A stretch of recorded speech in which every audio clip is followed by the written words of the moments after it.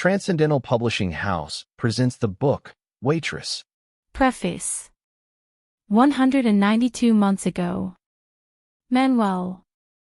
I try to stay calm while I wait for my lawyer to arrive, but it's no use. I'm desperate, all I want is. I'd better not even think about it. I need to get this over with as soon as possible. I'm not going to let myself be made a fool of anymore. Just thinking about it makes me feel like I could destroy everything in my path. How dare he do this to me? I gave her everything. She was my beacon. How can anyone fake it so well? Good afternoon, Mr. Cullen, my lawyer greets me. I look up from my empty glass of pulque, focusing on the man who has finally sat down in front of me. What's new? I'll get straight to the point. I don't have time to waste. He doesn't want to sign the documents until he can talk to you. I squeeze my hand so tightly that I feel the glass of pulque give way, spilling all over the table. Why does he do it? Don't you get tired? What does he intend? Money? Well, you can forget it, because you'll never get another cent from me. I'm not going to make your life any easier. I still can't believe how stupid I was from the day I met you. Now it all fits together. Then we'll go to trial, he declared. I have everything in my favor. The lawyer looks at me with some disapproval, but I care little for his opinion. Wouldn't it be better to reach an agreement? An agreement? I'm not going to give him a single cent. My lawyer sighs heavily and nods. As you wish, he says, glancing at the menu before speaking to me again. She asked me to tell you she'll be waiting for you at the usual cafe. The glass of pulque in my hand shatters, spilling the liquid and staining part of my suit. My body trembles with disgust, my vision distorts as my mind fills with dark thoughts. It would be so easy to finish her off. But I can't do it. Even if she's a traitor, she hasn't committed enough crimes to warrant death. I don't hurt those who don't fully deserve it. Why are you still so determined to ruin my life? Today more than ever, I wish he'd show his true colors, bare his claws. So I could cut them off one by one. Thank you. I'm not going to tell anyone that she'll be waiting in that damn place forever. There's no possible compromise after what she did to me. Any news, let me know. The man disappears from my sight. My hands remain so tightly clenched that, if it weren't for the feeling of a hand on my shoulder, I would have lost control and swept everything away. Maybe I'm exaggerating, but all I see are red-tinged shadows. That's what happens when I can't control my emotions. Are you okay? I close my eyes, take a deep breath, and when I open them I turn my face toward the person who said that phrase. Perfectly, I reply, my voice thick with fury. Why can't I calm down? She's not to blame for anything that happens in my life. She didn't force me to marry someone who looked like an angel and ended up being a demon in disguise. It seems I arrived at a bad time. I look at Taylor's face, as perfect as an otherworldly goddess. Her most striking feature is her long, straight black hair, but what fascinates me most is her simplicity, a rare quality in someone like her. I can't deny that I was once attracted to Taylor, although attractions fade when you really get to know someone and form a bond, a special one. She is my adoptive sister. There's never a bad time for you. He smiles and sits down in front of me. What are you doing here? He asks, looking around the room. It's the coffee shop near the university, the same one where Nairobi worked when she was a student. I used to come here often, and still do. Not many people recognize me around here, which gives me a sense of freedom. I'm not famous, but I'm well known enough to learn to avoid prying eyes. Also, I came here to solve something important, to get back what's mine. I was talking to my lawyer, I say with unusual sincerity, as the situation warrants it today. And you? She looks at me for a moment with a worried expression. Is something wrong? I shake my head, remembering that Taylor doesn't know I have a lawyer. Actually, Taylor doesn't know much about my life. No one does, except one person who knows everything. Everything's fine. I gently take her hand, trying to calm her, even though I'm the one who really needs to keep her emotions under control. And you? What are you doing here? I want to specialize a little more. I came to investigate. Seat. Have you done it yet? Yes, I'm going on a date with Tony now. She smiles excitedly. I hope the fool doesn't screw it up. Not everyone is lucky enough to find a woman as worthy as her. Taylor is a genuine woman, someone who doesn't pursue hidden agendas, something very rare to find these days. Look. What do you have? I can't help but think of Nairobi when I see the kindness in Taylor. I feel a growing aversion to the past, but it's inevitable to compare. They both made me believe they shared that innate nobility. Taylor is so genuine. She puts herself in other people's shoes with a kind of empathy that's hard to find. Nairobi also made me believe she had a pure soul, but it was all a mirage. I fake a carefree smile, as I usually do. What could it possibly be? I don't know, you tell me, he replies with a mixture of concern and curiosity. I was just thinking about spreading my wings. Are you leaving? She asks, a tinge of sadness and bewilderment in her voice. How can he change emotions so quickly? I don't have that ability, no matter how hard I try. Despite having her so close, despite the fact that my adoptive bro can change my mood with her presence, the annoyance that has been haunting me for weeks won't leave me alone. It's just a thought. A thought that, in reality, is almost a certainty. Before I leave, I need to get everything in order at the clinic, organize my schedule, and, most importantly, distance myself from this place. We fell into an awkward silence. That's my biggest flaw. When I'm upset, I can't hold a conversation, not even with one of the few people I completely trust. Okay, then I'll leave you. Taylor seems to understand. See you later. She smiles, lighting up her eyes with that special spark. Of course, bro. After spending nearly half an hour sitting, trying to find a calm that seems impossible, I decide it's best to face things head-on. It's better to get this over with as soon as possible. Today will be the last time I see her. I take my time getting to that coffee shop. I know what she's trying to do. She wants me to weaken, but she's wrong. I'm not someone who gives in, not after being hurt the way she hurt me. How could I have let myself be fooled like that? Manuel Cullen, the White Hawk's most trusted man, was duped by an insignificant woman. A boundlessly ambitious woman. She wasn't the best of her family, she was, in fact, the worst. You came, she whispers with hope in her voice as I stop in front of her. I look at her with all the aversion I am capable of showing. Sign the papers. He shakes his head. Listen to me first, honey. Don't call me darling. I exclaim, removing his hand from my arm. Manu. That infuriates me even more. He doesn't deserve to call me that. Let's get this over with.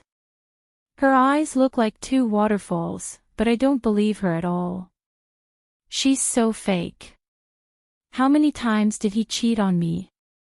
I'm sure every time she went on trips, she ended up partying, sleeping with whoever she wanted. She's shameless.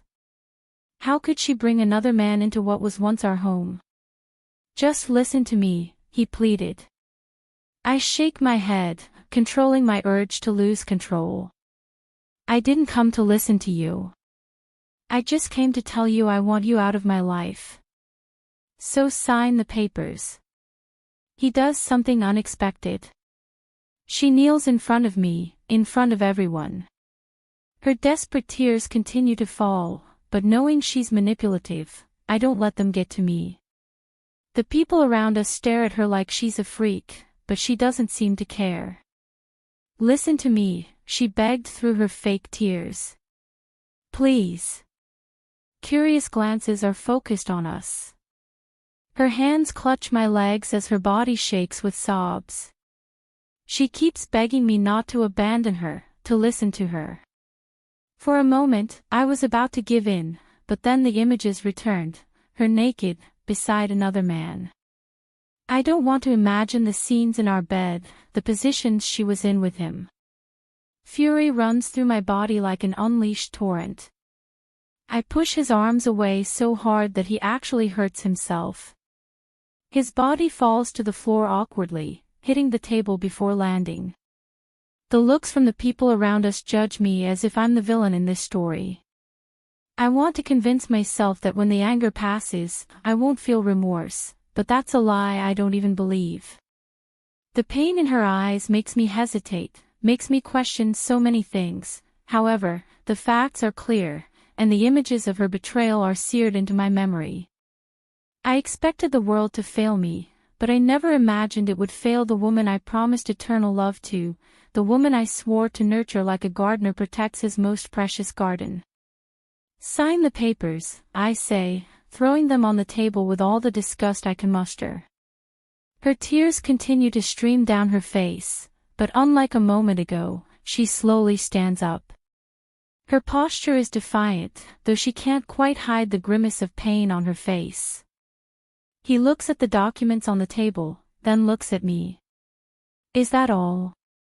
His voice is cracked, hoarse. Is this how it all ends? It must be from crying so much, although I doubt its authenticity. What do you think? If you gave me the chance. I slam the table so hard the sound resonates throughout the cafeteria, making her jump. I don't care about anything, not the condemning looks from the others, nor the fact that she clearly fears this kind of confrontation. Explain what? The facts speak for themselves. I raise my voice, unable to contain my anger. I just signed the divorce papers. I ordered through gritted teeth, each word laced with contempt. Don't worry about where to spend your nights with your lovers. Keep the apartment if that makes you happy. My words seem to hurt her, or at least that's what she tries to make me believe. It's okay, he replies in a weak, almost inaudible whisper. So simple. Are you going to sign? Good. He takes the documents, and without even reading them, between tears that continue to flow, he signs them. The temptation to rip those papers from her hands overwhelms me. A part of me, the one that still clings to what I felt for her, longs for this all to be a cruel lie and for our relationship not to end like this. But it seems this was what she had planned all along. That was all. So why this feeling of emptiness? Why do I feel disappointed, if he did exactly what I asked? Don't worry about the apartment. I'll vacate it today, she murmurs, wiping away tears that I know are fake. I told you you can keep it. I don't want anything that reminds me of her. Nothing. He raises his face with an air of false dignity. I don't need your crumbs. Whatever you want. With the documents signed, I take them and leave that place without looking back. If I could erase everything that reminds me of her, I would. I would even set myself on fire if that could take this pain from my soul. Chapter 1. A few months ago. Taylor. Having a different destiny than my family's is what I most yearn for, but it challenges the traditions they hold dear, something that makes my mother, and even more so my father, deeply uncomfortable. In our family, women are seen as decorative pieces whose purpose is to satisfy men and keep the home in order. From a young age, we are taught to cook, iron, and take care of household chores, preparing us for the day we marry and become submissive wives. Taylor, my mother's scream echoes throughout our modest home. I finish fixing my hair as I run toward the source of his voice. I'm sure I'm in for another one of his endless scoldings since I turned 18. What's wrong, Mother? Her gaze scans me from head to toe, looking for any flaws in my appearance. This happens frequently. According to her, my style is bland, which makes it difficult for me to find a good husband. Where do you think you're going? You already know the answer. To work, I reply, tired of hearing the same question over and over again. Stop wasting your time on that, my father growls from the dining room. I love my family's unconditional support. You should focus on finding a husband. If you won't do it, I'll do it for you. I clench my hands tightly, holding back the words that burn in my throat. According to my family's parenting philosophy, at 18, a woman should be married to be supported by her husband, because, according to my father, we are no longer his responsibility. It's like we're stuck in the 19th century. Women shouldn't work, their sole purpose is to bear children and satisfy their partners. If they don't comply, they can be punished as often as he desires. I'm the black sheep of the family because I refuse to follow that path. My longing for something different is the root of many conflicts between us.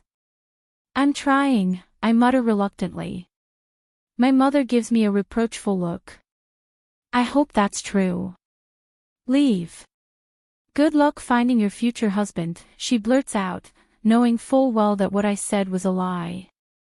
Despite the years, I still can't get used to the absence of phrases like, take care of yourself or make sure you eat breakfast. Unfortunately, the only thing they seem to care about is that I get married and leave the house. If possible, with a wealthy man who can pay off the debts my mother doesn't know my father is accumulating. I may seem naive, but I'm no fool. I know what my father does almost every night, gambling and getting deeper into debt. The money Ariana's husband, my oldest brother, provides isn't enough. I think it's because of everything she's been through that makes me want a completely different future, one far from pleasing a husband and raising as many children as he wants. In family traditions, women don't have the right to plan our lives. As a result, my brother Ariana already has 3 children at such a young age. Good morning, Taylor, the receptionist greets me with a friendly smile. Good morning. My job isn't the best in the world, but I have no reason to complain. The salary allows me to pay for my studies and also save a little to fulfill my dream of becoming a fashion designer who sets new trends and is recognized in the most prestigious magazines. I want to be an influential woman in the fashion world. Part of this dream stems from the desire to prove to my father, Edward, that I can get ahead and be successful without depending on a man. I know that for someone as humble as I am, this may seem like an absurd desire, but dreaming is still free. This purpose is what keeps me going, resisting the family tradition of marrying at 18. I'm sure Edward would be delighted to find me a wealthy husband. What do we have for today, Taylor? Cullen, the company owner, asks me as he walks across the room with his serious demeanor. I get up from my seat with my agenda in hand. You have a meeting with the Chicago investors in half an hour. Then, in 2 hours, you're scheduled to meet with the lawyer Anne. Cancel the rest, he interrupts, walking into his office with a determined stride. Working for him isn't all that complicated. Well, not always. He is an extremely serious man, more than that, I would say cold as ice. In many circles, it's rumored that Cullen is someone who won't stop at anything or anyone who gets in his way. I think these claims are due to his relentless nature and the seriousness with which he approaches every situation. Even with his closest friends, he barely smiles. Although I must admit, I don't think he's capable of harming even a fly. The first few months working for him were difficult, after all, who doesn't get nervous around a man like him? Come on, there's no way you can miss it. My boss embodies the typical protagonist of those romance novels I enjoy reading so much. The good thing about all this is that over the years I've adapted to the job, I've become efficient at what I do, which prevents problems from arising with Cullen. This man knows how to make his presence known wherever he is. The best part is his eyes, like watching the sunset reflected in them. There are nights when my mind wanders to inappropriate thoughts, but this man is exactly what the doctor ordered. Although he looks like something out of a novel, yes, the man has a sculpted body, and those amber eyes with their cold gaze give him a touch of mystery that makes you imagine a million erotic stories. I'm sure more than one of us has been in the same situation. "I'm leaving," Cullen says, his voice impersonal. And it's not because he cares where I go, he's just saying it in case anyone comes asking for him. "Can I leave early today?" I ask before he leaves. It's not like I have any friends to hang out with, but whenever Sancho leaves, he never comes back, and I'm left with nothing to do but watch the others gossip. Sometimes girls come over to gossip, but it's not my thing, so I end up leaving without warning. Sancho looks at me for a few seconds, then turns his gaze to his office. "You can go."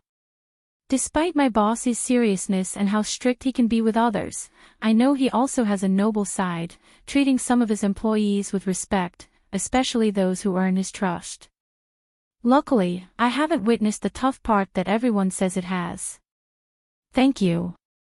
He nods without saying anything else and leaves for his meeting with the lawyer. After getting everything ready for tomorrow, I decide it's best to go somewhere where I can think clearly about my future.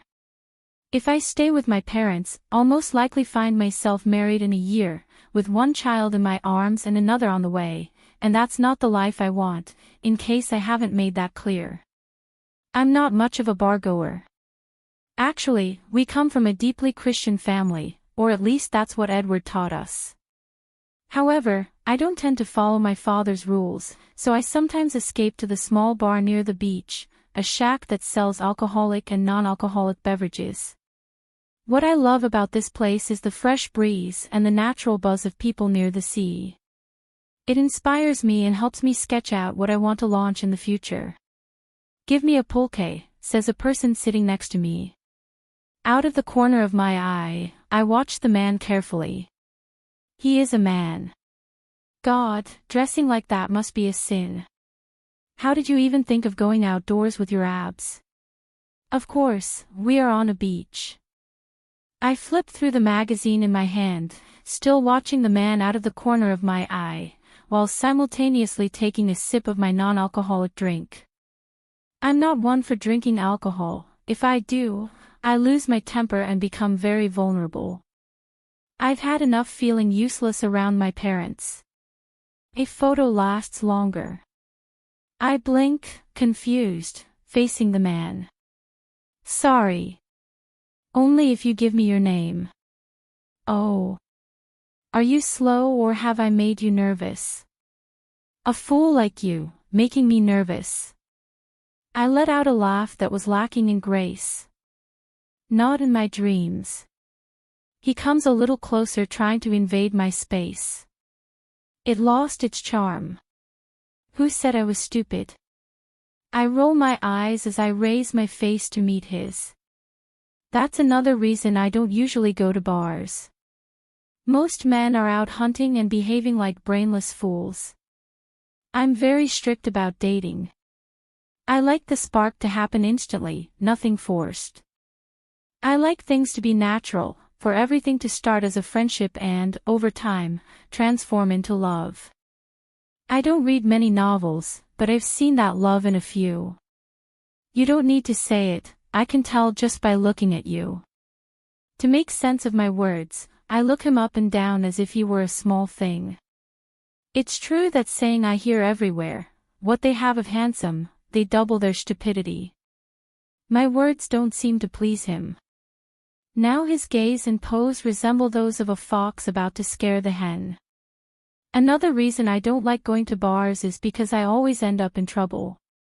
Every man I meet turns out to be a fool, and I end up confronting him until we start a fight, or I end up getting kicked out for hitting him in unwanted areas.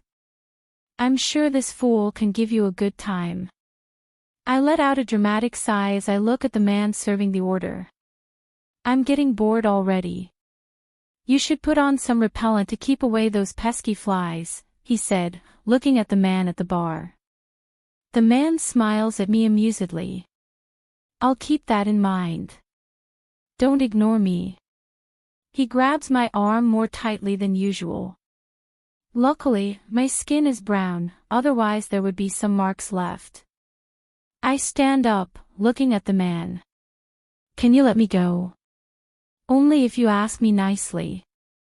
I'm about to lose my temper and kick him hard between the legs.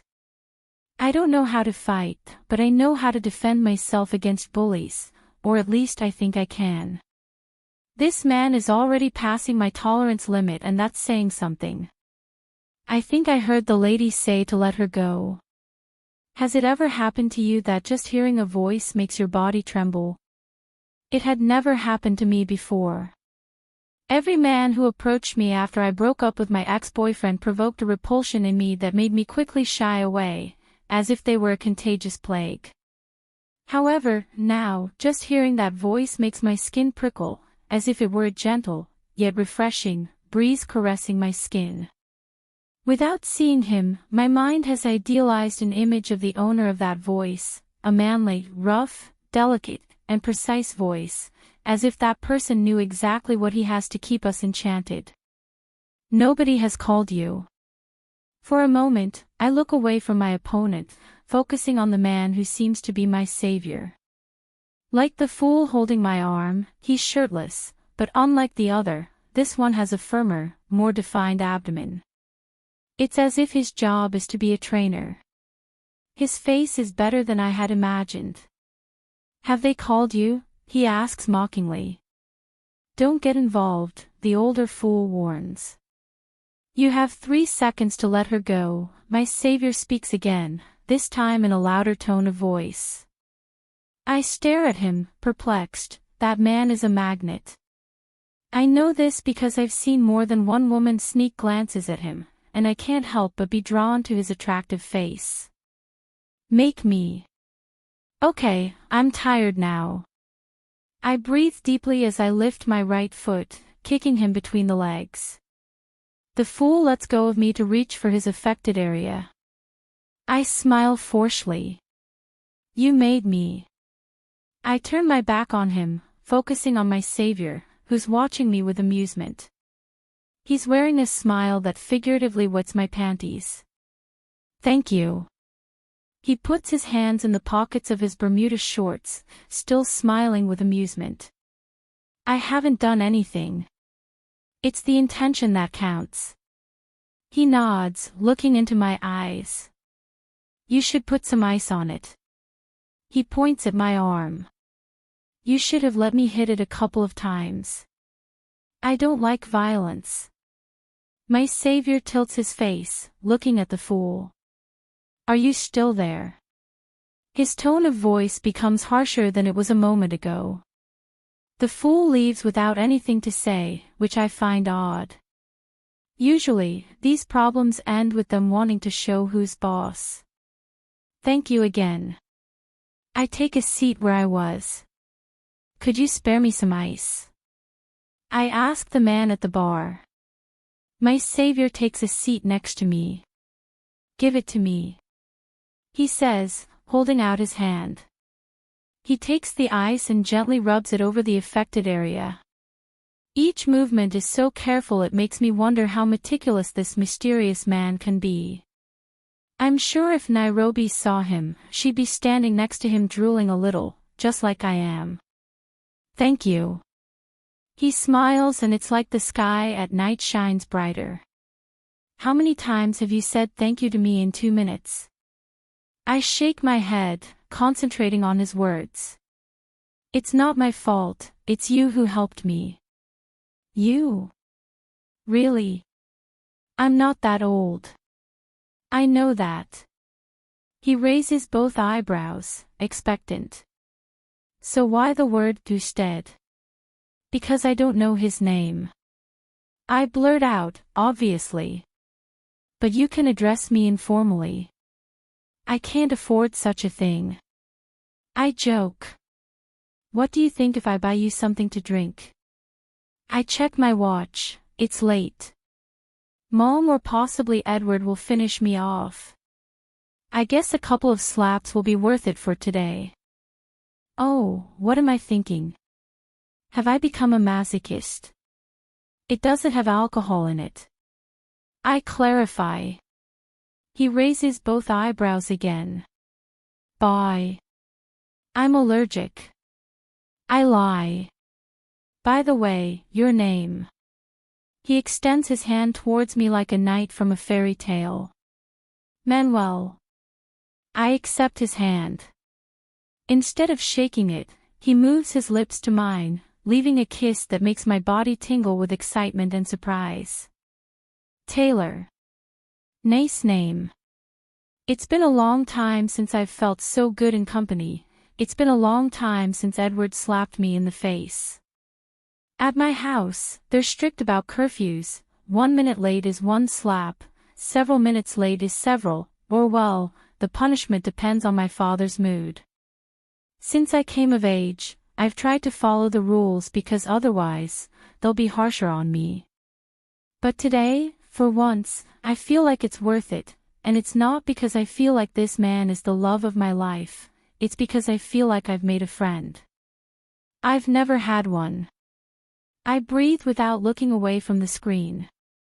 I'm sure I haven't looked anywhere other than the computer screen for more than half an hour, and it's not exactly because I'm busy with work. I don't even know what I have, actually. Bring me the documents that need to be sent to New York, my boss orders over the intercom. I shake my head, taking a deep breath as I search for the documents. I can't remember where I left them, which is why I have to go to the printing area to get them back in physical form.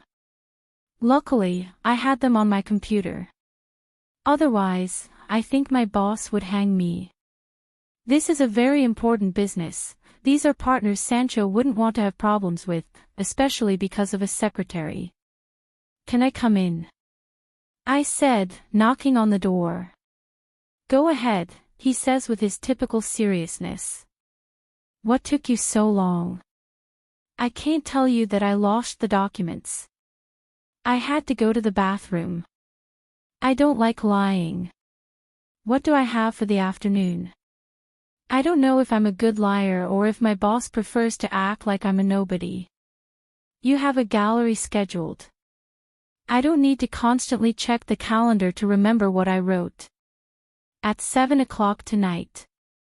He nods, leaning back in his seat. I can see a faint smile on his face. Damn, the man is handsome, I've never denied it, especially with that smile you don't see very often. The woman must be very lucky to have him. You can leave early. He reports. What will I do now? Thank you. I leave work and I don't know where to go. Things have been so bad at home lately that I don't feel like being there for more than 20 minutes. That must be the reason I've lost weight, or that I don't eat anything at all. Appetite is something you lose when you're constantly being told off for not doing things right. What is the reason why everything is going wrong? What is the reason for the arguments or the blaming of me for everything? I'm 19, and that says it all. That, plus Dad's debts are starting to show, and Mom's unbearable. Ariana's husband doesn't have enough money to help Edward hide his mess, which means my father ends up seeing the dumbest person in the family, me. Why do you reproach me? You don't know this, but I was Edward's favorite. Years ago, when I was 14, I had a wealthy boyfriend, even better than my sister's husband. My whole family adored him, and you could say I loved him. Our relationship was the envy of everyone, and we even got engaged. But months before we graduated, I ended up watching the man I claimed to love cheat on me. That, and he started acting like a jerk, which ultimately led to our breakup. The point is that Dad couldn't stand me ending it because he'd be the best way out of all his financial problems. Since then, he's been stricter with me than with my other sisters. What did you expect? Did he want me to endure being cheated on for the rest of my life? To beat me to the point of being satiated by any stupidity? I'm not one of those women who bows down for a man. I have dignity and I know my worth as a woman. I'll never tolerate betrayal, but I'm also the kind of woman who knows she'll never cheat on the man she's with. I'd rather end a relationship than have to see his face or have it seen in my face. I wish I were that thought that's distracting you, a voice whispers behind me, startling me. Damn. I growl, bringing a hand to my chest. You're going to kill me, man. I gasp, still surprised. He smiles amusedly, settling in next to me. All good. Yes. I'm lying. Do you need a ride somewhere? I shake my head in denial. No, thanks. His gaze scans me as if he doesn't believe me, not that I don't need him to take me somewhere, but that everything is okay. It's not that the verbal abuse I hear from my parents every day affects me much, but as a daughter, I'll always long for a little affection, the kind they gave me as a child but now deny me. In reality, when I was a child, they loved me when I became the girlfriend of that boy who cheated on me. Do you feel like going out to eat? Have you noticed that I haven't had a real meal in days? The only thing I take from the kitchen is a little milk with a whole wheat bread to partially satisfy the little hunger I have. I bite my lip, doubtful. I don't want to bother you, Manuel. He shakes his head, looking at me with concern, which he covers as always with his amused smile. Can't there be something wrong with this man? It's not a bother, on the contrary, it's a privilege. You'll make me blush. It's nice to hear those kinds of words coming from him. A handsome, tender, loving man who cares about you. He makes me feel important in the same way he leaves me speechless. He raises his hand, passing it over my face. I'm sure it would be the most beautiful thing of the day. Damn, he made me blush. We haven't been seeing each other for long, but it feels like an eternity. It feels wonderful to be around this man, especially because he takes care of me. With him by my side, I feel like nothing bad can happen to us. It's like he's my guardian angel. But beyond all this, it's because with him I can be myself. I feel fulfilled talking to him about what I like, what I want to do. With this man, I truly feel like Taylor Ramos. That's what I meant when I said I like everything to flow naturally, nothing forced. Do I expect anything more from him? Have I left you speechless? He asks, amused. I shake my head, hiding my smile. Let's eat. Without anything else to say, he takes me to a fast food restaurant. Well, he takes me, but not because we're walking. I don't know much about this man, only that he works to take care of his younger sister, who has a kind of illness she doesn't talk about much. From what I've seen, I know it's painful for him to talk about it, so I end up avoiding those topics so he doesn't get upset. It's inevitable that my heart warms every time I'm near him. I know that emotion very well. I feel like something beautiful will happen in time. I like this man, not as a friend, but as a man can like a woman, and that hasn't happened in 4 years. What happened to you there? Her hand touches the bruise. It hurts, so I quickly back away. Taylor. I swallow hard, avoiding his gaze. There's a lot we don't know about each other. The only thing I know is about his sister. He doesn't tell me about his father or his mother.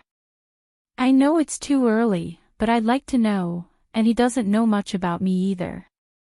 I don't really like talking about parents with strange habits that end up hurting their children. I avoid his gaze. Something you don't want to tell me. His hand cups my face, his eyes fixed on my wound. Manuel's gaze feels as if a storm is brewing. Who? I shake my face trying to get away, it seems the makeup didn't work well. It doesn't make sense. He has it. Manuel. Who? He questions through gritted teeth, as if he's holding back. I close my eyes, not daring to look at his face. Taylor. He pleads, his hand running down my face. Can't you see that I can't stand you getting hurt? Manuel. Nothing around me makes sense, or at least it didn't until she appeared. I've been surrounded by all kinds of luxuries for years. I'm not the wealthy man my boss's children are. Every bit of my money has come from the blood my hands have shed. Yes, I can afford some luxuries, but if I want a different future, I have to hold on to the money. That's why I only pay for the resources used in the clinic and the occasional luxury. Despite having a little more money than the average person, my daily life was meaningless because I had no one by my side to truly share with. There was no mother to call her son from time to time, no father to invite me out for a drink. I was already used to that. However, that's changed since I met my friend. What a stupid title. From the first moment I saw her, I wanted to give her any other title but friend. What I mean is, since I met her, I have a reason not to stay home, a reason to see her every chance I get. A reason to think about the future. Now I'm proud that I didn't name her after a one-night stand because I've discovered that she's a very different woman from the ones I see often. She's a woman worth fighting for. So, I'm waiting for his answer. I don't like violence with any type of woman, but above all, I hate it when anyone touches her. We've been seeing each other for over 2 months, I've only thought about her every time I close my eyes for over 2 months, I haven't seen any woman for over 2 months because the only one I want around me is her. It's an instinct to want her close to take care of her. It's been so long since I've seen a woman as natural as the one I see before my eyes. Her long brown hair, which reaches down to her waist, and her light brown eyes, are my vice. It's been a while since I've seen such a natural woman. Taylor is perfect for me. Let's drop the subject, Manuel. I shake my head in denial. I'd love to, but I'm not going to let anyone lay a single finger on you. First I'll take it off finger by finger and enjoy every single one of its screams. What does it matter? She asks, exasperated. Do you have an abusive boyfriend? In all the time we've been together, she's never once mentioned a partner to me. I hope she doesn't have one, because I won't be able to hold my hands off her for much longer, and if I do, I'll have to figure out how to keep her away from him. Yes, I am selfish. I want her just for me. And even if I have a partner, I don't plan on backing down. No, he exclaims in horror. It's a relief. So. You wouldn't understand, she whispers, embarrassed, putting a bit of food in her mouth. I'm sure I can understand everything, there's nothing in this world that surprises me, and even if in this case I didn't understand, for her I would try to understand it. She deserves it. What makes you think I don't understand? He lets out a sigh filled with frustration. My family is different. We started badly. A different family. Those who say, my family is different, are trying to justify the harm they cause. I was one of those people. I kept quiet about so much abuse and other people were hurt. I always said my family is different, and look, they ended up being super different. Some impurities. How different? I ask ironically. Her little eyes look at me with doubt and a little surprise at my change in tone of voice. Manuel. I raise my hands in the air in peace. I won't say anything. His eyes narrow, not believing me. I'm sure you won't be able to keep quiet for even 2 seconds. I smile because I'm surprised at how much he knows me in such a short time. Let's try it. She bites her lip, doubtful. Don't you trust me? He lets out a sigh, still hesitating. Promise me you won't do anything. I'm already hating his family. I promise.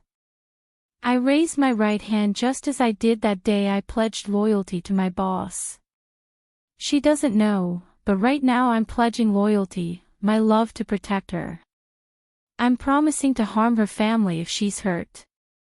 My family is strict about schedules. How? I ask, confused. Roll your eyes. Don't interrupt me. I nod for him to continue. As I was saying, my parents have specific schedules, and when we break them, we get punished. Even the schedule thing is understandable. Punishment. What time are we in? I don't know his parents, but I already hate them. That's why he hit you, I affirm. She lowers her head as if she's ashamed, but she doesn't have to be. They're the ones who aren't good people for society. Is her father a black sheep? Hell, I'm going to find out, and if he is, I'll be happy to clean up the world a little. Yes. I can barely hear that whisper. Because of me. What makes me feel important in your life? I'm already assuming she cares about me, but part of me is sure all those times she's been late are because we've been dating. It was stupid of me not to see what was going on. Lately, I've been seeing her look thinner than usual, and she's not exactly thin. It's not your fault, it was my decision. I wrap her delicate hand in mine. At what cost? Am I worth being mistreated? She looks away for a couple of seconds, then looks back at me. I'll say it just one more time, she's the one. It has nothing to do with you, it's about me. She was right. I don't understand. I want something different from what my whole family wants for me. And that's... I've lost my appetite.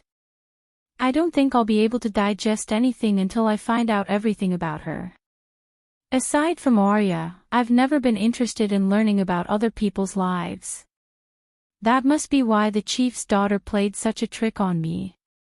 The thing is, this time I want to know everything about her, and it's not because I'm a control freak, it's because I want to be able to protect her, even if it has to do with her family.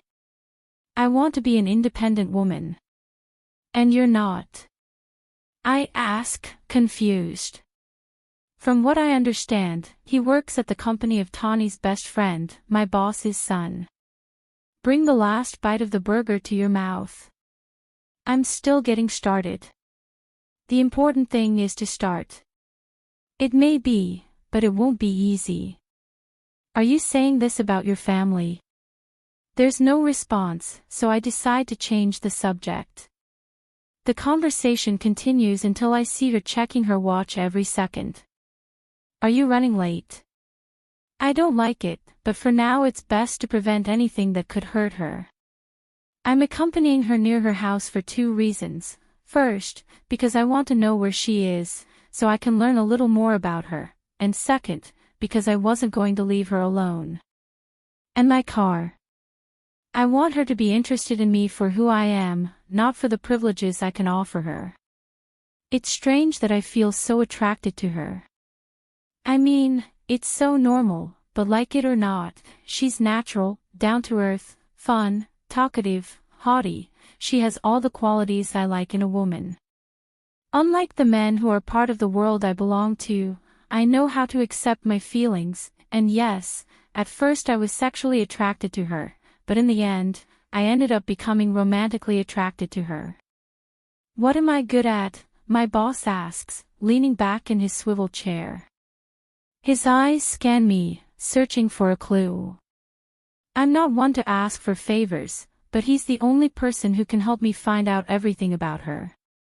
I want to investigate a person. Mark squints. Dangerous. I shake my head. So. I'm interested. How fast? He exclaims in surprise. Fast. My boss's eyes sparkle with amusement. It's been a long time since I met someone who faces their feelings quickly. It's normal, isn't it? Not for us, he says with a touch of pride. Are you going to help me? He smiles like I suppose a father would with his son. Give me the name and tomorrow I'll have all the information you want. The great thing about working with this man is that he'll never treat you down. To him, we're all people who help his organization grow. In my case, I'm the person who clears his path, removing obstacles that could harm his business, but never innocent people. It's a rule. Thank you. After clearing things up, I leave the boss's office. My apartment is downtown, so I'm traveling there. To be with Taylor, I've changed my university schedule. What has that woman done to me? After taking a quick shower, I get ready to head to my school. Another thing I'm grateful for from my boss, the opportunity to study so I can run my company in the future. Before I take a few steps toward my car, I spot the person I've been avoiding for the past 2 months. Guilty? A little bit, and that's the reason why I don't face him. We promised to be honest, but I don't want to hurt her, especially since I know she doesn't beat around the bush. She's a tough girl. Where are you going? Isn't it obvious? I respond with another question. We didn't get off to a good start. But I don't think gentleness will work with her, not when her eyes are like 2 deadly daggers about to plunge into my heart. Nothing about you seems obvious to me anymore. You are absolutely right. Do you need anything? He lets out a few unfunny laughs, but keeps his insults to himself. Have you been avoiding me? What can I tell you? Isn't it obvious? I answer the question again. She shakes her head in annoyance, this time pointing at me with her right index finger. You're so brazen. He shakes his head, and from the movement of his left hand, I can tell he's trying to restrain himself from hitting me. I don't want to hurt her. Ari. We promised to be honest, didn't we? He blurts out. Are you being honest? I let out a tired sigh. Arya, I'm running late. Yes, I'm a coward sometimes too. Is it because of her? What's she? I try to hide my fear that she might know who she is. The boss's daughter. Why do you think that? He smirks and gives me that look that says, you're the worst in the world. What do you expect me to think? You're avoiding me, you can't even look me in the eye. She's very upset.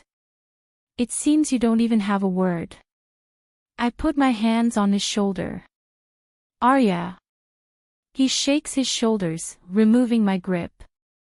He expects everything from others, but at least he wanted a little honesty from you. I'm sorry. I won't make it easy for the boss's daughter. You better assume it's her. I breathe deeply and move her out of the way so I can get to the car, but not before saying close to her. Think what you want. Manuel, she shouts, but I ignore her. I'm sure if she knew about Taylor, she'd disappear her in a heartbeat. She's a vulnerable creature trying to defend herself. I don't want her to end up hurt because of me, but most of all, I don't want to even consider the idea of losing her.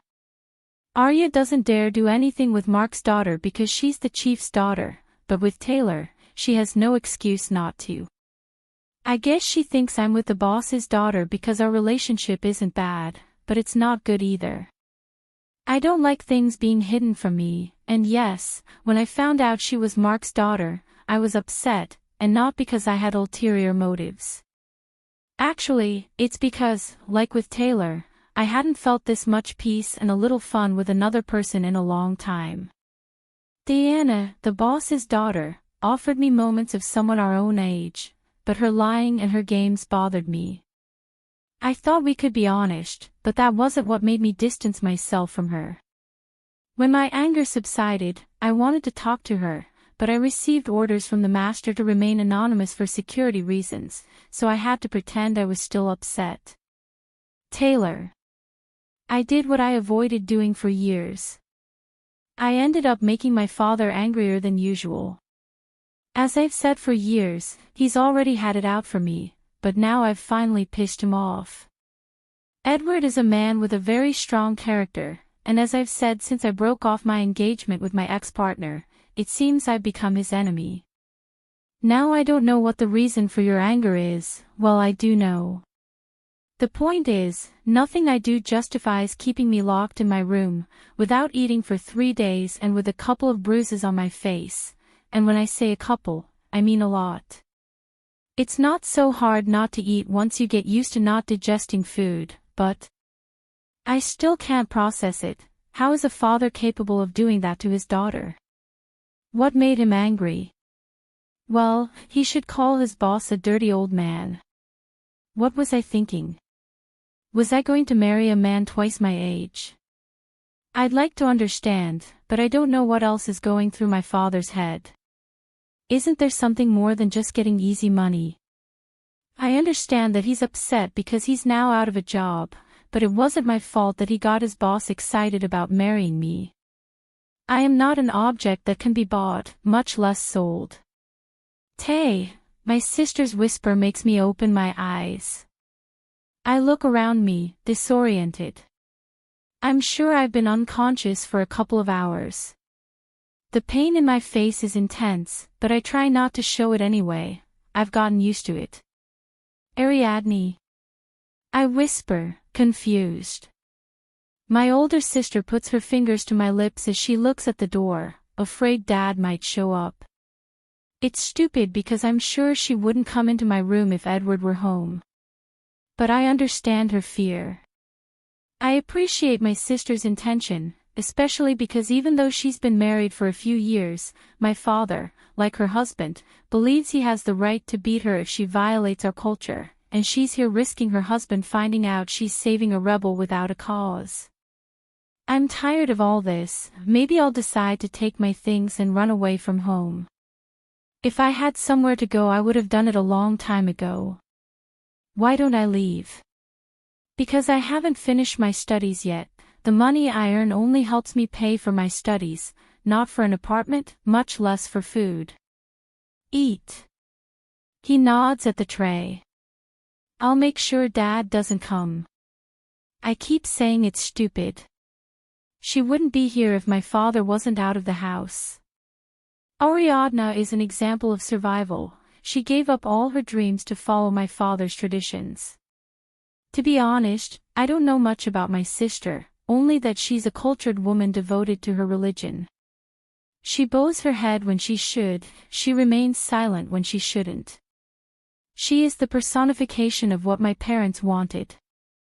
I nod, sitting up in bed, grimacing in pain as I eat a little. I hope I don't swallow it.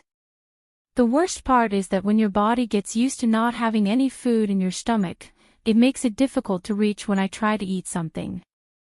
After a few minutes of eating a little, nausea will set in, and I'll end up swallowing everything. Yes, I'm talking about anorexia. And I owe it all to my family. Thank you. Her honey-colored gaze, like my mother's, looks at me sadly.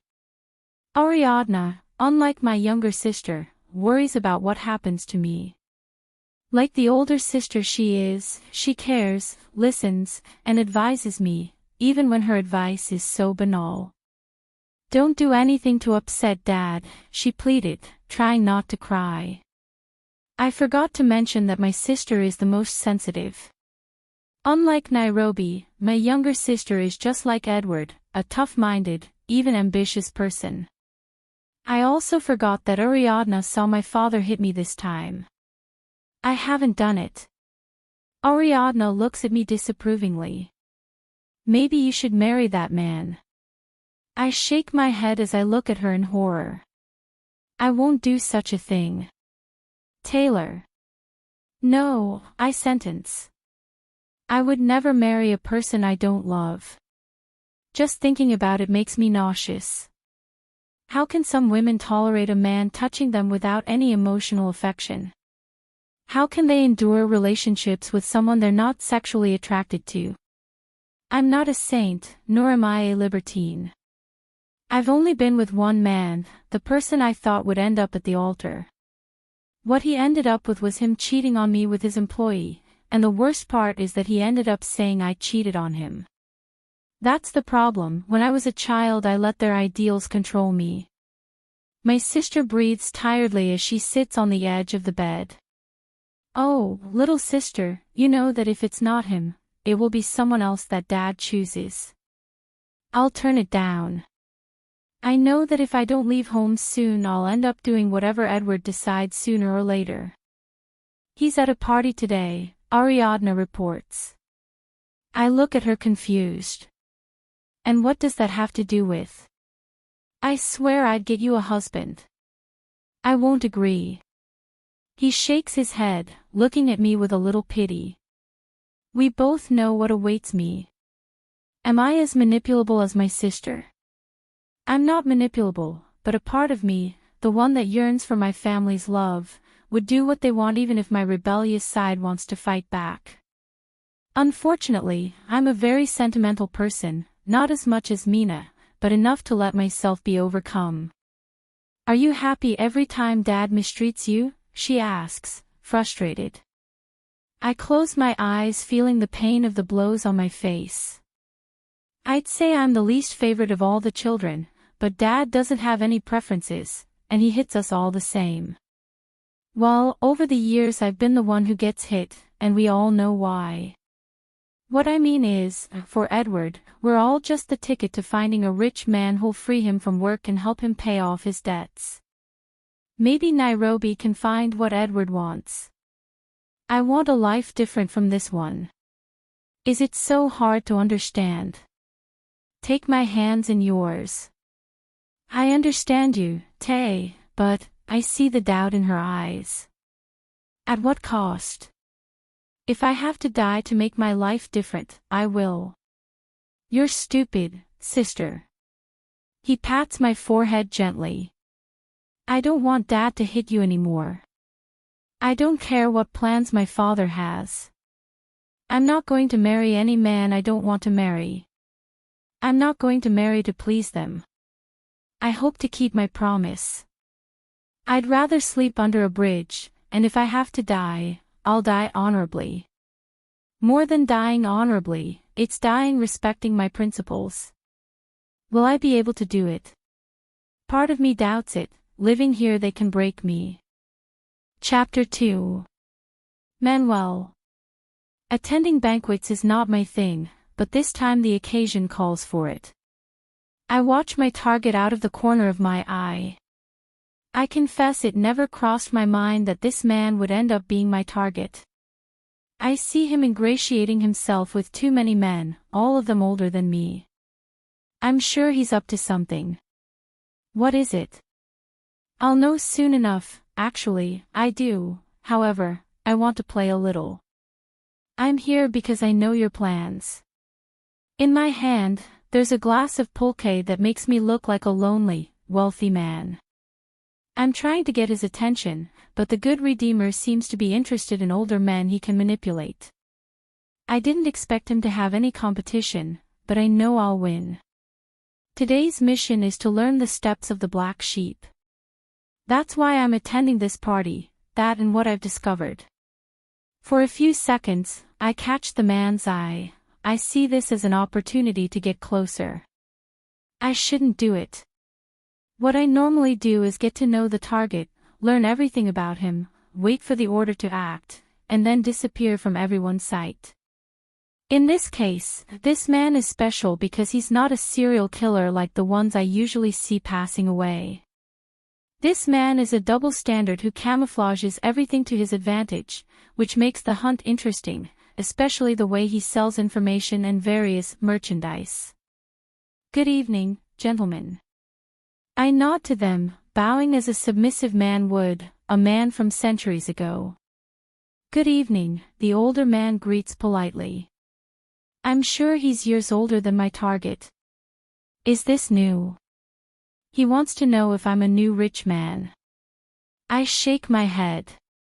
I spent a couple of years abroad preparing to help my father with his business.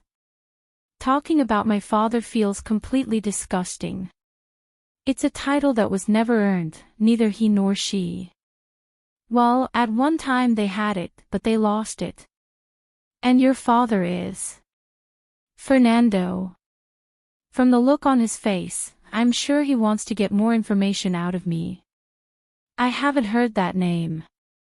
That name stopped being heard many years ago. I don't even mention it, and when I do it's in my nightmares. My father has been taking a magnificent retirement vacation for years. A wonderful vacation where I hope he gets sick. It's not good for a son to wish ill on his father, however, that man deserves everything bad he's been through. How is he still alive? I'm sure the man who helped me has taken care of him where he is.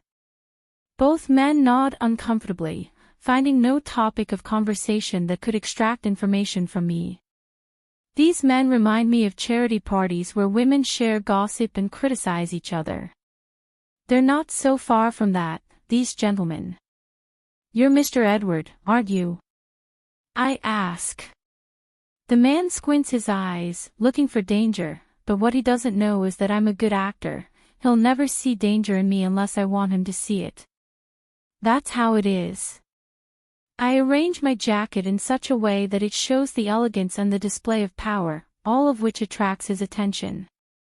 I also want him to see that I am a submissive person whom he can subdue and extract a couple of thousand from to pay his debts.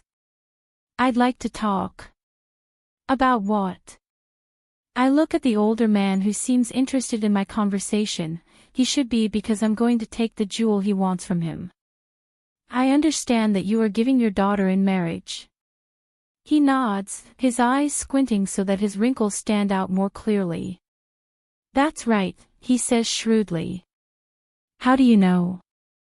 I've heard more than one man talk about your daughter's extraordinary beauty. She's not the most beautiful woman, but she's the most natural woman I've ever met, and she's the one I'm interested in. I'd like you to consider me. He raises both eyebrows. I'm sure his brain has been plotting some kind of scene that will land him in the dump he's in. I'm not talking about his home, I'm talking about all the debt he's gotten himself into. The girl is mine, the oldest one growls. I want to look at him mockingly and ask him if he's sure he can please a fiery woman like her, but I hold back for two reasons. First, I'm a polite gentleman who wants to win over his future father-in-law. Second, I haven't been with her long enough to know how fiery she is. It's not decided yet, Edward says quickly. He knew that from the moment he saw the way I dressed and my style of behavior. I'm glad to hear that. I nod politely again. But... Edward raises his hand, silencing the man who was more than happy to keep my girl. I promised to take care of her, and I will. I want to speak alone with Mr. Manuel. You don't need to know my last name, or at least not yet. The older man, in a very bad mood, leaves me with my father-in-law. What kind of person is capable of selling his daughter to the highest bidder? Why do these things keep surprising me? It must be because I've seen how Mark has protected his family for many years, and I've come to believe that everyone protects their family the way he has. Not everyone is a leader, some take that name but sell their team to the highest bidder. Do you know my daughter? I deny. Let me offer you a drink first. I gesture toward the makeshift bar. The man raises his head as if he were the host and begins to walk away. He's the kind of person who likes to be flattered. Why do you want to marry my daughter if you don't know her? He asks after taking his first sip of pulque. I look ahead as if I were meditating on the answer. I've heard that she's a beautiful woman. Edward seems to like that. She's more than beautiful. Actually, I have to agree with you. Would you allow me to marry her? The man looks at me and I know what the answer is. These people are so predictable. I don't know him at all. I'd be a bad father if I married my little girl to someone I know nothing about. I nod politely. It's completely understandable. I sip a little of my drink. My father has stipulated that in order for me to gain access to business, I must get married, so when I heard you're looking for a husband for your daughter, I've taken the liberty of asking you to consider me as a suitor. I speak without losing the elegance the man seems to favor. If you allow me to marry your daughter, I'll make an appointment with my godfather tomorrow. Your godfather? Yes, sir, he'll attest to the person I am. That way we wouldn't be strangers anymore. You'd know everything about me. I know he's fallen when his eyes sparkle with curiosity. And your father? Like I said, you're on a long vacation. So what do you say? I'm not sure. I see the shine, the one I know as greed. I'll make an appointment with my godfather.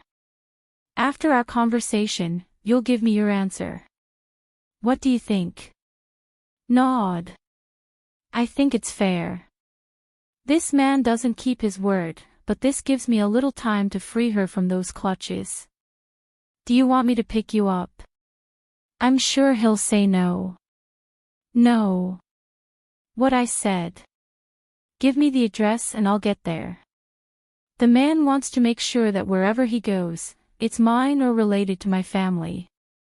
I don't like these kinds of people. I'm sure I'll feel satisfied when his life is in my hands. I won't show any consideration. Of course. Being the man prepared for any situation, I take out the pen I carry in my jacket pocket. I take the nearest napkin and write the address. See you at 9 in the morning. I hope your answer is positive. I stand up, extending my hand toward him. His eyes lower to the napkin and, as expected, I see surprise when he sees that it is the Ramos family, a well-known family in France. I'll be there. I nod, adjusting my jacket. If you allow me, I must leave. See you. He nods at me confidently. I have it where I wanted it. Taylor. I check that all the boss's documents are in order. Today's work is hectic, there's a presentation with some investors, so everything should go smoothly. Luckily, I'm efficient enough that my boss doesn't fire me for being absent. I didn't even have time to present my excuse. Sancho was a little annoyed, but he saw something in my face that made him shut up. It was as if he'd read my mind. I hope it was that, not my makeup running. Whatever it was, I'm grateful for the opportunity you're offering me. 2 days ago, Dad lifted my punishment. He just told me that so I could get ready and go to work. It didn't go unnoticed how happy Edward was when he arrived home from that wonderful party Ariadna mentioned. These past 2 days, it's as if an alien had taken over my father. His mood is much, beyond better, and I don't want to think that this has to do with him getting me a husband. Unfortunately, something tells me that's the reason, especially since she's been wearing clothes that are too pretty for me these days, and she's bought me makeup. Has Edward gotten sick? He only does that when there is some interest involved. God, I hope I don't give in to his wishes, because if I do, I swear I'll jump off a bridge the second I get the chance. Isn't it true that the boss sent flowers to the painter? The management secretary asks. I breathe a little harder when Sancho goes out or is busy. He takes his escapades around these places. He loves gossip, but not me. I roll my eyes, annoyed. Everyone's talking about the painter this, painter that. I don't know her personally, and I don't want to, but it seems like everyone who works here is interested in learning about her. I don't know. I'm lying. I've heard that the painter was his partner for a few years while he was in college. That he recently returned to open an art gallery. Word around the office is that the woman is beautiful, like a charming angel, and that she's our boss's only love. Yesterday afternoon, Sancho ordered me to send a very beautiful bouquet of flowers to that woman. It wasn't the flowers, but the message that touched my heart. I say it's strange that a man with his cold aura could be so tender. What love does to people. The woman leans back on the desk as if she were telling gossip.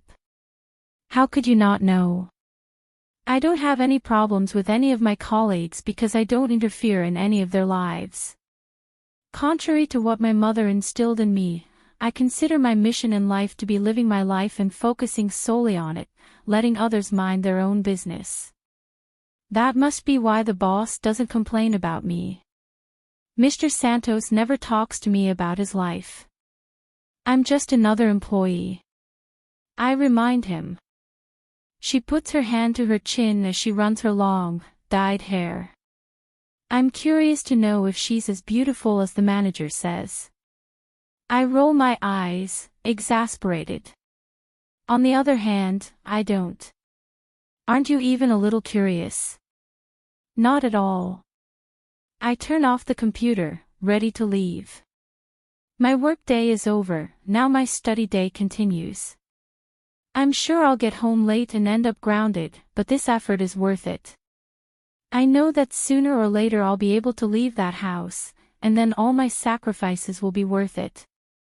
I'm already closer to fulfilling my dream. I've had to make an effort not to miss a semester. Because of my father's punishments it's becoming difficult each time, but I know I can do it, I can. How do you manage to work for that handsome Sancho? She asks, ignoring my annoyance. I mean, every time I look at him, I get wet. I'm a professional. Have you never had fantasies about him? Fantasies, many, but they stay there because they are fantasies. This isn't a fairy tale or a romance where the boss falls in love with the secretary or vice versa. The reality is where the boss has his affairs outside the office, and I'm just a replaceable secretary who, although attracted to her boss's looks, knows there are more people in the world.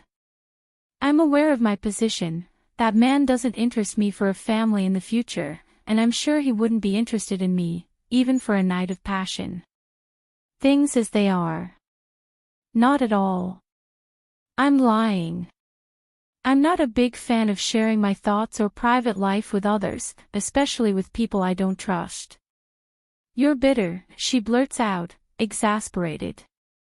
If only she lived even a fraction of what I live day after day, she'd think differently. I'm a woman who seeks to shape her destiny and doesn't depend on what others do. Maybe. I stand up, grabbing my backpack. Now if you'll excuse me, I must go. I haven't heard from my only friend for a week. It's too stupid to call him that when my whole being is excited just by seeing him.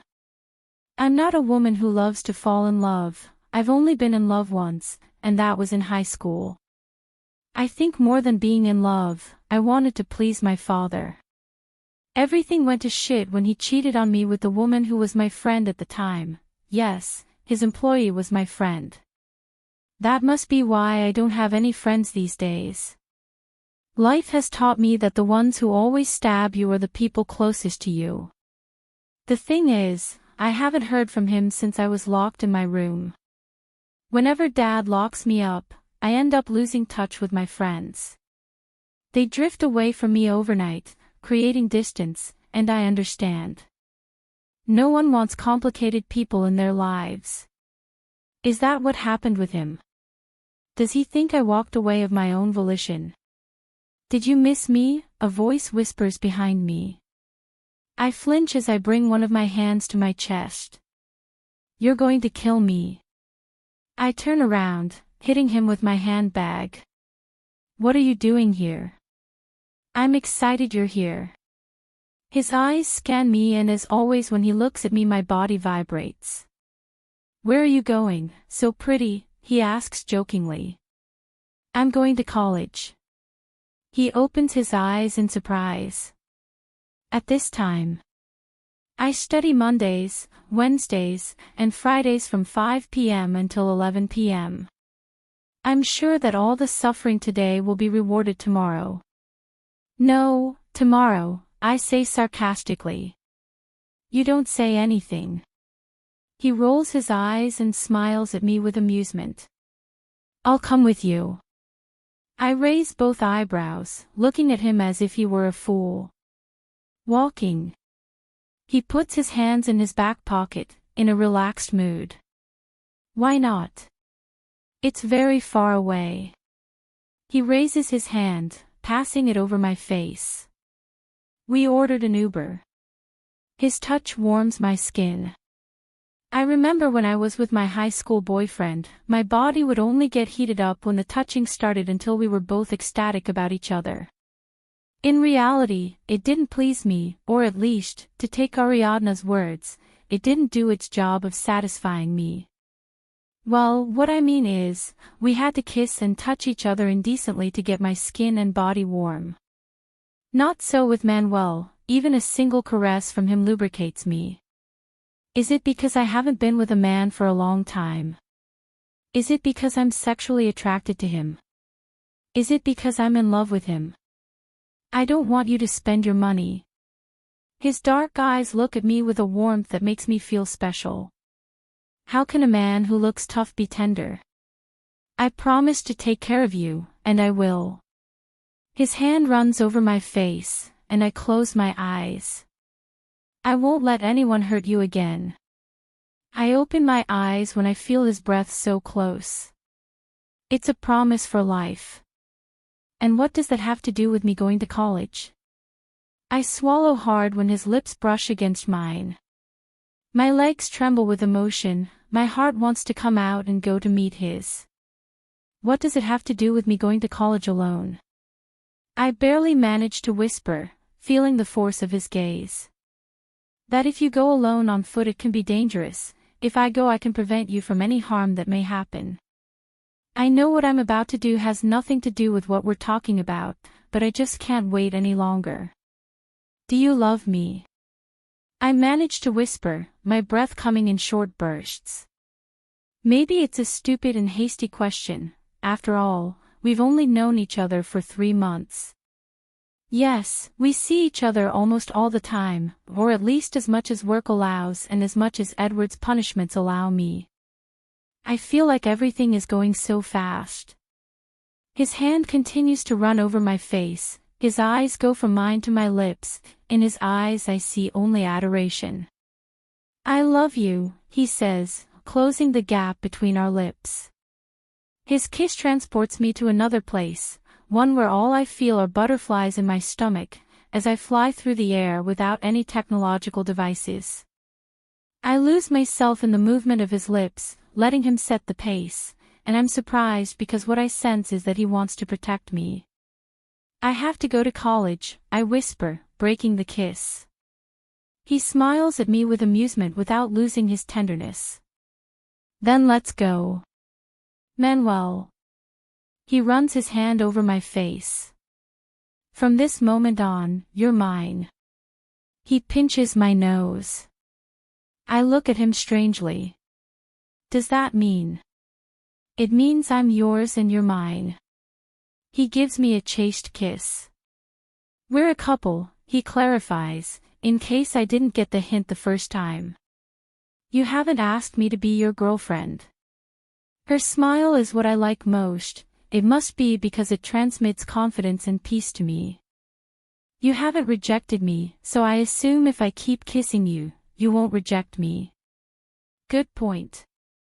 Do you want me to kiss you and do everything else without giving it a name? He questions, raising an eyebrow. I shake my head in denial. I like your style of proposal. It seems that my words amuse him because I see that mischievous glint in his eyes.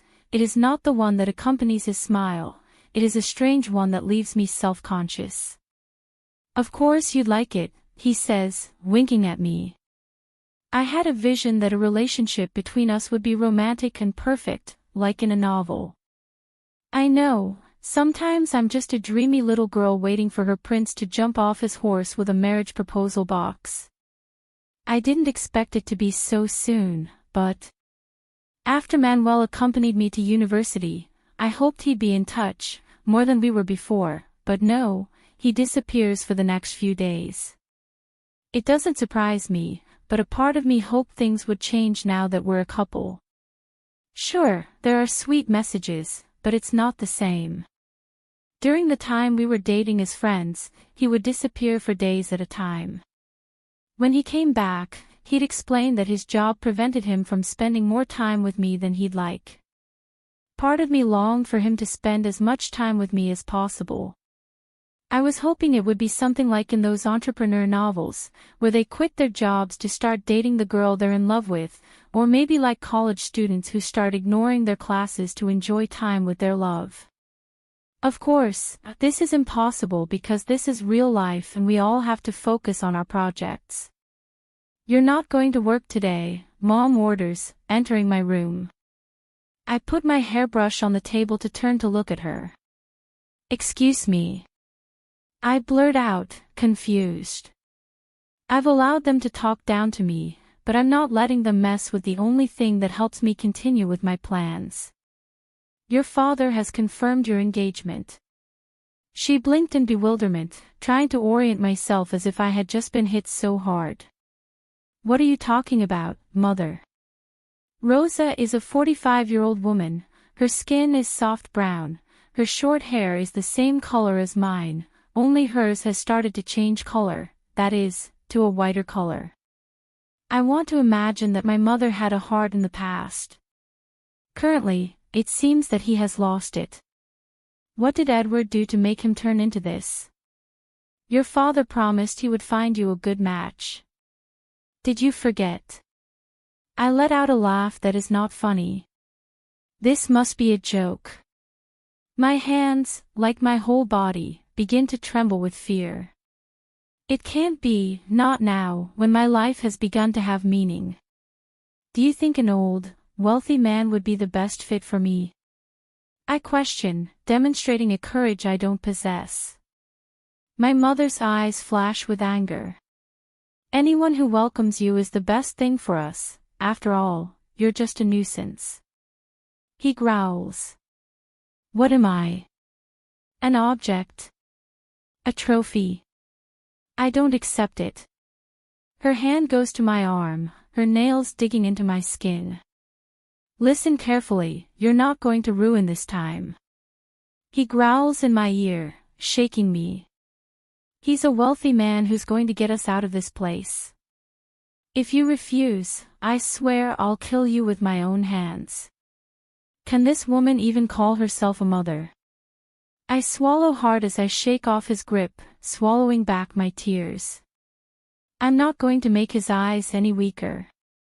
"Kill me at once." Her eyes are pure anger.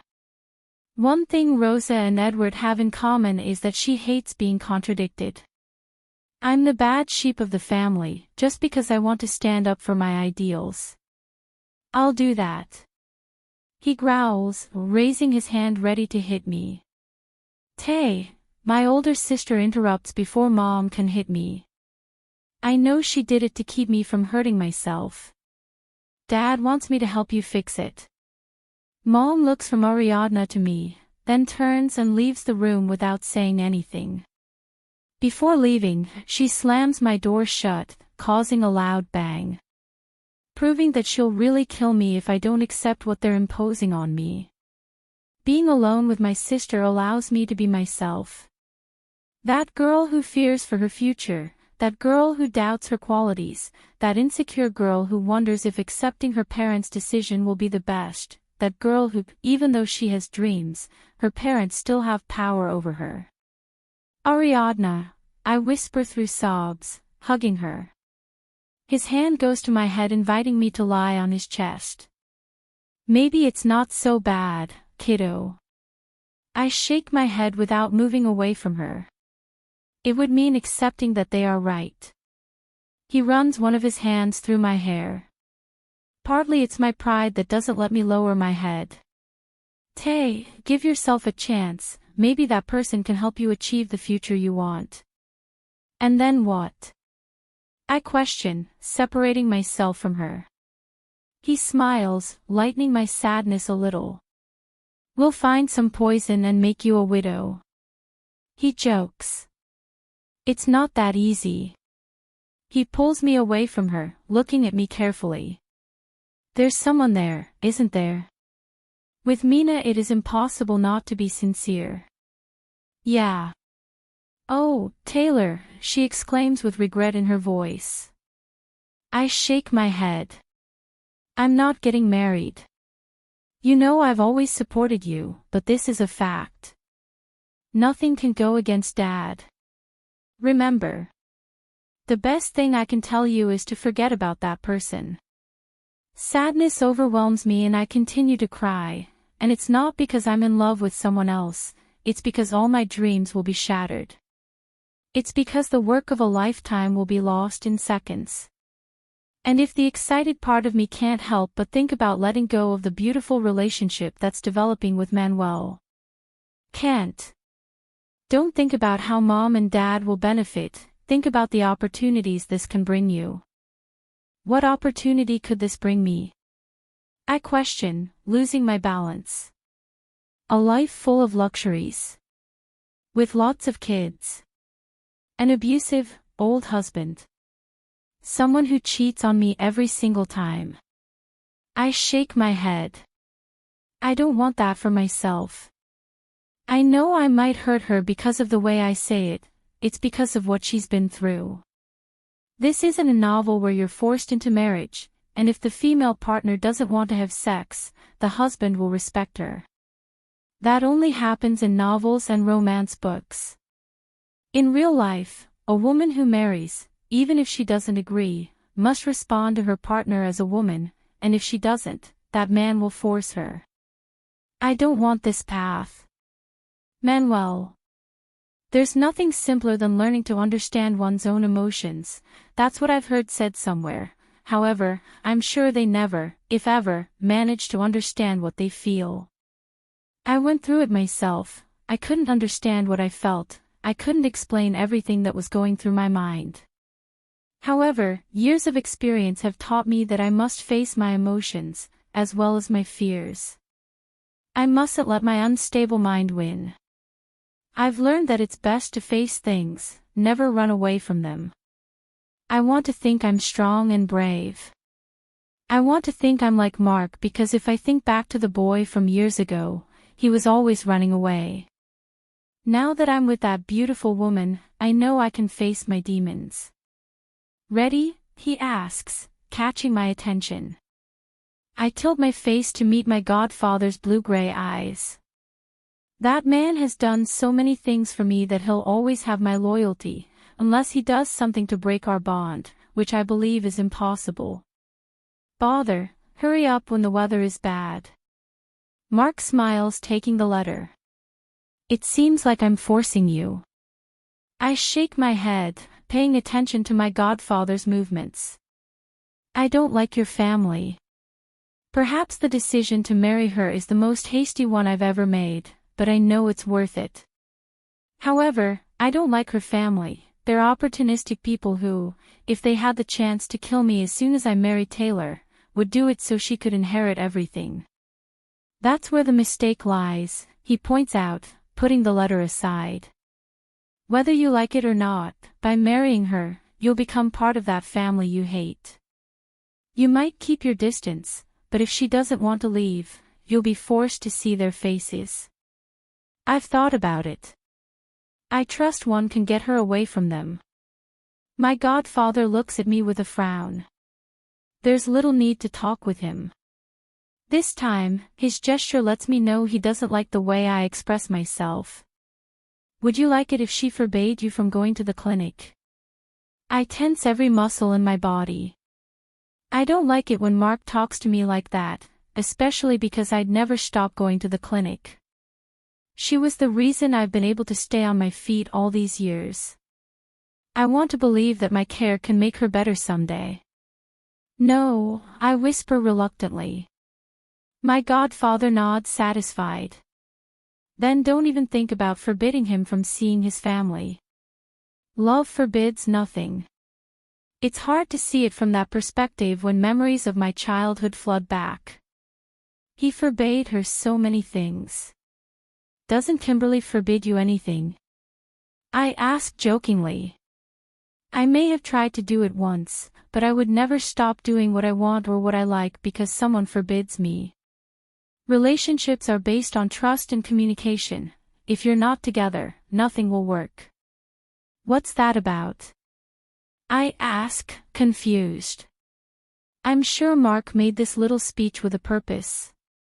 This man does everything with purpose. He measures his steps and then attacks.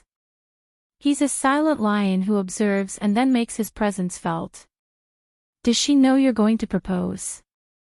I tense my body again as I shake my head.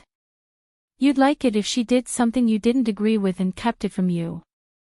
I reach for the glass of water, looking for a way to escape my thoughts. This is what he does every time I talk to him. He always manages to cast doubt on every step I take. The only thing he can't make me doubt is my work, but when it comes to my life, I'm too weak. Every day I struggle to confront my weak thoughts. No. Then wait for any reaction from him. Learn that a relationship is driven by values, not by acts of passion, which, while wonderful over time, a garden that isn't watered eventually withers. Godfather. He puts his hand on my arm, looking at me with such wisdom. How can two people be so similar and yet so different? How can they have different ideals if they were raised by the same woman? What do you plan to do when you have to fulfill your mission? That's not a question. I would never neglect my duty for my personal passions. In this case, I'd be more than happy to do so. That man is an impurity that must sooner or later disappear. I will gladly do so. What will you tell him? I give him silence. May, you're not my son, but I raised you, and just as I want happiness for my children, I want it for you. Thank you, Godfather. I don't need you to thank me. What I need is for you to carefully consider the consequences of your unplanned actions. I heard a saying somewhere, you have to think before you do, and not do before you think. I'll keep that in mind. He nods, settling into his seat, assuming the pose of a businessman. With his change of attitude, I realize the guests are about to arrive. The idea was to do something simple, but my future father-in-law likes ostentatious food, so I ended up making a reservation at one of the most expensive restaurants in the city, difficult to access for people like them. I look at the guests. In the front row, as heads of the family, are the family patriarchs, who look like they belong in this social circle. They are easily impressed. Edward with his wife and youngest daughter. I look back a little, searching for the person I care about. She's more beautiful in person, my godfather praises. I have good taste, he joked. Actually, what I want is to calm my nerves. I'm afraid of how she'll react when she sees me. Mark was right. I should have talked to her about it. I hope she doesn't throw the money at me and rat us out. That must be a family tradition, he says, drinking a sip of water. I continue without taking my eyes off my fiancée. She's wearing a horror dress. What era do you live in? It's one of those long dresses worn by commoners in ancient times. I want to laugh when I discover her intention. I'm flattered that she's using her last resort to avoid a commitment to a stranger. She doesn't understand that whatever she wears, her angelic face makes her look beautiful. That loose rag hides her slim body, and as I said, she's not slim because of her genetics or because she takes care of her body. She's slim because she doesn't eat well. I've seen that when we go out to eat. She wears her brown hair long and loose. Next to him is a woman who seems to be his support. I'm sure she's his older sister. Good evening, Edward says in front of us. I stand up, buttoning my suit, showing a respect I don't have for them. I'm grateful for the years of acting that Mark has coached me through. Welcome. I point to the seat opposite us. Would you like something to drink? The man seems delighted with my excessive politeness. Thank you very much. This is my wife, Rosa. He introduces himself as we sit down. Now that we're all settled, let's order. I nod in approval. As you wish. The woman runs her hands over me. Nice to meet you. She extends her hand like a woman of class. I take her hand and lean in, leaving a kiss on it. The pleasure is all mine, you are a very beautiful woman. I'm lying. We remain silent until the little girl clears her throat, waiting for an introduction. Over the past few weeks, I've been studying my beautiful partner's family, but mostly focused on the patriarch. However, I can say that the younger sister is interesting. Perhaps if she were a little older, she would have been the one I would have noticed. A woman for one night, sensual. She's my daughter, Nairobi. The youngest of the Flores clan. Welcome. The little girl looks at me as if I were a delicacy. Her eyes are just like her father's, greedy, which makes me assume that she is a tough cookie. Thank you, she whispers delightedly. Unlike her sister, she's very well dressed. She's wearing a red dress that highlights her petite figure. It's not like she has a body like the ones I'm used to seeing. Besides, the little one still needs to develop a little more. Her lips are as red as the tablecloths on the table. I'm sure she's dyed her hair more than once. The fact is, she dresses like a grown-up, and judging by her demeanor, I can tell she's no prude. If I were a different age and didn't have a crush on Taylor, she'd be my type. So far I find that I like natural things. Taylor is the epitome of natural. I rarely see her wearing makeup. Her clothes are so dowdy, but her style, her smile, I love everything about her. Chapter 3. Hello, says the eldest sister, Flores. At her side is her husband, a puppet who lets himself be manipulated by his father-in-law. Just like a little while ago, I stand up. Welcome. The woman looks at me, surprised and delighted at the same time, but her eyes never stop scanning me as if I were the personification of a god. I'm Ariadna. She extends her hand, and unlike her mother, I simply return the greeting. This is my husband, Raphael. I nod at him. Welcome. The man's eyes scan me up and down. I'm sure he's looking for my brand of shoes to be just imitations because that might take away his position as my favorite son-in-law. Who in the world I move in would not have money? They say the worst part of this business isn't the lack of money, but the fact that we're always on the run and can't enjoy it. I seem like a quiet man, but I'm one of the most sought after by the authorities, but they've never given me a face. It's a pleasure, he says, uncertain. Raphael has been his father-in-law's favorite because he helps him pay off a few debts. Now he's afraid that his favoritism will be replaced by me. So he shouldn't worry, because my intentions are different. Please sit down. I gesture toward the empty seats as I sit down. I move my hands more nervously than before. Why did he fall so far behind? Why is it taking so long? Have you fled? I try to hide my behavior, however, I can't help but look back, which doesn't go unnoticed by the eldest of the Flores clan. She's in the bathroom, Ariadna says, watching me. I frown, trying not to show that she's caught me. I can't be a predictable person, or it would end up affecting my work. I can't show that I care about Taylor. Oh. I pretend not to know what he's talking about. My sister is in the bathroom, he clarifies. I nod a little calmer inside, but on the outside I try not to show my change of attitude. That doesn't mean my feet haven't stopped hitting the floor every second. It's a nervous tic, but luckily it doesn't usually happen when I'm at work. After a couple of seconds, the woman who has brought a little sparkle to life appears. Where were you, girl? The mother asks through gritted teeth. She shrugs even when she sees me. Now that I see Rose's behavior and the annoyance in her eyes, I confirm that I hate her more than I did a moment ago. Answering the call of nature.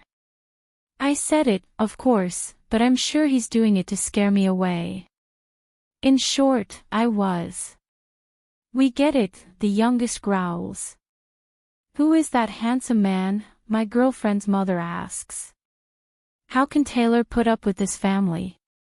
In the short time we've spent here, I can say that the only one worthwhile is Ariadna.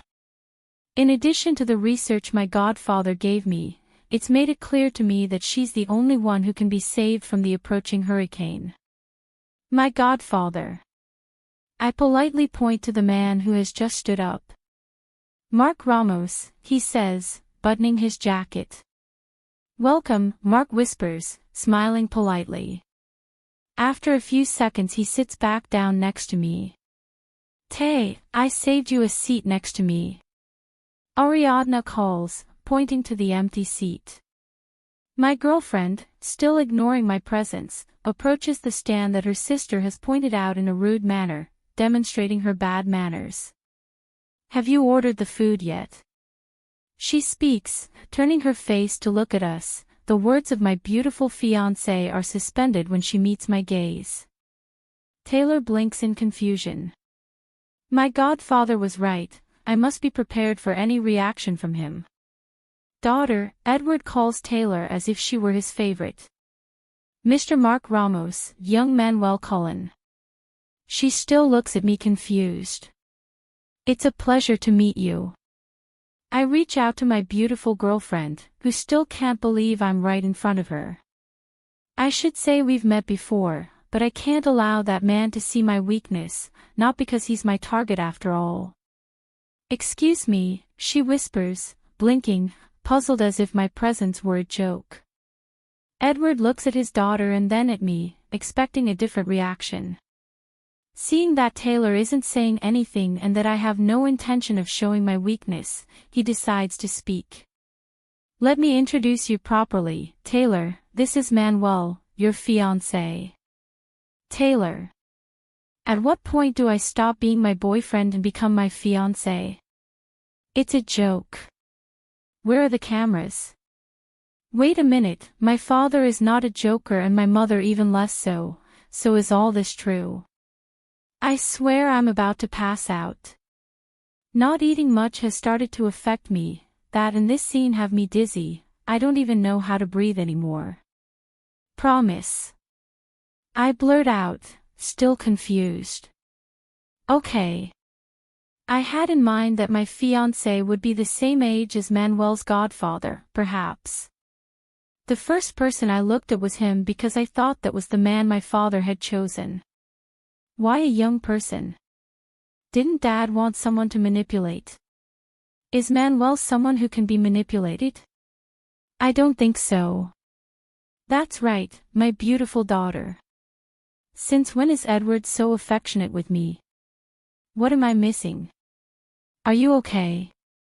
Manuel asks, looking at me seriously, but his eyes don't lie. I see the concern in them. Would you like something to drink? Why do you treat me like a stranger?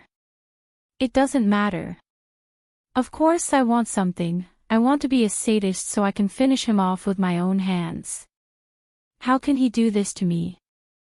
Why didn't he warn me? Am I assuming I'll marry him?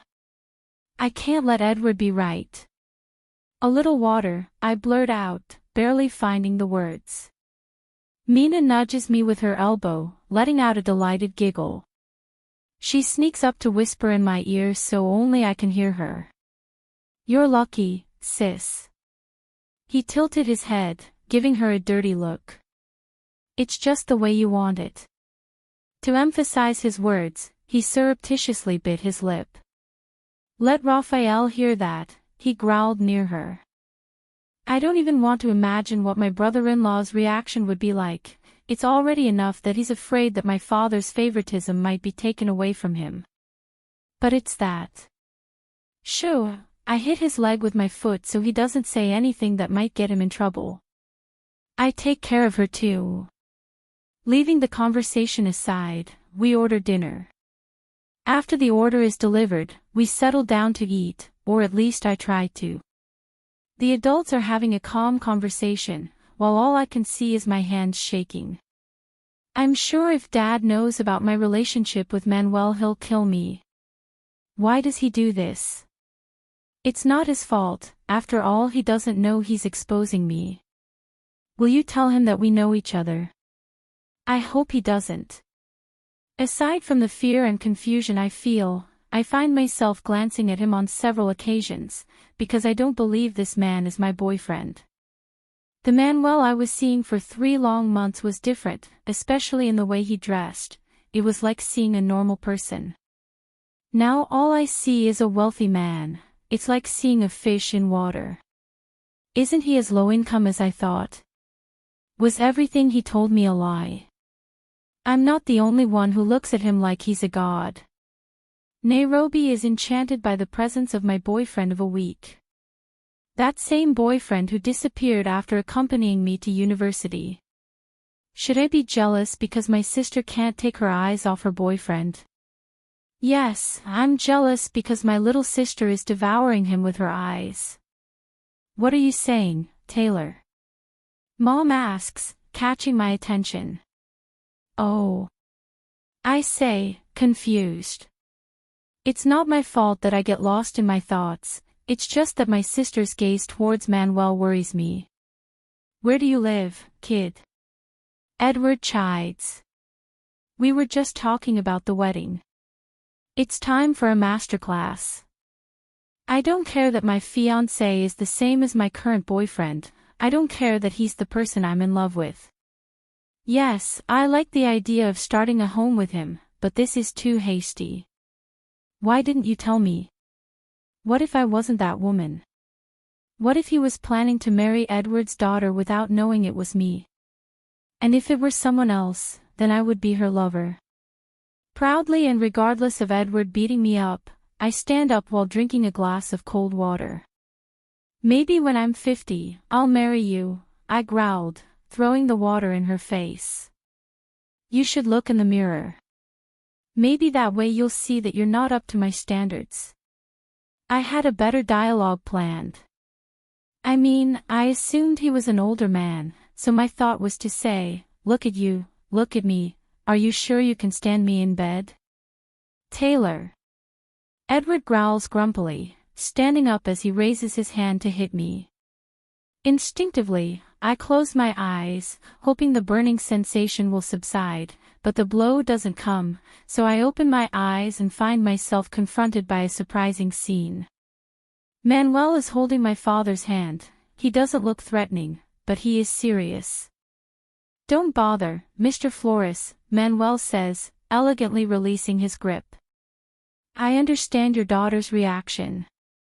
He points to the seat, and Dad sits down. Manuel follows suit. There's no problem. This time my boyfriend looks at me with amusement, but there's something in his gaze that unsettles me. There's danger. Manuel dabs his face with a napkin, appearing calm. Something tells me he doesn't like my father's behavior. This has confirmed to me that Edward hits me whenever he feels like it. Dad will beat you to a pulp, Ariadna whispers near me. Do you think I don't consider it? Apologize to the gentleman, Cullen, Edward orders. Apologies. He's the one who should apologize for seeing my idiot face. That's what I get for falling in love with a stranger. What did you expect from life? Have a beautiful love like in novels. It's not necessary, Manuel says, without taking his eyes off me. Of course it is. If you allow me, I'd like to spend a moment alone with my fiancé. This way, we can get to know each other a little better and ease the tension. I'm sure which Dad will sell me. Clear. I said it. I'm not going anywhere, I say proudly. My so-called fiancé looks from my father to me. Are you sure? He asks this time, his tone serious and dominant. I'm sure that seriousness is not with me, but with my father. Why did I have to tell him that my father was punishing me? It's okay, I say, resigned. Manuel approaches me, extending his hand like a true gentleman. I can't complain, he's always been a gentleman. Reluctantly, I accept his hand, allowing myself to be led wherever he wishes. So? I ask, moving away from him when we're alone. At least he found a good place. He leans against the wall that connects to the restaurant's main terrace, a perfect spot for two lovers. At another time, I'd think that way. Now, I just want to hit him and scream at him. I don't even know what the reason for my annoyance is. Not everything is bad. What about? He asks casually, still smiling. I cross my arm in annoyance. Don't pretend. He lifts his hand towards my face, takes a few strands of my hair and places them in my ear, just like a romantic man would. I like your usual clothes better, he says mockingly. I raise my hand, hitting him on the arm. I wore the ugliest thing in my closet, the dress. Edward bought it years ago for a school presentation, so I had to wear something. If I think about it, I think it would have been better to wear the dress I wore to dinner yesterday. It's the same dress Nairobi is wearing. What do you think you're doing? I growl. His gaze, his playful laugh, make me tremble with emotion. My heart wants to burst out of my chest, my hands want to pull him toward me and hug him until I break every one of his bones. How can he be so cute? I bite my lower lip to remind myself that I can't be fooled. I can't forget the reason for my discomfort. The truth or the lie? I will always want the truth. He nods, becoming serious. Come here. He nods toward a closed door. I frown in denial. No. Come on, I'll explain everything to you there. I breathe a little deeply and let him guide me. As I enter the small room, all my anger vanishes. The strong woman I've always wanted to be disappears, and I return to being that girl with dreams, longings, and aspirations. Ariadna is right, perhaps all is not lost. What is this? I whisper, ecstatic at what my eyes see. He tilts his face towards me, despite the low light, I can see his smile. You don't think I was going to have dinner with your whole family? So he knew that I was the one he was committed to. Manuel. He leans closer, looking at me with such affection that my chest aches, and it's not because I don't want him to look at me like that. It's because not even my parents have looked at me that way. I don't remember my father promising to take care of me with his gaze. It's you I care about, not your family. The sincerity in his voice drowns me out. It may be hasty, but I'm not one to waste time. My stomach growls with nerves. Manuel. He raises his hand, placing it on my lips. Let's enjoy the evening. The room is small and poorly lit. There's a small terrace in the room where light enters, now covered by two white curtains. The small space has a table decorated with rose petals, with some scented candles and food on top of the tablecloth, of course. Did you prepare it? He moves one of the chairs back, inviting me to sit down. They helped me. So you can pay for more than one Uber, right? Is that what has you like this? I bring the first bite to my mouth. Actually, what makes me so upset is that you weren't honest. He nods as he takes a sip of red wine. What was I not honest about? And you're still asking me? I blurt out, a little indignant. Tay. If there's one thing that bothers me, it's being lied to. If you do that, I'll erase you from my life. It'll be as if you never existed. That was the problem with Pierre, he didn't have the courage to tell me he loved someone else. I didn't stop talking to him because he cheated on me. Our friendship was damaged because he didn't tell me the truth.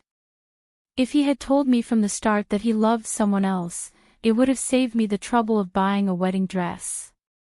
But I also cut ties with him because his way out of it was to say I had cheated on him. Are you cutting me off? I deny. I'm giving you a second chance. Be as honest as possible, and I promise I'll be honest too. Take my hands in yours. I promise. I nod, prompting him to speak. I'll do it later. Right now, I just want some time without your family hovering over us. Just like you said, enjoy your dinner. On the contrary, from the dinner we ordered downstairs where my family is, here in this room I feel able to be myself, to eat peacefully, to joke, to laugh out loud. It's as if I were a bird that has found the window to freedom. Did you really do that? I question, still surprised. I don't want to imagine myself still a little 12 years old pretending to be a vampire to impress the girls at his school. Yeah. So you were Edward Cullen? I asked jokingly. He looks at me in horror as he shakes his head. I liked Emmett better.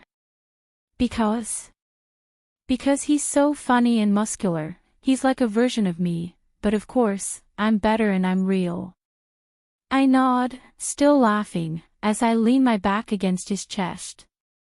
We sat on the floor. Well, he sat down and forced me to sit between his legs. Well. He rests his chin on my shoulder. The time has come, hasn't it? He says, placing his chin on my head. That's how it is. What do you want to know? Why did you lie to me? I wanted to make sure you weren't selfish.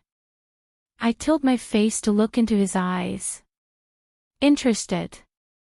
Whenever a woman approaches me, it's because I can pay for her travel. Okay. Anything else? Why the commitment? He runs one of his hands down my arm, sending shivers down my body. Because I don't like wasting time. Manuel, I warn, standing up. He imitates me. I did some research and found out that your father wanted to marry you off. He wasn't planning on losing you. So you did all that, I affirm, shaking my head at the same time. Is that it, or were you planning on getting engaged to Edward's daughter without knowing it was me? Manuel raises both eyebrows, and after a few seconds he lets out a few laughs while shaking his head. Don't you think I love you? It's hard to believe that you want to marry me in such a short time. Taylor. Why did you do it? Because I love you, it's so hard to see. I bite my lip, refusing to believe. We've only known each other for a short time. Don't you love me? I do, I assure him. So what's the problem? We don't know each other well enough. 3 months are enough time to know what I want to do with my life. There are things that don't add up no matter how hard I try to find answers in my mind. I can't put the threads together because some are lost. Okay, it's not so strange that he hid the fact that he had money from me, but he did hide the proposal from me. We haven't been together for more than a week.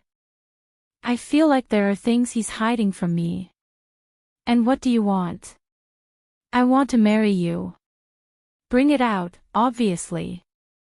I smile in disbelief. I don't want to get married. Taylor. I'm sorry, but I don't see myself getting married, not before I've fulfilled myself as a woman, as a person. Are you willing to put up with your father continuing to beat you? Why did I marry you off to someone else? He asks, exasperated. I don't understand why you haven't left that house. Is that what it's about? I ask, surprised. He runs his hands through his hair, then places his hands on each arm. I promise to protect you and I will. I feel like it's too soon. Do you love me? There's no need to ask that. I love you, he affirmed again. So what's the problem? I breathe deeply. I don't want us to rush into something and then fail. This feeling I have for you is new, and I want to experience it in all its stages. I've seen millions of people rush and fail. He comes a little closer, now one of his hands is on my waist, the other is on my face, his breath brushes my face. Don't see it as something bad, see it as an opportunity to fulfill yourself. It all sounds so nice, but I don't want him to think I can take advantage of his money. I don't want to be a kept woman, I don't want to please my family, I want to be free to make my own decisions. I want when the time comes to get married, it's because we both decided to, not as an escape from my problems. I don't want you to think I can take advantage of you, My words are lost in his mouth. His soft lips kiss mine tenderly and unhurriedly. It's as if he were touching the petals of a rose, as if I were that rose he wants to water every day so it won't wither. I'm the one telling you to take advantage of me, he whispers, still not quite moving away from my lips. I promise to make you the happiest woman in the world. May. What are you afraid of? To please my parents. I confess. Denies. You're not pleasing them, they're pleasing us both. In that way. I was the one who looked for him. Manuel. I just want to take care of you, and the best way to do that is with you by my side. Take advantage of me if you want. What if it doesn't work? Kiss my lips again. We'll make it work, I promise. So what do you say? A part of me, the deepest part, tells me it's a mistake, not because I don't want to, but because we're rushing things. I'm one of those people who thinks everything should happen at its own pace. There's no reason to rush things. Okay, I whisper. I accept. Even though there's a part of me that concludes this could end badly, there's also a part that believes his words. There's a part of me that dreams of fulfillment as a woman, as a mother, as a wife, and truly, with him, it would be perfect. There's still a lot to get to know each other, but we can start somewhere. Present. Manuel. I observe everything around me with a critical eye. There isn't a moment when I'm not alert to the presence of everyone. I let out a tired sigh as I sit, waiting with a glass of whiskey in my hand. The hotel bar isn't very busy during the week, which is why there aren't many people drinking. They must have their own obligations. I'm the one who's completely unemployed. You have to enjoy life a little, if that's what I can call life. The fact is that I'm here out of pleasure, not obligation. Did you wait too long? A female voice whispers behind me as she covers my eyes. Couldn't it be more cliché? I take her hands, carefully moving them away. I turn around on the stool, facing them, faking a smile. I don't usually describe women, but this beautiful woman in front of me is the closest thing to my false paradise. Her hair is long and brown with a few streaks of blonde. Every time I see her, she's wearing a body-hugging dress that highlights her slender figure. I'm sure half of it is surgery, but I'm not complaining. Just 20 minutes. I'm not going to lie. She smiles as she bites her lower lip, those red lips that remind me of someone. Why do they look so alike? I can't be fake. I'm with her because she resembles her memory more than any woman I've ever been with. My flight was delayed. I'm not complaining. I point to the seat in front of me. How was it? It's not that I'm particularly interested, but I'm not going to be mean either. He makes a barely noticeable grimace. Tiring. She realizes her mistake, so she puts on a predatory smile, running her hands up and down my arm. But nothing a good bubble bath won't fix. There is the invitation, but unfortunately I must decline. Bubble baths are something intimate that I don't plan to share with any woman other than the one I'm going to marry, if that ever happens. I don't do very intimate things that involve me emotionally. Why did you want to see me? I know what the reason is, but I'm not having a conversation now. Can't I see the man who makes me have millions of orgasms? She questions, like a gazelle, undressing me with her gaze. I don't mind if they do, I prefer them to be direct. Yeah. I take a sip of the drink in the glass. Why so distant? There's 1 week left until the end of the year, I remind him. I know it's stupid of me, but I don't usually travel when we're in season. I like to share and see the vibe that the Ramos Obrador family has. Maybe each one has their own home, but they're united, they share like a family, they never leave the patriarchs alone, and it feels good to be part of something. You don't think I'd see a woman in my hometown, much less a woman like Nicole. She's good at what she does, but I'm aware she's not a woman to introduce to the family, especially when she has a ring on her finger. There's no better occasion to see each other. Who says so? Me, darling. He puts his hand on top of mine. How long has it been since we've seen each other? Nicole. I missed you. I didn't. Shall we go to the room? I finish drinking the contents of the glass. After paying, we go to the room. Why wait? What we came for. We don't have a formal, much less exclusive relationship. We each have our own lives, but I can indulge in the pleasure of enjoying her skin. The best part of the night is when she takes off that dress, her skin covered by a red lace baby doll, and on her legs she wears 2 skimpy panties that are so tempting to me. I want my mouth to tear them off one by one while leaving soft bites all over her skin. I already said it, she's a sensual woman. Weren't you going to take a bath? I ask, unbuttoning my shirt. What's made me last so long with this woman is that she knows what she wants. And yes, I'm one of those men who like self-assured women. Nicole bites her lip as she walks closer to me. I prefer fun, he whispers, finishing removing my shirt. Taylor. I watch people pass by through the glass window. In my hand, there's a cup of tea and in the other, a magazine. Some of the windows are fogged up by the snow falling on the streets. Many of the people strolling by are bundled up in jackets. There are all kinds of people, children screaming with excitement at their first snowfall, parents eager for their children's birth, grandparents watching their families grow, young people in love. I imagine they have plans for the future, and I also imagine that life itself will teach them that love is shit, or maybe shit is the people we meet. I let out a sigh as I inhale some of the tea smoke. I try to think of something else, but all that comes to mind is that I'm hiding in a snow hat, sunglasses, and my typical trendy look. I'd say I'm proud of my accomplishments, but there are things I regret about not listening to my brain. What are you thinking about? He waves his hand in front of me, trying to get my attention. It's like you're somewhere else.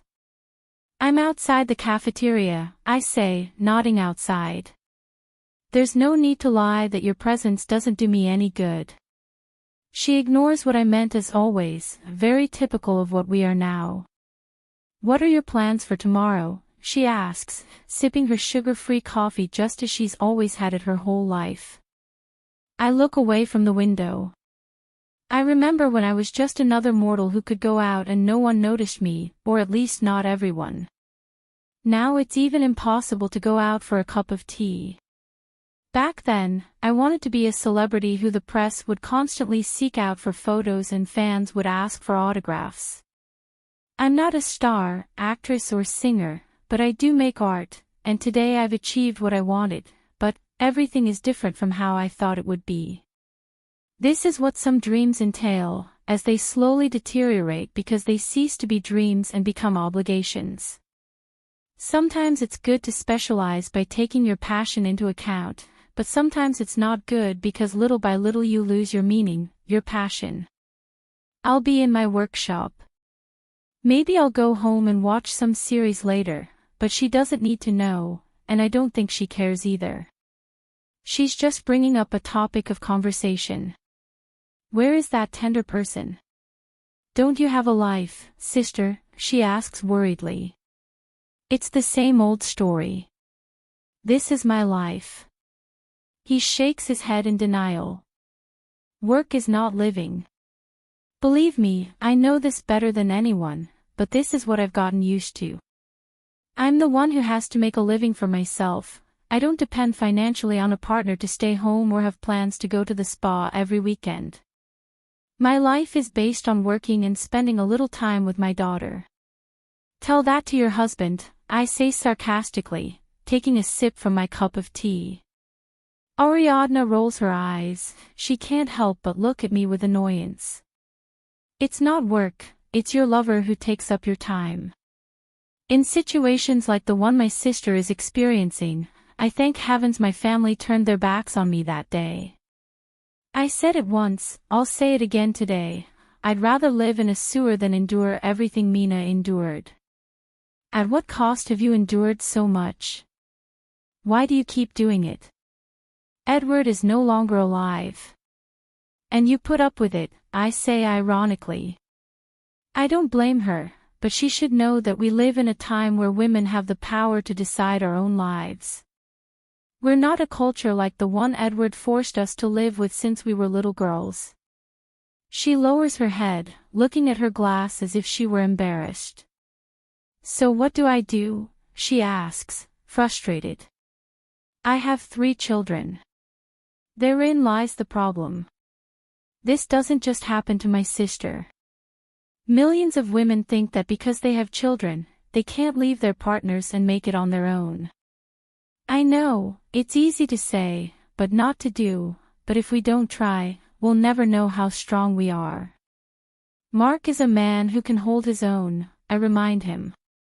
Lauren, I'm sure he'll soon go to university, finish his degree, and stay in a place where he can practice. Then you'll be alone with Bastian until he decides to leave. Is it worth putting up with so much? Fortunately, Ariadna didn't get pregnant again, which has caused problems with her husband, yes, Raphael, who wants more children. My sister's eyes fill with tears as she looks out the window. You don't have to remind me, he says, tilting his face to look at me. I need to, or before you know it, you'll be alone and too old to rebuild your life. By rebuilding her life, I don't mean remarrying. By rebuilding her life, I mean fulfilling herself as a woman. I know she had dreams that she gave up to do Edward's bidding. It's time for her to start living her true life. He gives a wry chuckle. Look, who says it? I take my hand away from the teacup, placing both hands on the table. I understand very well what you mean. I'm not worthy of saying that I live my life because after I signed the divorce I focused on work, but life hit me again when I found out I was pregnant. Luckily I had the support of a stranger who is now one of my greatest friends. The thing is that I focused on working to pay for everything that had to do with my daughter, and when I realized it, the years went by and it was just my daughter and me. Last night we kicked off the new year, and I know I should be home with my little one, but Ariadna asked to see me. The reason there are so many people outside the cafe is because they're living their lives. There's a part of me that envies other people, especially those who have true love. The tailor of years ago longed for a beautiful love. She tried to make her marriage work despite how difficult it was, but the effort was worthless. It all ended in the worst possible way. She never thought it would all end this way. I should have listened to my reason instead of my heart. What's wrong with me saying that? I asked, looking at her seriously. I know what your answer is before a word comes out of your mouth. He shakes his head. You're lonelier than I am. It hurt. She thinks I'm alone, but I'm not. I have the support of people who are now my family. They're a true family because they never turned their backs on me when I needed them most. Now that I think about it, I don't understand why I went to them for help. There isn't a night that this question doesn't torment me. What was going through my head at that moment? Who says so? I say, a little annoyed. There's no need to say it, I see it. I run one of my hands through my hair, brushing a few strands back. I'll have to cut it soon. That's my way of reminding myself that the doors of the past are closed to all those who closed them on my nose. A closed door will never be opened. You're wrong about that, I blurt out, disinterested. I may not have a partner, but I have friends who are worth more than a partner like Raphael, and I also have my daughter, who is worth more than any person. Raphael, it's good. Are you defending him when you know he's been cheating on you for the past 5 years? I question incredulously. If he's good, I don't want to imagine when he's bad. The hand on the table moves from side to side, just as her gaze avoids me. She's afraid of facing a new world where she won't depend on her husband. I understand her. I was afraid to leave my parents' house and spread my wings.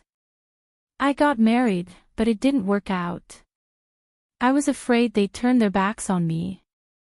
They did. Did our parents love us so much that they made us dependent on a pair of testicles? Tay. I'm sorry, but I'd rather not have a partner than have him cheat on me every now and then with young girls. It's not that easy. He continues to avoid my gaze. Isn't it that easy, Ariadna? All she gives me is silence. Do you want to waste more years than you've wasted with that man? My life isn't as perfect as yours. That's the problem. She, like everyone else, thinks my life is perfect and fulfilled because I'm a public figure who creates new fashion trends. Doesn't she remember what I went through to get where I am? Have I forgotten how Edward and Rosa kicked me out of the house after Manuel asked for a divorce? Have I forgotten my pleas? Have I forgotten my desperate cries because I didn't know where to turn? Have I forgotten what they said to me when I told them I was pregnant? Perfect life, I say mockingly. Yes, perfect life. He emphasizes the last word. Define the perfect life. She offers me silence. You don't even know what my perfect life is, and you dare to judge it. I shake my head, showing my disappointment. You know what? It's your problem if you don't want to open your eyes to your relationship.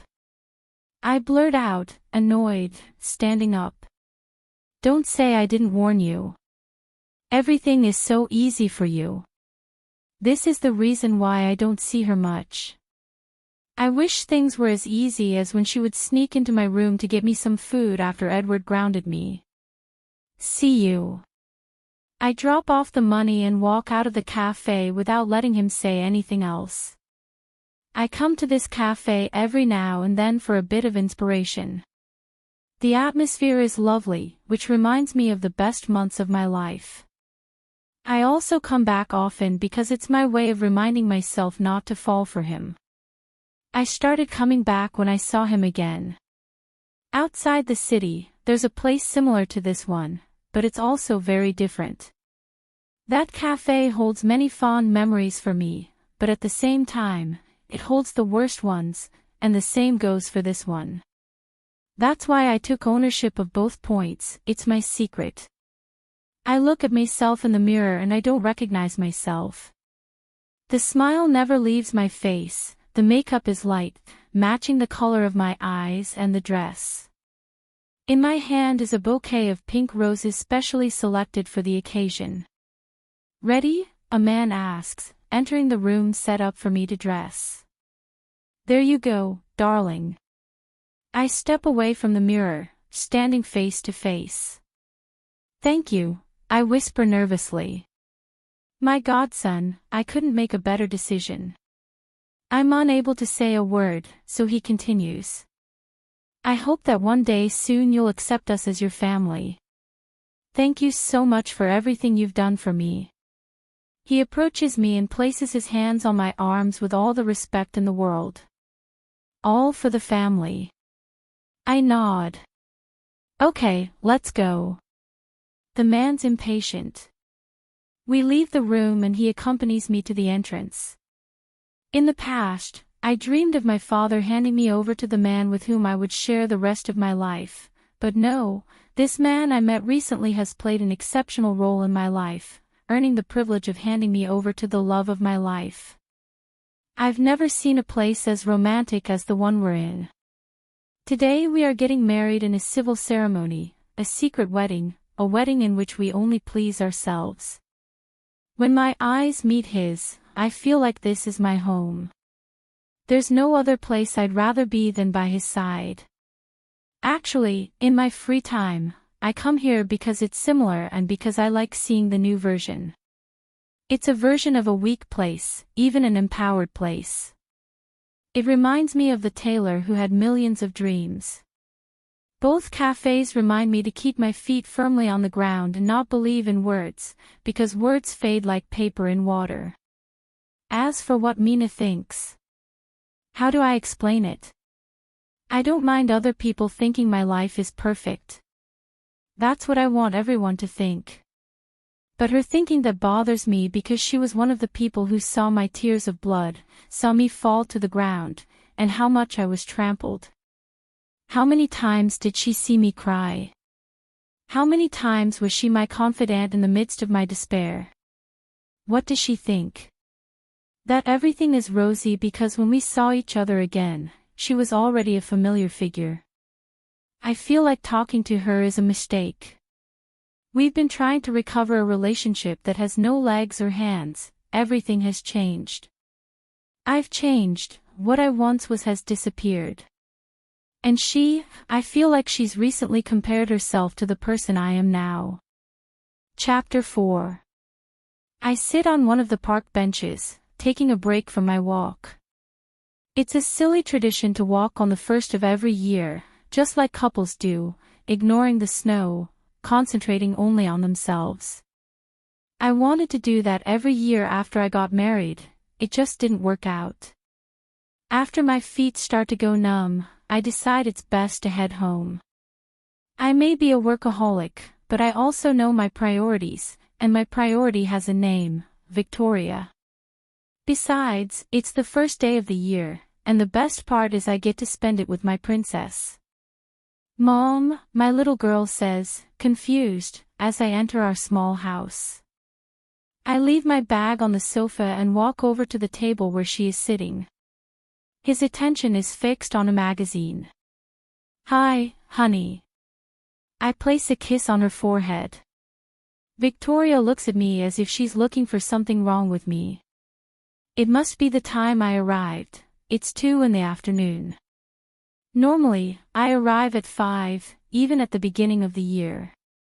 Is everything okay, Mother? I run my hands through his hair, leaning forward to see what's in the magazine. Millions of women posing for the camera, some in bikinis, others in dresses. My little offspring is the opposite of me. Besides being attracted to modeling, she is tough on equations, but she doesn't like to force herself into anything she isn't comfortable with. I mean, she doesn't like to use math. I found myself in so many situations even though I didn't feel comfortable. It ruined my life, so I don't want my little girl to force herself into things she doesn't feel comfortable with.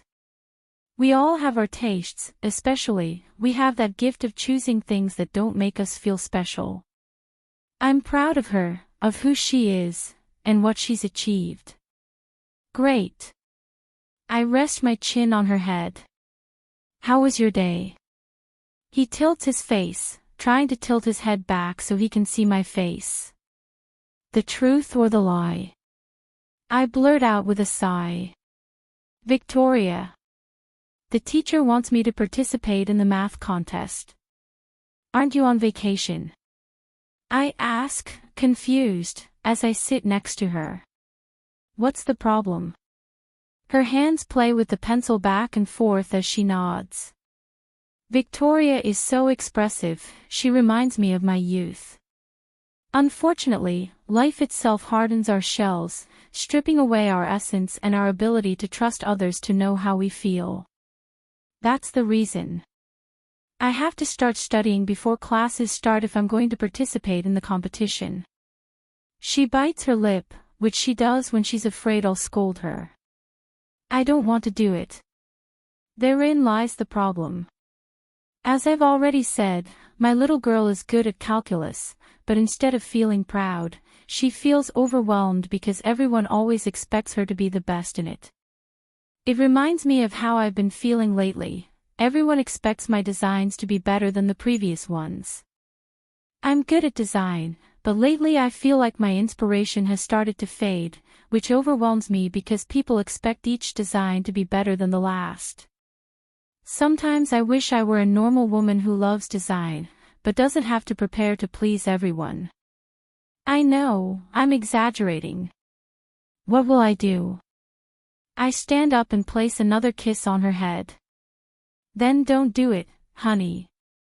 I would never force my daughter to do something she doesn't want to do. They say children are a reflection of their parents, but I don't feel that way. I want to be the reflection of what my parents denied me, support.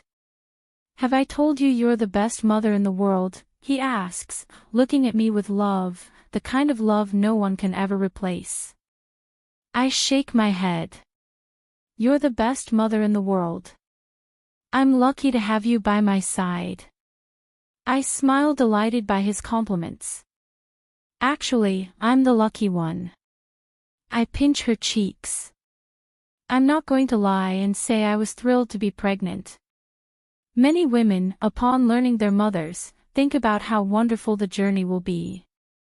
All I could see was my life being destroyed. The thought of an abortion even crossed my mind.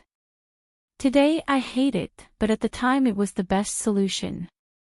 If it weren't for Diana's help, I'm sure things would have been different. Mom. He growls, bringing his hands to the affected area. Why did you get here early? He asks, changing the subject. I head to the kitchen and pour myself some tea. The cold I'm barely able to endure outside is starting to penetrate my bones. I was with your aunt, I said, pouring her another sip of tea, then heading into the living room, placing her glass of tea in front of her. It didn't end very well, I said, sitting back down, only this time facing her. I'm sure she sensed it. Victoria is 15 years old and is a version of Nairobi from that time. She likes to dress up more than usual. Her hair is long, brown, with a hint of light highlights. It's natural, but I'm sure my sister's hair isn't as natural. I haven't seen her in years and I'd like to say I miss her, but I don't. The fact is, there's a big difference between them, and my little one has new values, the best values I've ever been able to teach her. Physically, they have many similarities, but I love that they're not at all alike. My daughter has a light skin tone that I really don't want to know who inherited it from, and I don't want to know anything about the rest of it either. It's enough for me to know that she's my daughter, my reason for being. What happened this time? He asks mockingly. He shakes his head, cutting me off.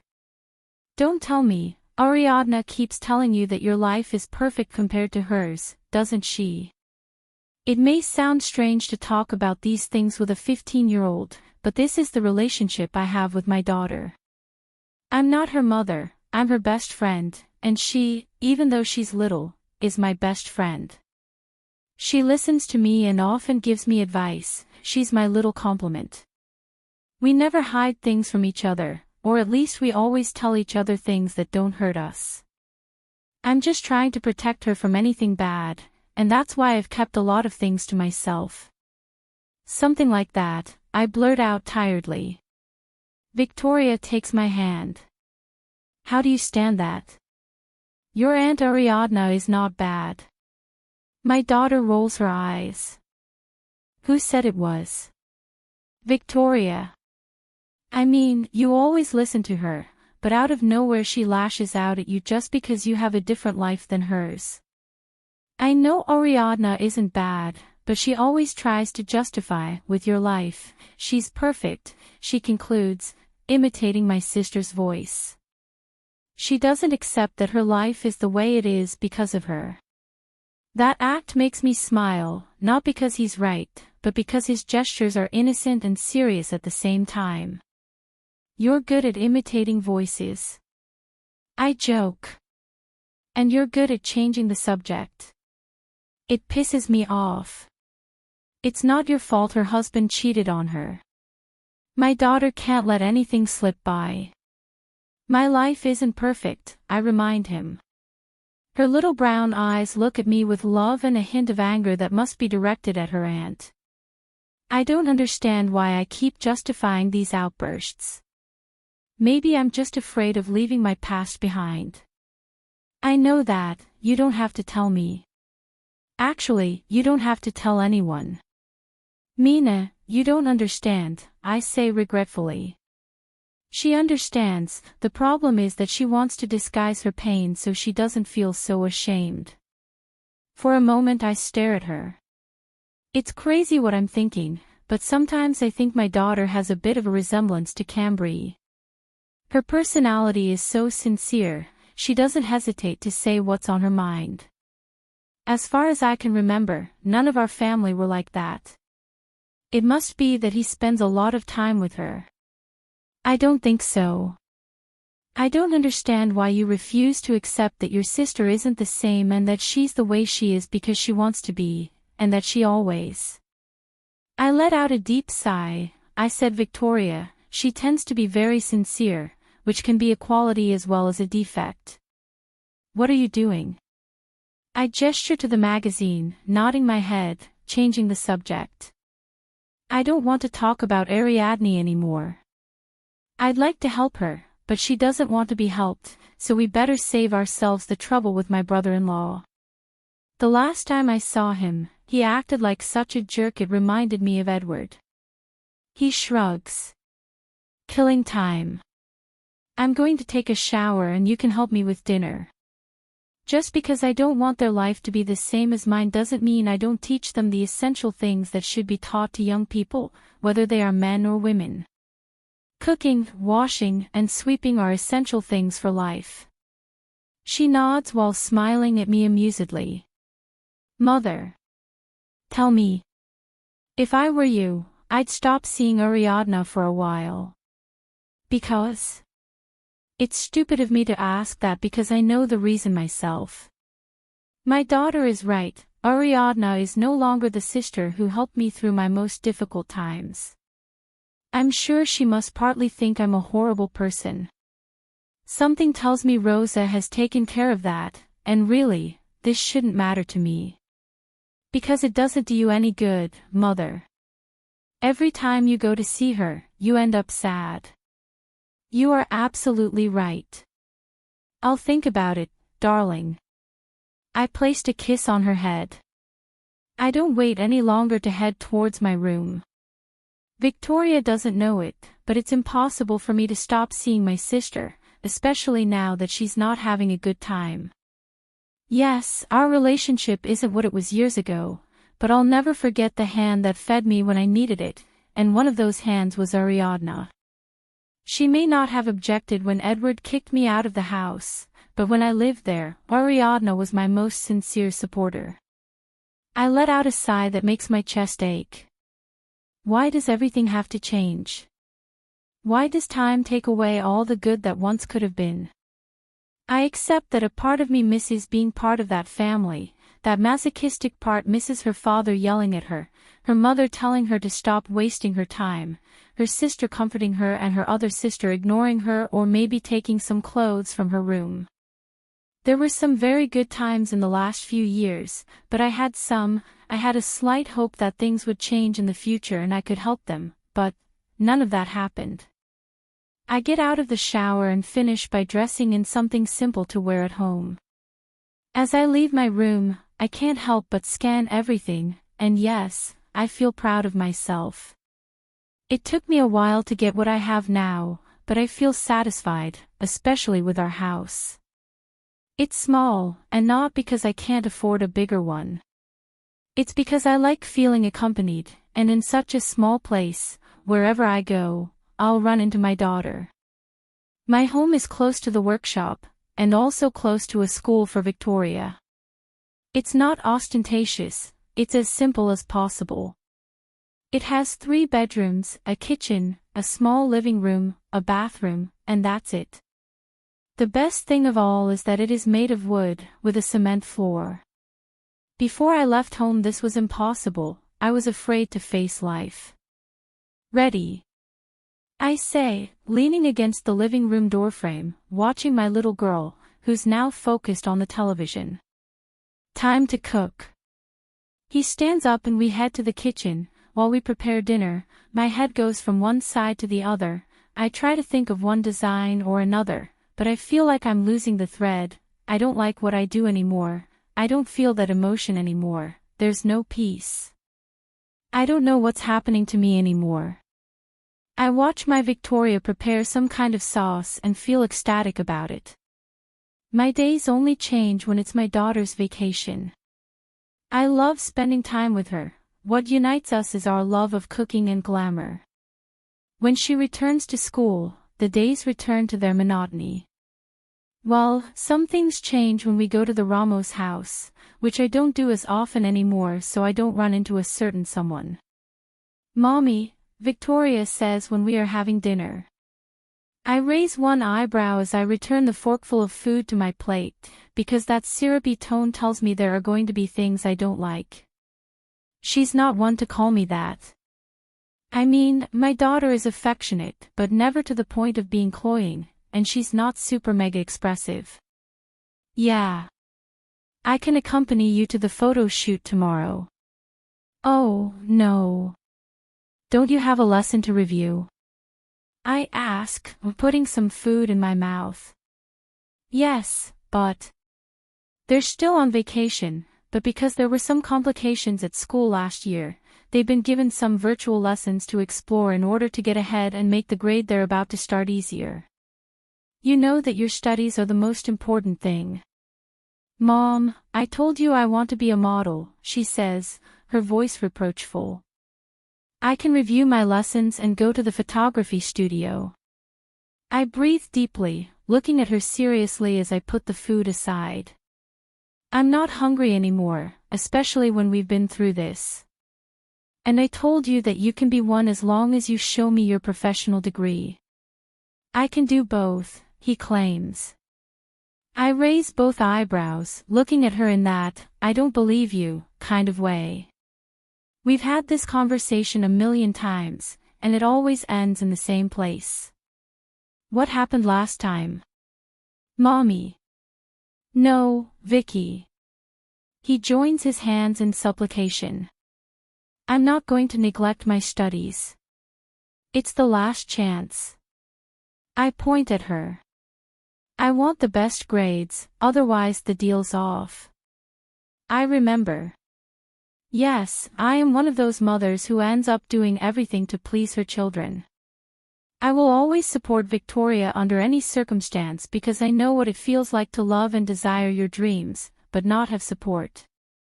I will always be that handkerchief that dries her tears, I will be that friend who will advise her, I will be that mother who will keep her away from all evil. You're the best. Last chance, I remind her, pointing at her again. He raises his right hand in a sign of oath. I promise. Years ago, she'd been part of small campaigns, but she didn't know how to handle it, so I ended up banning her. I haven't let her pose in front of a camera for 4 years. Let's wait and see how she behaves this time. After dinner, each one goes to her room and does her own thing. I'm tired, and not just physically, I'm mentally exhausted. Sometimes I feel like I could have done things differently. In my youth, I dreamed of being famous, of being recognized and setting trends. Now that I am, I just want a peaceful day where I don't have to think about a new collection, where I can spend more time with Victoria because I know that in a couple of years, she'll leave and start living her life away from me. A day where I don't have to deal with contracts, a normal day. What have I done with my life? Why don't I feel comfortable with what I do anymore? Is Ariadne right? What happened to the tailor from years ago? Should I start living life differently than I've become accustomed to?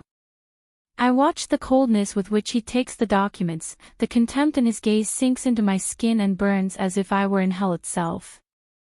Without anything to say, he turns around and walks away. I can't take my eyes off his back. Is it absurd that you expect me to turn around and tell you it's a lie? Does it make me masochistic to wait for him to come back, kiss me, and tell me we should report that man together? Yes, it's masochistic on my part because I know he won't turn around. He doesn't even give me one last look. Is this how our love story ends? It seems that way. Miss. I tilt my face, searching for the owner of the voice, finding the woman who knows our story. The woman who saw our love grow and who has now seen it all end. Oh. His eyes look at me with so much regret. I just want to go home and cry. I just want to hear that everything will be okay. We must heal that wound. I look down at my hand, it's only just starting to hurt. Instinctively, I look at my right hand. Despite the darkness, I know where the deep scar is. I got a few stitches. Damn. I run my hand over my face in frustration. I don't even know why I'm thinking about something that happened years ago. It must be because today I met with Ariadna, and as always when I meet with her, my entire past comes crashing down, especially each of the good memories I had with a certain person, but there are also the bad ones. It's stupid that we always remember the bad more than the good. I remember that time I saw him again. Nothing had changed, lies. His face had matured, his expressions had become hard, his voice coarse, there was no amusement, his body had taken on greater muscle mass, his gaze was rude, his hatred was still there, and yet my heart was moved, my heart beat as if he had returned from the dead, but then everything had changed. He went on with his life and I was stuck. Manuel. I wake up because of the damn headache. I can't, nor do I want to, complain because it's all my fault. I was the one who wanted to enjoy myself and overindulge with the drinks. I toss and turn in bed as usual, however, in this case it's a mistake because I end up finding a body next to me. I let out a frustrated sigh. I barely remember anything that happened last night. I move back to the other side of the bed, but there's another body. I let out a sound of annoyance. It seems like last night's party was good. I remember part of it, not all of it. And I'm not annoyed because I don't remember. I'm annoyed because I hate it when I lose control. It makes me vulnerable to danger. Mixing drinks is not my thing and I always end up doing it. Girls. I stir the two of them, but they seem to be fast asleep. Time to go. I raise my voice. One of them stirs as she sits up in bed, part of the sheet covering her naked body. I understand why she ended up this way, she has possibly delicious breasts. What time is it? He asks in a hoarse voice. Time for everyone to go their separate ways, I blurt out, a little clumsily as I stand up. The woman's gaze shifts to the other woman, who continues sleeping. Shit, the urge to leave the room begins to fade as my mind begins to imagine all the different ways I can have them. And she. He'll realize it later, I say, finishing getting dressed. Some things never change, and that's how I behave in these situations. It's not because I'm a womanizer who spends every second digging into a hole. In fact, my friend hasn't been digging into a hole for a long time, a couple of weeks ago, since I was with Nicole, the only privileged one. I like to enjoy the beauty of women, I like to see them lose themselves, I love the way they decompose on my fingers or with any kind of toy, and nothing better than when there are two of them under my power. However, my friend only enters privileged places, as I've already said. In the woman's eyes I see the typical question. So. I smile amused. Wasn't that your bachelorette party? Yeah. I should feel bad about being with committed women, but life taught me to be a man who shouldn't think about others. Years ago, I was careful not to mess around with married or engaged women, and I ended up being a cuckold. Why not do the same? Okay, then I'm leaving. I finish, grabbing my jacket. Don't worry about the costs, it's all on me. Before he says anything else, I flee that hotel like the coward that I am. Why do I keep looking for her? Every woman I have at my mercy always bears some resemblance to her, but not to the woman of the present, to the woman of the past. Her long brown hair, her natural smile, her style of dress, her eyes. I always end up looking for the smallest detail in each woman, and even if they have a certain something, it's not her. What did I see in Nicole? They're polar opposites. She was natural, but this woman is sensual, but they have a physical resemblance. I'm even sure Nicole is ambitious, her eyes are orbs that sparkle with gold, but the woman from my past. Why do I keep thinking about her? Should I have her one last time to let her go? I'm racking my brains, I want to mentally hit myself. She cheated on me, and maybe these past few years I've been curious about her life, I've wanted to know more about her, but that doesn't mean that. Fuck. How is it that a part of me wants to have her at my mercy? No, it's been too many years to do anything to him, and I must have gotten over him by now, right? When I get to my apartment, the first thing I do is take a refreshing shower. The night was incredibly busy. The main idea was to spend New Year's like every year at Mark's house with his family, then go to a club and have fun. However, the years pass, and life changes. Each of my friends has a family, each of the people I used to hang out with has new responsibilities. And it's not that I judge them for pushing me aside, in fact, they make me envious. I don't have a family, I don't have a responsibility that calls me dad. I have nothing. Good morning, I greet the nurse at the front desk. Happy New Year. The girl smiles at me kindly. Likewise, Sir Cullen. Any news? He shakes his head, looking at me sadly. I fake an amused smile, but I feel like I've gotten older and can't pretend to be everyone else's clown. I should just give up and not expect any change, but I'm human, and like it or not, we humans have hope even when we don't say it out loud. I'll go see her. I walk through the clinic, heading straight for the hallway I've walked through all these years. Every time I'm here, I feel guilty for not preventing what happened. Children are just innocent beings who shouldn't have to suffer. That's what the man who spoke to Fernando once said, pleading with him to think things through. I didn't understand it until 3 years had passed. And not because he was a boy who had to beg for food, not because he was an abandoned child seeking refuge on the streets. I understood because everything started to change. A beautiful life of years was falling apart. The happy family collapsed. How could this happen to us? Mom yells. Don't interfere, Dad orders. I'll do it. Mom yells at him. That scares us, Lucy starts to cry, I just hide. This is what we see almost always. Shut her mouth. Dad yells at Mom, hitting her.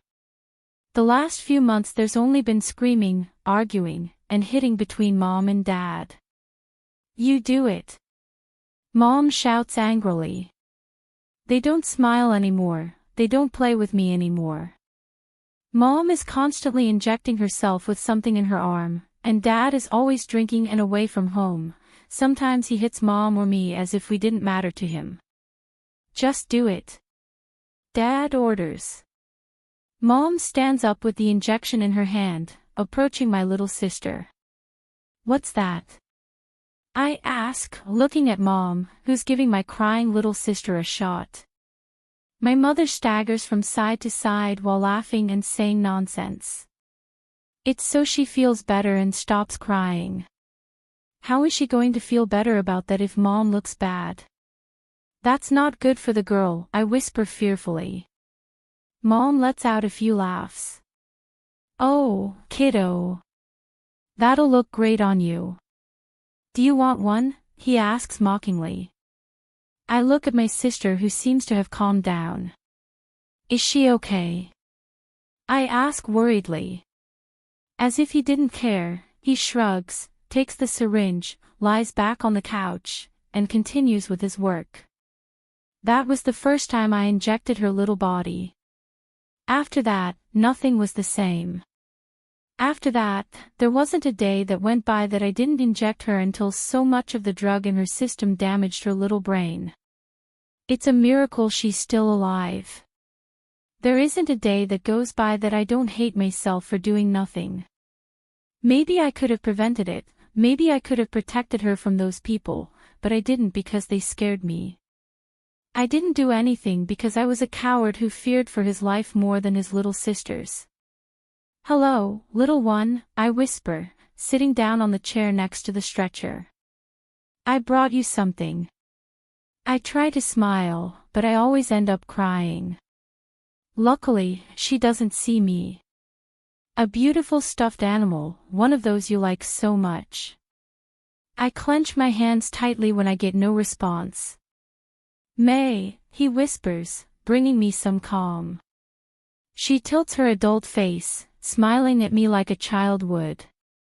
I'm so sorry, little one. Lucy is a little girl in a grown woman's body. Happy New Year. I handed him the doll, placing it in his hand. He has a collection in his room. She happily touches the stuffed animal, searching for every detail. She may not see it, but she can feel it. That way, she recognizes every doll I've brought her. In fact, that way, she recognizes everything around her, even my face. Dindo. She takes it in her hands, excited. If you only knew, you are more beautiful than that doll. Oh, my little one, Lucy. What are we doing today? I ask, ready to play as long as she wants. I spend the whole morning by her side.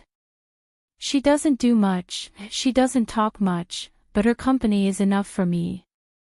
There are days when she's a chatty little girl, other days when she's just a sleeping little girl, and other days when she has fits of rage and ends up hurting herself.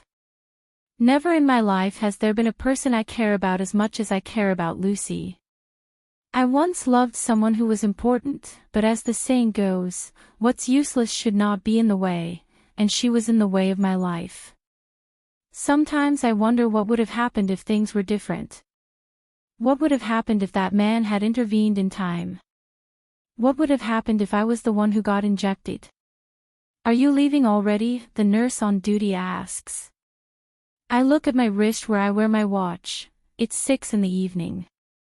Because I'm one of the clients who provides enough money to the clinic, they allow me to stay as long as I want, even if I want to sleep here.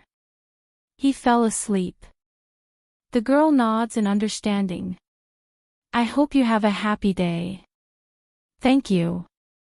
I straighten my suit and head for the exit. My feet stop at the exit door. As is my custom, I scan everything with my eyes, so that no one would notice that I'm analyzing everything he does. Today the snow is heavy and falling in piles as if it were a snowstorm. It's normal for this to happen on January 1st. I'm sure the snow will keep us from moving forward in the coming days. If I don't hurry up and do my duty, the streets will be closed and we'll all be forbidden from leaving our homes. I measure the distance from where I am to my car. It's a bit far, so I end up running to where it's parked. Despite how fast I ran, part of my suit ends up getting soaked by the melted snow, and it doesn't bother me. On the contrary, it feels refreshing. What will I do with my life? Can I call this life? Before starting the car, my cell phone starts ringing. I answer without looking at the identifier. Hello. I take it you're in a bad mood. I smile when I hear his voice. Why should I be? Because whenever you answer without looking at the ID, you're in a bad mood. You know me well, tick. Shall we go for some drinks? She always appears at the right moment. Sometimes I feel guilty for hiding so many things from her. I was upset because she hid from me that she was Mark's daughter. Where do I fall? At Sancho's bar. I burst out laughing as I shake my head. Until what time do you have permission? Don't make me regret it. I'm on my way, tick. I start my car and head to Sancho's club. I remember when that club started. Nowadays, it's known as the Black Zone, a mobster's club. Most of the people who go there are connected to the world to which the Ramos family belongs. Many of those people have tried to bring Sancho down from his pedestal, but the man has achieved everything through his own efforts, so it's impossible to take away what belongs to him. Of course, now with the help of his wife, it's impossible, especially because he has the backing of the Ramos organization, which over the years has expanded and gained significant territory and fame. What am I good at? I said, sitting down next to him. He tilts his face, raising a glass of whiskey.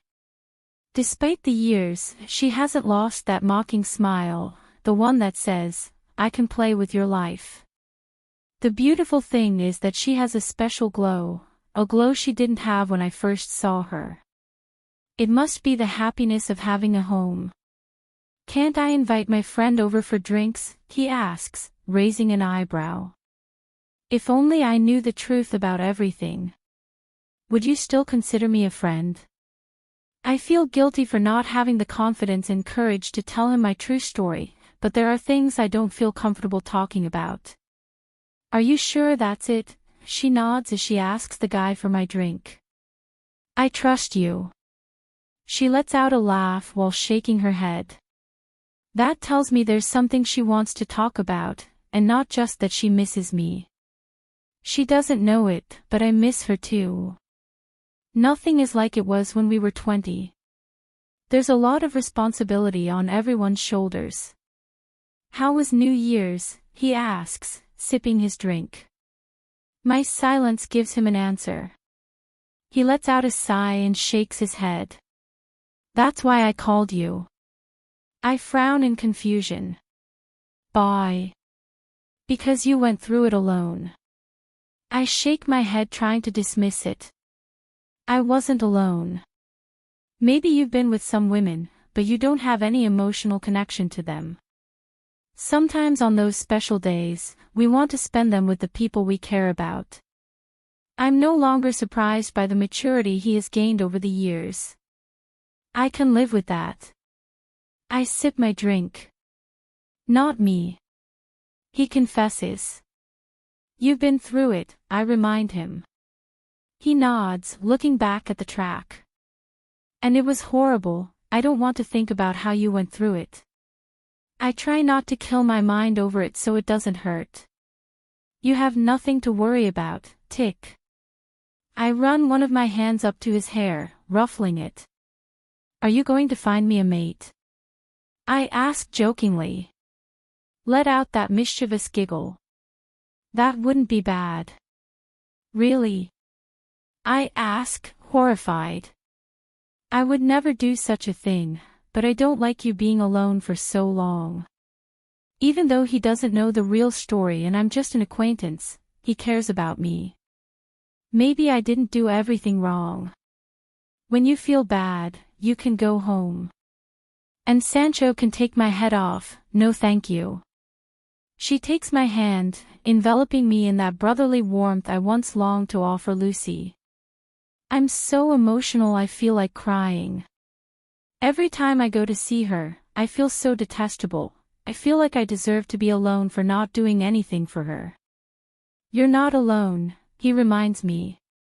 What's all this about? I bet you've been distancing yourself from us for a couple of years now. He noticed. It doesn't matter that each of us has our own home, you're part of the family. That sounds so nice. I'll take that into account.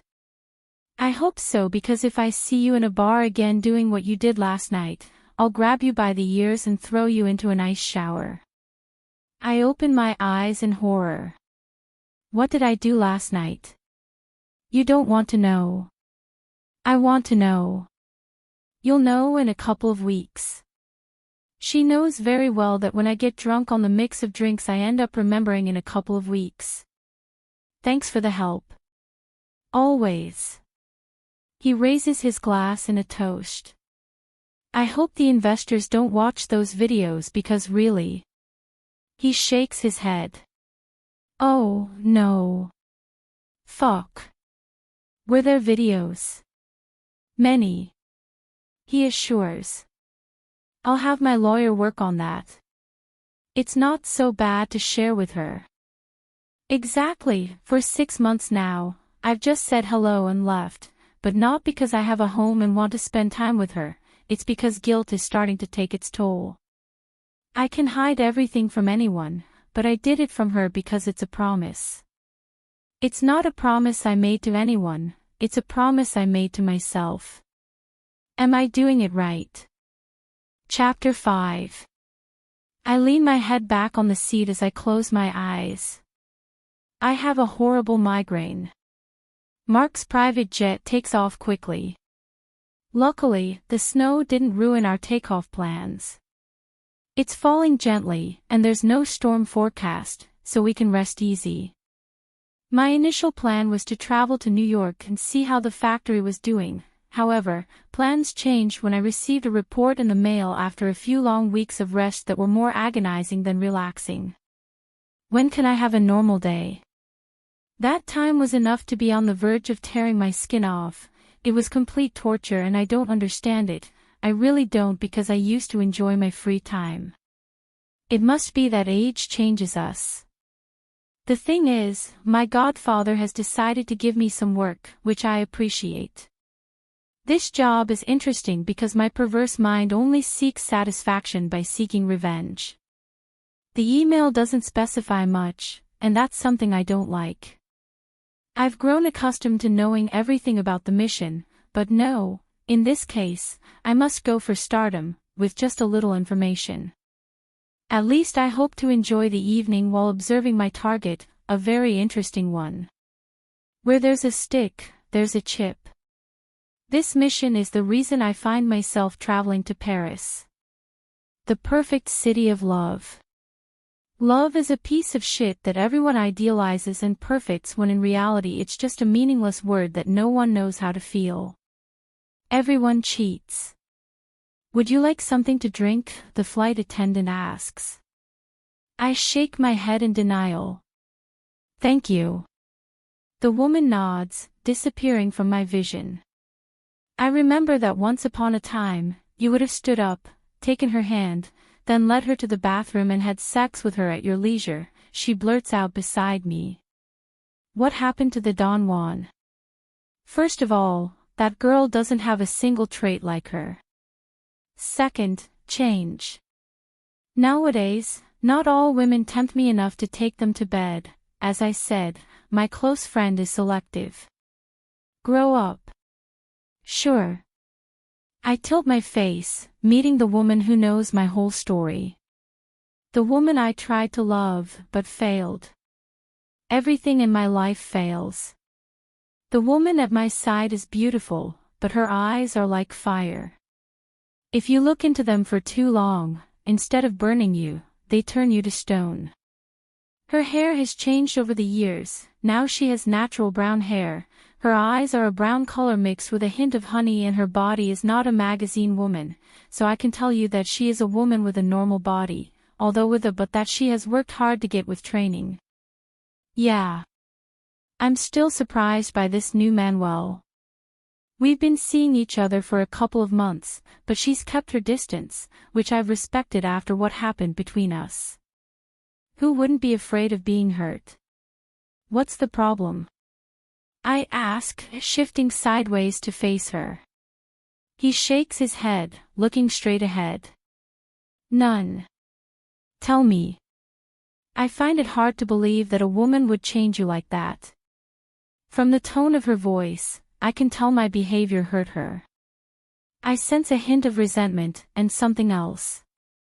Envy. It's impossible for her not to feel pain or some other negative emotion toward me. I treated her like garbage, and I regret it. I'm sorry.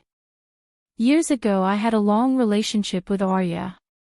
She understood me. The problem is that by understanding me and me understanding her, we became addicted to complimenting each other. I forced myself to love her and hurt her because wounds don't unite us with other hurting people. Wounds must be healed alone. You don't have to apologize.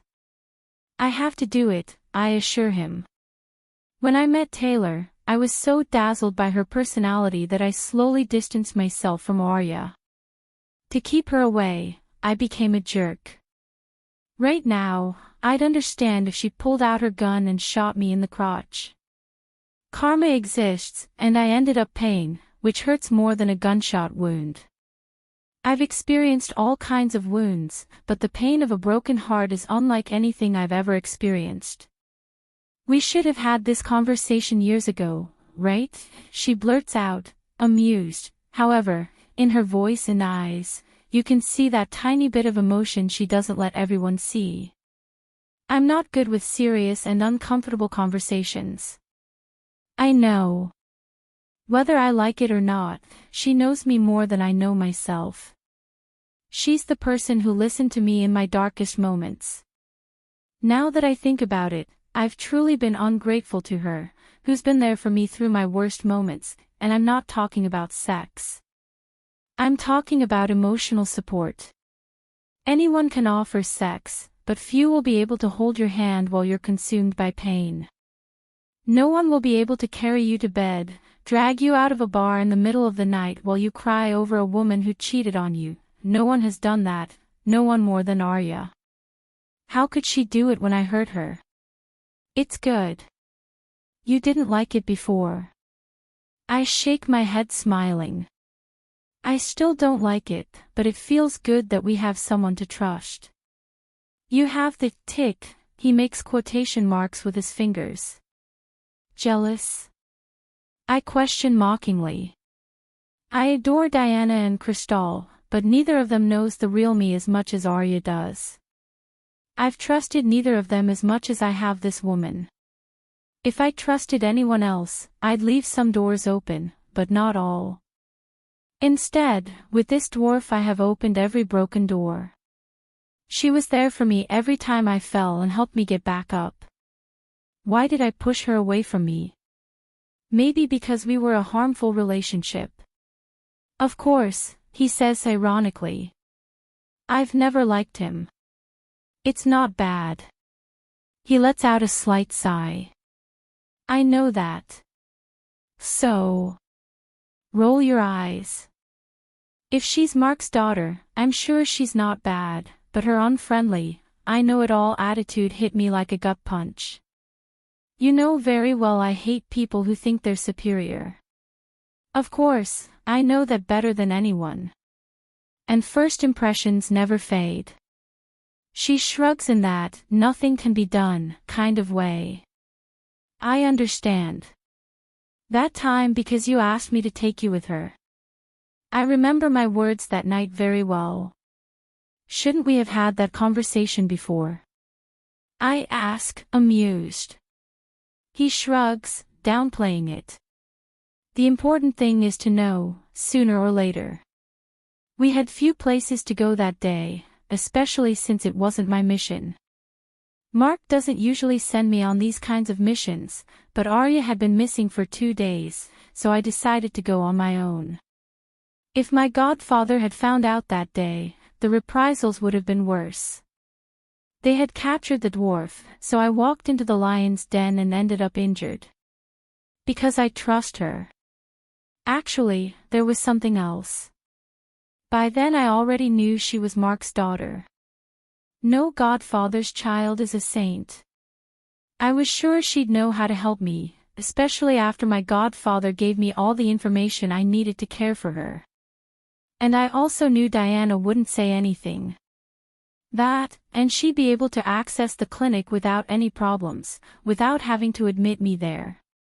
There's something else. That's the only thing about me that Arya doesn't know.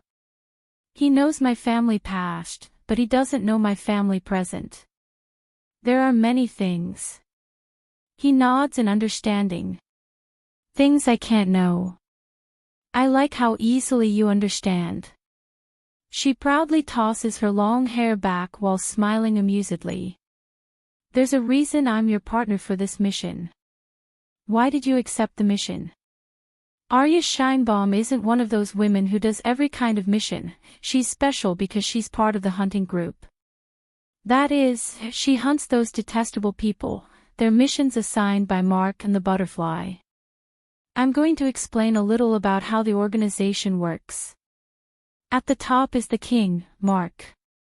Next are the successors, the main one being Tawny, he's like second in command. Diana is the head of security, she handles everything related to it, she's in charge of control, and in extreme cases, she helps with the delivery of certain merchandise. Cam, she's the princess, she only helps with the business side, but she's a little further away from this. Within this large organization, there are subgroups of which we employees are part. There's security, the hunters who have the privilege of clearing our territory of those who ruin the lives of others. There are the smugglers who are in charge of moving the merchandise, the businessmen who handle money laundering, and finally, there are us, the hitmen. In my case, I'm the special one. I'm like Mark's dark side. Contrary to what his children think, he's not that good. He makes mistakes and sends me to erase evidence. In many cases, targets interfere with negotiations, so they have to be eliminated. Or, in special cases, we cover up what security can't, all anonymously. I was bored. Arya. You don't need to know everything, May. For a moment, I can't tear my gaze away from her, she's beautiful in her own way. There's something about her that moves you, but not in the way you're thinking. She moves my soul in that way that always connects us, as if we were one. There was a time when I resented her calling me by that name, only Lucy did, which was the reason I didn't change it. I longed to find my sister and be called that by her.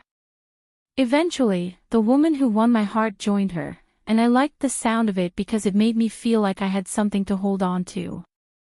However, when someone else did it, it pissed me off because it was the most beautiful memory that couldn't be tainted by the evil of people.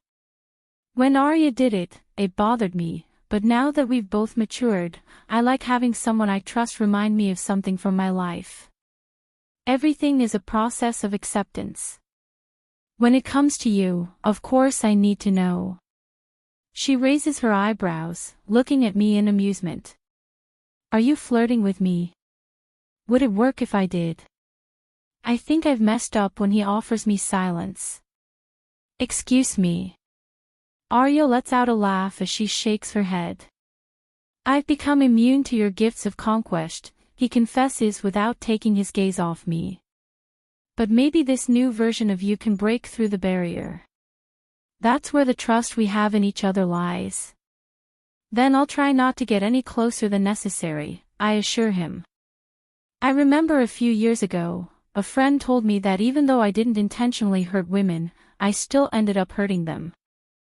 I could be as honest as I wanted with them, but when they formed a bond with me, they ended up going against their principles to agree to have something with me. I understood when I hurt two wonderful women. Especially the last one. Then don't talk. Because I'm liking this version of you, and that includes every single word you say. Ari. He raises his hands in the air, smiling. I'm just saying. Seat. Remind me why we stopped talking. The dwarf's gaze reminds me that we grew apart because of my relationship.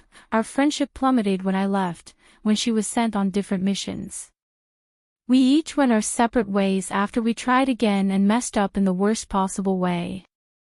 Until a few months ago we coordinated again and it was on a mission. Because you're an immature person who doesn't know how to handle his emotions. Right in the ego. I fake a grimace of pain. Arya smiles at him, who nods his head. After a few seconds, she turns her gaze to the window, immersed in that world of ghosts, that world in which I wanted to help her, but I wasn't able to, and I ended up becoming one of those demons she fights. Am I the same as Fernando? Will I always end up hurting the people I once cared about? We finished the flight in silence, each of us with our minds elsewhere. As soon as we left the airport, we took the rental car that was waiting for us. To the hotel? He asks from the passenger seat. Anywhere you want to go. I shouldn't have, but I still remember her childlike face and my swear words. He bites his lip, tilting his face to look at me. The first time I saw her, she was a 12-year-old girl. She was in an alley covered in blood, her face, like her body, battered, yet her eyes were like burning fire. My instinct and guilt led me to help her. Maybe I could do for her what I hadn't done for Lucy. I took her to my godfather, and now I regret it because even if there was a good part of her left, entering that world destroys everything good you have. We became friends, confidants, until we ended up entangled in a toxic relationship. Let's go to the Eiffel Tower. I raise an eyebrow at her, looking at her strangely. Do you want to go to the tower? He rolls his eyes, hitting my shoulder. When I was a child, I dreamed that I would go to that place with my savior. I won't say anything else because there's nothing else to say. I nod as we head toward the tower, ignoring the thick snow falling on the interstate. Standing there, I relax a little and let the little girl guide me where she wants. For a moment, I lose myself in that girlish smile she always hides, that smile she only shows to me.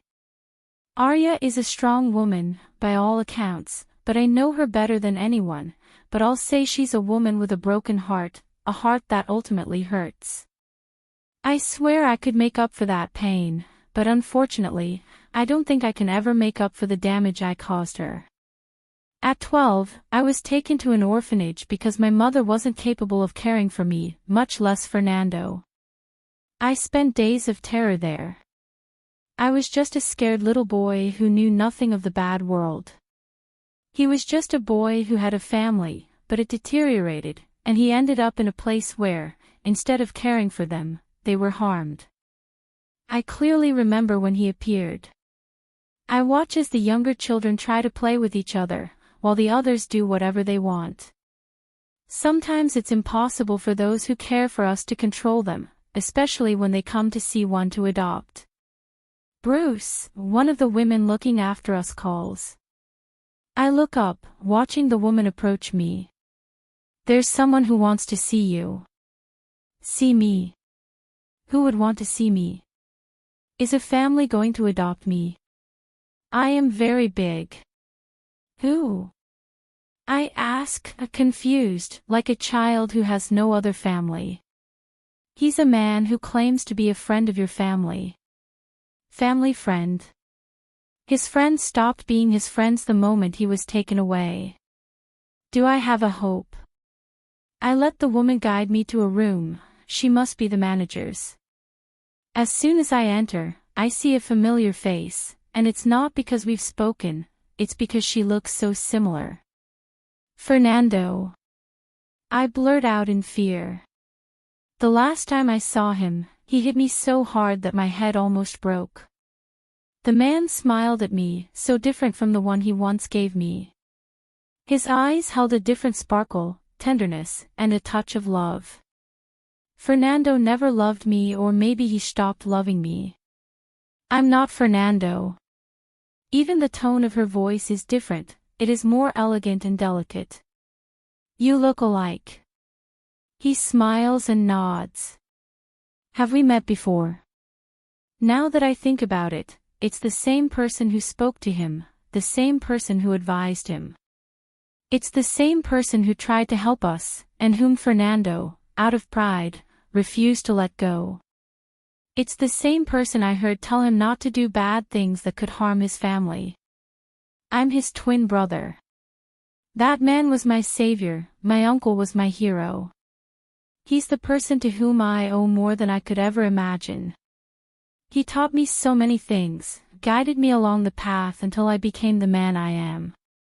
He gave me great lessons about life, the world, and the wickedness of people. I can't help but think that because of the people who call themselves parents, I lost my innocence. I lost the will to be a good person when I grew up. Even though my hero tried to make my life go in a different direction, I ended up losing myself. I shake my head as I finish adjusting my designer suit. I can dress however I want, but I always like to be well-groomed, and that's because I feel like one of the most powerful men around. It's as if the power is in my hands and I can crush any vermin that dares to get in my way.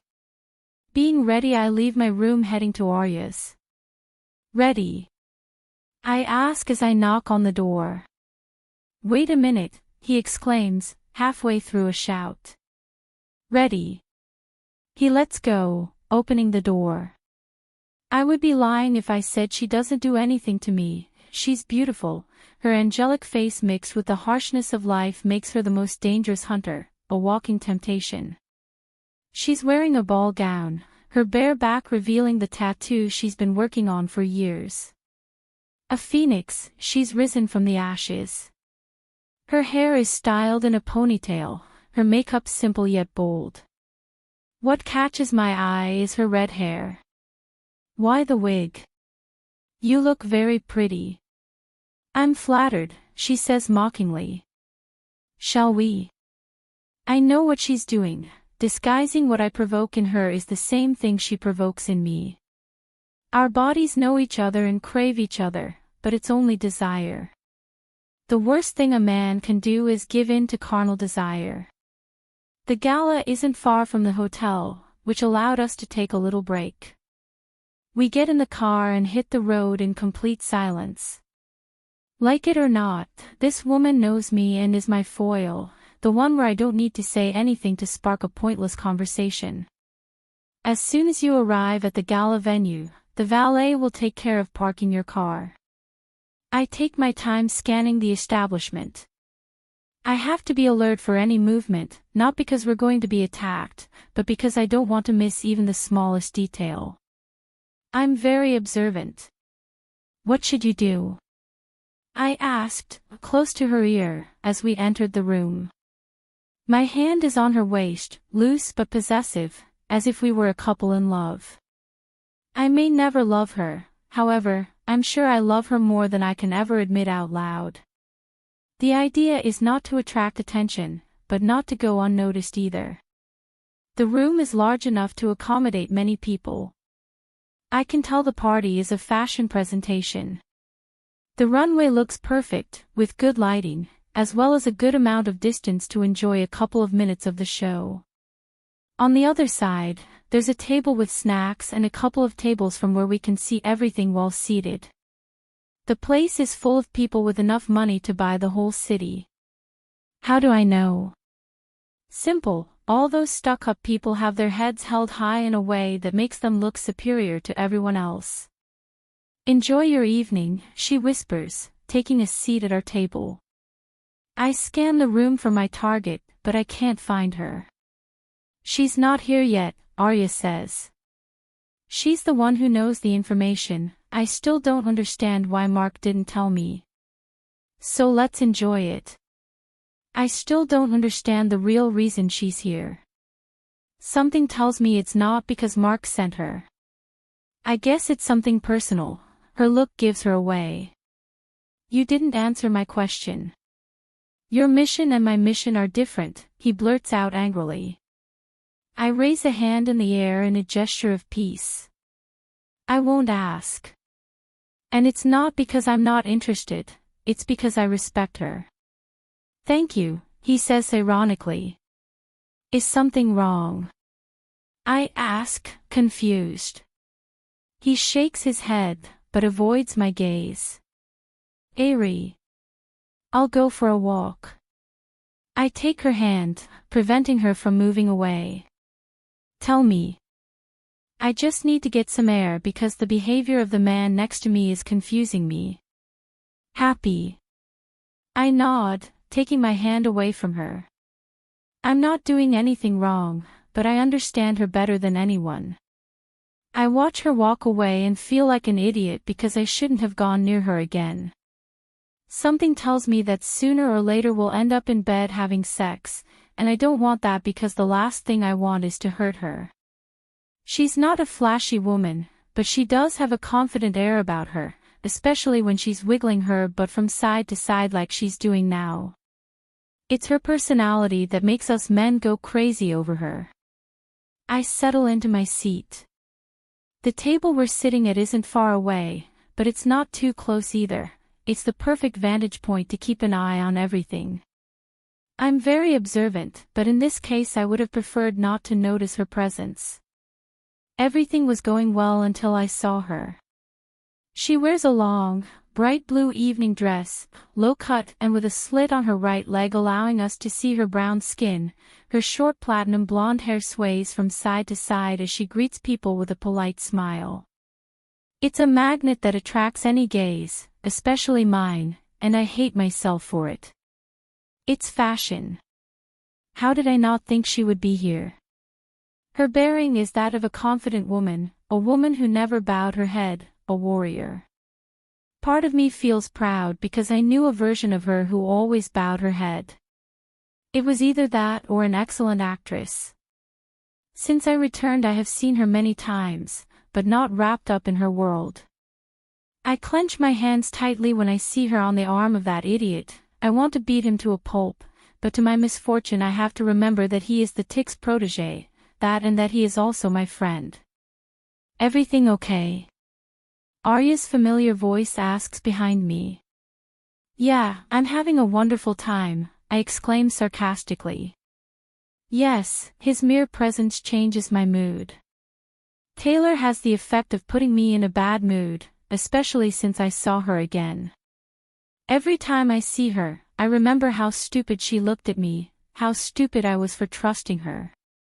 Yes, many years have passed, but I can't accept that she broke my heart when I gave everything for her. Arya lets out a dramatic sigh. I think it's more for me than for her. After a few seconds she takes a seat next to me. The evening is very beautiful. What bug bit you? Great. I say again sarcastically, still staring at Tay. If you're that sick, we can go to my apartment. He runs his hand down my arm, just like he did back then.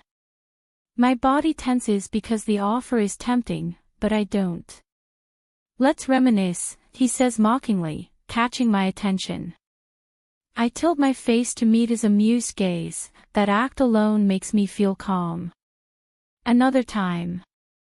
I play along when I see the mockery in her eyes. She's not serious, she just saw me a little tense. She went out for some fresh air, trying to dispel the confusion I provoked in her, and she ended up controlling my bad mood.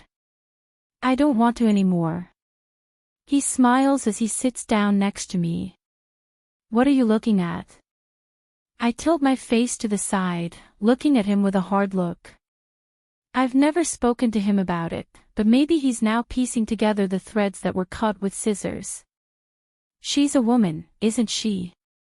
You know exactly what I mean. What are you talking about? May. I take a glass of water from the table and start playing with it, avoiding my companion's gaze. She's just a woman.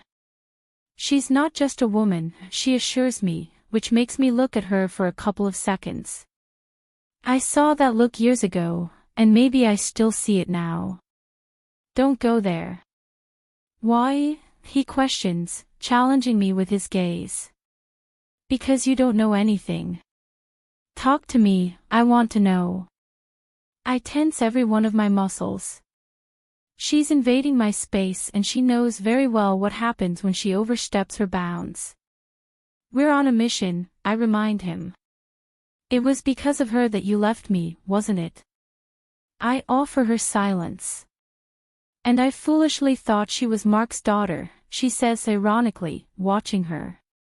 My eyes return to the woman who hurt my heart. She's so beautiful that my eyes burn with her brilliance. I would have loved for her to shine beside me. I wanted to be the person who helped her light up the world, but she wanted to be a sun and burn everyone else. What do you gain from knowing this? He leans back in his seat in a relaxed manner. To know a little more of the truth that you didn't tell me at that time. It's been 16 years, I remind him. It was because of her that you came back to me, right? Silence again. After she signed the divorce, I got back together with Arya, but things didn't work out and we went our separate ways. Yes, happy. He shakes his head in denial. What did he do to you? Nothing. Manuel. Enough. I growl through gritted teeth, trying not to draw attention to myself. She denies it, looking at me indignantly. Okay, I won't ask any more questions. Thank you, I say ironically. I scan the place again, this time finding someone I know. Target in sight, Arya says, settling into her seat. I scan the room, searching for her. Blonde hair, red dress. I find her. And fuck, my mouth is open. I can see her perfect bare back, a nice butt, I guess it's due to some surgery, but it's not bad. She's talking to her husband, a wealthy man who runs one of London's major distribution companies. He is the son of a noble family who was forced to do everything his father wanted, so he ended up marrying the ideal woman, that or he likes young women, well I'm sure he likes young women. The ideal woman for him is a dangerous woman tasked with stealing merchandise from the most reputable organizations. Her mission is to create war between organizations and seize territory. For now, the mission is simply to monitor her every move and, if possible, become her right-hand woman, take what belongs to us, and then we'll see what my boss wants to do with her. She turned out to be more dangerous than her father. I look away from my target for a moment to find Taylor's bare back, next to him like a proud man is that kid. What do you see in him? He's just a kid next to her. I shake my head, pushing away my stupid jealousy attack at the same time as the look on that woman's face. Now what matters is the mission, not her. Let's get going. Just as I've always done, I stand up and slowly join the other people interested in the event. In this case, I'm accompanied by a woman who attracts a few male glances, making it a little easier for me to reach such well-known people. I chat with each of them about irrelevant things until my opportunity arrives. It's a little difficult to approach them, or so I thought until I saw my lottery ticket. I mean, I wasn't planning on using it, but I've learned to take everything life throws my way, and this time it fits like a glove. I had no idea they communicated. Good night, I greet the woman who once mattered more to me than my own life. I can see his body tense, his back stiffen, and his neck lift. I'm sure his gaze has become haughty. He tilts his body slowly, and the first thing I see is his defiant stare, but his demeanor is calm. Good evening, he says with a fake smile. Her gaze shifts to my companion for a couple of minutes, then, as if she didn't care, returns to the couple. Yes, it bothers me that my presence is a non-entity to her. Gentlemen, Arya greets, her gaze fixed on the man with his hand on his wife's waist. I hope you're enjoying the wonderful evening. The woman quickly turns around, facing me. Yes, I'm surprised by the change. I'm surprised because I've discovered the reason for their physical relationship. Tay, the woman calls as if he were a stranger standing in front of her. Is he? Was that the reason you came looking for me? This woman is a gem. Taylor looks away for a moment, knowing that what her sister wants is to humiliate her. So they don't get along. After a few moments, she looks at her again with a sense of composure she didn't have in the past. Mr. Manuel Cullen. The woman feigned surprise. I'm sure she recognized me from the first moment. Now that I think about it, her eyes, from the first moment she saw me when I was just a girl, never left my side. That's not being narcissistic, it's knowing how to recognize people's interests. But at the time, I didn't give her any interest, I was just a kid. Now she is a woman. It all makes sense. Your ex-husband, she says with a hint of mockery. Taylor smiles looking at the woman. I prefer to call you by your name, he says matter-of-factly. So you have a good relationship, he feigned surprise. Taylor rolls her eyes, showing that she doesn't like talking about this, especially with her sister, who seems to want to pull at her heartstrings. What if that's the case? He challenges her, raising his eyebrows. I like it. Well, if it's not too much trouble, now that you've recognized each other and just recognized each other, I'll take my leave. Nairobi feigns sadness, she's actually a good actress. If it weren't for me reading half a report, I'd fall for her performance. Will Taylor fall for it? Oh, but we haven't seen each other in years, he says nostalgically. The husband puts one of his hands around her waist and the other on her shoulder in a sign of support in the face of his sister's obvious contempt. Calm down, honey. The apparent tenderness in her voice irritates me. Your sister is a little busy, you can talk later. I'd love that, she whispers hopefully. I don't want to sound rude, but some of my girls are waiting for me in the dressing room. Can we go for a cup of coffee tomorrow? Taylor raises her eyebrows. The look she gives me reminds me of the ones Diana gives when the other person says something really stupid. Clear. One moment. Taylor hates coffee. So you're Manuel's ex-wife. How could I have forgotten my companion's presence? I didn't expect her to be so beautiful. Fuck. She didn't know I was getting married. There are many things you don't expect, Taylor assures us. We're just seeing each other. The diplomatic way he speaks doesn't go unnoticed. That means he hopes he never sees us again. Without anything else to say, she walks away, and I can't help but watch her bare back disappear into the crowd. I see her greet a few people, then continue on her way. So he wasn't lying. Why does my gaze search for the place where Taylor has gone? Should I feel guilty for using it? I didn't mean to approach them this way, but she ended up making it all easier. What made it all easier was that this woman already knew me and seemed incredibly interested in my companion. So you guys? Nairobi asks, looking at the woman next to me. Are you? I try to appear relaxed. I open my mouth to speak, but someone gets in front of me. We're like bros, he says. Brothers. I didn't expect that, however, the response makes the woman next to her husband completely loosen up. Very good play by Arya.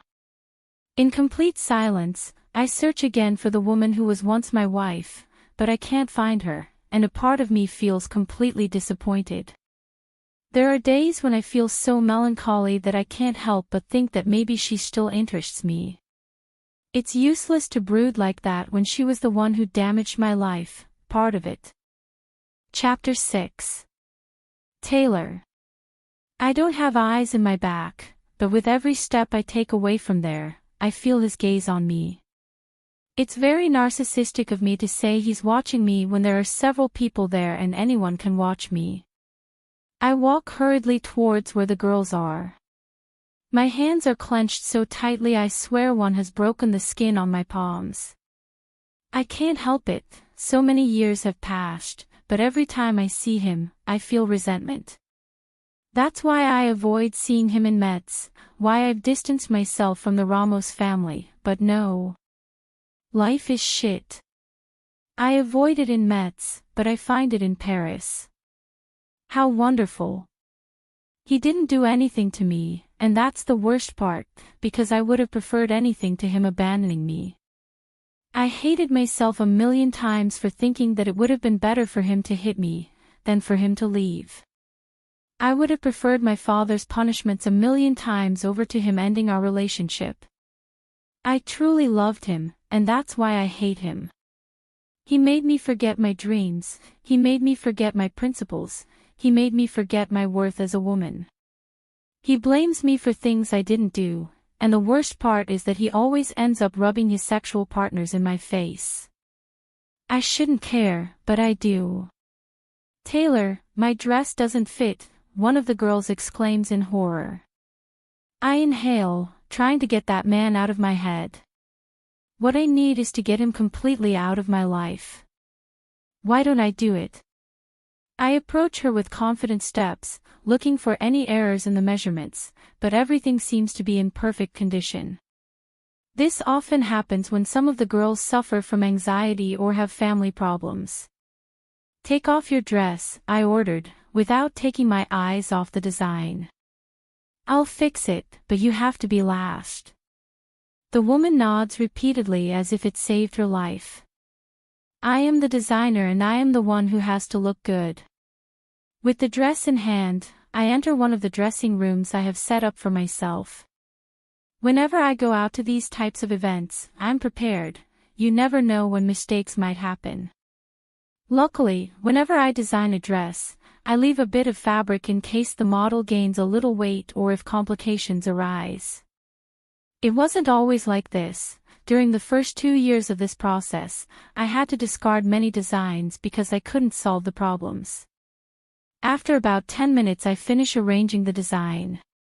"Thank you," the woman exclaims. "Are you pregnant?" I ask before I can bite my tongue.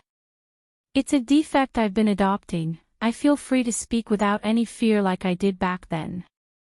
He shakes his head. "I've been eating a lot," she confesses, embarrassed. I nod, smiling at him. "You should go to the doctor, you need to take care of your anxiety." "I will, thank you." Some people might think I'm too soft, but I would never tell one of my models to lose weight. I have models of all sizes. Every creation I design is designed with the goal of making every woman feel beautiful and powerful, no matter how malnourished she is, no matter how perfect her body is from undergoing millions of surgeries, no matter how plus size she is. What truly matters is her physical and mental health. What matters is how she feels in each garment. The most important thing is self-love. I once suffered from an eating disorder. I had to undergo various treatments to control my bulimia. This condition caused significant problems during my pregnancy, leading to lifelong surgery, and there wasn't a single day that went by without pain. Seeing everything in perfect condition, I joined the other spectators. This gala isn't that crucial to my career, but I received the invitation, so I accepted, bringing 5 exclusive designs. It's not just me. There are many designers present, so I see it as an opportunity. I've also learned that even if it's a meaningless show, it will help me progress. I hope one day to have someone who supports me in my professional field. "What are yours?" he asks, standing next to me. I should have sat at one of the tables farther away, that way I wouldn't be seen. When we met face to face, I wanted to walk past her, but she noticed my presence, and you, who share the same air. I've tried to stay away from her all evening, but she doesn't seem to understand. Maybe I've become a bad person because even though we haven't seen each other in a while, I should be excited and talking my head off, but I don't feel good about them being around me. I don't want to have anything to do with them. They're no longer part of my life. They're a story from the past that I don't intend to rewrite. Nairobi isn't the girl she was before. She's now a woman with a superior gaze. She's a woman who retains the same look as the man who called himself father, and like Edwards, it's frightening. Maybe she hasn't changed much. You should meet them, I say more coarsely than I intend. After all, he said he was a fan of my work. I actually feel like what she wants is to rub shoulders with the upper class, that way, any door will open for her. I'd like to assume that's it. My mind doesn't go so far as to see the evil in anything else. But then, isn't she married to an important man? I understand that you live in London. They're all very pretty, he says. You're right. This is worse than talking to Ariadne.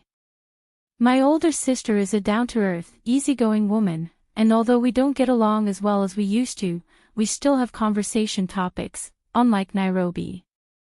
There weren't any conversation topics in the past, and even less so now. What's he up to by approaching me? Why do I feel distrustful of having her around? I guess it has to do with the fact that she didn't do anything to stop them from turning their backs on me. I remember for a split second seeing satisfaction in her eyes. We remain in an awkward silence. A million questions race through my mind that I want to ask him, but I end up holding back because there's no trust. Sometimes I wish I had a friend, a sister with whom I could share my triumphs, my sorrows, the good times, the bad times. A friend who could be my support, like Crystal and Diana. Diana is my friend and supports me, but despite how much she's helped me, will never be able to have what she has with her sister-in-law. She even supports me in my business, but it's not her strong suit. There's no bond of strength, and I envy that. Tay. Thank God. I tilt my face, meeting his tender gaze. His green eyes shine with delight and his perfect smile. Seeing that adoration in his gaze makes me feel special, but I don't want to hurt him. I can't keep doing that, so it's best to be serious.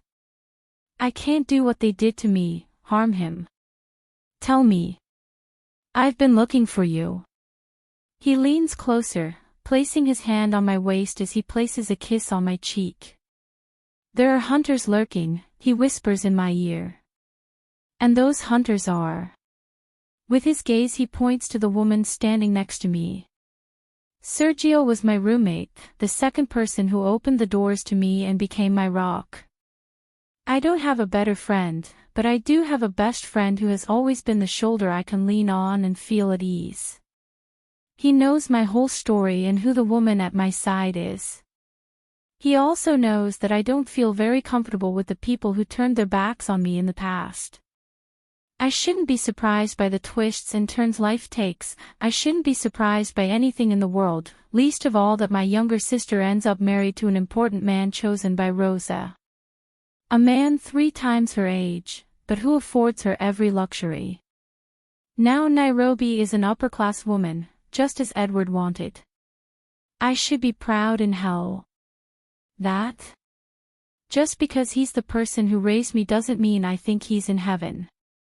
Edward wasn't a docile dove, Edward was a cruel man who ended up being murdered. Who? I don't know, nor do I care. But I suspect it had to do with the debts and his shady dealings that I discovered a few months after he kicked me out of the house. Brown hair. It's his way of referring to Nairobi. And this man is, my sister asks, looking my companion up and down. From his look I could tell he thought it was a small thing. I heard a phrase somewhere that says, the eyes are the reflection of the soul. Whether I like it or not in my sister's eyes, I see the reflection of the ambition I saw in Edward's, and that makes me want to stay far enough away. I can't help but scan Nairobi, she's all luxury, beautiful, sensual. It's strange to say this, but in her I see what I once thought she would be. When she turned 12, I began to see behaviors in her that made me know she would indeed be the pride of Rosa and Edward. Will you still be in contact with your mother? He's my partner. I'm lying, or at least partly. Serg is my partner in the coffee shop in town, the one I go to when I can't get out, the one on the outskirts of town. Together we did the renovations and decided to create a wonderful environment for everyone else. I don't take my eyes off her for a second, and I notice her surprise, but she recovers easily. Now, in her eyes, just like my mother's, there is curiosity to know more about the person at my side. In her gaze, I see the intention of pairing up with him. How funny this all is, we've just seen each other after a long decade, and he wants to find me a partner. He's just like Rosa. What kind of partner? He asks mockingly. Oh, sure. Let's let the claws out, her husband is not around. My partner. He downplayed it. The same partnership you had with your ex-husband. She is the cruel one of the three. Are you interested? I question, challenging her with a look. At that time, their words could hurt me, but not now. Now, the only words that can break me are my daughter's. Never again will I bow down to those who hurt me. Not really. I'm glad. I fake a smile. If you'll excuse me, I must be going. And the coffee is still there. If only he knew me. I don't like coffee, I remind him. I don't expect her to say anything to get me out of there as quickly as possible. That said, without losing my composure, I'm not an elegant woman from birth. I worked hard to get this position, and I'm not going to let my head down for anything in the world again, I've already said that. It's a viper, Sergio says next to me. And dangerous ones. I clarify, it never crosses my mind to have contact with her, or any of them. Serg tilts his face, looking at me in surprise. What? He shakes his head, giving me one of those charming smiles. You've never spoken badly about your family. They're not my family. I remember. They are. Would you consider the people who shattered your family? I close my eyes and mentally curse myself when I see the pain in his eyes. I'm sorry. He shakes his head, smiling. There's nothing to apologize for. You're right, you can't consider those who destroyed you as your family. I stop in my tracks, looking at him with regret.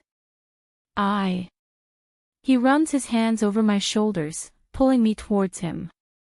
I understand what you meant. His arms are so warm, I could stay like that forever, but I can't because it would make him misinterpret my feelings. How bad is it? He asks, pulling away. I smile because there is no man on the face of the earth who knows me better than he does. From 1 to 10, 1,000. Really? He asks, surprised. I scan the room, searching for her. It's a habit I have. Whenever I talk about someone and they're present, I have to see them, even from a distance. He has Edward's look. That doesn't say anything. I shake my head in denial as I push away the memories of the nights of torture he put me through. I can't forget what I learned about that man. It says it all. Because there's no worse person than an ambitious person who uses others to get to the top. I may be jumping to conclusions, but something tells me not to trust her. You mean your sister is one of them? I put my hands on his shoulders. I mean, Nairobi is a tough person. I don't feel very comfortable expressing my thoughts. I should go check on the girls. Serg runs his hand through my hair, his green eyes filled with affection. Take your time. He understands it's my excuse to escape the topic, my excuse to get some air. Life's blows have led me to shut down my thoughts. I don't feel comfortable expressing myself, especially when I'm surrounded by many people. I'm a famous designer, but I still can't stand crowds. Fortunately, the Grand Parade Hall has 2 floors. The upper floor may not be rented for the ceremony, but we may have access to it. It may not, but that doesn't prevent you from accessing it. I breathe deeply, feeling the night frost, and instinctively lean back against the balcony railings, letting more air hit my face as I close my eyes. When will I get used to this? What do you see? I curse internally when I feel him behind me. Can't I have a moment of peace? Why do you like to ruin my life? Why doesn't he understand that I want him as far away from me as possible? I don't like the reaction my body goes through every time I'm so close to him. His breath on my neck makes my skin crawl, my heart races, and the famous jolts in my stomach make their presence felt. I open my eyes, straighten my posture, my gaze disguised as cold as it always is when I'm near him, my wall rises. What? I blurt out, not turning around to face him. What I'm doing is trying to normalize my breathing. His hands run down my sides, he places them on the edges of the balcony, closing me in.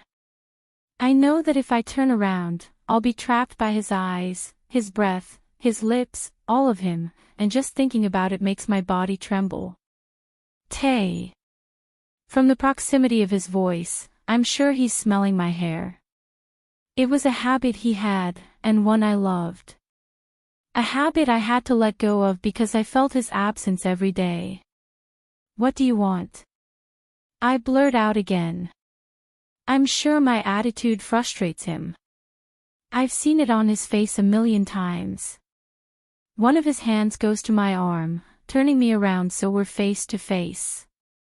I've spent more than 6 years running away from him, but the Lord doesn't seem to understand. He doesn't seem to grasp that his presence bothers me because it reminds me of how weak I was, reminds me that I humiliated myself by showing him a truth he refused to hear.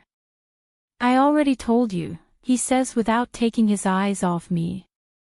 I let out a graceless laugh, stretching out my hands in such a way as to make him retreat. I don't like people invading my personal space or trying to take the blame for pushing me out of my comfort zone.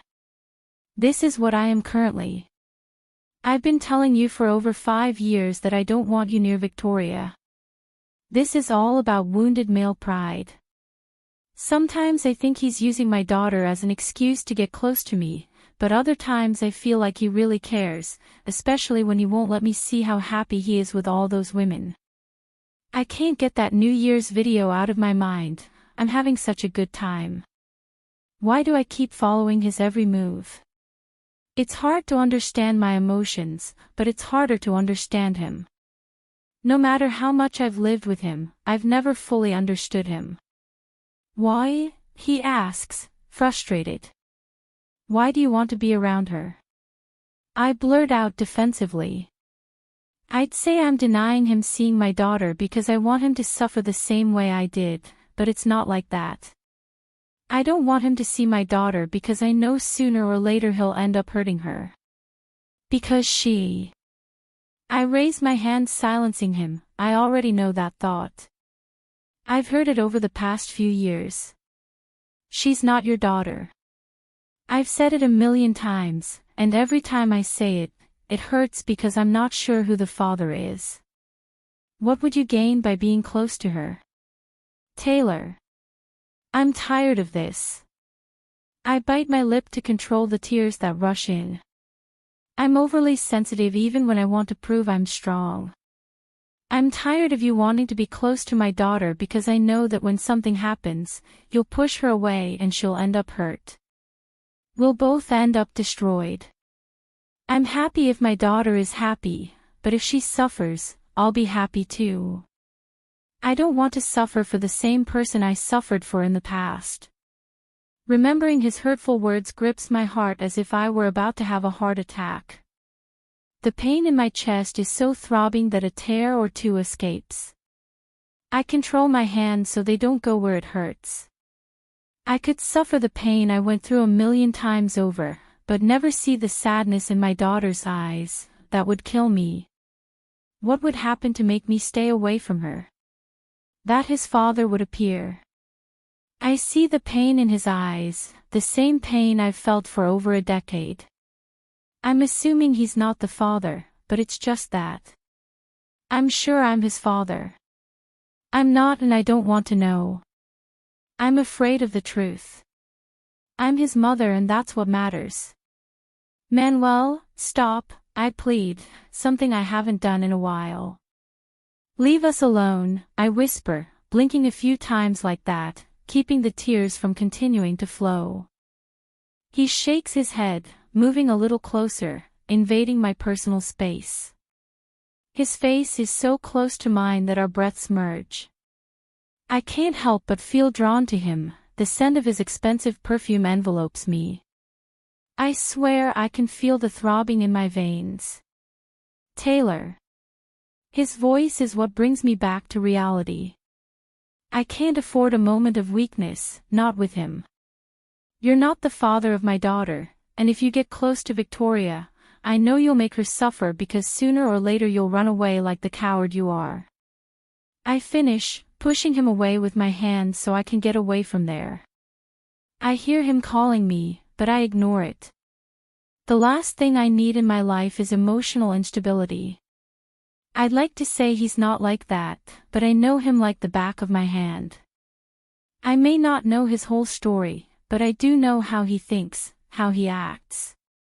We lived together for 3 months. It may not be much, but it's enough to know what's going on in his head. The parade ends around 4 a.m., so I find myself walking back to the hotel where I'm staying around 5 a.m.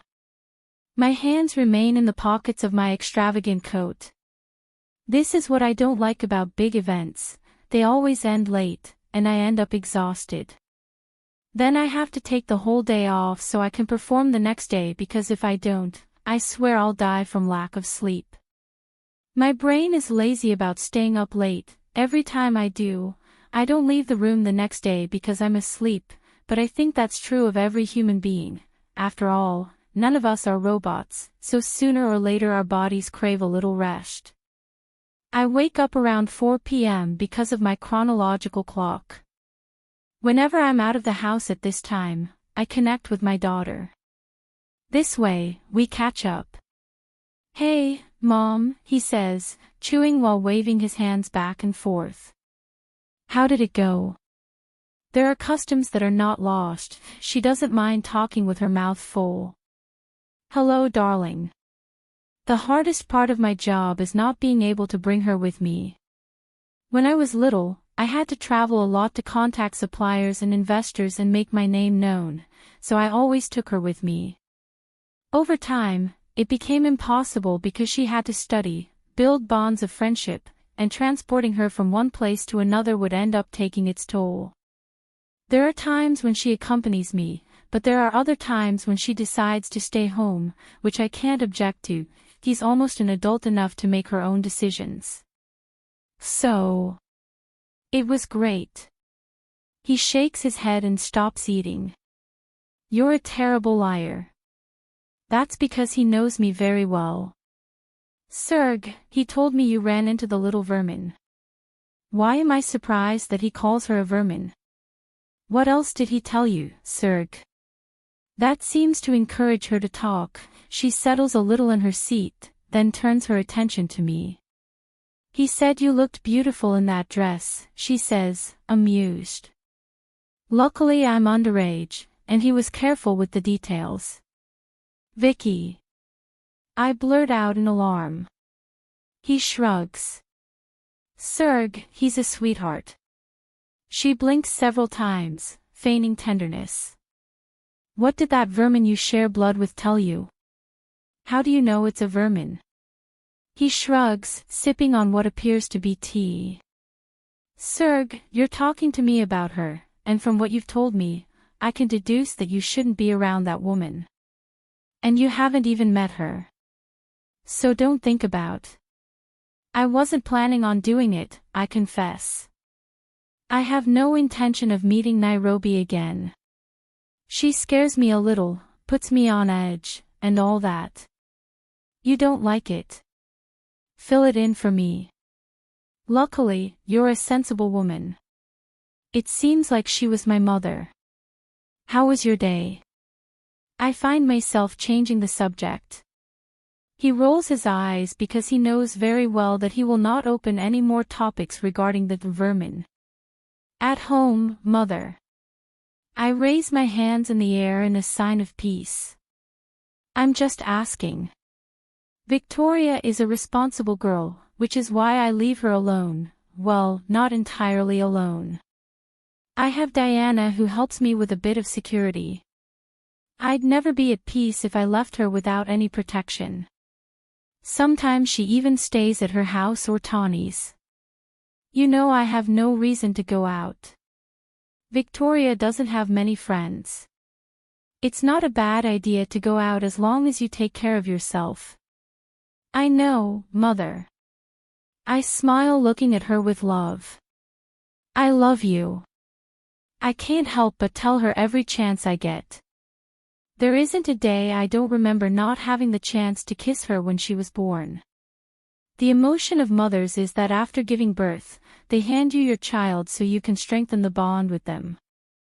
I couldn't do it, all I could do was pray to heaven that my little ones would be saved. I couldn't even breastfeed her. And I love you, Mother. He winks at me with one of his eyes.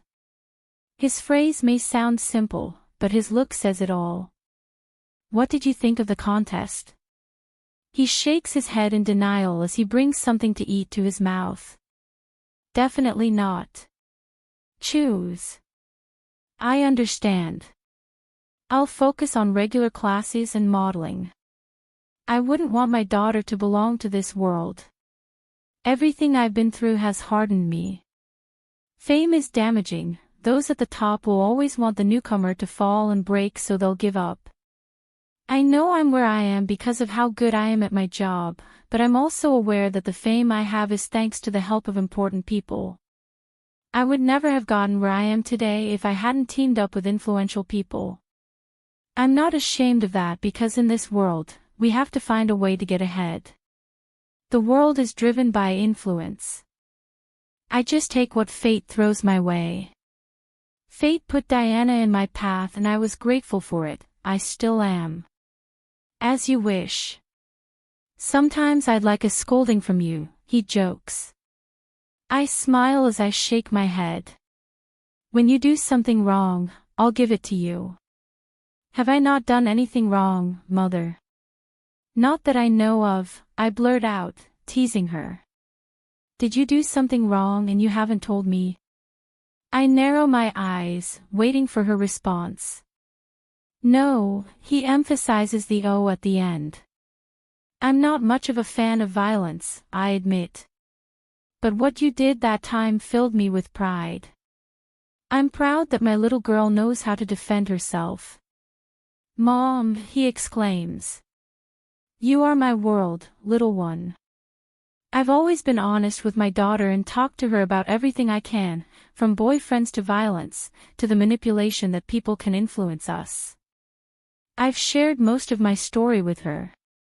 Children need experienced parents who can talk to them about the blows they've taken, they don't need saintly parents who judge them. I know, Ma. We talked for about half an hour about everything and nothing. There's nothing I love on earth more than the trust and communication with my daughter. I know that sooner or later she'll spread her wings and fly like the wonderful bird that she is, and that's why I want to be her support, the person who heals her wounds, the person she trusted before anyone else, the person who will push her and correct her when necessary. Since I'm in Paris, I decide it's best to enjoy myself a little. Tomorrow, I'll return to Metz and my normal work life. With my coat on, I finish off by passing through different places, not caring that the snow is sometimes quite heavy. That's what I needed, a breath of fresh air, away from the problems I left behind in Metz. I amuse myself by buying some things that Vicky might like. I'm sorry, I whisper after recovering from the blow to my back. No problem. The person turns around, letting me see his wonderful and charming face. Are you following me? I ask, amused. The truth or the lie? He has never lied to me. The lie. No. So you're following me. I'm looking out for you. This isn't a joke anymore. I raise both eyebrows, challenging him with a look as I cross my arms. It's fine that he thinks he has the right to do so, but it's not right that he wants to keep me from crashing. I have a life he can't influence. I'm not a child for you to take care of, I can take care of myself, I remind him. I know. He hides his hands in his jacket pocket, highlighting his youthful touch. So why do you do it? Because I can't feel calm when you're out like that. He takes a hand out of his pocket, pointing at me. Even less when he's around. He admits. I'm sure I'm looking at him with a frown. As well as. So distracted. You're right about that. I'm not afraid of him, I clarify, referring to the latter. He smiles as he reaches out to brush a few strands of hair over my ear. I know, but I feel more comfortable being by your side and being your support. Serg. Shall we go for a coffee? I know he worries about me more than usual, and I love that he does because it makes me feel alive, plus it makes me feel important to know someone cares about me. However, I can't play with his emotions. I feel bad every time I stay silent so I don't hurt him, but it's time to be honest with him. Come on. I let myself be led to the nearest cafe, and as always when we're together, we enjoy a quiet chat over a cake and a delicious cup of tea. We're perfect company, but not the kind he wants. Taylor Flores never imagined being in an exclusive coffee shop like a celebrity. I had my dreams, but they slowly slipped away until she saw my designs. Her opinion was more valuable than her money. Have you thought about it? The good always ends up overshadowed by the bad. Tonight is no exception, and perhaps it is that this morning after the parade ends I ran away from him. I can't help but take my eyes off him. His green eyes are the most expressive, and that makes my heart race, because yes, I can't be a saint and say I don't like him. There's something about him I like beyond a simple friendship, but I know it would be something that would damage our friendship because I don't see myself in the future with him. In fact, I don't see myself with anyone. Serg. That way you can avoid a lot of conflicts. I take his hands in mine as I look at him with gratitude. I can never thank him enough to repay him for everything he's done for me. This isn't about me, it's about Victoria. I know. If you know, you should also know that she's already a teenager who has the right to decide. I can't put anything before her, much less tell her overnight that you're her legal father. Taylor. Serg, I appreciate your intentions, but I can't do this to my daughter, I can't do this to you, and I can't live up to your expectations. I always think things through more than usual, sometimes I think that's what's holding me back, but contrary to what Manuel thinks, whenever I take a step, I try to make sure my step doesn't hurt others. He nods, looking at me sadly. Will it always be like this, right? All I can offer her is my silence. Do you still love him? Her question upsets me for a moment. Love him. It's such a simple word with so many meanings. The only person I love is my daughter, everyone else is a passing fancy. I accept that I loved him, he was my second true love, but now, I can't even stand him. No. He shakes his head, looking at me in a way that hurts me. You're not sure. I'm sure, I declare. It's been 16 years. And too much has happened in those years to still be attached to someone who hurt me, and who was the trigger for my suffering for so many years. It's not like we always have these conversations, but we always come back to the same thing every time he confesses his intentions to me. I'm not blind, and he isn't as subtle with his hints about how he feels about me. I agree that the idea of him being Victoria's legal father would make a lot of things easier for me, but I can't do it because I don't want to hurt anyone. How many people have you dated since him? None. Serg. See, you still dare to say you don't love him when in all these years you've never given yourself the chance with anyone else. I put down my teacup to look him straight in the eyes. I haven't found the right person. You've never given anyone a chance. I know he means it. But also because it's true, I haven't found the person who makes my heart beat just by seeing me, just by talking to me, or just by being near me. I don't need a man to feel fulfilled. It's like saying I don't need a woman. I smile, mixing the sound of a sigh with laughter. What can a man offer me? An orgasm. I can give that to myself, and I swear I do it better than any man I've ever been with. He remained silent for a couple of seconds. So they didn't know how to caress you. Her tone of voice changed. I know how to caress myself, and that's enough for me, I blurt out when I see where this is going. The fact is, I don't need a man yet, I'm self-sufficient, and I can give myself everything I want. The day that person appears, it will be because he will be my whole self, and not a way of showing that I've let go of the past. Do you love me? I hate those drastic subject changes. How could I not love this man who has been there for me through the worst moments of my life? He was my support during the most painful time of my life. He was my shoulder to the wheel when I was on the verge of collapse. There wasn't a night when he wasn't by my side when I begged for my children's lives, but loving isn't enough. You know you're the best thing in my life. Why don't you give me a chance? Because wanting is very different from loving. I don't want to damage a wonderful friendship over something that won't work out, I've told you 1,000,000 times.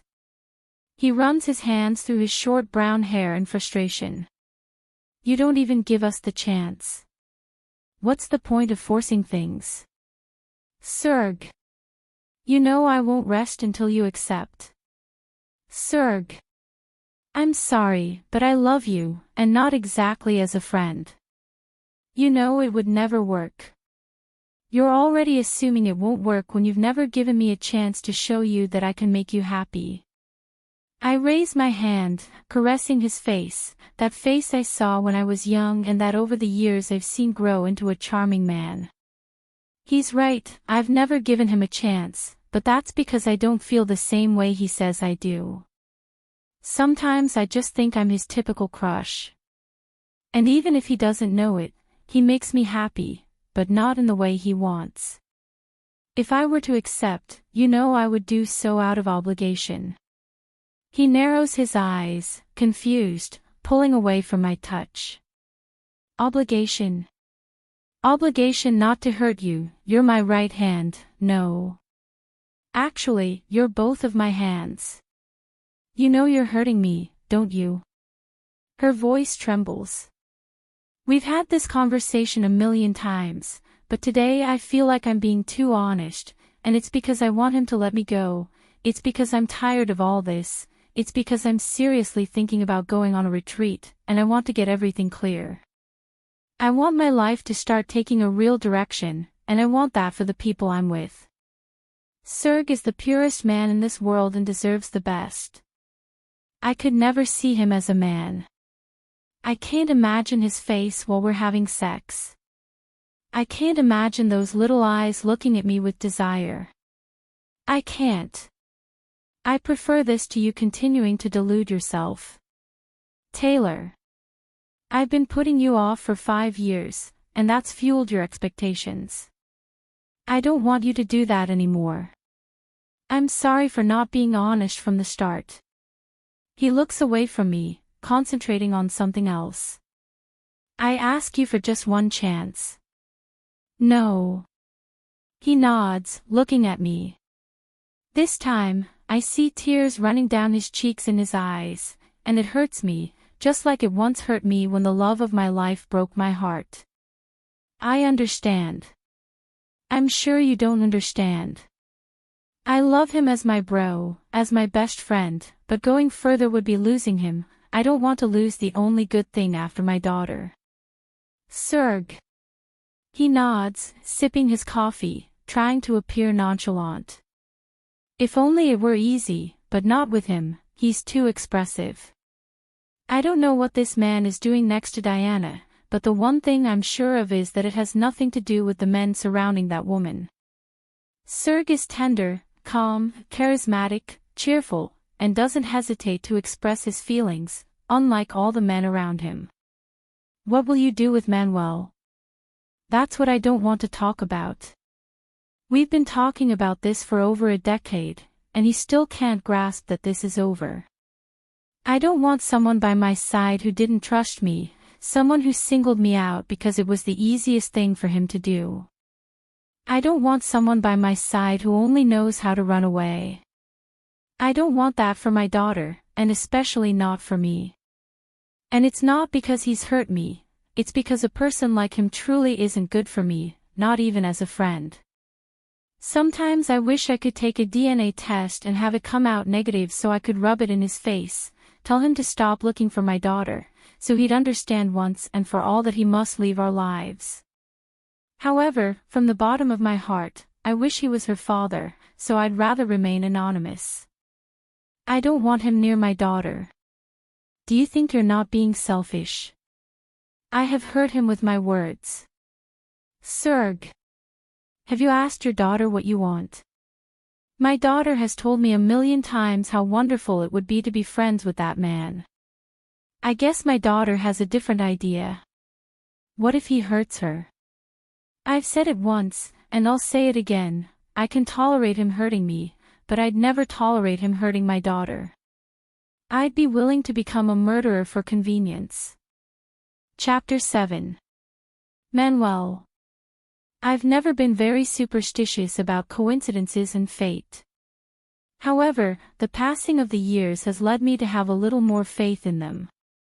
Nevertheless, I still believe that each person's destiny is their own doing, but I also believe there are compelling reasons why you end up meeting people. Since I left here, I swore I would never see her again, but it was as soon as I set foot in this territory that I ran into her. I remember the day I saw her again. Metz has many coffee shops, but none like that one. It has a quiet, touristy, yet rustic atmosphere. It's a cafe with a country feel, set away from the city, heading toward Strasbourg. I loved it because being surrounded by nature made me feel a little more human. Killing people so much makes me feel like I'm not human. Now that I'm here, like everything else, I feel like it's changed, it's not the same anymore, even now I feel a certain coldness and elegance. Being here, I can't help but think about our wedding, about memories that were an illusion. Why do I keep racking my brains over a person who hurt my heart? Sometimes we're just masochists. Good afternoon, sir, a boy greets. It's been 6 years, and it's almost impossible that the same people are serving. Even the place is different, I swear its owner burned it down to build a completely different one, it's as if it's risen from the ashes. It's still rustic, but now with a supernatural power of elegance. Good afternoon. Do you want a table? I can even see how they use different methods of care. I nod in response. Please. The guy escorts me to a private table, I place my order, and he leaves. I've been here 1,000,000 times, before her, with her, but not since her. This is my chance to show that it's part of my past, a past I don't want to know anything about. After all, the establishment is different, just like me. We all change. I don't know how long it takes for the doorbell to ring. A new client. Since I've been sitting here for half an hour, I guess, that blessed bell hasn't stopped ringing. It must be because this cafe is located at a point where travelers decide to take a break. Besides, I think I've heard it has a tourist component. Being the curious and cautious person that I am, I raise my gaze, just as I have done before. I swallow hard when my eyes meet a woman with a natural body. Not one of those magazine-worthy bodies, but a body I've seen many nights, and even though it now has a defined waist, a new, elegant suit would recognize it anywhere. I'd like to say that seeing her doesn't do anything to me, but that would be a lie. My stupid heart is racing as fast as I'm racing. My hands are moving of their own accord. How long has it been since I felt this way? I can't seem to look anywhere but where she is. Her right hand is holding a little girl's hand. The little girl feels so comfortable that she smiles excitedly. They both smile knowingly as they sit at one of the tables overlooking the upper part of the viewing platform. "Here's the bill," the boy says, bringing me back. "Is it her?" I pay and get up. She hasn't seen me, so I see this as an opportunity to get a little closer to confirm if it's her. Now that I'm close to her, I can confirm it, but like everything we had, she's changed. Her bearing is more elegant, her smile is more forced, and there's a hint of fierceness in her eyes. I even see distrust. That day I left as if I had robbed that cafeteria. I avoided her seeing me, but then we ran into each other again. Every time I went, we bumped into each other like it was a curse. I didn't like it. It was when I saw her at the Santos mansion because that's what I wanted us to see more often. But every time I saw her, I couldn't help but think about how much she had changed. People change, and I've had to watch many people go through that process. I went through that process myself, and I swear it hurts so much that many nights I have nightmares about it. I am human, I have consciousness. I may sound like an idiot, but I wish Taylor hadn't changed. She had such a natural smile, such a calm and relaxed aura, such a modest body that, despite her excessive thinness, there was something about her that drove me crazy. That tender gaze made me feel she cared, that natural way she spoke, that compassion with which she treated others. However, a large part of what she showed me disappeared. Sometimes I wonder, did everything work? How can one person act so much? Part of me used to think maybe it wasn't all fake, but the look on my face now makes me feel like I was nothing. It must be that she found someone else who gave her everything, a puppet who likes to be cheated on at every turn. "Should I call you a stalker?" she asks angrily from behind me. I curse internally, feeling exposed. At what point did it move? I can't be careless, that could affect me at work. I'm not following you. I'm lying. Yes, I'm following her. I happened to see her leaving the hotel I'm staying at, so like an idiot who wants to know about her current life, I followed her and ended up feeling disappointed because of the way she views the kid.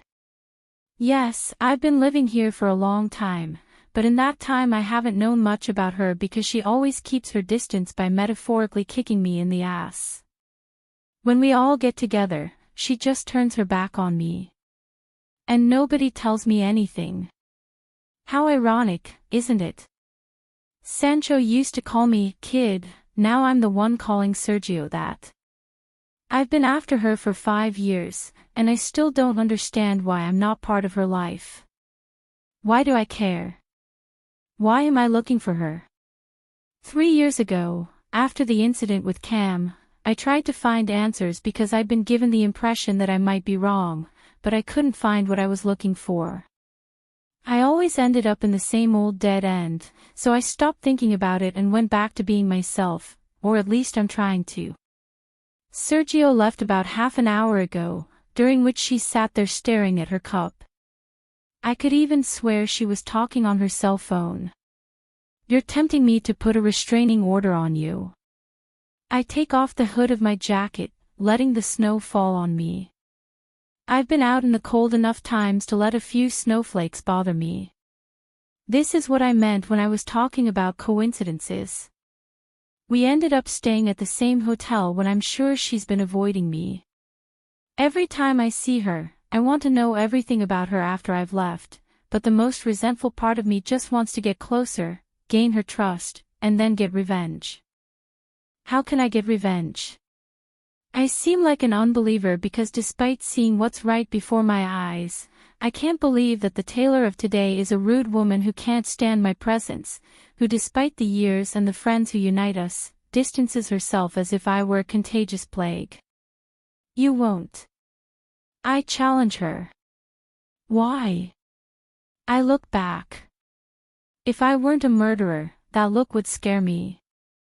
Whenever she felt intimidated, she would lower her gaze or look away. Because I'd go to a judge and ask for an order to do a DNA test on Victoria. That's the stupidest excuse anyone could give. Why do I doubt that he would do it? Damn, I'm just asking myself a lot of questions today. She smiles cynically. The cut in her hair and that smile make her look like a dangerous woman. Her angelic face no longer conveys its innocence. She could be a version of the tick, but I'm sure that despite the fury in Taylor's eyes, she'd never hurt a fly. Do you want me to be scared by that? He leans a little closer, invading my personal space, and I swear I'm surprised by his initiative. Why haven't you done it? He challenges me. You've been talking to me about this for years. Today he's shooting for the kill. I haven't done it because I want to think there's something that unites us, because I'm afraid the outcome might be different. I'd like to assume she's my daughter. But what I want is for her to trust me and tell me the truth. I have the expectation that maybe those ideas they put in my head are true, but I'm also a coward because I couldn't bear to be the one who was wrong. My head is a mess, but I just want to hear the truth from her mouth for once. These are just conclusions I've just come to. I don't even know why I haven't. I guess it's because I like to think that besides Lucy, I have another reason to stay alive. Victoria is my daughter. She's the reason I don't let myself fall into the abyss I walk through every day. Do you want me to do it? I narrow my eyes at her. Do whatever you want, Cullen. Continue on the defensive. I will do that. He nods, letting out an excessive sigh of annoyance. Good. Just that. I can't help but look surprised. What else do you want? Whenever we talk about the DNA test, she becomes aggressive and refuses to do it. Is it true that she is not my daughter? Why don't you refuse now? I don't know, I blurt out, frightened. Nothing in the world has ever scared me more than considering or coming to terms with the idea that that girl is not my daughter. She runs her hands through her platinum blonde hair, then puts them in her jacket pocket, looking confident yet relaxed. Her gaze scans our surroundings, then focuses on me. You want to be close to Victoria, fine. I can't help but look at her in surprise. Today is not April Fool's Day. Oh really? She's the one who decides, but listen to me, Cullen. You make her cry and I swear I'll cut off your limbs. He warns, pointing at me with his index finger. Finally, after so much struggle, she has accepted me. He who perseveres achieves. Instinctively, I try to go to her and wrap my arms around her in gratitude for her action, but she distances herself by backing away. I return to my post, feeling like an idiot. Thank you. He shakes his head, still looking at me as if I were an impurity. Don't thank me. I'm doing this for my daughter. Of course, you'll be close to her, but keep your distance from me. If possible, don't even speak to me, much less dare look at me. Taylor. There's nothing more to say. I did it, but I'm not satisfied. She turns around, trying to leave. Before she can leave, I take her arm, halting her steps. Her skin is softer than I remember, and the wind carries the scent of her perfume. This is torture. Lately, I've become very interested in everything that has to do with her. Where are you going? Somewhere where I don't have to see your face. Taylor, give me a chance, I blurt out without thinking. Why am I asking for a chance when she's the one who let me down? Why is it that now that we're alone, all I feel is the desire to kiss her and... Opportunity for what? She questions, remaining serious. To talk. To deceive me. I can't help but look at her in surprise. I've seen it in your eyes, I know your intentions, and if what you want is revenge, change your plan. I've never considered such a thing. I'm lying like a coward. Look me straight in the eyes. She's challenging me, she knows the answer in my eyes. You can't do that because you know very well that I'm right. On the second-floor terrace of the parade, I saw my tailor, the vulnerable, weak woman begging me to leave her alone. Unlike now, this tailor doesn't beg, she lays her cards on the table, and I couldn't tell which of the two I like more. I want us to have a good relationship for Victoria. Don't involve my daughter in this, he warns. Tailor. Victoria, this isn't a way for you to get close to me. I'd like to say it's narcissistic of her to think that, but, as for the opportunity. Did you give me the chance to explain myself when I begged you? I give her my silence. Then don't ask for opportunities. I'm giving you a chance to talk. That didn't sound very good. This is what I want. I've spent 6 long years running from the truth. Now I want to hear it. I know it might hurt, but we deserve this. We deserve to put the past to rest. He smiles cynically and runs his free hand through his short hair. I don't want to anymore. He pulls his arm away from me forcefully, as if my touch disgusts him. Let's just leave this alone.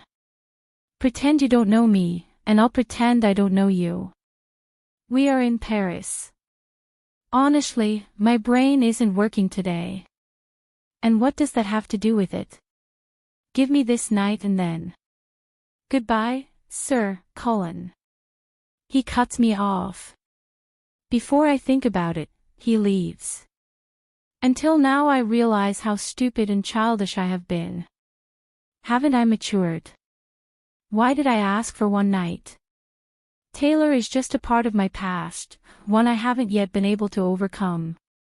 Maybe I should just let things flow without any malice toward Victoria. I should get over the past and stop brooding over how I'd get even with her. The days go by and I continue on my mission. After a couple of weeks I return to Metz and I do it for her because it's time for us to enjoy the opportunity that her mother has given us. I'd say it was easy to get Taylor's permission, but it wasn't. It took years of fighting for her to let me share with Victoria. I'm sure she has something to do with her mother's decision. Why do I want to be around her if Taylor hurt me? Because the children are not to blame for anything, because I want to assume that she is part of my family, because I don't want to feel so alone, I want a reason to want to change just like my friends have done. Manuel.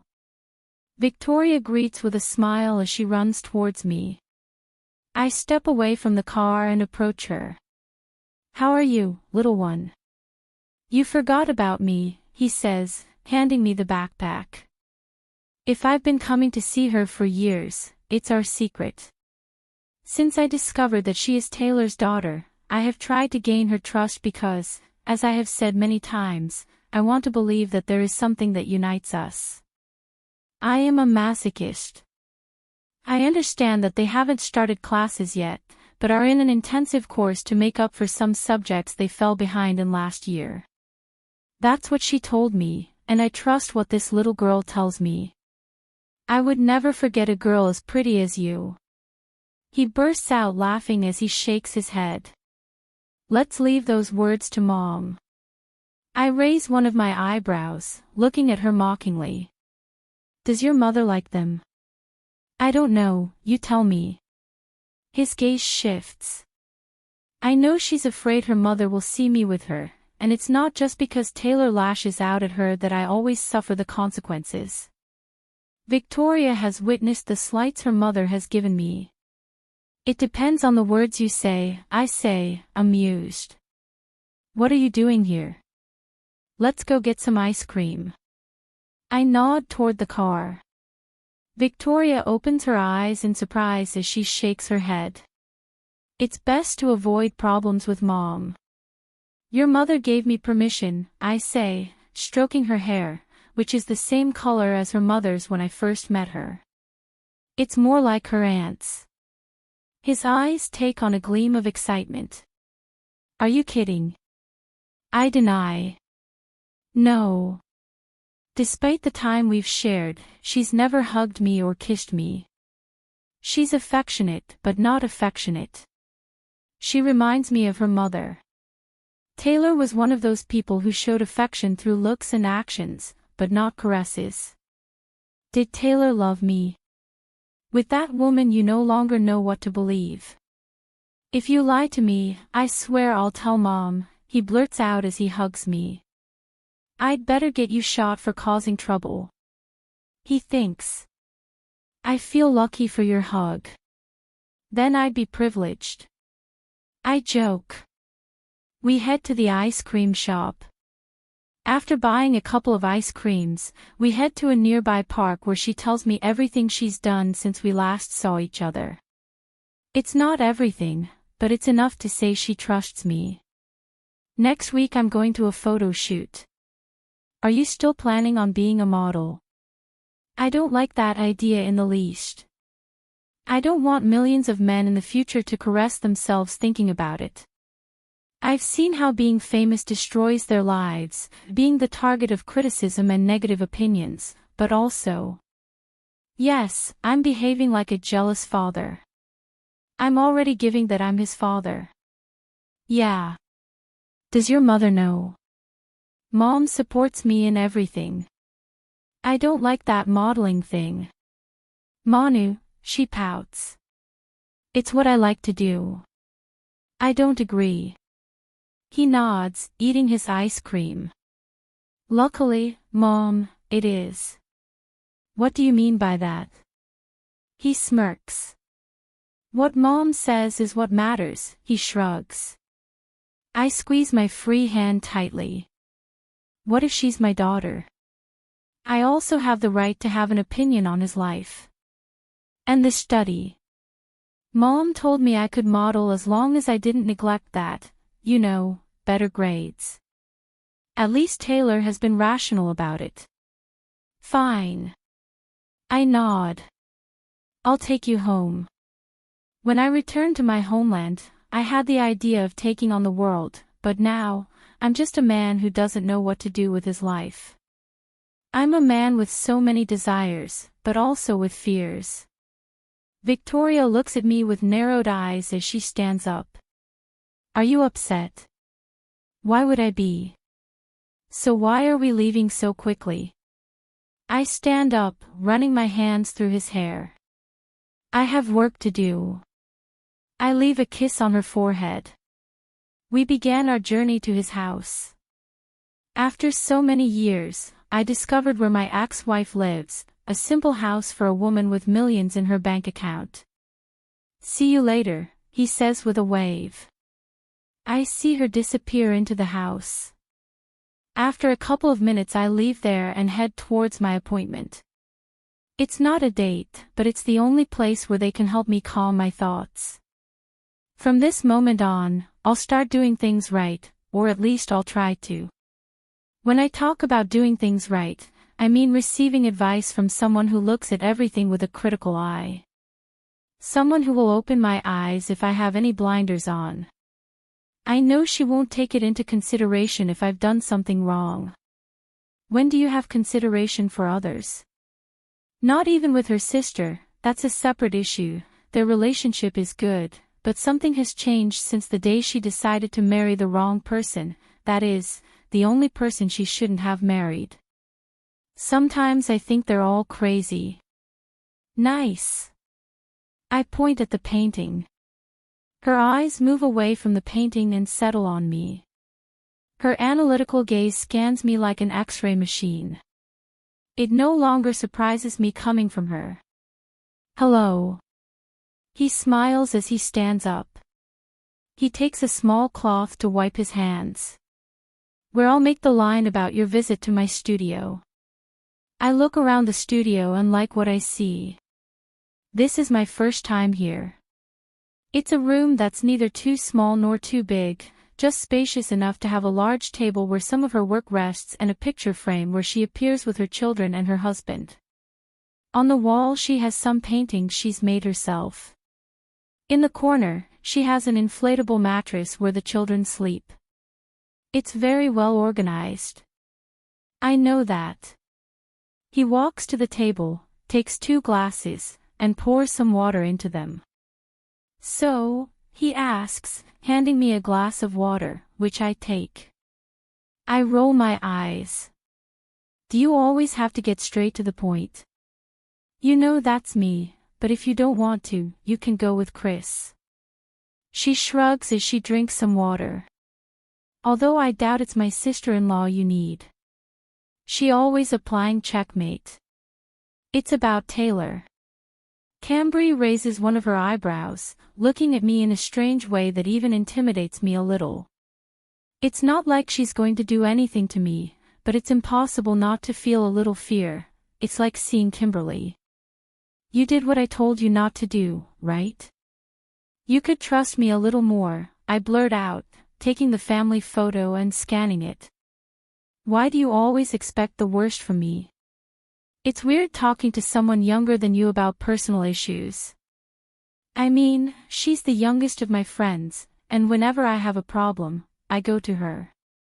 It should be Chris, since she's the most sensitive of all. But given my current emotional state, I know the help I need is Cam's. A person who doesn't think so much with his heart but with his reason. He smiles, looking at me with affection. I don't expect the worst from you, it's just that it's easier to think the worst. Because if you think of the worst, when the best comes, you'll be surprised. I understand. He nods, giving me a mischievous smile. Well, coming from you, whatever it is, it can't surprise me. Believe me when I say I might surprise you all. Are you going to listen to me? I question, putting the photo back in its place. I'm not a person who envies other people's lives, but I do envy my friends. Even she, at such a young age, found what I longed for, love. It's never been a secret to me that I long for a family I can protect and love. A very different family than the one I end up with. That must be why I protect them. Come in. He gestures as he sits back down in front of the painting and begins his own business again. Let's start from the beginning. He begins his painting. I sit in a small armchair, part of my butt sticking out, but I can hold on. I can't stop staring at her. She feels like a fish in water doing what she loves. Taylor has allowed me to spend time with Victoria. He looks up and puts his brush aside, paying close attention to me. He understands I'm serious when I say I want to talk. And so, can we go somewhere else? I don't feel very comfortable here. I'd rather be in a bar with a drink in my hand to feel a little more relaxed, especially when Cam's blue eyes are on me. The tic has taught me very badly, whenever we see each other, we go for a couple of drinks. I'm with my children. Remember. Of course, how am I going to take her to a bar with the kids? I am the only person who has no responsibilities. I'm confused. After so much time, I've let some of my fears out. Every time I'm near her, all I can think about is protecting her. Every time my eyes meet hers, I think about the life we had. My heart races when I'm near her. I remember the promise I made to him. You mean you're still interested in her? Cam says, looking relaxed as she shifts in the round chair she uses for painting. Tell me something I don't know. I frown, confused. That? Ever since you came back, every time you and I are together, you end up looking for her. You never miss a single movement. His gaze shifts to the peacefully sleeping children. I don't know what it is you feel for her, but I do know that she still interests you. What I can't understand is how. How am I interested, Taylor? I don't know, I whisper. Let's find out, she says, as if she were a psychologist. I watch her, puzzled by her sudden change of mood. It doesn't surprise me that she's more expressive, that she's more affectionate, that she wears a different, more normal type of clothing, and that she even swears from time to time. As? Why did you realize you loved her? I inhaled deeply, traveling back in time. The first time I saw her, I was struck by the fact that she didn't lower her head, that she didn't beg for help. Her gaze was that of a warrior who, even if it ends badly, will show what she's made of. When we started talking, I discovered she was a charming woman with a very kind heart. She made my environment relaxed, made me feel confident, gave me peace, and inspired me to protect her from everything. Even though everything happened so quickly, she made me feel alive. She lit the flame I thought had faded. Because all I could think about was her. He shakes his head, looking at me badly. Look deeper, he encourages, moving his hands up and down. Because she listened to me, because she made me feel like she cared, because she brought me peace when I was with her, there wasn't a day I didn't want to see her better. And now? I ask impatiently. See a psychologist. I tense my jaw, and it's not because I have anything against going to the psychologist, it's because she reminds me of the last woman I ended up hurting. I'm just kidding. I nod, turning my gaze to the little ones. Colette has started to grunt as she runs her hands over her eyes. So, now that you're attracted to her, he asks, standing up. She approaches her daughter, takes her in her arms, checks on Elliot, and returns to her seat. It's interesting how her little girl stopped trying to cry when Cam took her in his arms. Cambry's hands run through the little girl's hair, trying to get her back to sleep. Every time I see her I can't help but think of her, saying this feels embarrassing because she's like another sister. How precious she is, and the wonders you do in bed with her, wouldn't you? She asks, amused, now playing with the little girl's hands, as she refuses to go back to sleep. Okay, I should have sought help, on the other hand. Cam. She rolls her eyes. I have 2 children, and they weren't delivered by a stork. Remember. I'm surprised by how easily I accept being the mother of that little boy. Whenever he mentions his daughter, he also talks about his son, and I'm surprised because I know who the baby's mother is. I know it's not his fault who his mother is, but after what that woman did, I didn't expect him to take him in as her son. Unlike the other siblings, she still possesses some kindness, despite the blood shed on her hands. She's a woman with a good heart. Everyone in that family is kind, but the others are cold. Could I accept a child that isn't mine? What if Victoria isn't my daughter? You don't have to remind me that you're married. It's impossible to forget how many times Kimberly tried to set us up. So you just feel sexual attraction, or is there something more? I don't know, I whisper. Now, every time I see her, all I think about is how I can get my fill of her. About how good every piece of clothing she wears looks on her, how wonderful that cut looks on her, and the wonders we'd have in a room alone together. My eyes search for her when I know she's near, and above all, I feel that sexual tension spread throughout my body. What advice do you expect me to give you? She leaves the girl on the floor to mess up some paints. Do I have a chance with her? That wasn't the question. I don't really know what to ask. Cam looks at me like I have 2 heads. Have you forgotten that she cheated on you? No, I blurt out without thinking. Why do you want a chance with her if you haven't forgotten that I'm cheating on you yet? The only thing I can say is silence, because I don't know. I know I want to be close to her, in fact, I'm sure I want to have something with her, but then the memory of her betrayal comes back, and my desire disappears. You have to tell me how you feel, because honestly, I can't read minds. I run my hands through my hair in desperation, swearing I'd damage everything in this room. I don't know. Are you still planning to approach her for revenge? I never had that idea. I'm lying again about that. He shakes his head, looking at me mockingly. You lie very badly, May. I want us to have a healthy relationship for Victoria's sake. I give a random answer because I know everything will be profound with her, and I don't want any threats from her.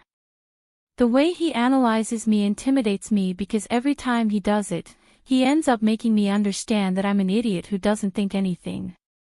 I've always wondered, why do you want to be around that girl if she's not your daughter? Cam's words make me fearful. Maybe Taylor has never lied to me.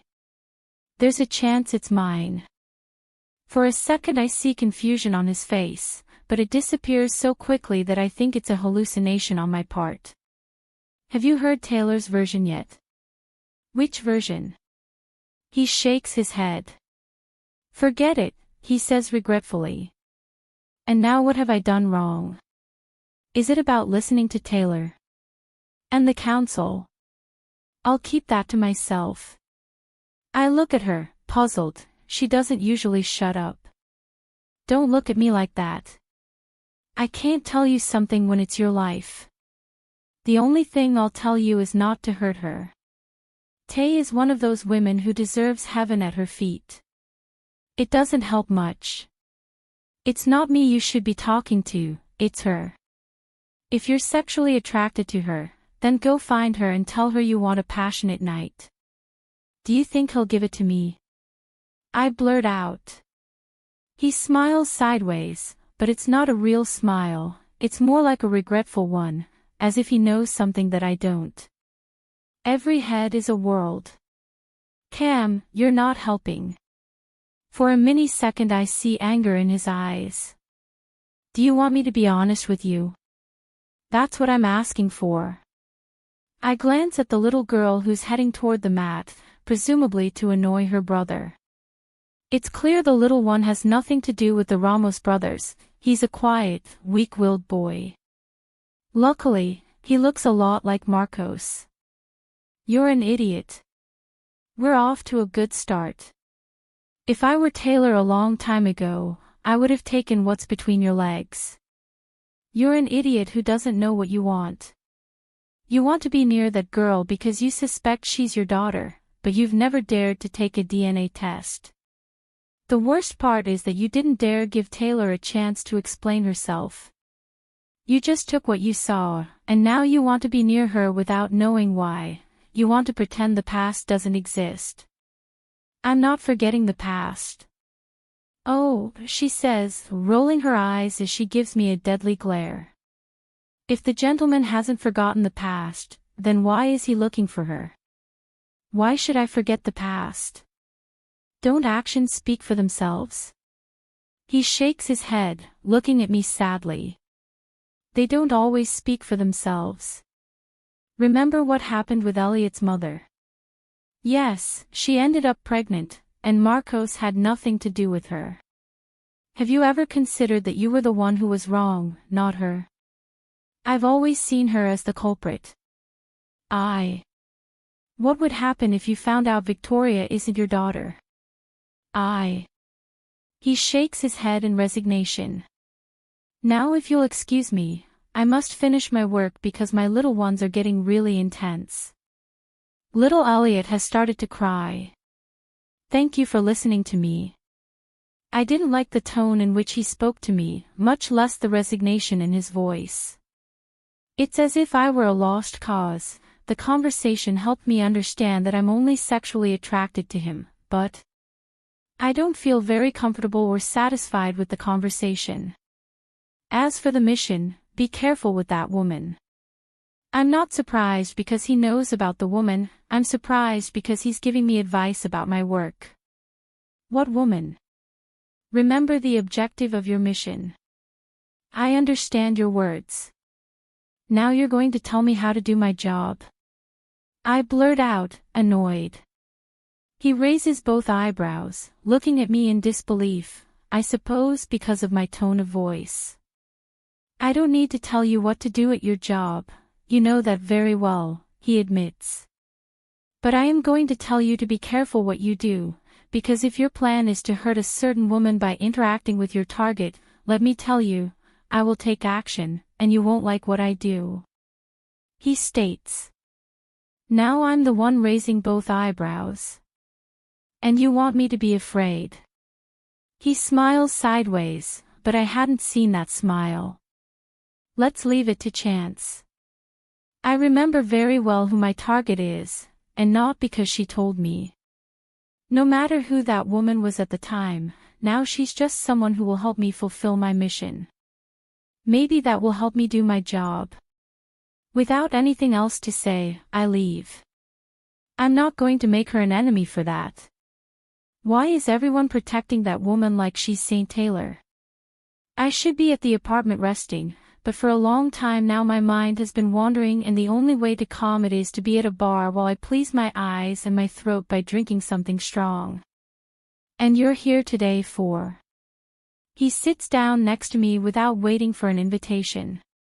If it were someone else it would bother me, but I think she does it on purpose. I'm hunting. Oh, he signals for a drink, I am too.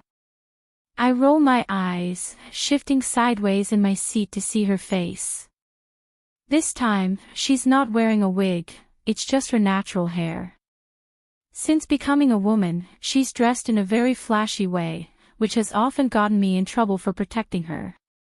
And yes, maybe my jealous side had something to do with it. Have you already had your eye on any of them? He shakes his head, taking the drink from my hand and taking a sip while he waits for his own. I can't help but smile when I see his seductive gaze never leaving me. Already. Anne. He shakes his head, handing me the drink. It's not you, he says mockingly. I was bored at home, so I came here for a drink and some fun. He sips from the fresh drink brought to him. I have to assume you're just so melancholic about your ex-wife. It's a statement. I roll my eyes, not missing any detail of her. You were late. Questioning you about your failed marriage, he asks mockingly. Or your affairs with your ex-wife's sister? Right on the wound. I order another drink and wait silently until it is placed next to me. I didn't know she was your sister. I confess. He lets out some very fake laughs. And you think I believe you? The mockery never leaves her. How will the famous designer Taylor Flores feel when she discovers that her ex-partner is sleeping with her sister, the one he claims he didn't know they were connected to? It sounds horrible. We don't have anything she shouldn't care about. I shrug, dismissing it. She shouldn't care who I get involved with. He nods, sipping his drink again. Does Mark know you married her? My godfather was my witness. Are you going to tell her? I raise one of my eyebrows, looking at her with amusement. His eyes scan the room for a few seconds, silencing me. Then he focuses on me and grins like I'm a clown. As if I were a snitch. The plan was to have a few drinks and head home, but here I am, with 2 empty bottles in excellent company. Chapter 8. Taylor. I walk through the factory, carefully reviewing each seam applied to the designs. This past year, we've been working with machines that do the sewing and cutting themselves, after the desired design is configured on the screen. I try to innovate as much as I can, and it's easy with the help of my partner. What I like about all this is that it doesn't take away jobs, on the contrary, it creates them, because it requires staff who are attentive to each design created, in addition to the tweaks that must be made to ensure everything is perfect. When do we have a meeting? Ashley says. I stop watching the machines and focus on her. She's one of the most efficient people in the company. She has a bright future as a designer. With her, I'm achieving part of my dream, giving new entrepreneurs the opportunity, all under her brand if they have one, and if not, under her name. Before I travel, I clarify. Ashley blinks a couple of times as if trying to figure out when I'll be traveling, but I don't have an exact date yet, and I haven't mentioned it yet. And that's at the beginning of February. So I still have time to finalize the last details of some designs I want to propose at the meeting, she whispers, this time more to herself than to me. Ashley has been working for us for almost 5 months, 2 months in which I've placed my trust. I've fought through my insecurities to offer her a vote, and she hasn't let me down. She believes in her abilities, and I believe in them too, but I still have my reservations. Do you want to show me something? I ask, turning my attention back to everything around us. 4 machines handle the cutting, another 4 handle the sewing. A high percentage of people handle the beading details, among other things. Without looking at her, I can tell she's letting out a sigh. I know that kind of sigh. She's afraid I'll ruin her dreams. Some people think I'm too harsh, sometimes I think so too. It's not finished yet. I can give you some ideas. I start my way to where they are doing some embroidery, their steps can be felt behind mine, measuring each of their steps. Do you have time now? She says, positioning herself beside me, more confident than I expected. I'd like your opinion.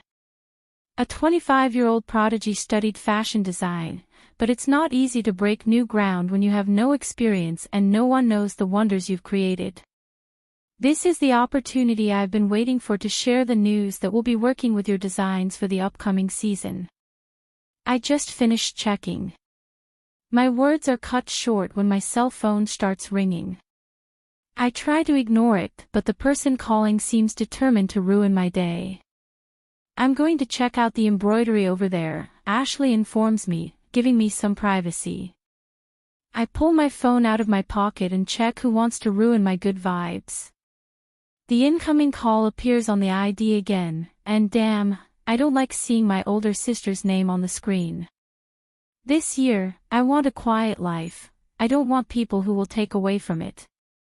I scan the place with my eyes, and without anything else to do, I answer. Hello. Tay, she says in the middle of crying. I can't help but feel worried about her, but is this something serious this time? For over a year now, every time she calls me, it's always in tears, and it's all for such trivial things. Tell me, Ariadne. It's Bastian. She won't stop crying, and I can barely make out that it's my nephew. I wait patiently until she decides to speak. He fell out of a tree, we're at the hospital. I'd like to take action, ask them which hospital they're in, but I feel like this isn't my responsibility. I shouldn't pay anything, I shouldn't be paying attention to anything, especially since my nephews don't know me. I'm just a rebel who couldn't be part of them, Raphael makes that very clear. Where's your husband? I say after a moment of silence between the two of us. He doesn't answer. With his lover. Can you? I can go, but I'm not Saint Taylor. I can't solve every single money problem. It seems like these past few years I've become her safe haven, and I can't continue to be that way. She's with her husband, and he has responsibilities he won't continue to put on my shoulders. Everything would be different if I were single. I'll try to contact Raphael.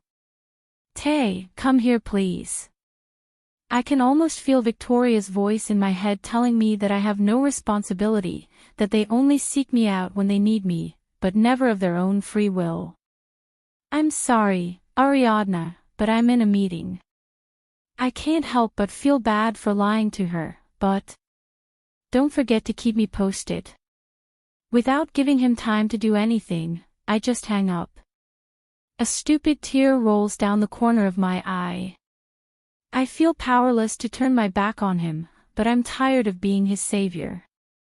I'm not God, I'm just a normal person, with a somewhat normal life. I discreetly wipe away the tear and decide that I'm going to concentrate on my own thing. When are the 3-edge design machines arriving? I asked the inventory manager. Possibly in the next 3 days, he clarifies. I nod, and with nothing else to do in this area, I head back to the office. I review each event invitation, then continue with my work of reviewing the necessary documentation for a contest I really want to enter a certain person into, but I'll have to see how they perform. I have a couple of candidates who are very good at the creative side. Are you? He asks, only showing his head through the door. I thought he had backtracked. Come in. Her steps are confident, her shoulders are straight, her curly copper hair, her green eyes with hints of honey, and a few freckles on her face make her look like a goddess. Maybe she doesn't know it, but even I'd dislike her as a role model if I didn't know what her talent is. I haven't had the chance to see her much, but when I'm around her, I feel like a lot is going through her mind. I sense she has a thinking brain, but there's no sparkle in her eyes, that sparkle of emotional life we once have. It's as if those eyes hold their emotions hidden in a safe. She is not very expressive, rarely, and shows some shyness. She matches her hair. Ashley, she's fire. Here are some of my designs. He places them on the desk. And like a curious swarm, they wander around the office. We usually meet in the boardroom or the factory, not here. They're the most complete. I take the folder and begin to give it my approval. I'm not the most creative woman, but I'm good at giving constructive criticism. I like what I see: 3 designs, a casual dress, a ball gown, and a one-piece suit. Are these the finished ones? He shakes his head. I feel like there are still details missing, but... You're stuck. I'll do it for her. She nods in response. The ball gown is very well designed. The embroidery should have some rhinestones. I like the colors, but you should play with them a little. This green with a gold waistband would enhance the beauty of the wearer. She seems to think about it and nods again. I like the swimsuit, it won't change anything. As for the casual dress, what do you feel is missing? She bites her lip. I was looking for something summery, but... It might be possible, but the edges and the cuffs from the waist down would have to change. I checked the design again. But you could leave it as it is, just modify the final edges, and that's it. The rest could be resolved when you source the fabrics. He nods repeatedly, and this time I see a very sincere smile. Thanks. He takes the sketches in his hands. If I show it at the meeting, will they approve it? It has a good chance. Let's wait until that day. He nods again, his smile unblinking. I look down at the papers I've been looking at, and the first thing I notice is the competition. I can't take opportunities away from others. I take the brochure and pass it to him. It's a design competition. The winner will be taken to the United States, and their design will be made in an excellent boutique. If you want, you can apply. All the requirements are there. The website is also listed if you want to do more research. He takes the paper, looking at me in surprise, his weight shifting from one foot to the other. He blinks several times, as if it were a nervous, emotional tic. Thank you. Ask me or give them to me, I say, raising both eyebrows. I'll give them to you, he says, amidst a very nervous laugh. Now it seems as if he wants to cry. Feel free to express yourself, I say, standing up, and that takes her even more by surprise. We all express ourselves in different ways. Some of us cry with emotion, others scream, and others just act like the world doesn't matter to them, but they feel good about themselves. He runs his hands over his face and then fans his eyes with one of them. It's kind of hard to get support with this, It seems like today is a very emotional day for her. You have a gift in your hands and brain. Thank you. I nod and watch her leave the office. I bite my tongue to avoid asking what he wanted to tell me. I prefer to continue as I have been. Being the head of the company that helps them climb the career ladder, nothing more. I let out a final sigh of relief, leaning back in my chair when I finished everything I had to do. Less than 10 seconds ago, I was left alone in the room. I feel like a weight has been lifted off my shoulders. The designs have been selected, and we already have some ideas for Paris Fashion Week. There's still a long way to go, but I want to have everything ready without worrying, and I'm seriously considering retiring. Not from the industry, but I feel like design no longer fulfills me. What I'm doing doesn't feel right anymore, which is why I've been considering finding another well-known designer for a while now. The idea is for her to distribute her designs in my boutique, so that she has exclusivity with us, just as I would have exclusivity with them for some designs. That way, I'd avoid so much headache. I'd love for that person to be a foreigner. I don't have a candidate in mind yet. Let's wait and see. Perhaps I'll find the inspiration to not give up on what was once my dream. It no longer feels like a dream. I also have the idea of creating opportunities for new talents, creating something like a firm or scholarship where they can discover their potential. "Did you finish early?" one of the sewing boys said, surprised. "It's not that it's too early, it's just that the guy doesn't know about my efforts over the last week to get my ideas and everything else in perfect condition. I can't blame my sleeplessness on work either. Ariadna has done that too. She's kept me informed about what's happening with Bastian, and she's also mentioned that things aren't going well with Raphael's work, so they don't know how to pay for his hospital bills. I'm sure you're expecting me to say I'll do it. For the sake of my sanity, I won't. I'm not going to pander to the exemplary father my nephews have. Luckily, there weren't any serious injuries to the little one, a broken hand, not his head. That was the plan. I'm lying. How does he do it? He asks, still surprised. I smile as I stand up from my seat. Effectively. I wink at him with amusement. Starting tomorrow, Diana will be in charge of the factory, as well as everything else. Diana Ramos Obrador, besides being my lifeline, is my partner. Well, in my case, she's the majority partner. She was the one who pushed me forward when my world was falling apart. She helped me develop my character as an independent woman. She truly is an example to follow. She taught me not to bow down to anyone. She reminded me of my value as a woman. Everyone, especially at the factory, fears her. I suppose it's because she's so strict when it comes to work and efficiency. I've heard a million comments about her that I find ridiculous. How can there be people who can think and talk about others in that way? How could my angel friend be a demon? I still firmly believe in focusing on my life and not on the lives of others. But sometimes I can't help but get angry whenever I hear Diana's malicious comments. If she were what they say, she wouldn't be so close to the FBI, much less would she be their friend. Mrs. Santos? Ashley asks. I nod, hiding my smile. I've decided to take a well-deserved vacation. Ariadna is right, I don't have a life. I'm going to take advantage of Victoria's vacation and go to Strasbourg. I've been there a million times, but I want to enjoy myself without worrying about my work. I want to feel alive, and there's nothing better for me than spending time with my daughter.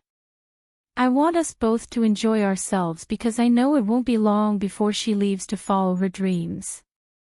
But I also want her to know from her perspective, and I want to feel like a free woman who maybe in that place will find a man who moves me and end up having a night of passion. Vibrators are good, but sometimes you need a piece of meat. She doesn't eat people. Be efficient and don't cause trouble. I advise. When are you coming back? The boy asks again. Maybe in about 2 weeks. That long? He says, alarmed. Any problems? I ask seriously. The problem with offering trust is that sometimes it takes on responsibilities that aren't its own. Seeing my seriousness, the guy seems to realize that I'm one of the owners, and it's in my hands to decide who's in charge and how long it takes me to wherever I'm going. I look at Ashley, who seems calmer.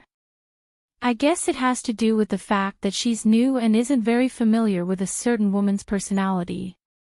No, the boy whispers. We'll do our best while you're gone, Ashley says. I know they will, I blurt out, eyeing the boy with a warning. If not, then I'm leaving. Without anything else to say, I leave there ready to pack. It's midday, so I have the perfect timing for us to leave this afternoon. It's been a long time since I felt this excited about a trip. It must be because since I started this, I've been so immersed in work that I've never taken any time for myself. I've often held back.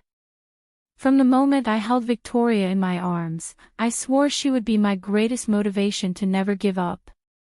My daughter is the only person who keeps me going. I can't imagine a world without her.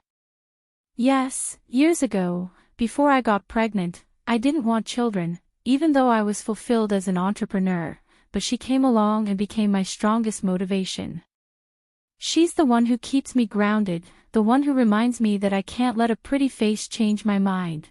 My ideals are what matter. I am the one who matters in my life.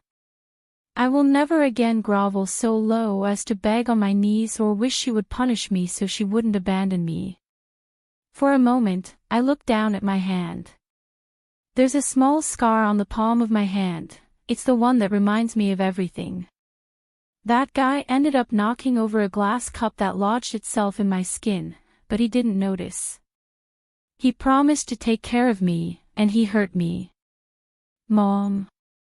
I tilt my head, meeting her tender eyes. Why this sudden trip? We've only been on the plane for 5 minutes. Because I want to spend time with you. My daughter raises one of her eyebrows, looking at me with amusement. And the truth is. I let out a sigh, taking his hand and wrapping it with mine. I want to disconnect from my obligations for a while. I'm tired of thinking that everything is work. Are you happy? Victoria approaches my cheek and leaves a tender kiss. That's what I call her. They're kisses that come at just the right moment even when they seem cold. She lets go of my hand as she runs hers through her long hair. My little girl isn't the most expressive, but she knows how to make you feel important with every action. I've been wanting to hear this for a while. I guess it has to do with accepting Manuel's presence, she says. It was long overdue to touch on that subject. I roll my eyes, still in disbelief at what that man did. It's fine that I agreed to let him spend time with Victoria, but not to let him come to my house every chance he gets. I'm returning home after a hard day's work, and my mind is constantly thinking that it was a mistake to accept that man as a part of my daughter's life. What was I thinking? I know exactly what I was thinking. After I dashed Serg's hopes, we ended up talking about my daughter's wishes. Well, we don't talk much about my daughter, but I do take time to reflect on what I want to do with my life. I'm aware that my daughter will come of age in a couple of years, and I'll do what I see fit. Why not support her? She's asked me many times to be friends with Manuel.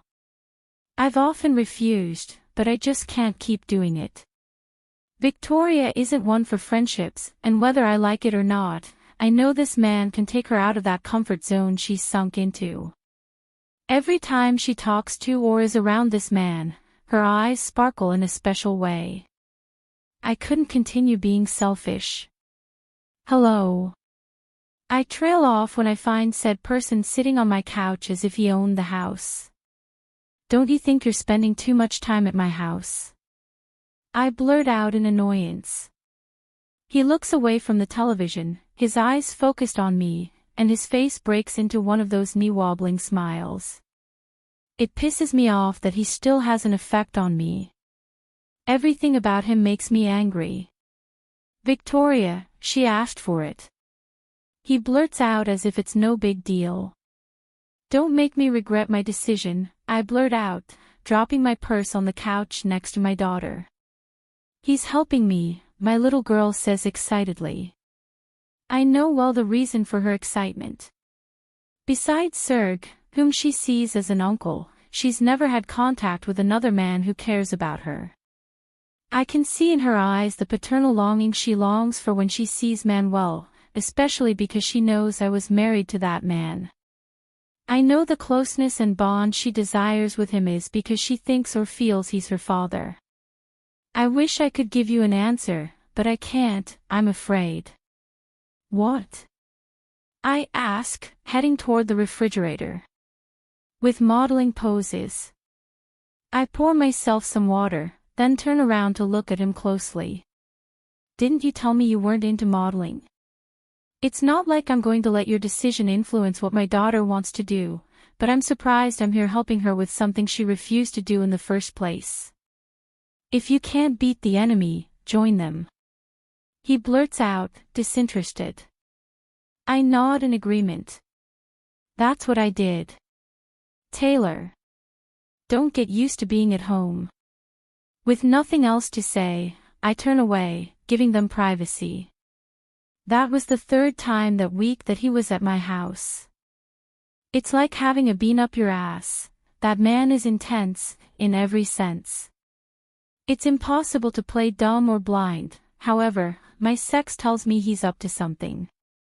That's another reason I want to stay away from him. It was a mistake to allow him to spend time with my daughter. A part of me, perhaps the most narcissistic, tells me he's using her to get closer to me. The worst part is that I'm allowing him to do this because, despite the years, there's still something about him that attracts me. How is it that after all this time it still has an effect on me? Sometimes, when I give it the privilege of invading my thoughts, I come to the conclusion that the feeling of love I felt hasn't disappeared, but then I remember each stage of suffering I went through and end up understanding that it's not love, but then. What is it? Desire. It's impossible not to see that man and be enraptured by that image. Whoever sees that man and feels desire, I'm sure many women do, but I know everything he does. I'm not going to go there. I'm not going to stop to remember a past I've already had enough of. I want to be the mother who supports you, not the one who puts up barriers.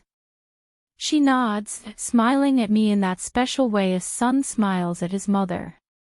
I don't know how to do it because I've never smiled at my mother that way, but I know the special way to smile at my daughter. You are the best mother. Most of the time, you don't need to say much. In fact, what you need is to show with actions how much you care. Not a day goes by that I don't tell my daughter I love her, not with expensive gifts, but with small details that I know are worth more than anything in the world.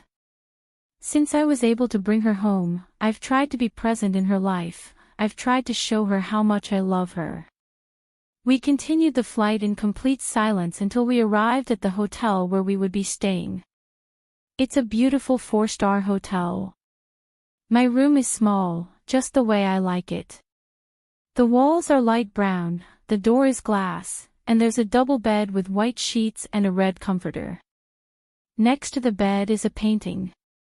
There's also a small wooden table with 4 chairs in the room. It's one of those places that seems romantic to pamper yourself. What are we doing today? I ask, lying down on Victoria's bed. Her room is next to mine. It's the same as the one they assigned me with a few small differences because she's a girl. Do you mind if I go to Kleber Square? Kleber Square. I blurt out, confused. Alone. Victoria smiles and nods as she searches for some clothes in her suitcase. I didn't expect her to say she wanted to be in a plaza with lots of people. It's not that she's antisocial, it's just that she hates crowds. I want to enjoy myself a little, just like a teenager would. Besides, I think you're also lacking the enjoyment you'd expect from a daughter. A normal teenager. If she were normal, she wouldn't be working as a model. Besides, she's not a teenager anymore. She's 15 years old, in the prime of her youth, where she attracts the attention of ill-intentioned people, where... Victoria. Mom, you've been with me for as long as I can remember. I've never seen you enjoying life. It's time to do it, don't you think?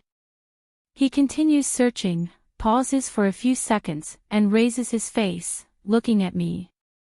I want to start getting to know the world from my perspective.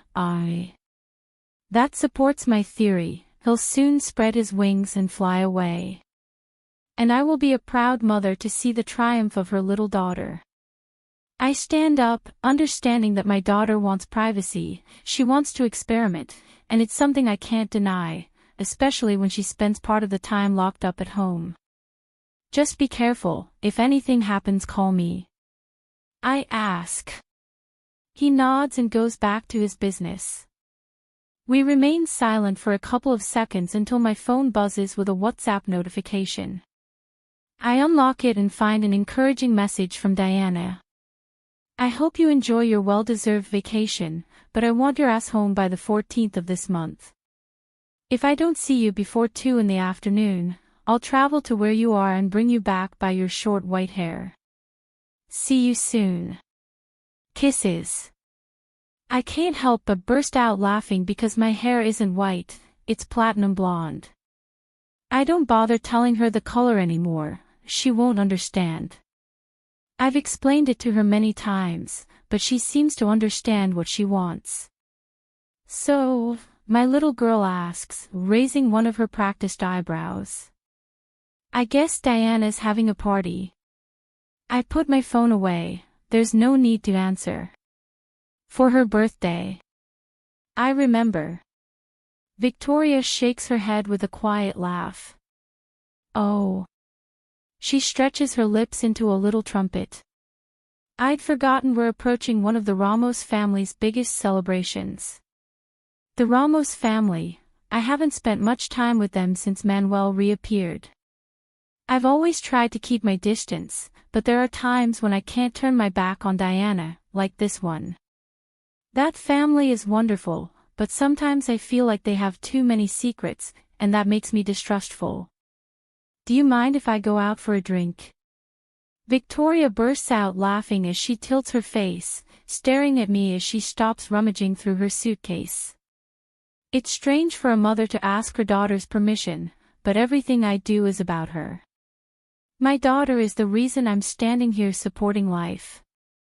She's my support, and I don't want my actions to hurt her. I may be overestimating your stamina, but... What mother wants her children to suffer? Not me. The only thing that motivates me to be a better person is seeing that my Vicky doesn't shed tears because of me. Who is the mother here? I approach her looking at her with the purest love. I don't know what my gaze is like, but I do know what I feel every time I see her. I don't want to do anything that will hurt you. Mom, this is your life. You've already done so much for me. It's time for you to live without limits. I run my hands over his face. Everything I've done for you comes from the depths of my being, I whisper, tucking a strand of hair behind my ear. Now my hands move to her shoulders.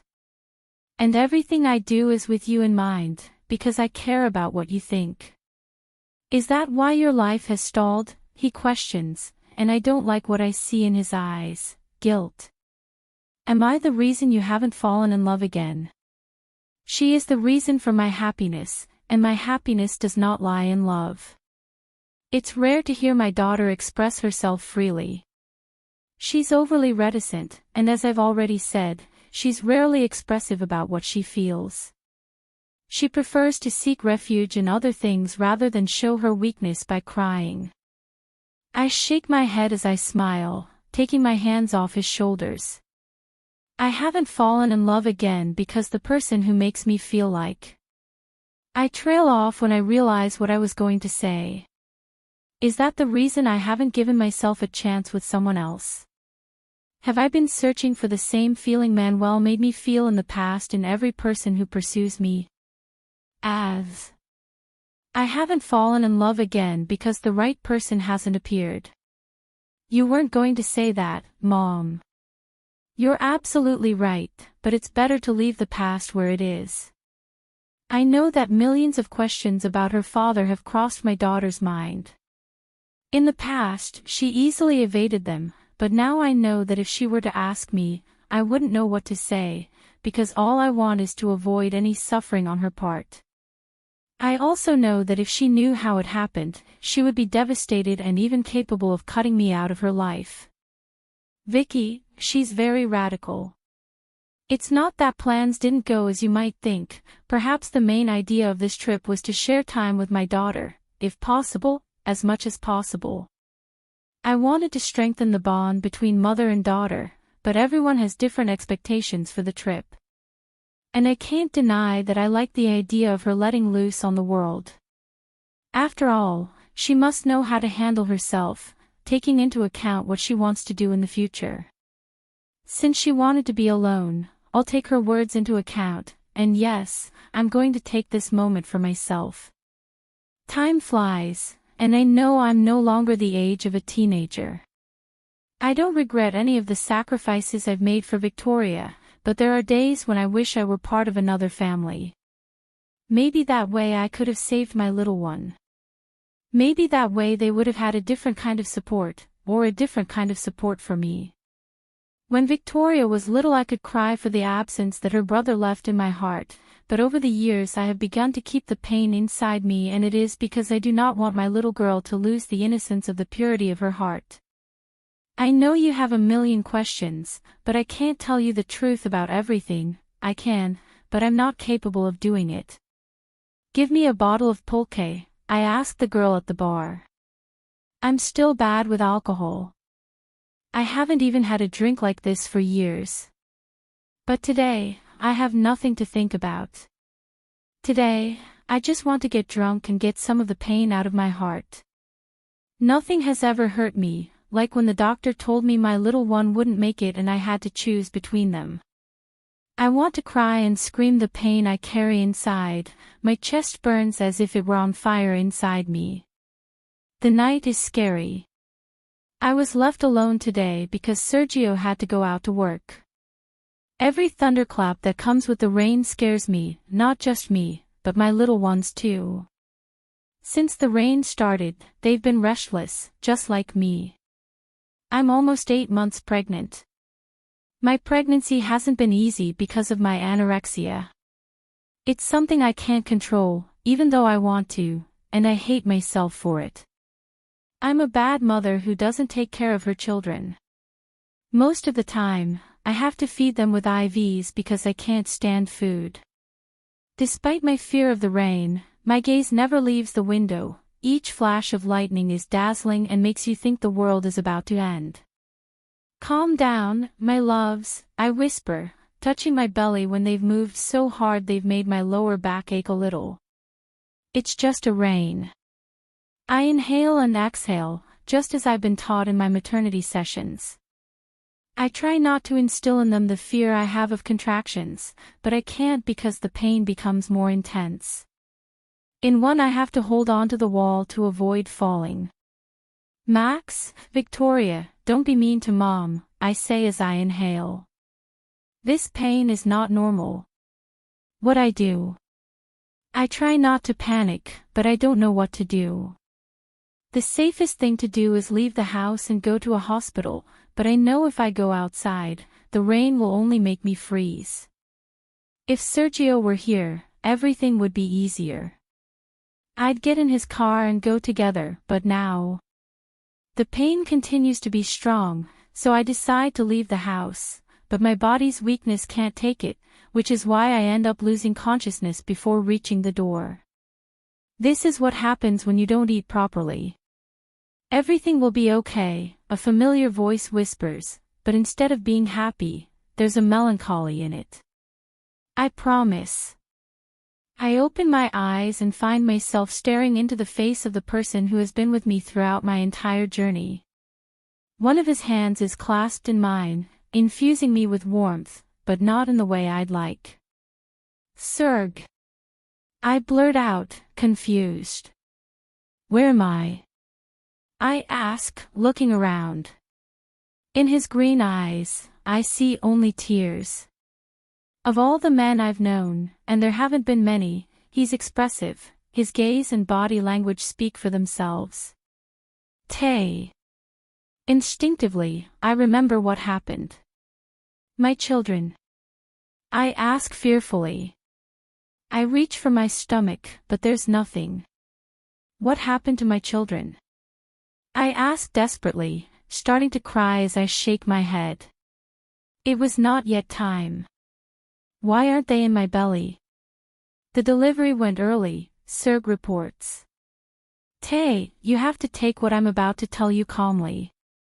Calm. How can I be calm? Where are my children? I ask, amidst a heart-rending scream. In the neonatal session. Neonates. I blurt out, my breathing uncontrollably. What are they doing there? The babies are 7 months old, so... I said it, Sergio is too easy to read. There's something else, isn't there? I found you on the floor, unconscious. I don't know how long you've been there. When I brought you here, they took you straight to the operating room. One of the baby's lungs didn't develop properly. I burst into tears desperately. Am I a bad mother?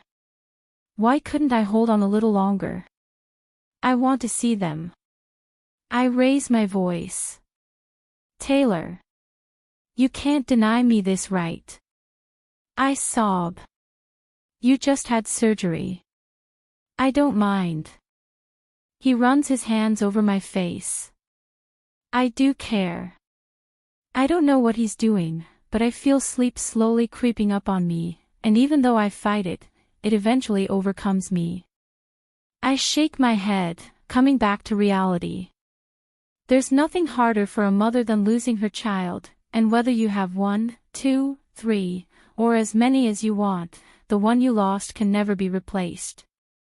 Even when a pregnancy is lost months later, or when a child dies as a baby or as an adult, time and other children will never replace them.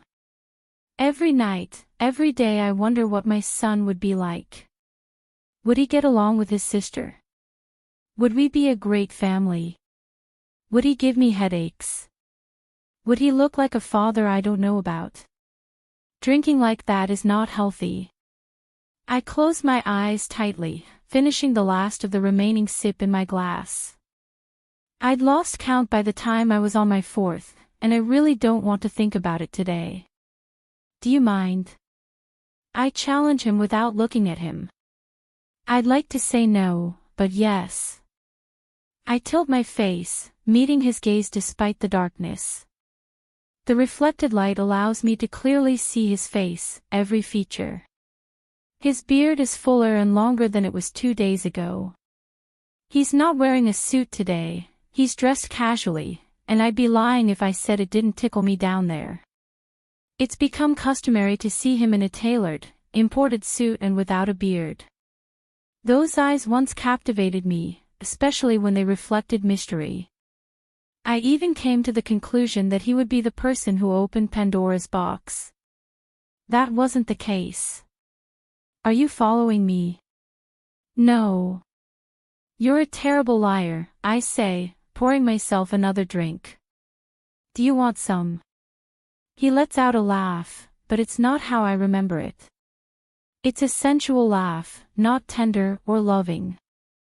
It's the kind of laugh a stranger would give a woman when he wants to get her into bed, not to lay her down, but to have sex and then leave.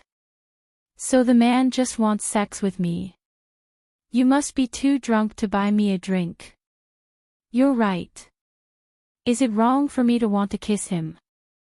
I'll change my question then. What are you doing here? Victoria, she told me you would be around here. I take a sip of my drink after refilling the glass while shaking my head in denial. Oh, my child, you are a little traitor with the air of a Cupid. Don't you understand that I want to get away from this man? That's why you decided to follow me. I want us to talk. He takes the glass from me and drinks from it without taking his eyes off me.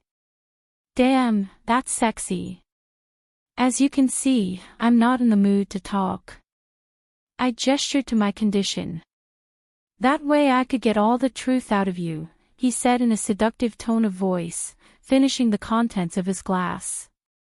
He's right, as it is, I'm a useless person who ends up doing whatever the other person wants.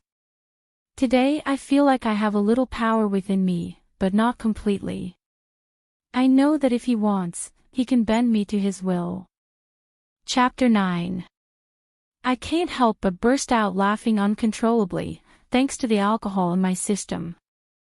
I'm sure I'll hate everyone tomorrow. Sure. I fake a smile. At least my mind knows to keep its distance from that evil, sinful man in my eyes. Blessed drunkenness, now this man seems too attractive to me. Why did he have to show up now and ruin my moment? He always ruins everything. But I won't do that because I'm a gentleman, he whispers, pouring a drink into the empty glass the girl at the bar has set down. What a relief. I roll my eyes in annoyance. And I am Saint Taylor. He lets out a very sensual little laugh, which steals my breath away for a few moments. Today I'm going to blame it on the drinks. It's been a while since I've stopped to look at him with complete confidence. His arms are strong. When he places his hands on the bar, his muscles stand out in that shirt. His gaze remains mysterious, but it's not my place to uncover those secrets. His jaw is tense, defining his features. Weren't you allergic to alcohol? She says with annoyance, or rather reproach.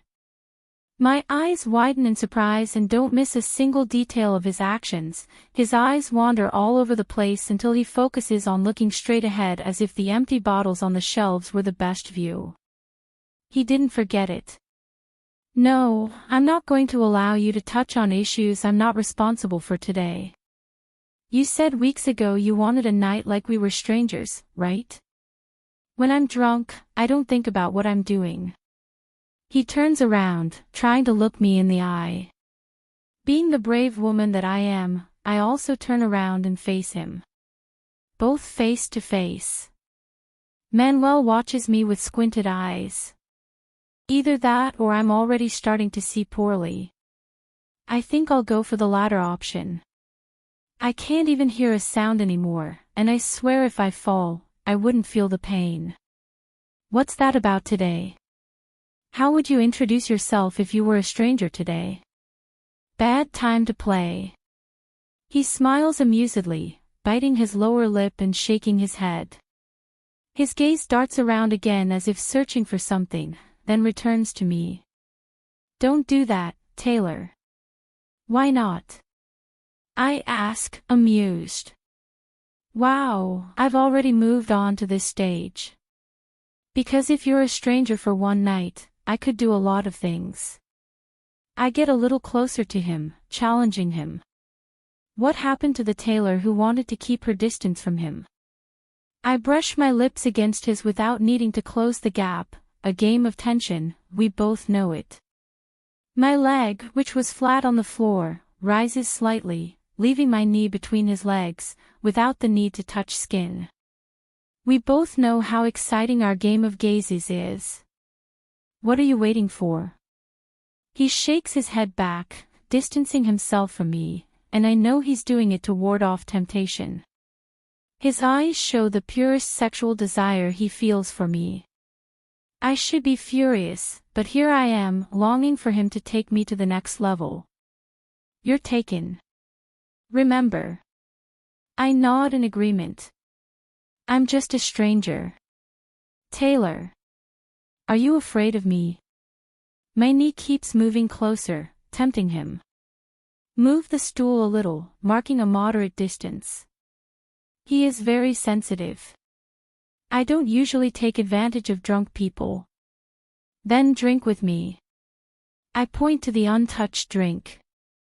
He shakes his head, drinking the contents of the glass in one gulp.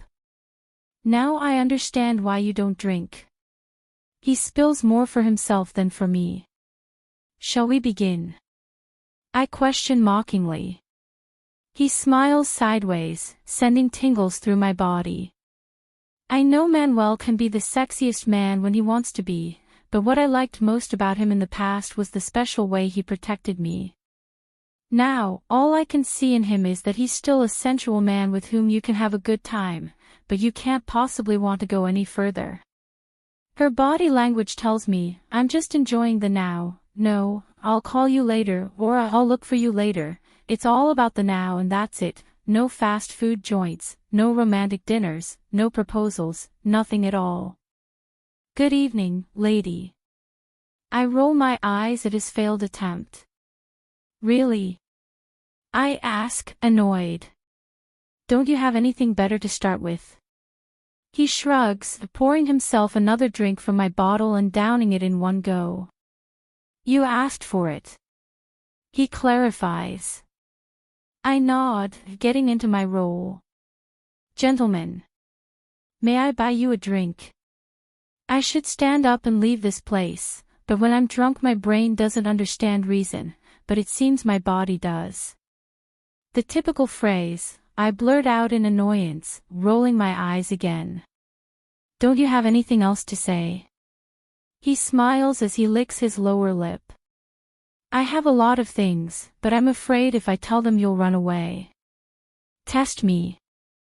The man seems very amused by the situation.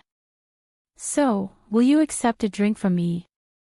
It depends on the quality of the drink. His sly smile never disappears and that only makes me want to give in to temptation. Demanding, I like it. And just as the conversation has been going on for years, it's as if tonight has become the day we met. It's as if nothing has changed between us. There are no awkward topics, just laughter and the occasional conversation about our jobs, who we are today, and a flirtation that never existed in the past. Drinks come and go. For once, after so many years, I feel good about myself. Unfortunately, the alcohol is starting to take its toll, and everything ends up turning me upside down. I think I've lost my mind, as well as my body. How much have I drunk? I have to go, I say, or try to say, as I stand up. I don't know if the man will understand me. He raises one of his eyebrows as he stands up.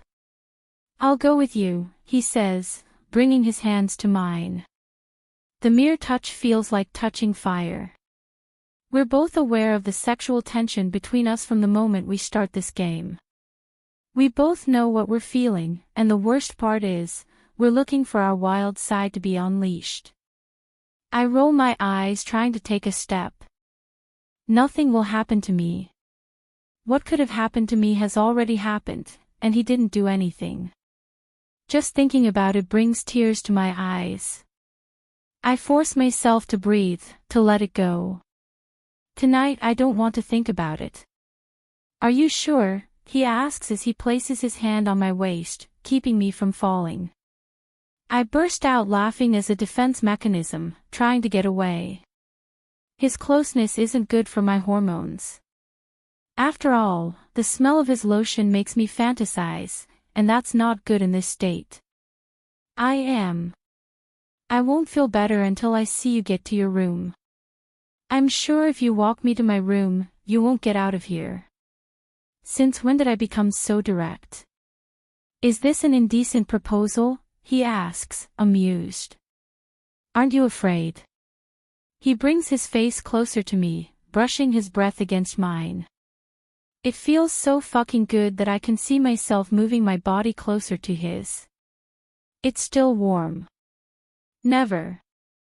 He doesn't close the space between our lips, but he does allow them to touch like some kind of erotic game, and it works because I'm sure my panties have started to get wet. So, you have a VIP pass, I whisper, my back to him. Manuel. Before she moves away, I approach her, preventing anyone else from approaching. Yes, I'm marking my territory even though she doesn't belong to me.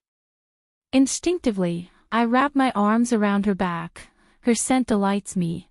It has changed. Before, it was a tender, fragile scent. Now, her fragrance is strong, sensual, and provocative. I stick so close to her that I'm sure she can feel the desire she provokes in me.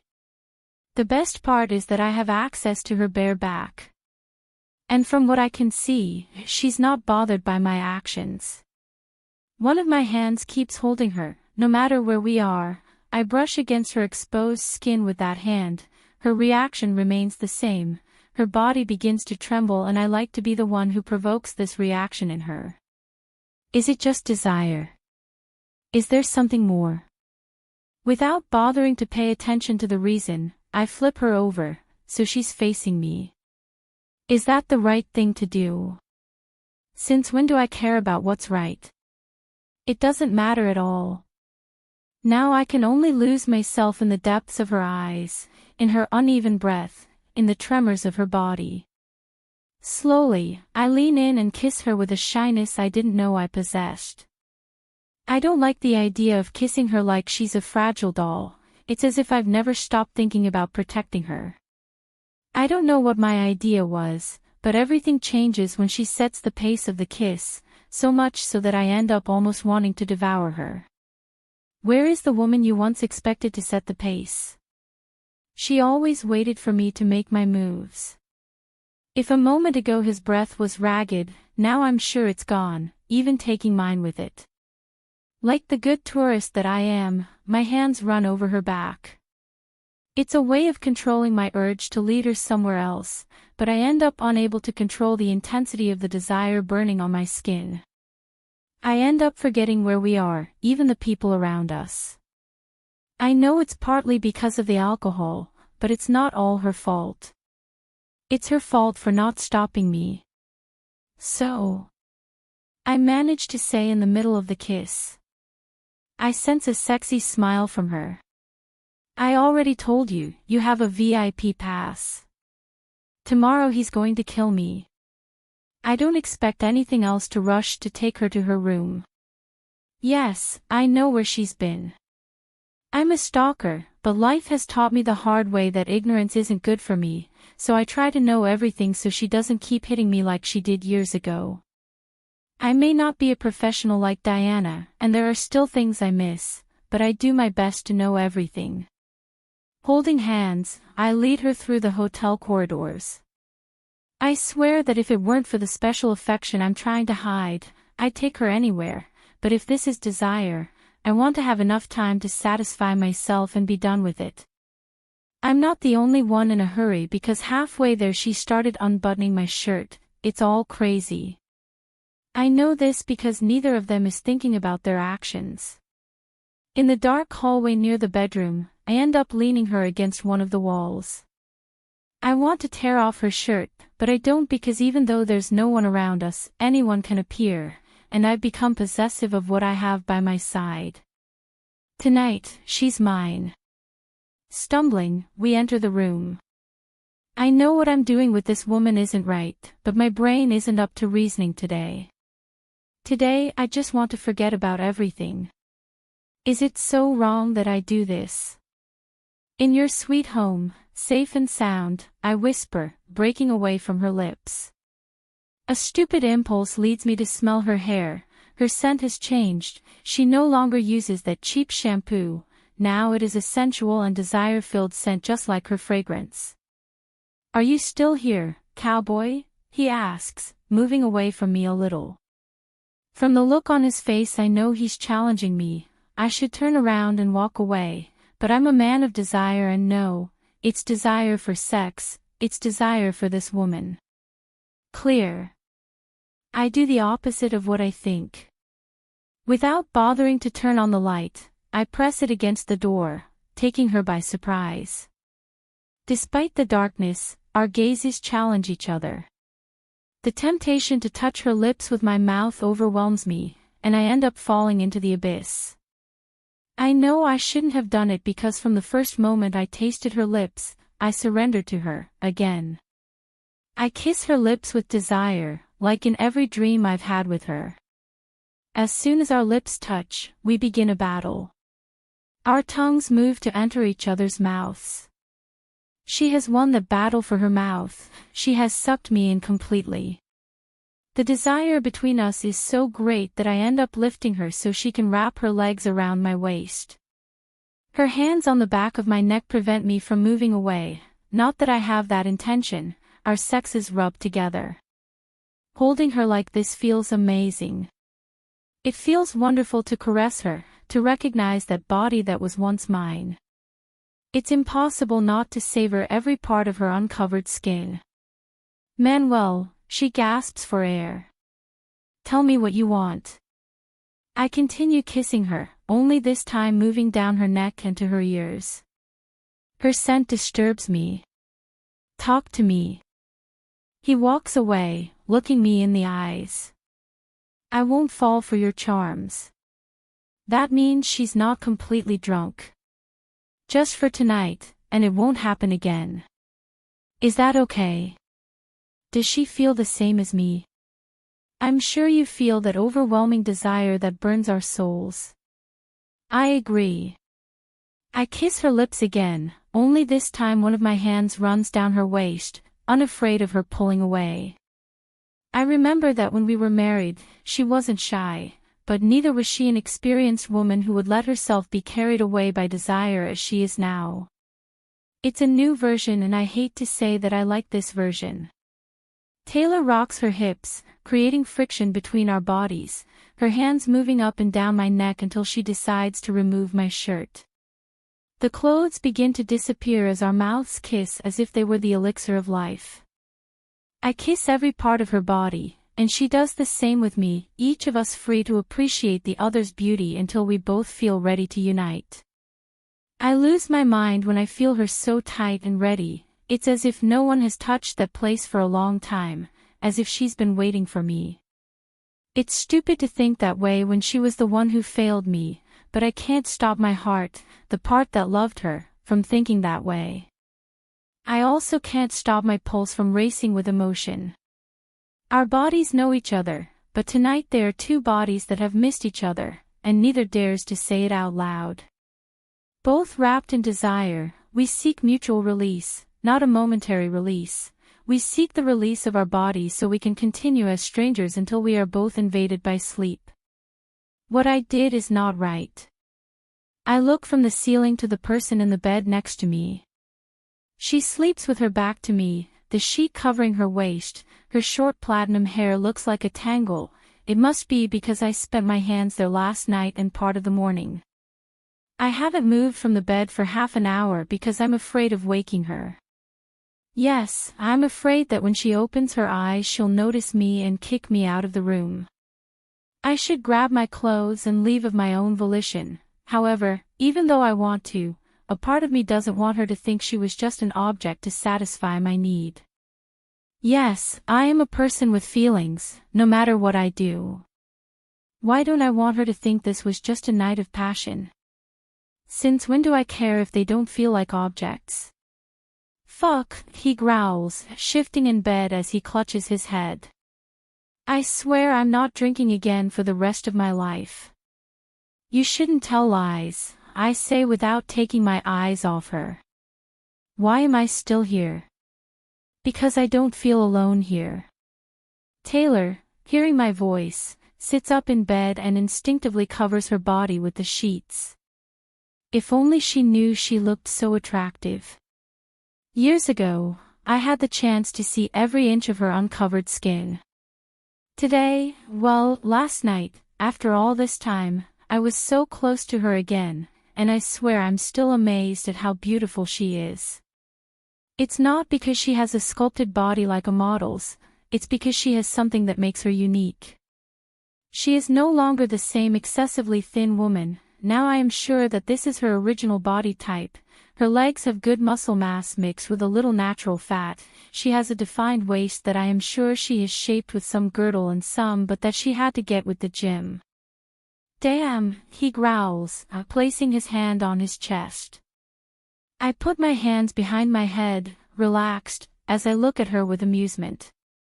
It's not so bad that I stayed until she woke up. I'm not so ugly that you should be scared. Normally, after a passionate night, I can't stand any contact with the other person the next day. At most, I share a couple of sentences, but that's it. Now all I can think about is how sexy she looks. I'm lost, my head is a mess. She rolls her eyes, giving me a dirty look, as if she can't stand my presence. This is the Taylor I've grown accustomed to, not the woman who surrendered to my arms last night, and I'd be lying if I said I didn't enjoy seeing her lost in pleasure. And I thought it was a nightmare, she gasps, wailing. I raise one of my eyebrows, looking at her mockingly. I'm your frustrated dream. I wink at him, still mocking. You wish, he says, pulling the sheet back, exposing me. For a second, his eyes rest on my chest, then move lower. Put something on. He growls as if he dislikes my nudity. Last night you wanted to undress me, and now I want to put something on. I blurt out, amused. Who understands you, woman? I'm enjoying pissing her off. She rolls her eyes as she stands up. Even though she's covered by the sheet, you can see some of her exposed skin, brown and tan skin. Her short, messy platinum blonde hair makes her look like a normal person, not a serious businesswoman who hates me. You took advantage of me, he points, looking for something to put on his face. From where I am I can clearly see that his shirt is left at the door. I can't see his pants anywhere, and I'm sitting on his underwear. That. A little souvenir. She's right about one thing, and that's that I took advantage. I knew she was drunk, but I still allowed myself to touch her. I wasn't so drunk that I didn't know what I was doing. I'm aware that this can be called rape. I was also drunk. I'm lying. It's the way to calm my conscience. And you think I'll believe that? He blurts out, both eyebrows raised, halting his search. I remind you that I know you more than you'd like to admit. And that's the worst phrase she could have used, because this woman doesn't know even the smallest part of my life. She only knows what I allowed her to know. And what do you know about me? He smiles sideways, still covering the important parts with that thin sheet. If I told you how much I know you, you'd run away because you'd feel exposed. I could almost hear, as always. So you don't want me to run away.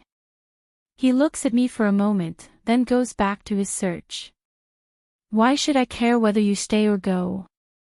Right in the ego, she has learned how to hit with words. I shake my head. I don't think I'll get upset so soon. After a few seconds, something comes back to me. It's something that's been on my mind since I woke up. It was actually the reason I couldn't sleep for more than 2 hours. That scar.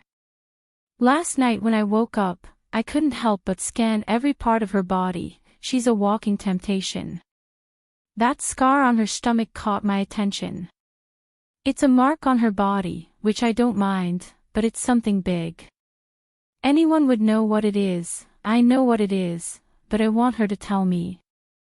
Until last night I thought she had a natural birth. Even though Taylor was taking her attitude with me with a gruff attitude, there was something about it that made her feel relaxed, as if we were on friendly terms. However, as soon as I brought up the subject, I saw her face turn cold. It was as if I had just lifted the wall that separated us, the same wall that has separated us since I saw her again. It's all about Victoria. You already had what you wanted, a wild night of sex, right? Remember. You can leave now and stop looking for me. He points to the door. I stand up, not caring that I'm naked. Yes, men are familiar with modesty, but sometimes we feel comfortable, and ever since I met Taylor, I've felt comfortable with her. The thing is, now I want to make her feel shy, but I don't. All I see is a tigress about to tear my throat out. Let's talk. I whisper. Why talk now? What do you gain from this persistence? She asks, annoyed. I want to hear your version. It sounds stupid. I've been avoiding the conversation for years, but talking to Cam has finally convinced me that it's best to address the root of the problem. A serious conversation will never hurt me, on the contrary, it will help me make the right decision for my life. What would you change?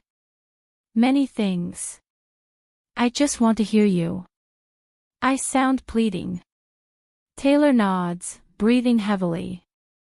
Okay, I'll wait for you at the restaurant. I can't help but look at her in surprise. What happened to the woman who refuses to have me near her? Why am I surprised lately? Really?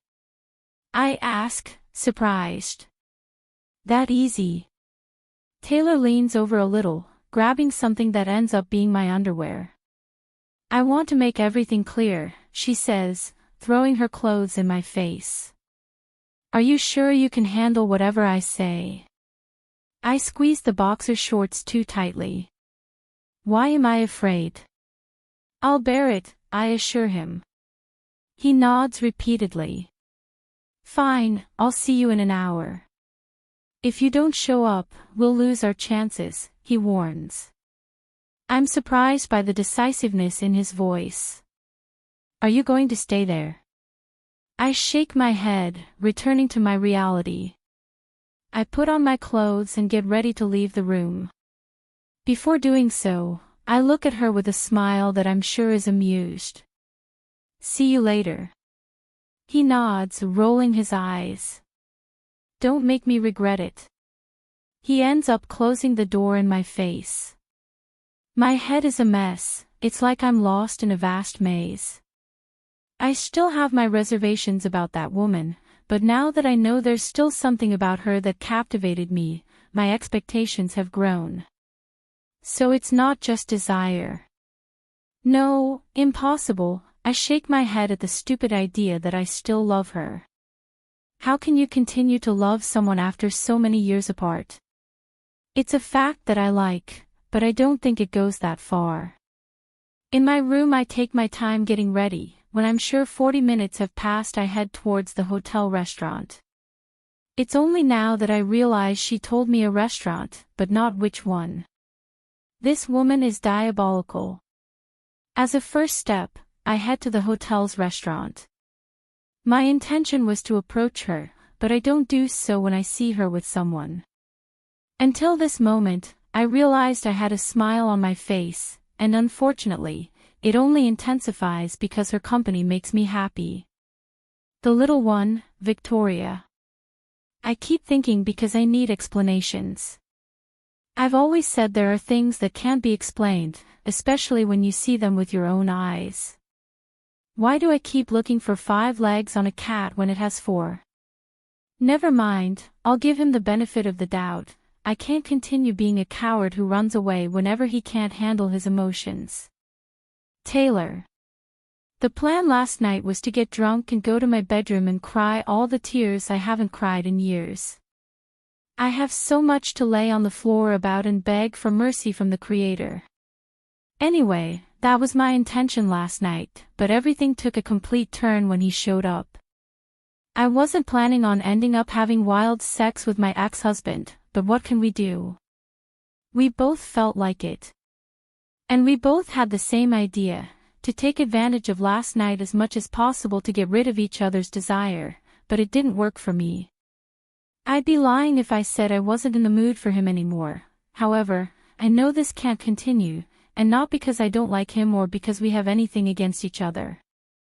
Well, if there's anything against me, I can't have anything with the person who pointed the finger at me, with the person who turned their back on me when I needed them most. What would have become of me or my children if Diana hadn't helped us? Where would I have ended up? Would I be bulimic? Would we be dead? These questions are what keep me from surrendering to her like I did years ago. Why am I here then? Because I want to give myself the chance to clear everything up and move on to a new stage where I don't have to look into those eyes and wonder, like, why has he changed so much? Where's that bastard? I want to give myself the chance to have a peaceful life, without any hard feelings, a life where we can perhaps be friends. Where we can be together without being defensive. He thinks I don't know him, but he's wrong. I know him more than I'd like to admit. I know when he's thinking something, I know when he's hurting, I know when he wants to tell me we should try, but doesn't because he remembers what his eyes saw that morning. I've seen in those eyes the desire to make me feel the pain he endured, if only I knew. Was your night good? My daughter asks, bringing me back to reality. I take off my sunglasses and leave them next to the table. The hangover is the worst. No, the worst is not being able to cry the way I wanted to, and the best thing is that I ended up in that man's arms. Yes, I'm not going to be hypocritical by saying I didn't want what happened last night. I wasn't so drunk that I wasn't aware of what I wanted. Well, I was very drunk, but I'm aware of what my body wanted. You don't want to know. Victoria looks at me, amused. Of course you want to know. Why did you tell Manuel where we were? I can't tell my daughter that I ended up having sex with my ex-husband. Because I think it's time you talked. We're not going to go there. Daughter. How many years have passed? Vicky. Raise your hands in the air. I'm just saying, Mother. I know he's right. It's been so many years, and I haven't been able to move forward. I know the reason is because I'm afraid of being hurt, afraid of opening my heart again like I did with him and falling off the cliff again. It's time to put everything in its place and move on with our lives. I want to think so, but I'm not entirely sure because there's something about that man that reminds me of the man I fell in love with. Do I still love him? Impossible. It's complicated, daughter. He shakes his head in denial. It isn't, Mother. How are you so sure? I ask, placing my hands on the table, appearing relaxed. I'm not sure, but... I let out a deep sigh as I looked behind her. Not everything is simple, not everything is what it seems. Mom, sometimes we make things complicated. Victoria, I don't interfere in your life, and I don't want you interfering in mine like that, not when it comes to my love life. I beg Dot, and especially not when it has to do with that man. He nods, looking down at the table. I know my words have been a strong blow, especially because I love that he tells me everything he has in mind, but I can't accept that he's pairing me with the person I try to avoid at all costs. I'm sorry. He looks back at me. I just want to. I know what you want, but please don't interfere in my personal or love life, not when you don't know the whole story. Why can't I tell my daughter that this man is not her father? Can you tell me? She pleaded in desperation. I can tell her anything I want, but not that, because I don't want to see her cry and blame myself. I don't want to put doubts in her head. I'd rather let her think my ex-husband is her father than that she could be the product of rape, which is why Manuel left me. Victoria. She raises her hands in the air, looking at me seriously. I'm getting tired of secrets, Mother, she says, standing up. I understand it may be difficult for you to talk about a painful past, but understand that I'm not a child anymore. I can understand you more than you know. Do you think I don't know?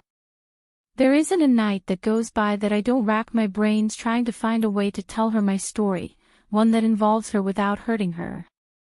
As a mother, I will always try to find a way to avoid all suffering. What can I tell you? My parents closed the door on me because I got pregnant. That Manuel left me because he assumed I had cheated on him. What did I have to choose between her and her brother when they were just days old? Does wanting to protect my daughter make me a bad mother? Victoria. I'll go get some fresh air, Mother. I try to stand up, but she refuses. I want to be alone. You should take advantage of it and talk a little with the nameless one. It's not because she's my daughter, but Victoria, even when she's upset, knows how to control her temper. There's no shouting, no swearing, just laying her cards on the table. She expects me to fight, and if I don't, she walks away with her head held high. I wish I had had that character in the past. I wish everything were as simple as it seems. Daughter, I stretch my hand towards her, looking at her with concern. I don't like it when she distances herself from me. It always leaves me with a bad taste in my mouth because I'm afraid that one day she'll be unable to stand so many lies and end up leaving completely. I'm afraid that, at one point, she'll disappear from my life. Don't worry about me, Mother, just enjoy yourself. He winks at me as he walks away. How can you mix humor with anger? I know her so well that I can say that she left very upset. I know exactly what she means by that enjoy, but I can't contradict her because she's already left. Waiting. What did I reconcile with Manuel? That's not going to happen. The relationship might change now that I'm honest, but there won't be any kind of relationship beyond what Victoria thinks. I know it's my fault she's coming to that conclusion, but no stone or blow can break my armor, especially when it comes to him. Sorry for the delay, he says, sitting down in front of me. I'd like to say I don't usually look at him when I'm near him, but I can't lie.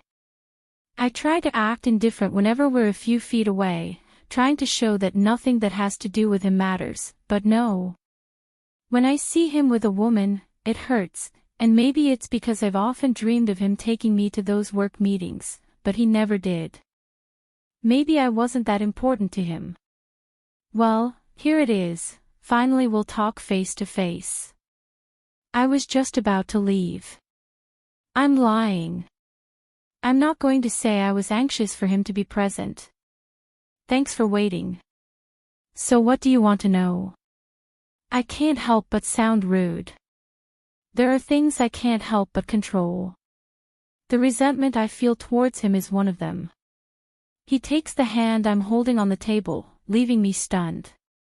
The warmth he transmits to me just by touching his skin, with mine, takes the breath out of my lungs. Last night, his skin touched mine, but not like now. Last night was all sexual. Today. I don't want to think too much, I can't think too much. He can't behave like that. I can't let him behave that way with me. Is the thing about being two strangers still on? I look at him confused while I blink a couple of times without knowing what to say. Are you playing with me? What are you up to? What's that about? I ask, closing my eyes. There are times when I can tell just by looking at him what's going on in his head, but other times I just don't know what he's up to. It's like having two different people in one body in front of me, and that's not just now, it also happened when we lived together. I just want to know. If you don't tell me why, I won't answer. He lets out a deep sigh, removing his hand from mine as he leans back in his chair as if we were lifelong best friends. I want us to go out. From everything he could say, I didn't expect this. Go out. I blurt out, confused. Yes. He rolls his eyes. Like any normal person would. We're not normal, I remind him. Besides. Taylor, he asks. I don't know. I don't see myself dating Manuel, not today. I came on vacation. The last thing I want is to have to get involved with anyone right now, much less with you. Taylor, I'm just asking you to go out with me this weekend. I'm not asking you to kill someone. Maybe killing a person would be easier. The offer sounds tempting, not to kill him, but to go out with him. Oh no, this man is getting into my head. One weekend, he and I. What if I confirm that I still love him? What if he turns around and leaves me heartbroken again? What if? Don't know. Please, Taylor. What do you gain from this? Sharing with you. He blurts out without thinking. How can he say this to me after everything that's happened between us? Instead of feeling excited, I feel like burying my fork in his hands. Chapter 10. I accept that a part of me, the nonconformist, wants to recreate every moment we missed out on when we were married. We often made plans for our honeymoon, but his work didn't allow it. He often promised me we'd travel the world when he moved out, but we never made it. As I said, there is another part of me that disagrees. I wasn't as distrustful in the past as I am now, and every action on his part makes me consider the idea that he just wants to play with my emotions. And the real intention is... Taylor, I'm being honest with you. I smile as I pick up my cup of tea and drink it. If you want, you can put your fingers in my mouth and we'll see if I bite. The offer is tempting. Her sensual side had to come out. But seriously, there's no bad intention in what I'm asking you. It seems strange to me that you suddenly want to spend time with me after everything that happened, or rather, after how it all ended. I can see how he tenses up. How do you expect to face my truth, if talking about the past bothers you? I'm just asking for a weekend. And you think that's not enough? I'm really not getting it today. Do you just ask and I accept? I raise my eyebrows, not missing every expressive detail on his face. Tay. You're not asking for it in the best way. He lets out a sigh, his gaze scanning the room, then back to me. What a mania this man has, watching everything that's happening around him. The only way to see him in peace is when we find ourselves at the Ramos family's brand new parties or family reunions. I just want to spend a weekend with you. I want a break, a time that allows me to get to know the woman you are now. Are you looking to close the cycle? I ask, raising my eyebrows. Her silence answers. Are you getting married? Why did you ask that? No, that's not the question. Why does it hurt my chest to imagine him getting married? He's single, he can do whatever he wants with his life. I'm not getting married. What a relief. No. I can't feel relief. All right. What could go wrong? That I fall in love with him again. That he leaves me again. Let my daughter suffer. Now it's not just me. It's my little one too. Manuel smiles like I haven't seen in a long time. It's the same charming smile he gave me the first time we spoke. Yes, every memory we shared, good or bad, is etched in my mind. The man I once loved stands up and extends his hand toward me. Come on. I look at his hand repeatedly, then at his face, and I see no reason not to give him mine. If I think about it too long, I'll back out. Let's see where it leads. I hope I don't regret this. You won't, he assures. He doesn't give me time to speak, he just pulls me by the arm, leading me out of the hotel.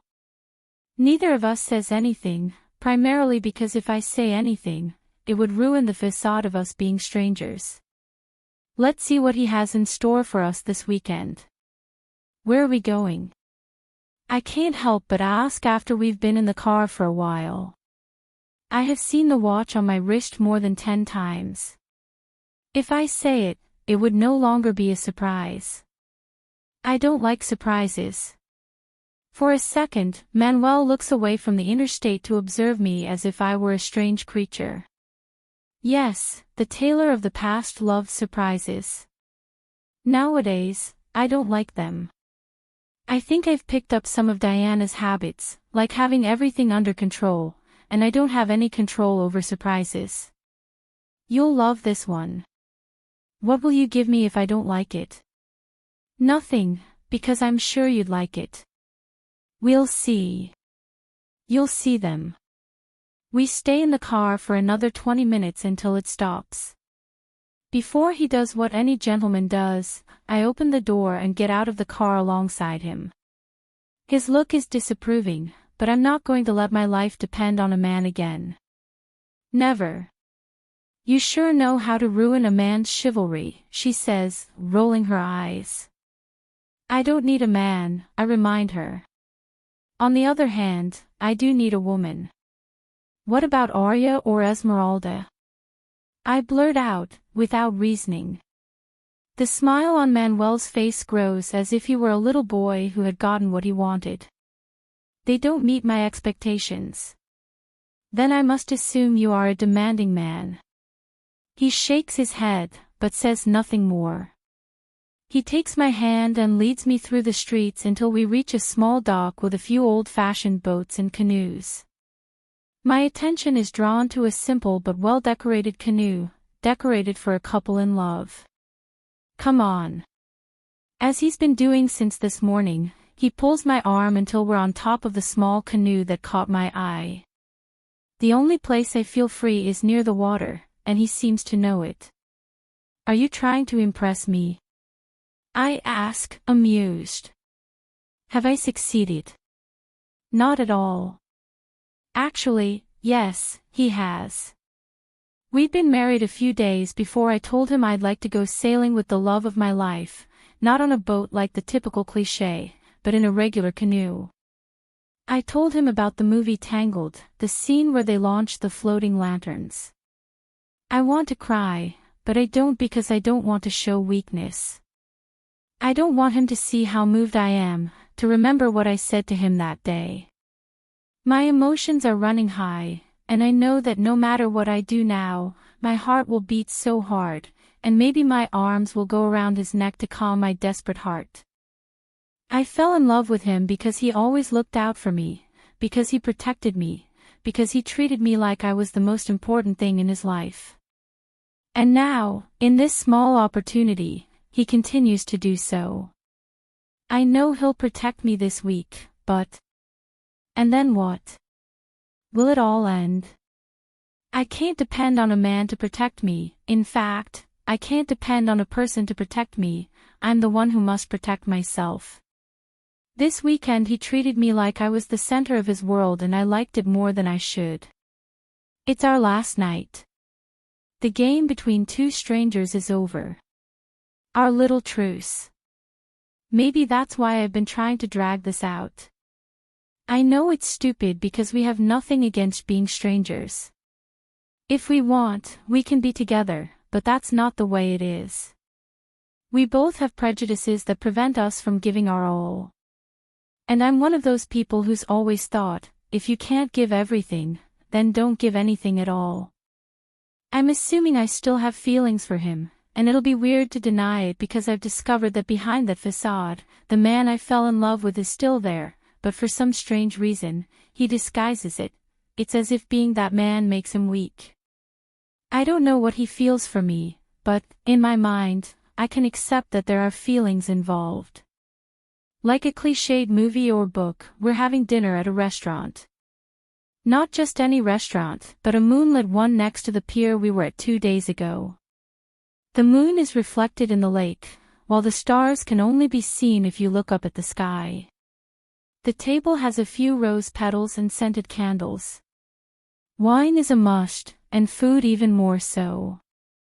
There aren't many people. I guess the man in front of me has decided to rent the place just for us. I'm not surprised. He did it a few times in the past. Taylor. I blink a couple of times, concentrating on him. Oh. What are you thinking about? I can't tell you how much I'll miss your attention. In Victoria. I'm lying. She's fine. I know he is. I trust in his ability to take care of himself. I'm a mother, that's all. I understand. This man in front of me makes me nostalgic because he's the most transparent man I can see. I still don't understand how he can change his attitude so quickly, not even Sancho can.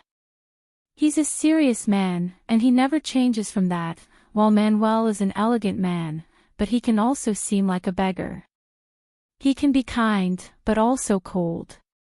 He can be affectionate, but he loves, he hates, and all that in a couple of minutes. Tell me what you have to say. Hurry up when bad weather comes. The man in front of me looks at me for a couple of minutes.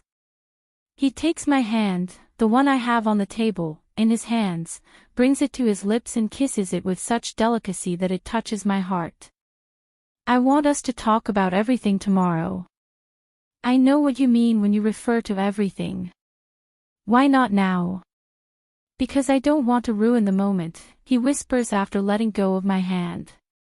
Does clearing things up ruin the moment?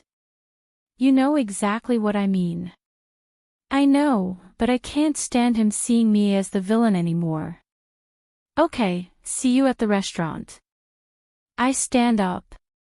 I can't stay here anymore. I can't get used to this because it hurts. Taylor. Don't miss it. I won't do it, he assures. I'll give you a vote of confidence. This time, my true self is speaking. Taylor Flores is giving him a vote of confidence after many years. My heart still beats for him. I don't like that idea, but that's how it is. No matter what my heart feels, my brain will be right. I wait, trying to appear patient while sipping a cup of tea after Victoria leaves. Things have started to get tense, and I know it has to do with my past. My little one has been putting up a little wall, but I just don't have the courage to talk to her about it. Sometimes I think I'm being selfish, but I can't see the pain in her little eyes. Does that make me bad? Taylor. That voice. Oh no. Sometimes you feel so invincible that you think there's nothing on earth that can beat you. Unfortunately, there's always something that sinks you. Every day I try to remind myself that I'm not the strong woman I try to appear, but there are times when I feel so powerful that it's impossible for me to think of the girl from years ago. Unfortunately, that voice brought back the young woman from years ago. I swallow hard as I look up, trying not to show my fear. However, inside, I'm shaking, every memory of that night flashing through my mind, ready to send me into a meltdown. There are no more beautiful moments, only the bad things he did. Hello. I exclaimed with feigned excitement. I know he notices the displeasure in my gaze and in each of my features, but like the degenerate imbecile he is, he ignores my discomfort and ends up sitting in front of me where my daughter was a few minutes ago. Why do I have to pretend to like him? Why do I have to forget what he did to me? My unfortunate father, who still has an effect on my actions. How have you been? He asks, as if we were the closest of friends reuniting after many years. I casually reach for my cup. And does that matter to you? I question, demonstrating that my presence is not welcome. He tries to bring his hand to mine, so I quickly pull it away. What I want to do is raise my hand and slam it against his face until his face turns upside down and, if possible, his head rolls across the continent. Of course. I burst out laughing, one that is not funny. And you think I'll believe that? I ask ironically. Taylor. I'm waiting for someone. You'd better leave. I cut short his cheap speech. Why so rough? And you still have the nerve to ask. What does life have against me? When I want to start over and forget everything completely, when I decide to let go of the past, he comes along. Did I ever hurt anyone for life to hit me like this? And you still ask. Is it because of what happened that night? Now the urge to stand up and punch him is even stronger. I want to turn his meathead over. Is it wrong for me to want to see his face covered in blood? How dare you ask that? Because of him my marriage ended, because of him I was denigrated by my family, because of him I don't know how to face my daughter. What do you expect me to do? Greet you with a kiss and a hug? I swear, if everything they say about Diana were true, I'd ask him to lend me his gun and kill him with my own hands. A filth like him doesn't deserve to breathe, no rapist deserves to live. It's best if you leave, I warn. Taylor. I look, the clock has passed more than the time I gave it. Isn't he coming? Didn't I want to talk? Why does this keep surprising me? We're talking about Manuel, the most cowardly of men. Why do I feel disappointed? Because those 3 nights we shared were wonderful, and the romantic side of me hoped that maybe we could work things out. Maybe not end up getting married, but perhaps a peaceful relationship. You don't expect us to act like best friends after the mean thing you did, I blurt out. Taylor, my name feels dirty being spoken by her filthy mouth. I heard you're a successful woman, and that makes me very happy. I squeeze the glass in my hand tightly. He prefers to concentrate on what interests him. And that's why you decided to appear before me? I question sarcastically. I'm not surprised if that's the reason. Something in his gaze tells me his presence here isn't a coincidence. If it were a coincidence, the tone of his voice upon seeing me would have been one of surprise, but no, his tone was that of someone pleased. Oh, Ariadne. Let it not be what I'm thinking, because I swear I'll never forgive you, little sister. I can let anything go on his part, but not that he sent me this man. You forget that I come from a well-off family. I raised both eyebrows as I smiled sideways with cynicism and hatred. Doesn't the money run out? Never to us. Yeah, right, I blurt out in annoyance. If that's not the reason, then what's the reason for my eyes to feast on such a gracious and distinguished person? For a split second, I see the annoyance in his eyes. He doesn't like my behavior. What did the man expect? That I'd buy him a cup of coffee and we'd share stories? You have a beautiful daughter. The idiot decides what to do, on the other hand. So far everything was fine. Now you want to talk about my daughter. I roll my eyes. Shall I request some special bread and coffee? Or does your majesty have another request? I'm pissing him off, and yes, I want him to show his true colors. How old are you? No. This is the last straw. I try not to show how much that question bothers me. I try to hide my murderous instincts, but when it comes to the most precious thing in my life, I'm incapable. Especially when it's named after a person who isn't even worth a cent. With my head held high, I stand up as I place the money in the check on the table. I won't lower myself to his level, I won't give him the privilege of seeing fear in my eyes. I hope you have such a nice day that you get lost on the way. I'm not going to put up with it, and I'm not going to end up in jail. I hope I never have to see your face again, that will heal my eyes. I know it will be almost impossible not to see it again, but I like the way that phrase sounds, powerful. I leave with my head held high as if I were the queen of the world. Spending so much time with the Ramos family has the good thing about teaching you not to let your head down. I don't know if they cry when they're alone, but I do when I'm leaning on the railing of the bridge, the Ponts Couverts, and the Vauban Dam. Tears fall from my eyes like a flood. There's no sound of sobbing, they're just silent tears, but they don't stop them from hurting. Now that I've seen him all these years later, I still feel just as dirty. Even though I didn't show it, I felt scared. The worst part is that, just like in the past, I wished he would appear and protect me. I smile watching my sister as she dances. Nairobi is 15 years old. She's a bit ambitious, but she's good. Like all of us, she has to have the same future, so I love that she's having fun now. Maybe our relationship isn't that great, but I like seeing her smile. Manuel went on a trip, so I ended up letting my little sister convince me to come to a party that seemed more like a party for college students than for young students finishing high school. I feel like a fish out of water. Hello, someone sitting next to me says. When I turn my head, I find myself facing the person I least expected to meet at this party. I actually didn't expect to see him since we lost touch.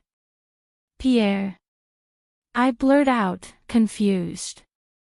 Despite the glare from the fluorescent lights, I can see her smile.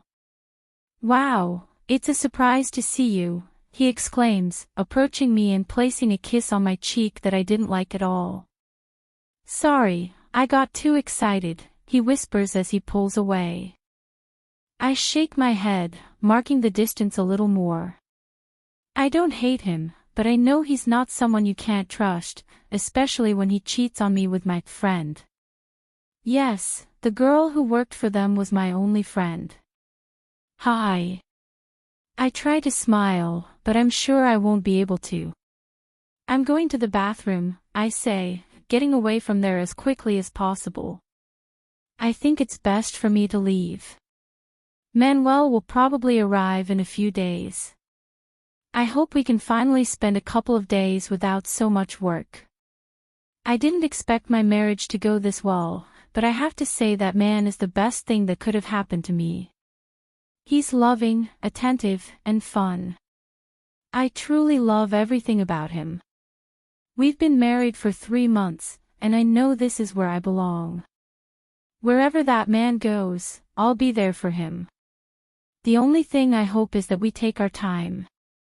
I don't like all that work from you, but luckily I haven't given up on mine, or I'd just stay home bored.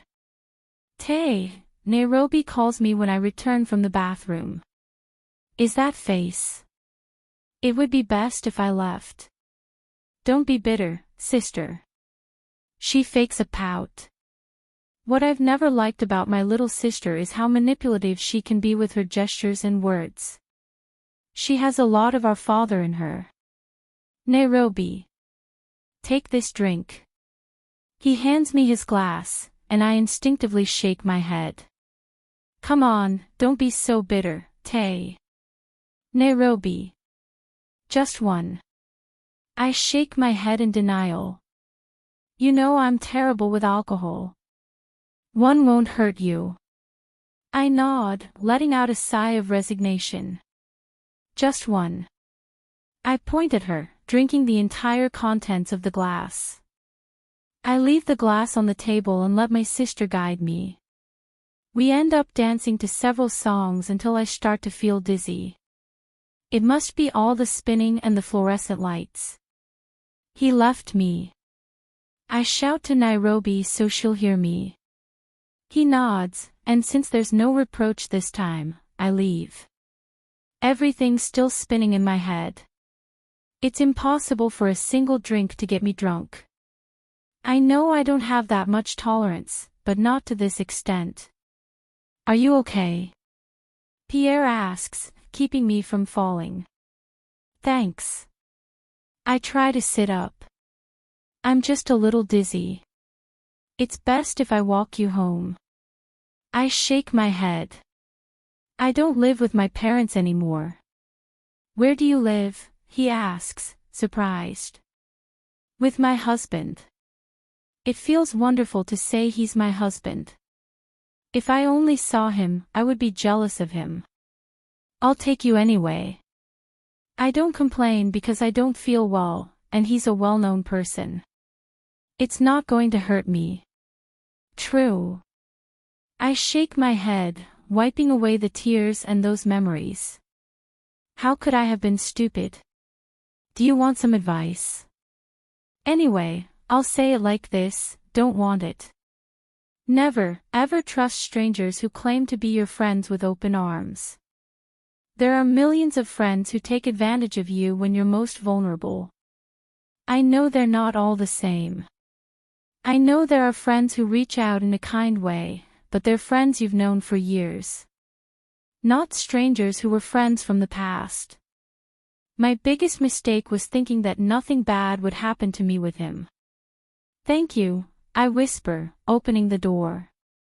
Upon entering, I try to close the door a little to prevent him from entering. I'm sure that if Manuel finds out, he'll finish me off, or him. It's better to avoid trouble. It's not that I'm afraid of my husband, it's just that as long as we can avoid arguments, I'll try to do so. I don't really want him to come into the house either. From my point of view, I wouldn't want my husband to bring his ex into our home. It may also be that I am a little submissive after all. I was raised to obey my husband despite how much I love him, to please him. The thing is, I don't want that man to come into my house. I appreciate your intention to bring me, but that's it. Aren't you going to invite me in? I blink, confused. I don't think it's the best. Come on, Taylor, I'm your friend. He's not my friend, he's my ex-fiancé who cheated on me with my only friend. Another time, now I don't feel well. He didn't understand the word, no, and he forced his way into the apartment. I'd rather not remember the rest. His hands on my body while I couldn't move were the worst experience of my life, along with a few blows from him. I know he had to inject me with something, or maybe something in my drink, but I didn't consume anything other than what Nairobi gave me. I know that if I had Manuel's support the next day I would have been able to sue him, but like everyone else, the love of my life turned his back on me, and what that man did went unpunished. I'm sure the sky is sad, a voice whispers next to me. It scared me. I pretend to be calm as I tilt my head to the side, finding a light-skinned man with black hair standing in the same position as me. Well, in this case, he's leaning his elbows on the railing. I can see he's enjoying the view, or maybe he's also thinking. Why would I be sad? I ask, wiping away my tears. There's no point in hiding that I was crying. Look. He points to the clouds. It looks like a big snowstorm is coming. He's not sad, he's angry. He raises both eyebrows as if he knows me just by looking at me. Like you. Are you a psychologist? He smiles, narrowing his blue eyes a little. I'd love to tell you yes, but I'm actually an architect. What I can tell you is that I'm good at reading people's eyes. I let out a laugh that is not funny. A charlatan. Possibly. He looks at the water, then at me. I'm Daniel. He extends his hand towards me. Taylor. I wave back. When my hand joins his, it evokes a familiarity that scares me, so I end up breaking contact. It's strange, it's as if I know him, from somewhere, even though I know I don't. It must be the good energy of the person. Sometimes you have to let go of the stones you're carrying. All I can do is silence him. Besides, sometimes it's better to talk to a stranger than to someone you know. I don't have good experience with strangers, I blurt out. He nods, his hands going to his jacket. We are not all the same. Do you think I don't know? I blurt out, as if I'm talking to a long-time acquaintance. I know not everyone is the same, but I can't help but draw an invisible line. I growl in frustration. And that bothers you? I shake my head. The pains have been coming back more frequently lately. The trip was meant to relax, but with that man here, I won't be able to rest. What bothers me is that I'm not myself, I'm not what I used to be. A tear runs down my cheek as I think about how I've changed. I feel like I've lost myself. Daniel nods, leaning back against the bridge railing. Life is a constant change. Are you a philosopher now? He bursts out laughing. I'm everything anyone could ever need. He's sweet, and his words warm my heart. But seriously, I don't know what's going on in your head, but it's impossible for us to be the same. We change in a year or two, we just don't always notice until something happens. You're good with words. He moves away from the railing, turns around so he's face to face, puts one of his hands in his jacket pocket, appearing relaxed, and has a positive aura. Let me buy you a cup of coffee. I shake my head in denial. I'm sorry, but I have to find my daughter. I should have guessed you were a married woman, she says with a calm smile. Single mother. Then I have no problem buying you a coffee, he says, amused. It won't save me from another jealous husband punching me in the other eye. As of now I notice that his left eye has a bruise. Did a jealous man hit you? I asked, surprised. He smiles, shaking his head. I got beaten up at training. I said that to get a different expression than sadness mixed with fury. I like him. So you'll accept my invitation. Another time. I know what you're going to say. What? I ask, amused. Let's leave it to fate. He read my mind. Fine, we'll leave it to fate. If I don't run into you again, it was a pleasure running into you, Taylor. It was a pleasure, Daniel. With nothing else to say, I head off in search of some comfort from my beautiful daughter. I hope I never have to see Pierre again, that's what I pray from the bottom of my heart. But my brain knows I will see him again. What are you up to? Manuel. I run my hands over my face, unable to get the memory of her smile out of my mind, so beautiful, so natural, so relaxed. I'm about to break the glass when a hand rests on mine.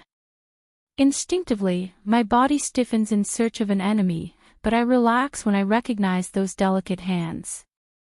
It's not the glass's fault, he whispers. Her voice is still as I remember it, angelic, she's like a fairy. I look away from my hand and turn around, finding his face a considerable distance away. Luckily, this bar has bright lighting that allows me to see that coppery hair, those little eyes, that tenderness and shyness. I know, I whisper. He gives me his most precious smile, the one he never denied me. So why are you taking it out on him, he jokes. It sounds strange, but with her I can be myself, with her I don't have the need to hide. I smile, unable to take my eyes off her. Is it wrong for me to want to take my anger out on something? I question, raising an eyebrow. That's better than me ending up in trouble, isn't it? He shakes his head, his hands rest on the bar and he plays with them, demonstrating his shyness in these places. How have you been, big guy? I'm surviving. I shrug, and my answer doesn't seem to please him. So what are you doing in a place you don't like? She sighs and some strands of hair in front of her move. I'm trying to adapt to my new life, she confesses, sitting on the empty stool. I'm a fan of sitting near the bar and not at the tables. If I want to be an important woman, I must adapt to all kinds of environments. I roll my eyes, pretending to get another drink, and when the attendant is standing by with my new drink, I order a non-alcoholic cranberry cocktail for my companion. Are you still thinking of adapting to a world you don't trust? I don't like the idea of forcing it. We must be aware of our limits and try to move, but at a slow pace. There's no need to rush, especially not her. It's not an absurd idea, I just... What's the real reason you're here? I don't like his silence. Ashley, please don't tell me you're here because of that man. He looks down at his drink. Little girl, you're more than this. He remains silent for a couple of seconds, sips the cocktail, then sighs. I know he loves me. If he loved you, he would have divorced you already. I don't want to sound harsh, but she needs to get her feet on the ground. It just takes a little time. How much more do you need? 5 more years. 6, maybe. Manuel, don't be harsh. Ask. I see tears in those honey green eyes. I want to erase every trace of it. I refrain from doing so, because she doesn't need me to dirty her. I'm sorry, Ashley, but I can't see how everything you do, you keep doing it because you want to please that man. I wish I knew who he was so I could beat him up for hurting this fairy.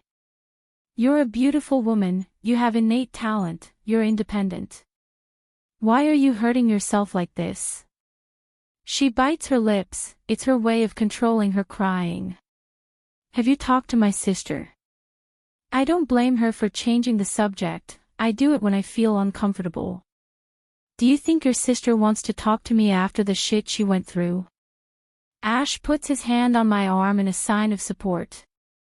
I like them as a couple, he jokes. Esmeralda is getting married this month, and I'd like it to be like in the romance movies. You realize she's the love of your life and you tear her away from that evil man's arms. I'd like to say I'm happy she's getting married, but no, I feel like a pervert for leading her into this. She didn't have to marry that man. She should feel free to pursue her own path. I'm sorry. Esmeralda told me, she said you didn't love her and that's why you broke up. Her hands returned to the bar. She didn't lie, but she hid an important fact. We broke up because I couldn't bear to lose our baby because of me. Esmeralda is such a righteous woman, so dedicated to her work. I really tried with her, especially when I found out we were going to be parents, but in this world, you can't keep anything clean. They tried to kill her and I couldn't protect her or our son. She found out what I do and tearfully asked me to leave. She couldn't bear a life of risk, especially with someone who didn't love her. I'm really sorry for hurting your sister. If you couldn't love her, who is so pure and righteous, who did you love? That's a very tough question. How long have you been here? He lets his shoulders slump as he plays with the empty glass. I've been here for 7 months. Her hands move restlessly, her nervous tick in society. She didn't blame her after the trauma her parents left her. I've been working for 5 months, I'm doing very well, my boss is a very kind, serious, and scary person, but she's good. You're the good one, at your job, I assure her. I have to assume you've left your parents' yoke to fulfill your dream, so I hope you're working on it. He nods repeatedly and his smile lights up the room. I even entered a contest. When it closes, call me and we'll celebrate. She lets out that childlike giggle she hasn't lost, that's what it means to have a normal life. Cambry used to have that giggle, but when she reached 16, she lost it, and today, it no longer exists. You're already assuming I'll win. I trust in your talent, I blurt out, shrugging my shoulders. And the only thing no one can take away your confidence in is what you do with that gift you carry. You're right, I feel like I'm truly home there. We remain silent, each of us lost in our own thoughts, until she decides to break it again. So you'll let her get married? I close my eyes, there's no way around the subject with this woman. Do you want me to send someone to kidnap her and take her somewhere else where she can rebuild her life, without any obstacles? I say ironically. And unfortunately, she seems to like the idea, nodding repeatedly. I'm being sarcastic, in case you didn't know, Ashley. He lets out that annoying sigh again that makes his hair move, it's more of a snort. Any idea that has to do with Esmeralda's impediment to marriage is valid. She runs a hand through her hair, playing with it. I don't want my sister to ruin her life with that man. He doesn't deserve her, and she doesn't deserve to live under his oppression. He's so sexist. I'm sure that as soon as they get married, he won't even let her practice again. She blurts out, frustrated, losing the shyness the place generates. What can I do? What do you propose? I blurt out, falling for this manipulative little girl. Fake a kidnapping. I shake my head. Go and talk to her. I'm not going to talk to your sister, I clarify. She lets out a frustrated sigh. I don't know what can be done to save my sister from that man's clutches. I take her face in my hands, delighting in her naturalness. She doesn't even bother to wear makeup because she is perfect. I really want to help, but I'm sure whatever I do will upset your sister. Esmeralda doesn't want to see me, nor does she want to know anything about me. And I agree with him. Who would want to see the person responsible for almost being killed, the person responsible for the death of that little one they so desperately want? He snorts again, causing the strands of hair to move. It's impossible, she whispers resignedly, moving away from my grasp. It's as impossible as that man getting a divorce. I can't let that fact go. Do you even know they don't sleep in the same room? Ashley looks down, and that action alone tells me there are things I'm missing. I wait patiently for her to speak. It's always the same with this little girl. When I've done something wrong, she keeps quiet, and then I can't handle the guilt. He left me, she confesses. I love him, and I don't want to. I can't bring myself to let him go from my life. I know he loves me too. Oh no. Are you telling me that bastard did whatever he wanted with you and just like that, he left you to get on with his life? I'm going to find out who he is and kill him. She looks up at me, those little eyes shining with tears. I know he loves me, he broke up with me because he doesn't want to hurt me. I take her hands in mine because I want her to feel my support, but I also want her to feel the weight of my words. He doesn't love you. That man was just infatuated with a young woman. He used you, but he never thought of getting a divorce. She shakes her head, refusing to accept my truth. Ash, what man divorces his wife for another woman? Let's be real, you were the other woman, and that kind of man you once suggested to me will never leave the official woman. Her body begins to shake and the sobs do not take long. I adore this woman as if she were part of my little family. I met her when I was 15. I watched her grow up. I've seen the woman she's become, how hard she's fought against the damage done to her. She's a fighter, but her worst problem is her emotional attachment to the person who opens her heart to her. Chapter 11. Damn, I feel like an impurity. What I'm doing isn't right, especially after what happened with Taylor. Yet here I am, trying not to think about hurting her, but that's all I want. I want to hurt her with all my might, not just physically. I want to hurt her the same way she keeps hurting me. Yes, at first I didn't know what they had to do with each other. After all, she introduced herself to me as Nicole, and I knew her little sister was named Nairobi. The fact is, our relationship was unconscious. However, now it's different and I feel torn.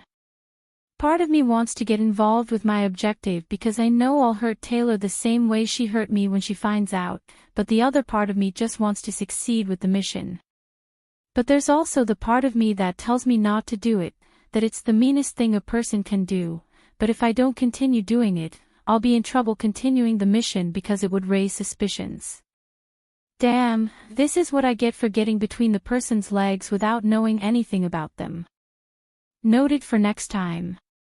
Good evening, I greet the woman waiting for me at the bar. Nothing better than bringing her to Sancho's bar. An exclusive place not everyone has access to, but above all, a place that's better protected than the White House. The good thing is that the man doesn't hate me anymore.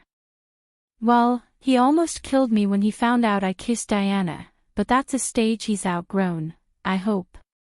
The woman tilts her face seductively with a glass in her hand. I can't deny that she looks beautiful, like an empowering goddess, especially in that red dress. It hasn't escaped my notice that she thinks I like red. I know why she thinks that, because I loved seeing that color on the brown skin of my former wife. Or maybe she's one of those women who thinks red suits us all. She's wrong with me, which is why she's fooling me with a platinum blonde.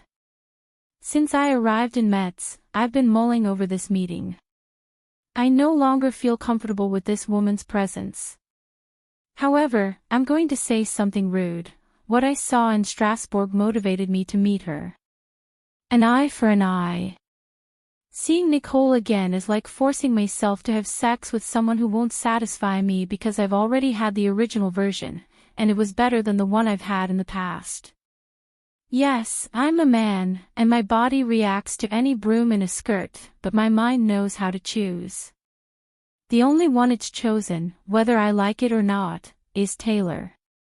Good night, she whispers sensually, biting her lower lip. Maybe one day I'll end up breaking it from using that tactic so much.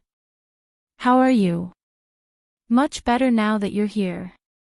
I take a seat next to him, resting my elbows on the bar. I don't know why I like sitting here so much. It must be because it gives me ample room to see everything around me without looking like a crazy observer. So, gently and with too much confidence, he places one of his hands on my arm. Which woman were you with 2 days ago? Of all the things he could say, he drops this bomb on me.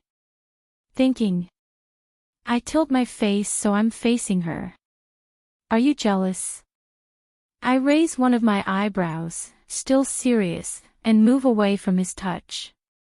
I don't like the idea of him finding out about Ashley, much less finding out what a woman she is. I don't want any of my crap to end up hurting that family again. She bites her lip, pretending to look afraid. She's good at pretending, but I'm better at observing. And is your husband okay? Nothing better than turning the arrow around. I knew she was seriously engaged, not that she was married, though I wouldn't have cared if I knew. What I do know is that I feel useless for not knowing anything about her. I had to find out she was Taylor's sister because it was a mission. Otherwise, I wouldn't know yet. It would have been better, my conscience would be clear. She smiles as she sensually bites her lower lip. At first, I assumed the mission was simple, she was Taylor's sister, just a woman, but now that I see this woman and know the wonders she performs in bed, I can tell how difficult it has become. I'm contradicting myself by saying Taylor is better than her. She is, but she and I have nothing in common, so it's hard to overlook what Nicole and I have done. Besides, I remind you of this woman's resemblance. I'm a man and I could never turn down an opportunity like this, especially when I always look for similarities in every woman I'm with. Perhaps it's best to take advantage of this and enjoy it a little. I don't usually get involved with goals, but this time I can make an exception, and as I said, it's my turn, so perhaps it's best to be optimistic. He's in London, and yes, he's doing great. It's been almost a month since I found out who Taylor's sister was. Later, after the show was over, we got in touch. This time, it wasn't for sex, but rather to talk like a normal couple would after sex. I discovered that everything she does is hidden from her husband. Not just seeing me, but all of her business dealings. I swear, if it weren't for Mark's orders, I'd back off. This woman knows how to dominate a man. In her eyes, I see the need and desire she feels for me to make her mine right now. She let me know that from the first second her eyes met mine 2 years ago.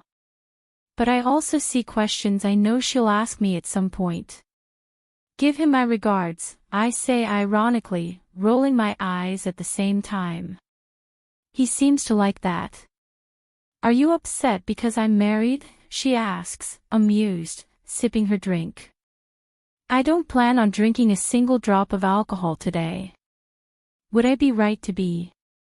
I try to keep my voice calm and elegant. We're both free, aren't we? I remember. She nods while biting her lip, looking at me with contained mischief. You're over my sister. I knew that sooner or later I would come across that topic.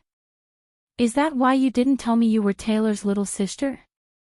I question, raising my eyebrows. Nairobi. She puts her hand on my arm while lowering her gaze, pretending to be embarrassed. They're good actresses in that family, but this woman doesn't look like a dead fly.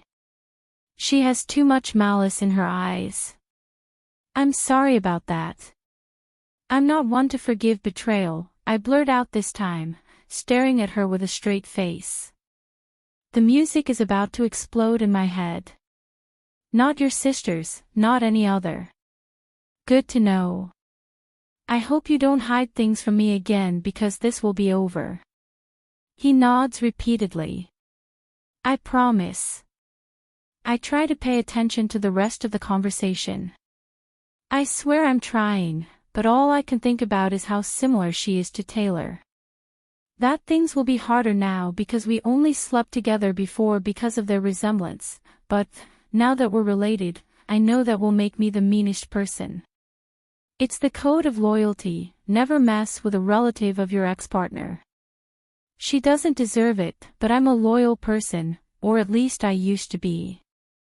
After a friendly chat I head home. Don't think I'm going to take her to bed so soon. We'll continue as we were. I can have fun in different ways, and now that it's my goal, I must measure every step I take. Now my wounded heart can lead me to do many things. I'm sure that with a few good drinks in my head, I'd end up in that woman's bed doing many things, especially showing her my weakness. Now I can't. When was the last time I was with a woman? No, it's best not to go there. The last time I was with a woman was with that traitor. Yes, she is a traitor. Why am I surprised that she is? Why am I surprised by what I saw?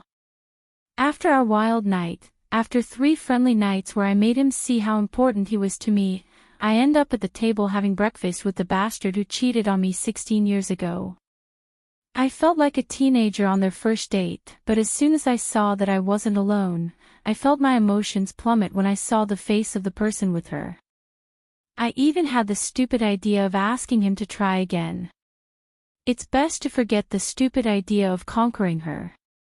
I still don't understand how I ever thought we could put aside everything we've been through to start over. What an idiot I was. Taylor. The sheet sticks to my legs and seems unwilling to leave me. The small bowl of popcorn sticks to my hands and, by inertia, it enters them and goes to my mouth while my eyes are attentive to what is happening on the screen. Don't you get tired of watching that soap opera? Vicky asks, sitting next to me. How many times have you watched it in all these years? 10 times. I roll my eyes, bringing a handful of popcorn to my mouth while making a popping noise to shut it up and not disrupt my concentration. I still find it interesting. I shrug. How did your casting go? I hope it wasn't anything involving underwear. I remind him, even though he can't take his eyes off the television. I lose focus when my little girl reaches into my popcorn bowl and pops a couple of popcorn. She has a beaming smile on her face, which tells me she did really well. And that makes me feel like the proudest mom because I know she's doing what she loves. No underwear. He spoke with his mouth full. Shouldn't you be somewhere else? His attention shifted to the television. I still don't understand why Maria continues to forgive Fernando for such childish behavior. I look back at the television. It no longer holds the same emotion as when I first watched it, hiding from my family. We couldn't watch those kinds of soap operas at home because they encouraged women to think differently. Where should I be? She stops pretending to be interested in the novel to see me with one of her eyebrows raised. She's very well practiced at that.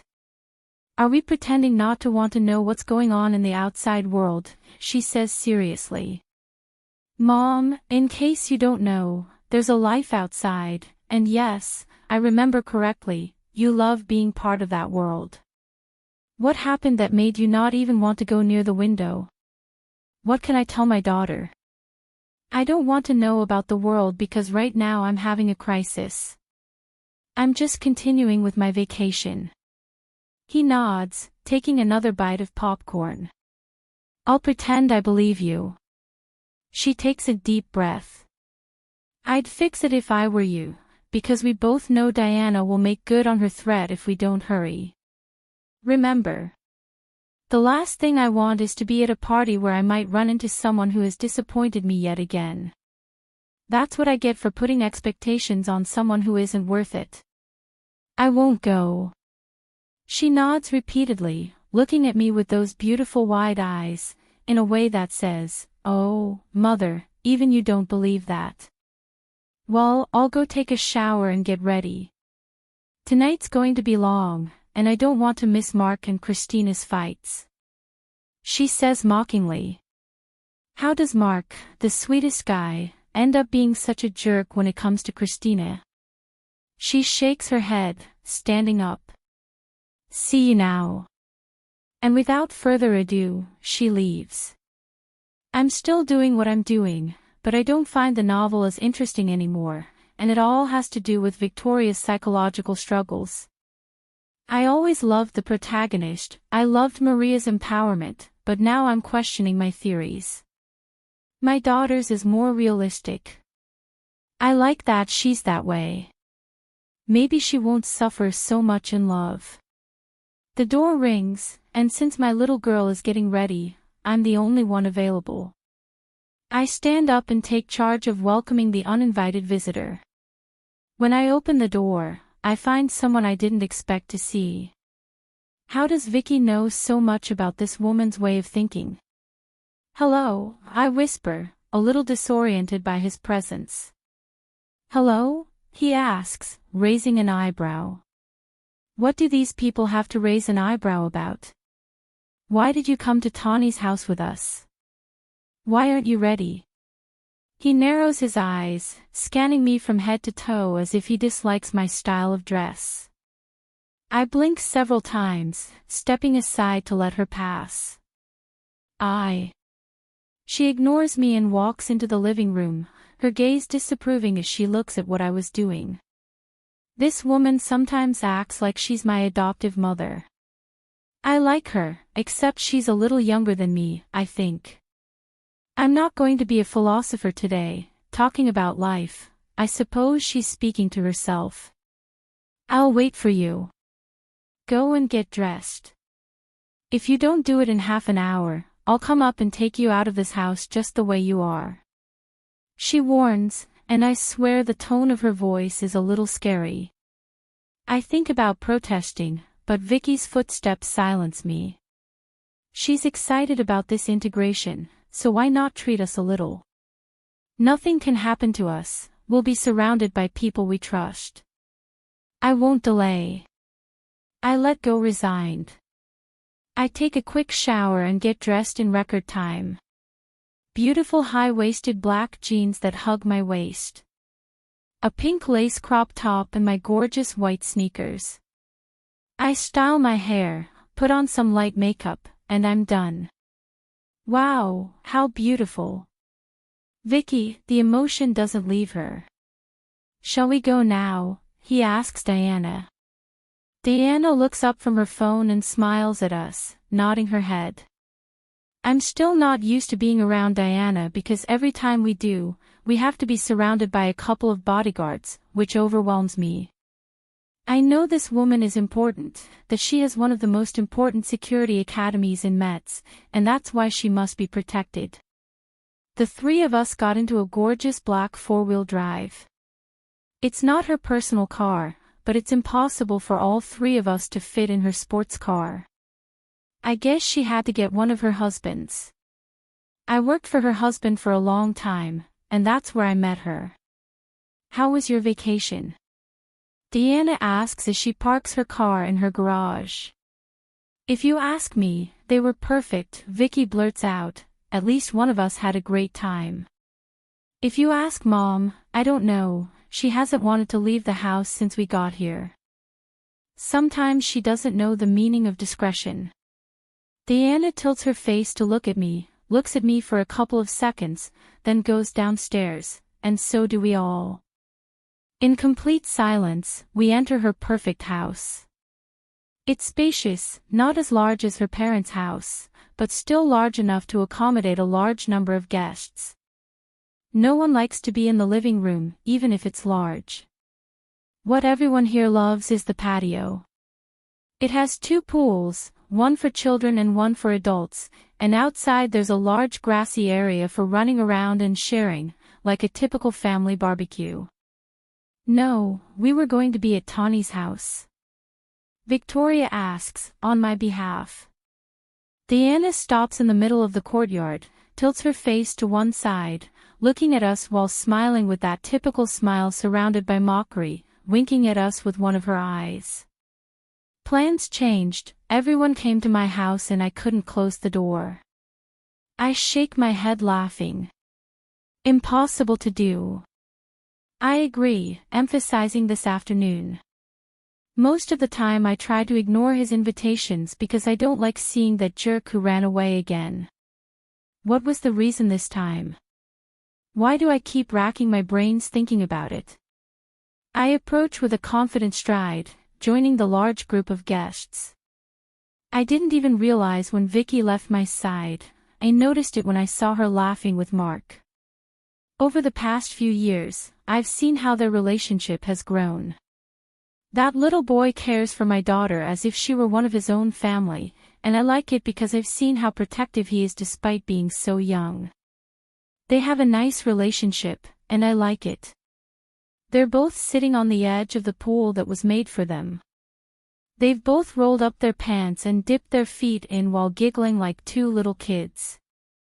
So, Tay. I blink, focusing on whoever mentioned me. Where's your head at, woman? Cam asks with amusement.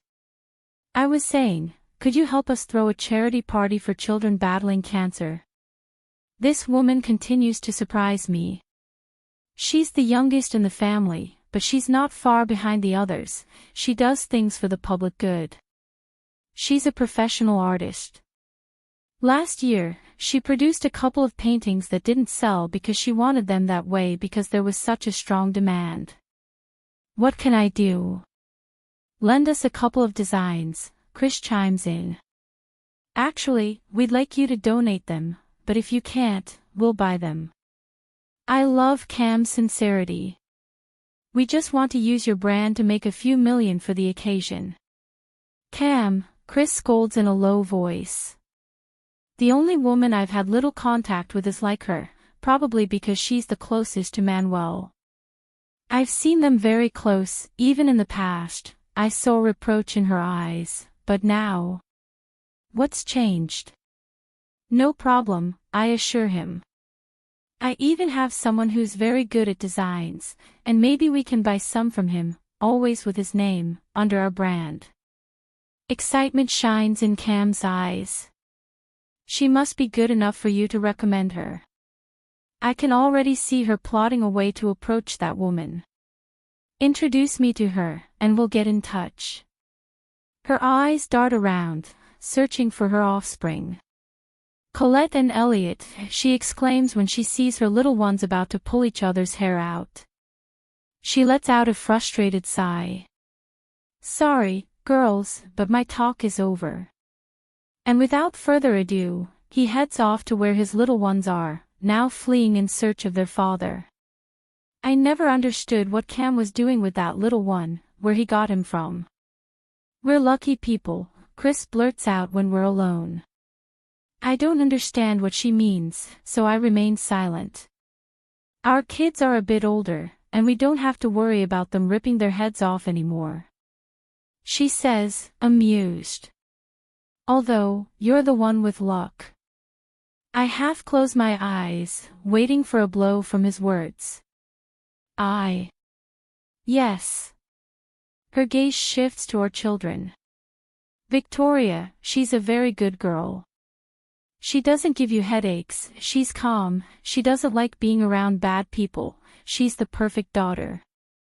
I don't miss the smile on her face, and it makes me feel a little more at ease because it tells me she adores my little girl. On the other hand, that man is like her father, just as Diana would say, a pain in the ass.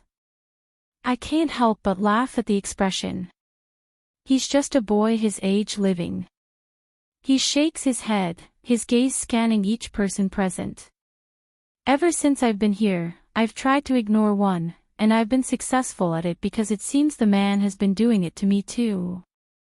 I love my son, she says, but there are days when I feel like kicking him in the butt and sending him to boarding school.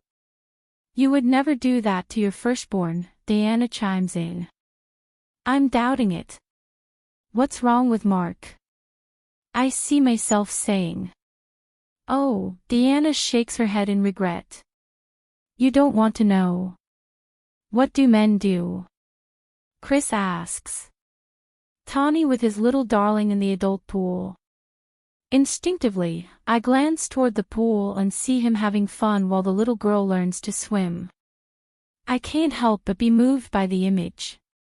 Sancho seems to be having some kind of argument with Elle. He points toward the large area where the little girl has her arms crossed and shakes her head. Marcos is busy trying to help his wife take care of their children and, this time he looks at me. Manuel just looks on with a certain nostalgia.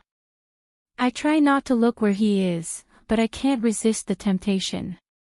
He's sitting in one of the lounge chairs, his eyes fixed on my daughter, who's continuing an entertaining conversation with Mark. I'm not going to give away any details about what he's wearing, much less how my eyes are devouring him. I'm not going to fall into that trap. We're getting old, Chris says, laughing. Before, when we used to get together, we had the best adult parties, but now, we have to pay more attention to our children than to anything else. It's the law of having children, responsibility. Diana shrugs. She's right, having a child shouldn't be about not taking care of ourselves, or about a couple's desire for one and nothing more. A child is a huge responsibility. It involves dedication, time, love, and finances, all rolled into one. When are you going to be a couple?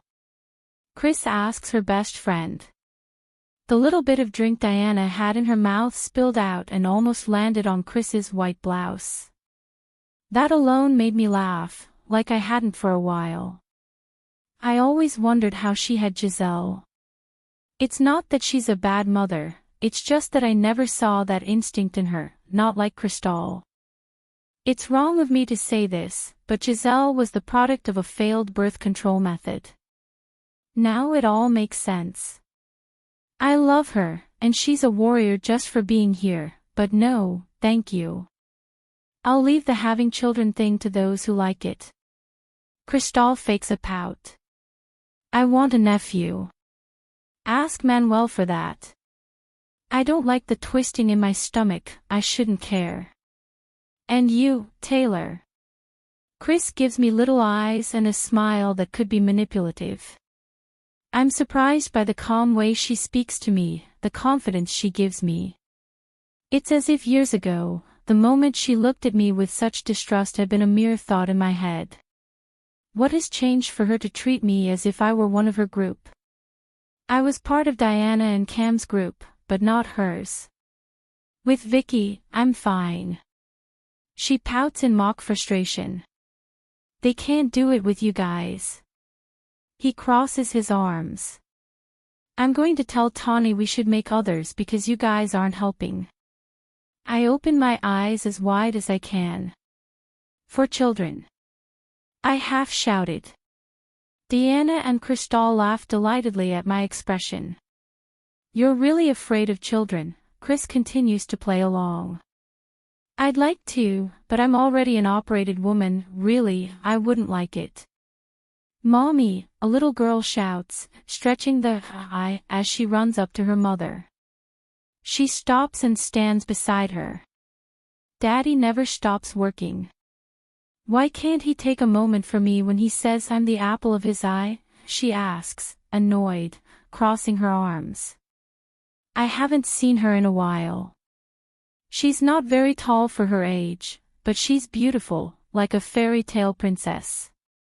She has those blue and gray eyes that are identical to her mother's, the brown blonde hair that resembles her aunt's, her complexion is light, and I swear she has a couple of dimples in her cheeks, but I still can't tell.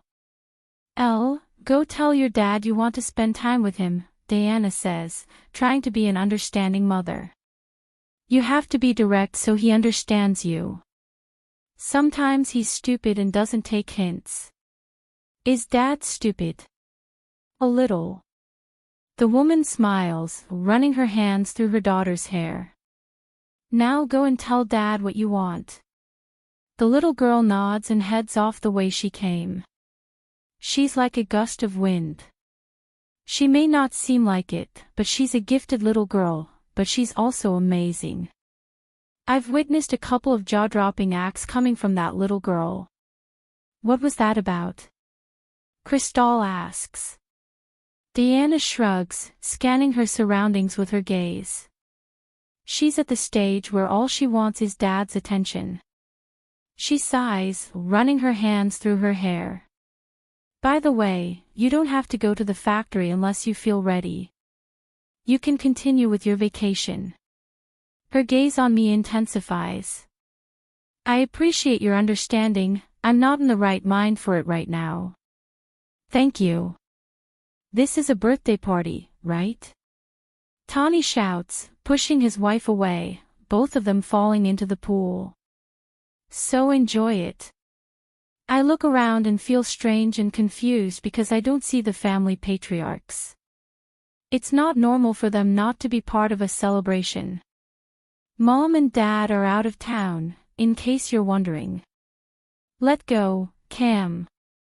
Instinctively, I look for her, and she comes toward me with her little girl, who's crying, holding her hand, trying to break free.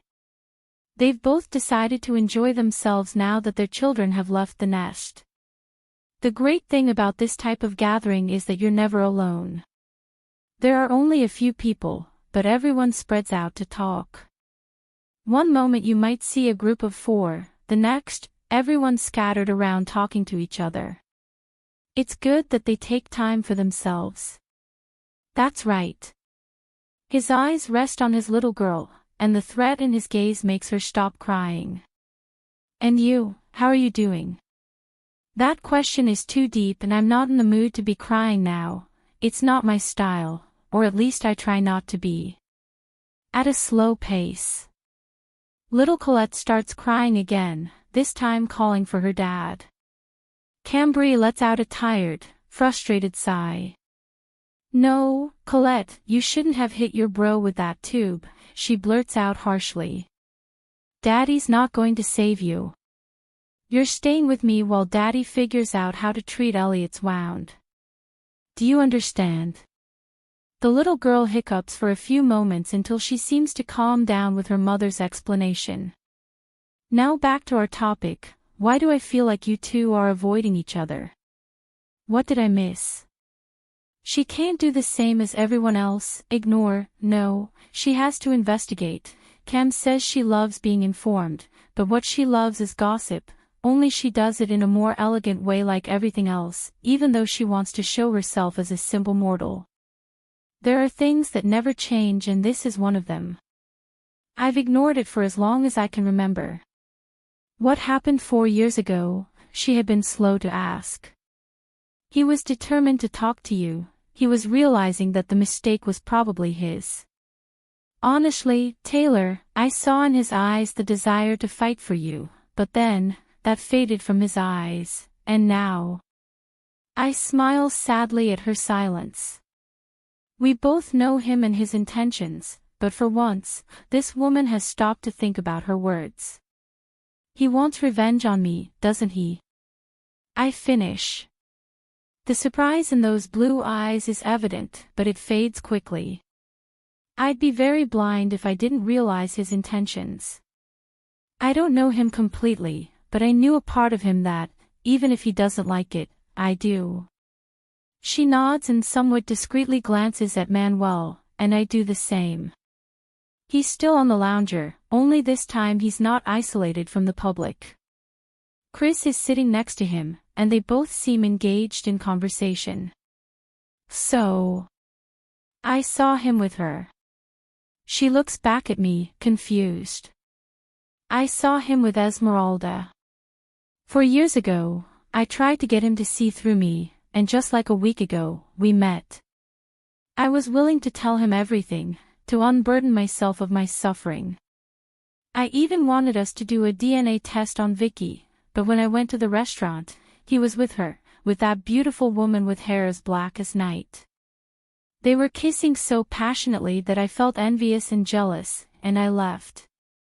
Later, when I saw him again, he asked me for an explanation, and I told him there was nothing to explain, that he could continue believing whatever he wanted to believe. So you ran away, he asserts, my silence speaking volumes. If you two were a story, it would be called Running Away at All Times, or perhaps Running Away from the Truth. He shakes his head. I really don't understand this game you two are playing. There is no game. He puts his free hand on my shoulder. Then just let go, Taylor, bring back that light that used to live in your eyes. It sounds like a plea. I feel like I'm losing my best designer, and if I lose her, I want at least my friend to stay. So I'm not the only one who's noticed that I've been missing out more lately than in previous years.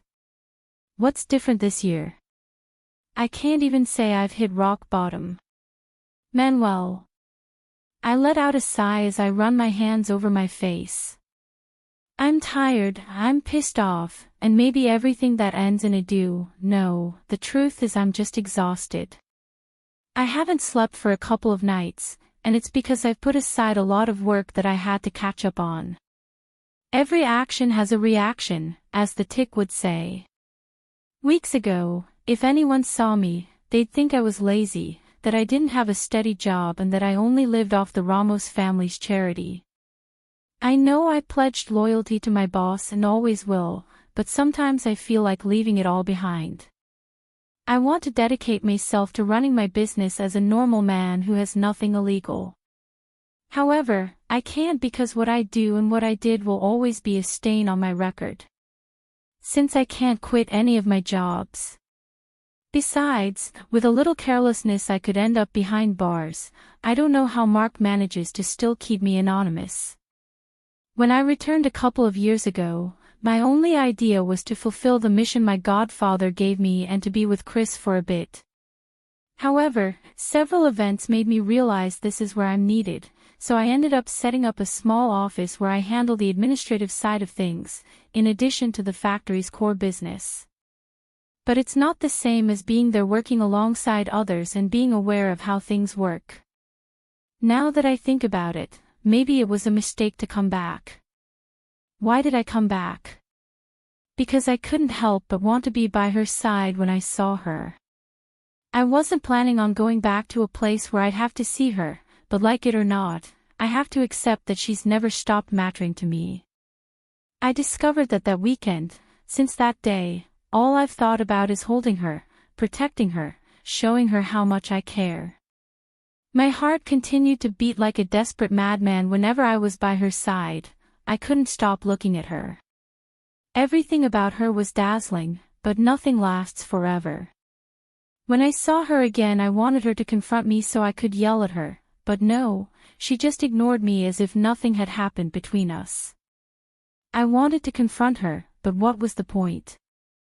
What was the point of telling him that he had seen my face again? It doesn't matter, nothing matters anymore. My feelings should stay in my heart and never leave. There's no point in continuing to dwell on something she apparently never felt. Manuel. I blinked several times, concentrating on the person next to me explaining some of the upcoming advertising. 2 days ago I was supposed to travel to the United States. I needed to finalize a special makeup collection for mid-year. On Cambry's advice, I agreed to work with Taylor on this collection. I now regret it, but Cam took care of signing the contract. There's no turning back. Not because I'm not a capable person, but because I no longer feel capable of sharing the same air as her. The thing is, I couldn't travel because there were some administrative issues. Yeah. "Where's your head?" he asks, while hitting me on the head with something far from gentle. Can't she be tender? In many ways. I can't quite manage to scan it. Especially how beautiful you look today, and how pretty you would look without clothes. I say mockingly. The truth is, I'm thinking of a solution to recover the routes Nairobi has been stealing. How did he get these routes without being insiders? The trip to Metz wasn't to see me. I don't know how he did it, but he invaded Mark's territory and stole 2 routes that are critical for trafficking black gold. If anyone takes those routes, we'll be in for a beating. Who among us could have given it to him? The worst part of all this is that what he's done could complicate our lives. That is, it could create conflict within the organization because there are 3 organizations that want that route. Many offered Mark a large sum of money for it, but he didn't want to sell it because it's one of the routes that benefits us the most. If she takes charge of selling them, they'll seize most of the merchandise and a huge war will break out that I don't want to hear about. What I can't stop thinking about is how he got them. I have an idea that we have a traitor, but I don't know who it could be. Who manages the routes? No, it could be that person, or could it be? I must be mistaken. He raises one of his eyebrows, looking at me reproachfully. Manuel. He warns. I'm sorry, I blurt out, regretful. I was just joking. I couldn't bear to hurt her, no more than I already did. He nods, letting out a deep sigh as he tries to give me a smile that turns out to be more of a grimace of annoyance. Mark wants to talk to you. The castle is a very large piece of land, and luckily I'm close to it. It's not luck, really, I just wanted it that way. There's never been a major confrontation at the mansion, but if something does happen, I don't want to be the last to arrive. The fact that he wants to talk to me is a godsend because I need to talk about the possible traitor. I'll be right there, I say, standing up and moving toward the door. Manuel, he calls me. When I turn around, I don't like what I see in his eyes. She's not an easy woman to read, but she was always so transparent to me. I don't want to see her get her hopes up. After I complete my mission, I'll become a monk, I swear. Arya. I shake my head and allow myself to breathe. I don't want to start a relationship with her again because something tells me it'll end badly again. The last time we tried, it got out of hand, and I'm not willing to lose what we've been rebuilding. What is she doing here? She's my business advisor. She's been working with me for no more than 2 weeks. I know she's good at what she does. I didn't want to keep bothering Cam, who has huge responsibilities like her children. Besides, Cambry no longer works in public relations. She only does it when absolutely necessary. See you later. I nod, and if there's nothing else to say, I'll leave. I could have told her nothing was wrong, that we should go get something to eat, but I don't because, uncontrollably, the face of a psychologist appears in my mind. Esmeralda, I hurt that woman too much. We tried, but we didn't succeed. Since that breakup, I swore I'd never have a serious relationship again. On the drive to the mansion, I can only think of one thing: what Mark will say to me.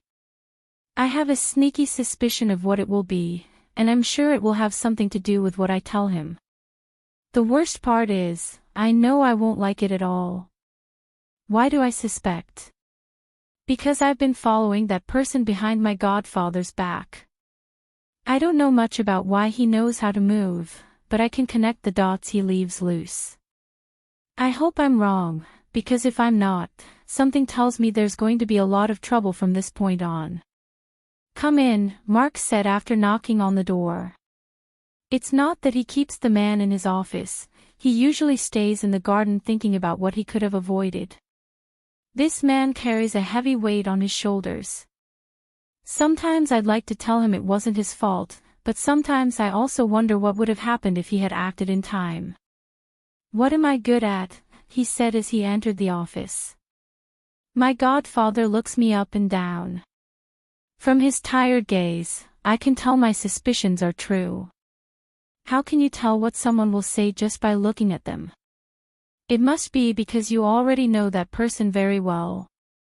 I'm sure a great war is coming and I'll need the best allies. This is my war and I'm the one who's going to fight it. Sit down.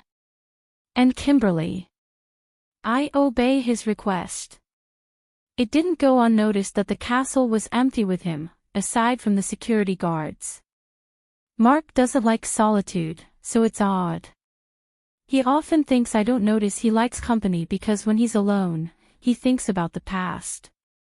Who doesn't rack their brains remembering the past? It's an airy study. So you know, if you can't beat the enemy, join him. Kimberly is a very tough woman. She was tough with her 2 daughters, but the one who suffered the most was her youngest, Cam. Well, each one has their own struggle, but I was there for youngest Cam, and I saw how she had to become the version of herself her mother wanted. And now that her daughter has formed her own home and her own version of herself, her mother tries to be close to her as she should have been before, like a mother who supports her children. However, the relationship between them has a very high wall that will take a long time to crumble. Chapter 12. I look at my godfather and I can't help but notice that his years have caught up with him, and we all know it. He doesn't go into business much anymore. You could say he's retired. His children run the empire, but there are still things Mark, the White Hawk, won't let go of, those dark steps. Nothing can be that perfect, especially a person. The bags under Mark's eyes tell me he hasn't had a rest in a while. His hair is already more than half white, his skin is a little wrinkled, and yet he's still a handsome man. Well, when the going gets tough, hurry up. What am I good at? How are you? Will do, he says, rolling his eyes. It's impossible to deny that he's Diana's father, they have the same expressions. Well. He lets out a sigh as he shakes his head. He'll be out in 4 months. Doesn't Mark know tact? Damn, I would have expected some comfort from his words. May, you're not going to like this, but he'll be out in a couple of months, you have to be prepared. Now I understand where Cam got his tactful way of saying things. Where there's a stick, there's a chip. I understand, I say expressionlessly. Even though what I want to do is scream in anger, it's like jumping into an illegal fighting ring and killing my opponents, even if it's not their fault. He's changed. I let out a few unfunny laughs. It has changed, what an irony. This man may be as murderous and ruthless as he is, but he has a heart. I don't know how he's kept it, but I can attest that he has a heart and an untold story, a story that unites us. The fact is, he tends to think people can change. Do you still believe in fairy tales? I question mockingly. I believe in change, he says. Sometimes I come to the conclusion that he's being too naive, but now I only have the idea of how hypocritical he is in my mind. I don't. We all deserve second chances. Look who's saying it. Do rapists deserve second chances? I ask, looking at him seriously. There are no second chances in this world.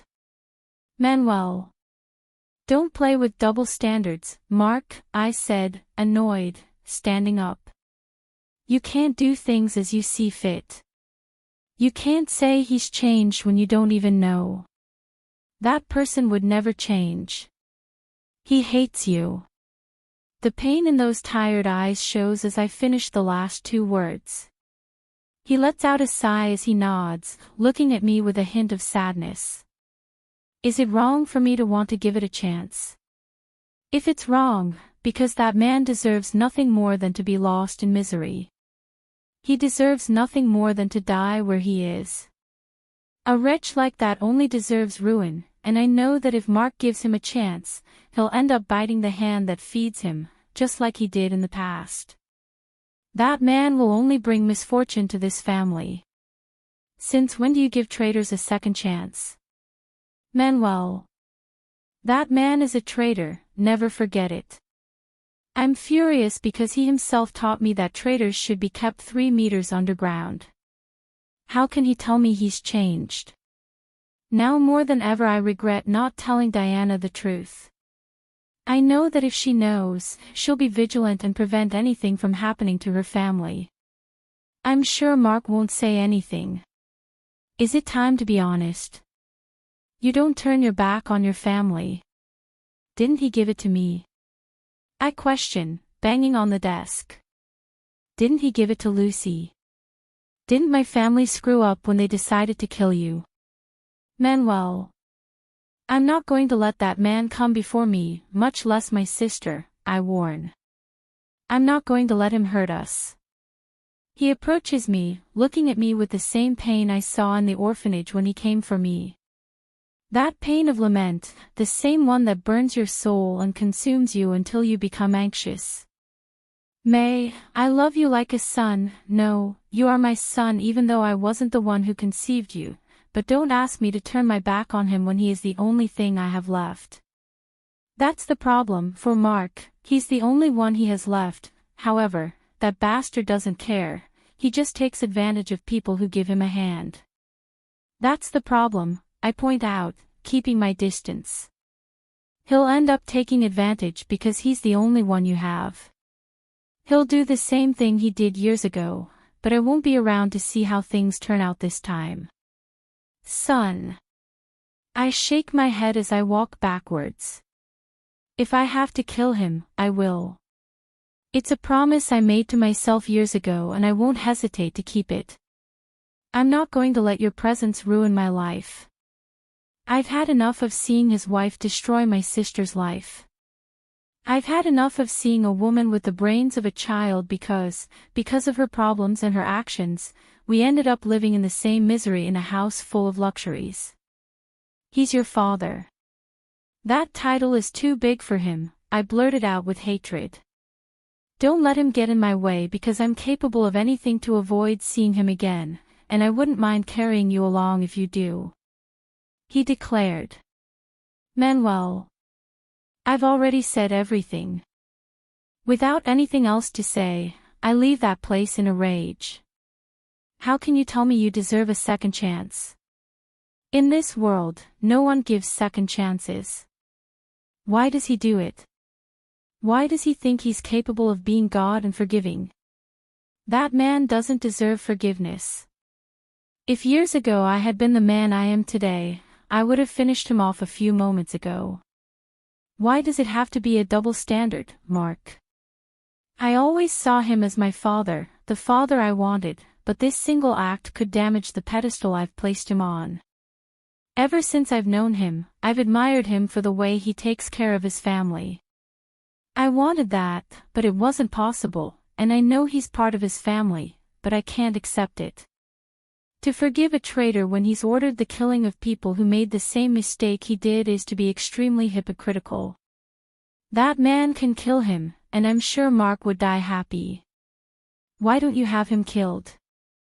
Simple, because it's his family, and family isn't hurt, it's cared for. What did that man do to his family? He hurt his family without caring about anything. I'm not Mark. I don't forgive people who hurt me, no matter that I have the same blood.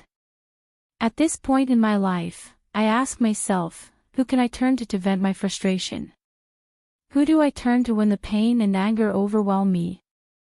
I can't go to Lucy because it wouldn't be fair. She, more than anyone, deserves to have the only good version of me. Did I arrive at a bad time? I asked, entering his office. My legs have brought me here of their own free will. He looks up from that screen, focusing his gaze on me. I'm sure he would have teased me at another time by saying, "You always ruin the moment, kid." He doesn't because he sees my mood. I'm about to lose my temper. There are times when it's hard for me to hide what I feel, especially today. The man just leaves a kiss on his wife's lips and walks out the door. I like the version of them they are today. The years don't come alone, and with it has come maturity in both of them. That doesn't mean I haven't witnessed a few fights between them. I remember how difficult it was for the butterfly to accept that someone other than Crystal was sharing its space, especially being constantly questioned about where it was and where it was going. But it was also difficult for Sancho to let go of his loneliness. The tick looks at me with his eyebrow raised, waiting for me to speak. He will come out.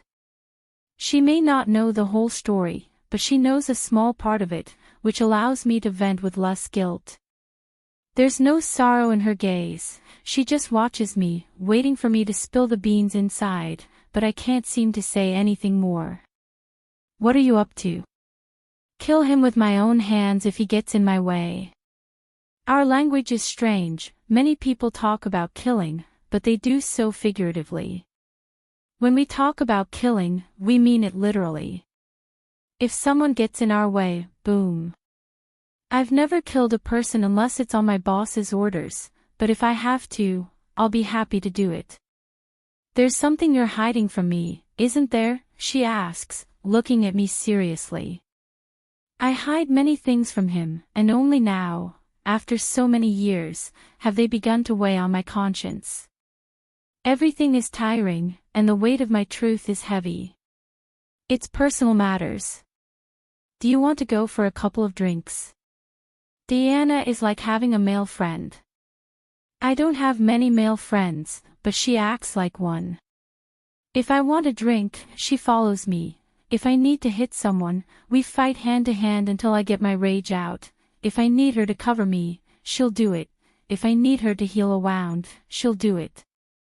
I'm paying him back because I'm sure if he knew the truth from my mouth, he'd hug me so tightly he'd never let go. I'm sure he'd protect me more than he does now. I want to be alone for a while. You don't want to be alone, he says. You're right, I don't want to be alone. Diana. If you wanted to be alone, you wouldn't have come here. Whenever you want, you know where to find me. That's what I like about her, she never forces me to do anything. Sometimes I wonder if she knows the story and is just waiting for me to work up the trust to talk to her. That often happens with Diana, but this time I doubt it because it was Mark who kept all the information. Diana is good, but she lacks my godfather's experience and connections. I don't even understand why I ended up in this office. I'm sorry I came to bother you. Diana smiles at me with that special affection I know she has for me. You never bother anyone, and I prefer you to come to me when you feel like you can't than to seek refuge in alcohol. Tick. You're not alone, he reminds me. And today more than ever, I'm grateful for this.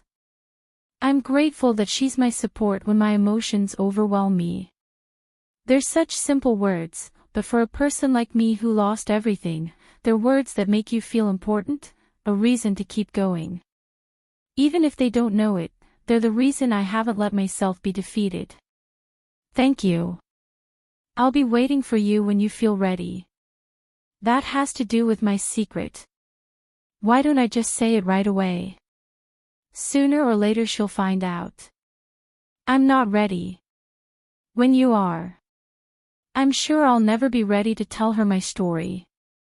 She thinks I work for Mark, she thinks I owe her my loyalty for allowing me to study, for giving me her support. If I owe her my loyalty because she saved me, I owe her everything because she's my only family. Without anything else to say, I leave. It was stupid to go looking for her when she doesn't know the story. The only person I can talk to about this is Mark, but I don't want to because I feel disappointed. Sitting in my apartment, I drink like I haven't in a long time. It's a mistake for a person like me to let emotions get the better of me. I'm a hitman, a murderer who can't have emotions. As if I were a robot. Taylor. During these seasons, I'd like to have that big window in my house so I can watch the snow fall outside while I have a cup of coffee, but it's not possible. Today the snow is falling harder. It's been a long time since we've had such a heavy snowfall. I suppose normal people should be at home sharing and enjoying the cold day with their loved ones. These are the days we enjoy the most, but at least I'm not in the mood to do so. On the other hand, I'm sure my partner is in the office working like a normal person and must be busy with work while I've taken a whole month to feel sorry for myself. What should I do? My 2-week vacation I wanted to take was ruined because a certain someone kept following me. It's okay that the person who got my heart pumping again left me dressed and messed up. I can survive with that. I also didn't expect everything to go back to how it was when we were married, but I had a faint hope that he would at least listen to me. That was all I asked for. Aside from that disappointment and low spirits, the insistence of that unwanted person ended up ruining everything. What do you want? I'd like to know what's going on in his head. I'm sure he's up to something. There's no way he can just walk right into my face without any intentions, especially after what he did to me. How dare he look at me? I swear if I had proof of what he did to me, I would have sent him to jail a while ago. People like him shouldn't be allowed to live like nothing happened when they hurt others. After the double birthday party at Diana's house, I've been home fulfilling my housewife duties. It's been a while since I've done so. Before returning, I tried to ignore that man, but every time he came by, I was with my daughter and Victoria. He's the kind of gold very few people can appreciate. That man doesn't even deserve to see my daughter. It's probably his father. No, that man will never be the father of my daughter, not even if he donated the sperm that helped her form. Mom. Victoria runs her hands over my face, getting my attention. I blink a couple of times to focus on her for a second, then return my gaze to the screen, paying attention to my daughter even though I can't see her face. I feel like an empty shell, and the blizzard isn't helping my depression much. Yeah. I guess my daughter's not leaving the house is worried, but just seeing that jerk has drained my spirits. It also helps that Manuel didn't go to the meeting and then just ignored me. What did I do wrong? Yes, I am disappointed. Why am I surprised? He's a coward who looks for sex, then runs away. It isn't. I can't be a liar and say he just wants sex. I don't know what he was looking for, but I know he's not a superficial man looking for that kind of thing. The fact is, he ended up hurting me again. Like a fool, I gave him that power again. That's what I get for softening up. What bad could happen to me? That the same man breaks my heart for the second time. How lucky, you feel my irony. Are you sick? I look away from the screen, concentrating completely on her. This is why I can never let my pain out. She worries more than usual, she's not expressive, but I know her every gesture and I'm sure she's about to ask for help. I'm a little tired.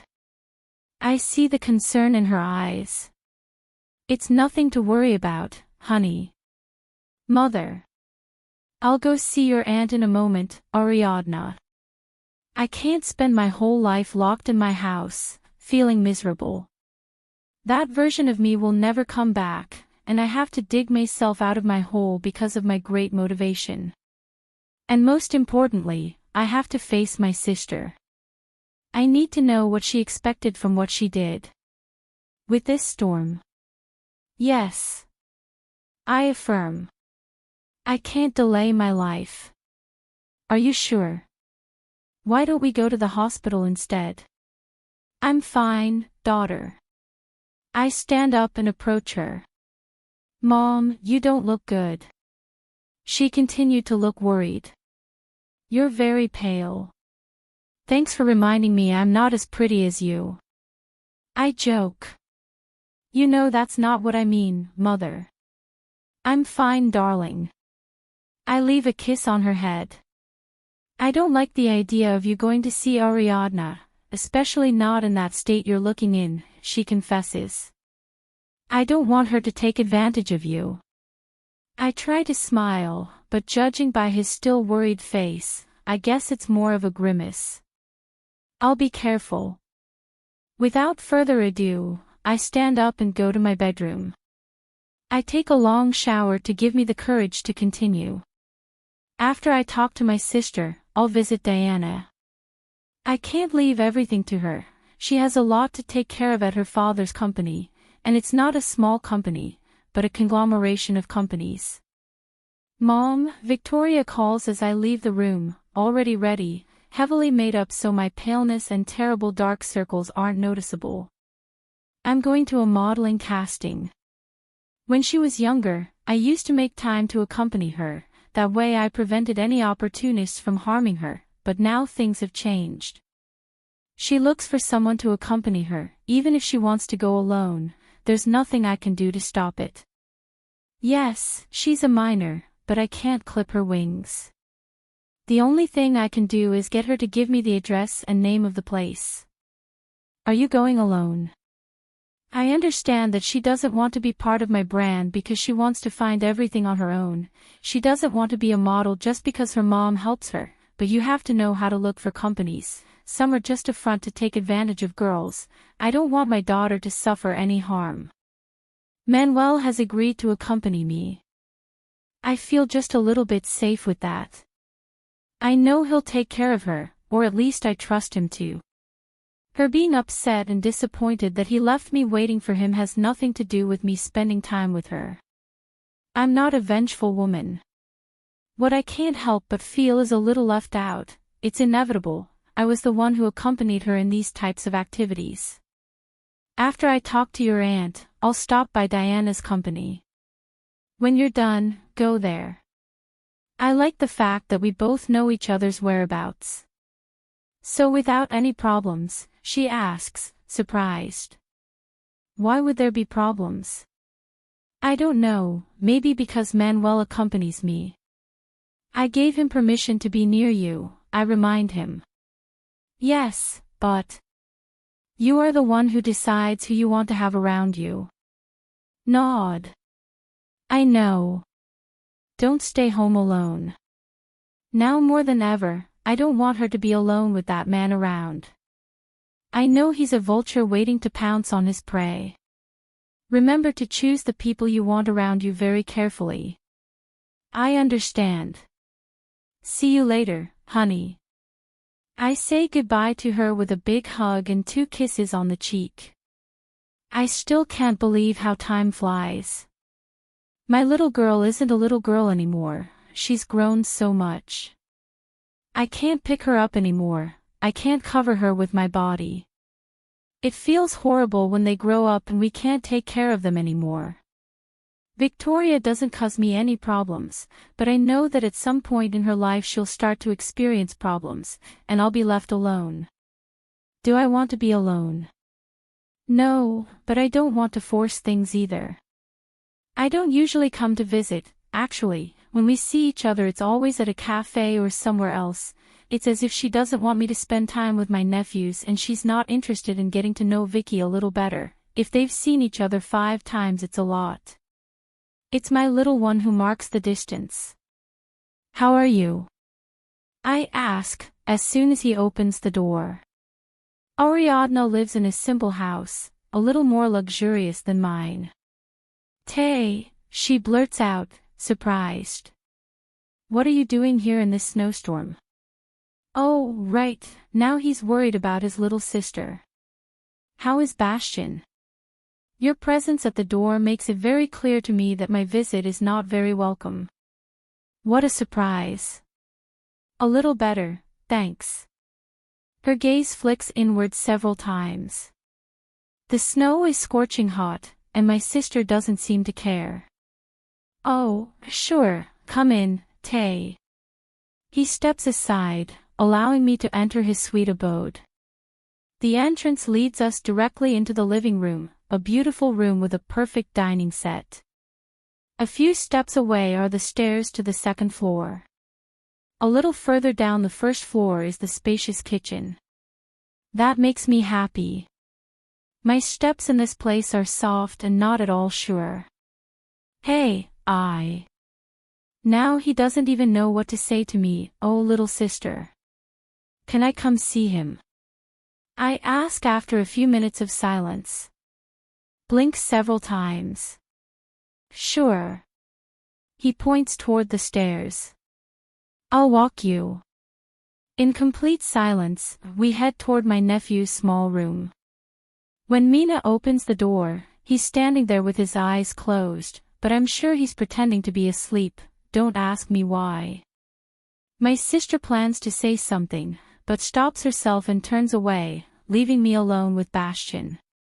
You have a nice room, I say, looking around at him, who's moving around, trying to control his sleep. I brought you a gift, but since you're asleep, I'd better go and not bother you. I take a few steps back, still looking at him. Bastian opens his eyes too quickly. Don't go, he says, sitting up in bed. He smiled as he pulled me closer to the bed. Without his permission, I sat down, trying not to invade his space. I don't see them very often, the only one I see is him. His brothers are more distant. I suppose they believe everything their grandmother tells them. Ariadna's youngest son, he's tender, cheerful, and has a different sparkle than Mark. I'm sure my sister is trying to make a difference with him, and that makes me happy because it warms my heart to know that he won't be anything like his father and grandfather. How are you feeling, honey? I want to take this off now. He points to the cast on his hand. But there's still more to it. He sighs. I thought you wouldn't come see me. Dad said you didn't care what happened to me. Sadness is reflected in his voice. Very well played by Raphael manipulating a little boy. He's a wretch. Is it my obligation to support his family? I was a little busy, but I'd never stop seeing you. You're my nephew, and I care about you. I run my hands over his face. I'll come see you whenever I can. Really, Auntie, he blurts, excited. Aunt Nairobi comes, but it's not the same as with you. I like you, and you make me feel that you love me. On the other hand, she only talks to Dad, then to Mom, and she doesn't even see us anymore. Nothing strange about Nairobi. I spend a good part of the morning with him, playing at inventing stories and creating people with certain traits. His way of speaking and his ability to make connections tell me that perhaps in the future he'll be a writer or book editor. These are just speculations, but I'd like to see him succeed and move away from all those horrible traditions. I leave the room when he has fallen asleep. Upon entering the living room, I meet a young woman with brown eyes and shoulder-length hair like mine, only it's natural brown. Her face is covered in makeup, not excessively, but enough to show that no one has any control over her. She's not very tall. If she's 5 feet 11 inches it's a lot.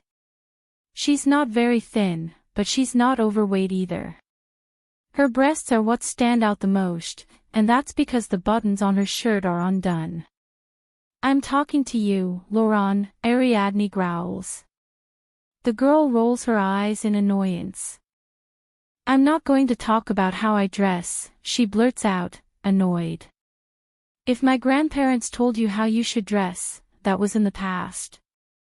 No one's going to tell me how to dress, I understand. If you keep behaving like this, your father is going to hit you, he warns. I'm not going to stay silent. If that happens, I'll report it. That's called abuse. Laurent, his mother exclaims. I stomp my heels to make them notice me. I don't want to witness someone slapping my niece. I don't think she'll allow it, even if we communicate. I'm seeing attitudes in Ariadna that I don't like. It's like seeing a rose. Will she end up becoming that woman? Bastian has fallen asleep, I inform Ariadna, then turn to Laurent. Hello. The girl looks me up and down, and when I think she's going to give me a grimace of disgust, she smiles. It's a smile that makes you think about many things. Pride. Hello, Aunt. I didn't expect him to call me Aunt. How are you, Laurent? He shrugs and makes one of those annoyed gestures toward his mother. I was very happy, wonderful, until Mom started questioning me about my clothes. She rolls her eyes easily.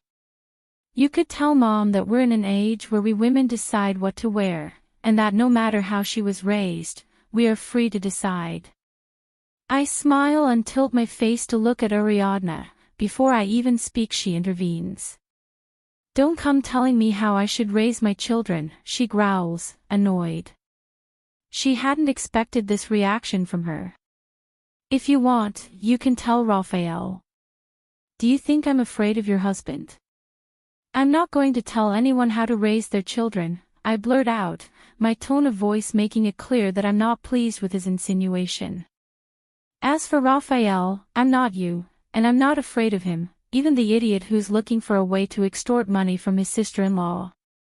I hadn't planned to say it in front of my niece, but I couldn't keep quiet. Tay, she opens her eyes in horror. I came in peace, but I see you want to fight. She tilted her face toward Laurent. Darling, you can leave me alone with your mother. She nods, still looking surprised. And don't worry about your clothes as long as you feel comfortable, nothing else matters. My niece nods with a tender smile. Thank you, Auntie. He comes closer and gives me a hug I wasn't expecting. Can I visit you? He whispers in my ear, and I nod. Without anything else to say, he heads upstairs, leaving me alone with his mother. My sister, who was once my favorite. Taylor, don't start. He asks. What's going on with you? I blurt out, refusing to believe she's turned into a version of her mother. How is it possible you act just like Rosa? He opens his eyes looking at me in horror. Don't compare. I'm not comparing, it's what I see. To give credibility to my words, I look her up and down. Anyway, that doesn't matter, and it's not the point either. The last point seems to catch her attention. How could you tell that man where I was? His gaze goes down, after a few minutes he raises it, but he is unable to return my gaze, he knows he has done wrong. You need company, sister, you're very lonely. I burst out laughing, a very annoying one. And you, like a good Samaritan, have decided to be Cupid by putting that wretch in my path, right? I shake my head. Tay, you need to live. Of course I need to live, but far from that man. How can you even think that I would give myself a chance with the man who ruined my marriage, with the man who raped me? It's not that bad. Oh, God. My sister said that. Isn't it so bad that he abused me? I blurt out incredulously. Where are your neurons, Ariadne? Are you going to send a rapist to marry your daughter? Her silence surprises me. No, Ariadne, you're sick, I blurt out in horror. Just because you're used to your husband doing that to you doesn't mean we all want to go through it. Never in my life would I have anything to do with that bastard. I feel sick of being his sister. You should see a psychologist, this behavior isn't healthy. Don't offend me, Taylor. You were the one who offended me by sending that man to me. You were the one who damaged my peace of mind by putting that man in my path, I blurt out, running my hands over my face, trying to hide my tears of frustration. I expected that from everyone, but I really didn't expect that from you. I won't say anything else, I just move forward and leave that house. How can my sister say that? What's wrong with that woman? On the way to Diana's company I couldn't help but burst into tears. What future awaits my niece? Damn, I expected that reaction from everyone except my sister.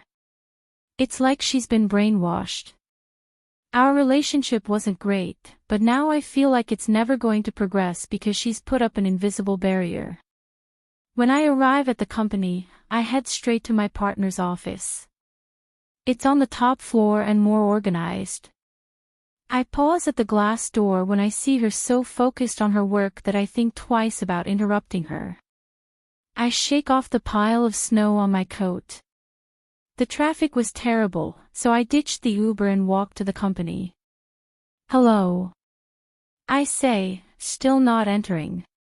She looks up from her papers and smiles delightedly at me as soon as she sees me. She isn't very expressive, but over the years I've learned that she's more about actions than words.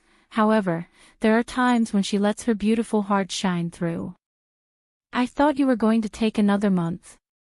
She gestures to the seat across from her. I quickly sit down. I'd think it was sarcasm in his voice, but no, it feels so natural that it actually makes me think he expected it to take me a month. I walk around the place without setting foot inside. I rarely come here, only when I need a signature, her approval, or when she needs me to inform her about the budget, among other things. Every time I'm inside, I'm amazed at how huge it is and how tidy it is. I'm not just talking about my partner's office, I'm talking about the entire building. As for the office, behind it, there's a large family portrait, her husband, her daughter, and her. They are a wonderful family, but I can't deny that I'm surprised she hasn't had any more children. If I were married and fulfilled like she is, would already have 2 more children. Yes, I did keep some of the parenting lessons my parents taught me. I couldn't leave all the responsibility on you. She raises one of her eyebrows, giving me that, I don't believe you at all, look. Despite the years we've been partners and friends, I'm still surprised by how she's always one step ahead of everyone else. Is everything they say true? I don't see Diana being a ruthless woman, I can't even imagine her killing a fly. And the truth is, my eyes begin to sting, and the urge to cry is stronger than my desire to control myself. It must be because this woman knows the worst version of me. She knows my history, and it's not difficult for me to reveal myself to her as I once was. It's not that we're the best of friends, but I can say she was my shoulder to cry on when I needed her most. Not everything was as good as I thought, I confess, entering as I take the seat across from her. What happened? I saw that man, I whisper, letting my tears escape. Every time I try to talk about that man, my emotions get out of whack and I end up in tears because, despite the years, it's not something I've been able to get over, especially because the possibility that he could be the father of my children still lingers in my mind. That's not all, my mind still can't get over what that bastard did to me. How long will it take for me to get over that? He blinks for a second, picking up the thread of the conversation. Are you telling me you saw the man who raped you? She asks seriously. Why is it so easy for her to pick up the conversation so quickly? A normal person would have asked which man, but she immediately made the assumption that I'm talking about the man who took advantage of me, at my most vulnerable moment. That's the reason why I don't like to drink. The first time I told him my story, I saw anger in his eyes. I know he hated my former husband, but more than that, he hated the man who took advantage of me. That time, I saw something different in his eyes than I always do. It's the same thing I see in his eyes today. It's as if I had something against them, as if I were a predator. It's like everything they say about her is true. Could it be possible? Yeah. I look down in shame, trying to wipe away my tears. How do you feel? Dirty, Deanna brings her hand to the hand I have on the table. It's not your fault. I know it's not my fault, but I can't help thinking that if I hadn't gone, if I hadn't agreed to be taken home, none of this would have happened. What does that man want? I ask, through tears. Isn't it enough for him to ruin my marriage? Deanna offers me silence while I cry like there's no tomorrow. I can't cry freely at home. I want to be a strong figure for my daughter, not a weak woman who can't get over her past. I don't know, but we'll find out. Deanna, that man is bad. She takes my face in one of her hands and then lifts it up, making me look into her eyes intently, not giving me any room to move away. You're not alone, you have Serg, your daughter, Cam, my family, me. Before I can continue speaking, the office door knocks, so I have to keep quiet. I don't bother looking at who it is, because I don't want them to see my tears, and I don't care. I try to hide it by wiping my face. Excuse me, I didn't know you were busy. That voice. Quickly, I wipe my face to turn around and find a face that isn't very familiar, but familiar enough to give it a name. Is it a sign of fate? Since when do I believe in destiny? No, it's just a coincidence. The man's eyes rest on me when he feels my gaze. For a split second, I'm lost in the clarity of his eyes. The man inhales a warmth I didn't think a stranger without speaking could inspire in me. I work with strangers, but I don't usually share more than necessary. He gives me a calm smile. Don't worry, Deanna says, her gaze shifting to me, saying, now let's continue our conversation. Go ahead. He walks completely into the office without taking his eyes off mine. I don't usually believe in coincidences, but that is a coincidence. Hello, he says, still sporting a charming smile. Hi. I nod, standing up. Diana, if you'd like, you can stop by the factory and fill me in. It's my time to escape. Daniel looks at me and then looks at the one who appears to be his future benefactor.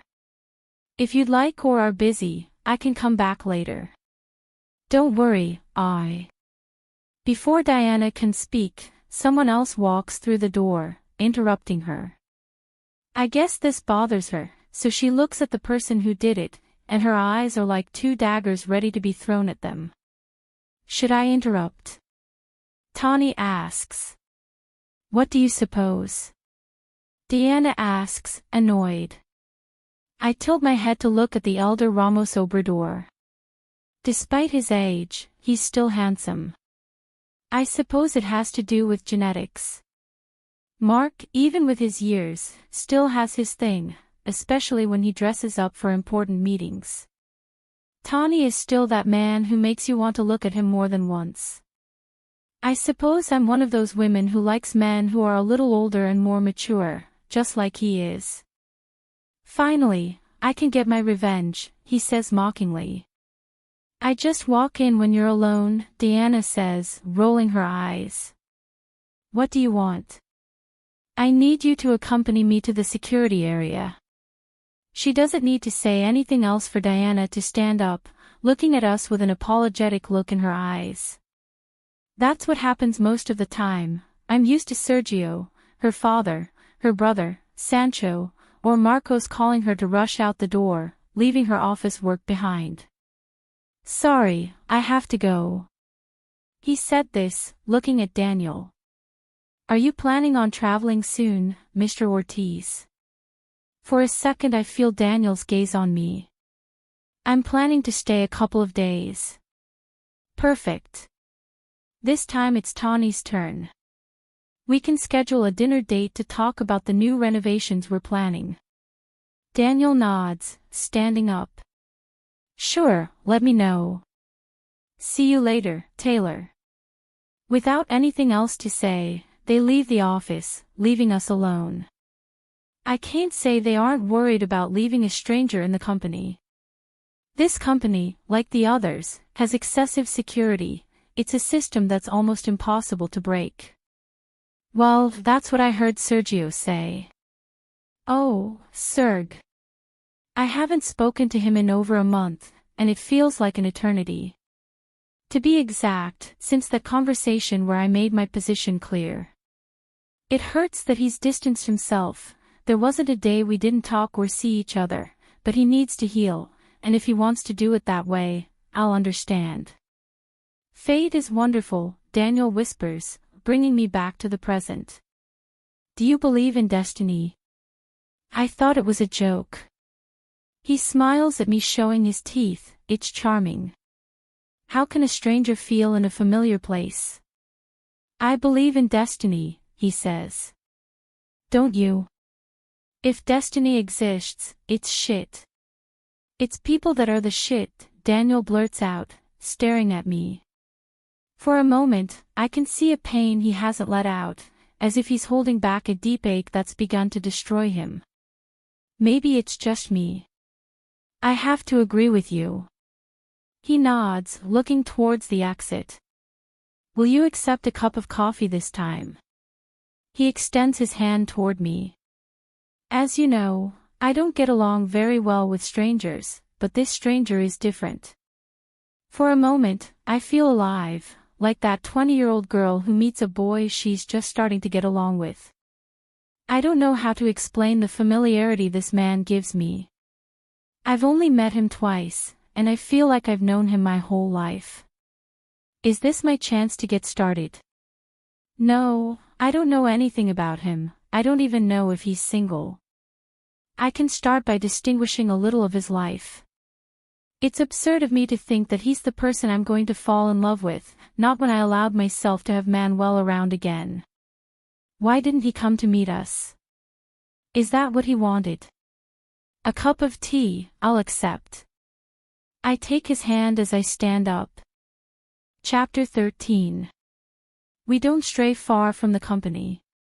A couple of blocks away, there's a lovely cafeteria frequented only by workaholic executives.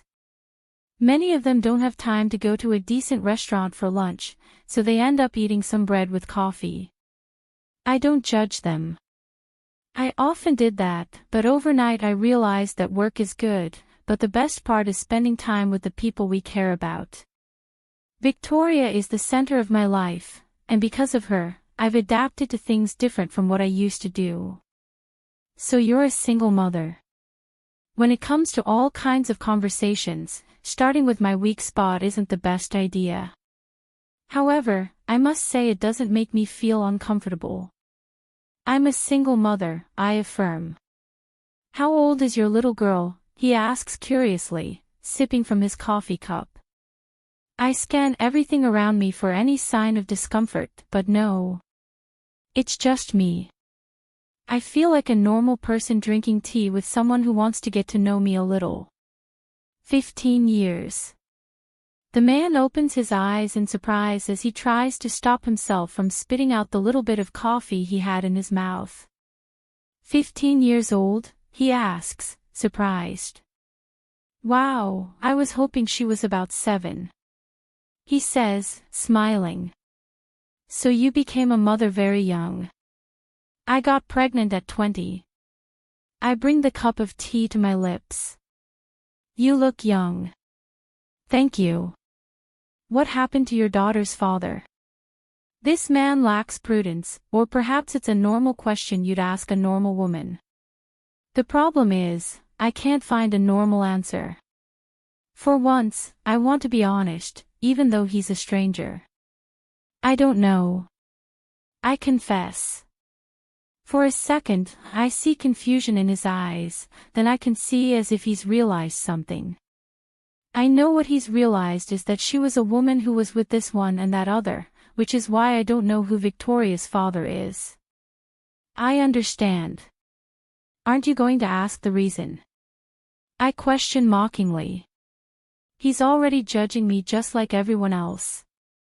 If you don't feel comfortable telling me, I don't want to know anything. Her response takes me by surprise. As? Even a blind person would understand how difficult it is to talk about your daughter's father. I don't know the reason, but if it makes you uncomfortable, I don't want to know.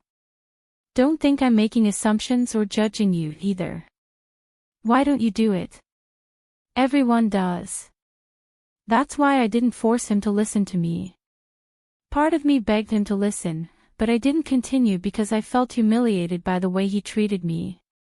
I felt horrible when the man protecting me threw me to the ground and ended up cutting my palm on a piece of broken glass. It wasn't the cut, it was the disappointment. Daniel watches me without saying a single word. Her light eyes are. I couldn't say what they are like. He just stands there staring at me. I can't see any pity in his eyes. Actually, I can't see anything in him. I said a while ago that he was expressive, but now I can say that when he wants to be, he is expressive. Now I can't see anything more of a serious man, and unfortunately, he reminds me of a person. The first rule is to appreciate yourself no less, he says after a few long minutes of silence. I don't. He smiles, narrowing his eyes slightly and wrinkling his nose. That should make me see him as a normal person, but instead, I see him as someone from another world. So why do you think I should judge you? Touch. I don't know, everyone does it. I try to downplay it. I'm not everyone, I'm just one person who wants to meet you, but only if you want me to. What can I say to a person who takes my opinion into account?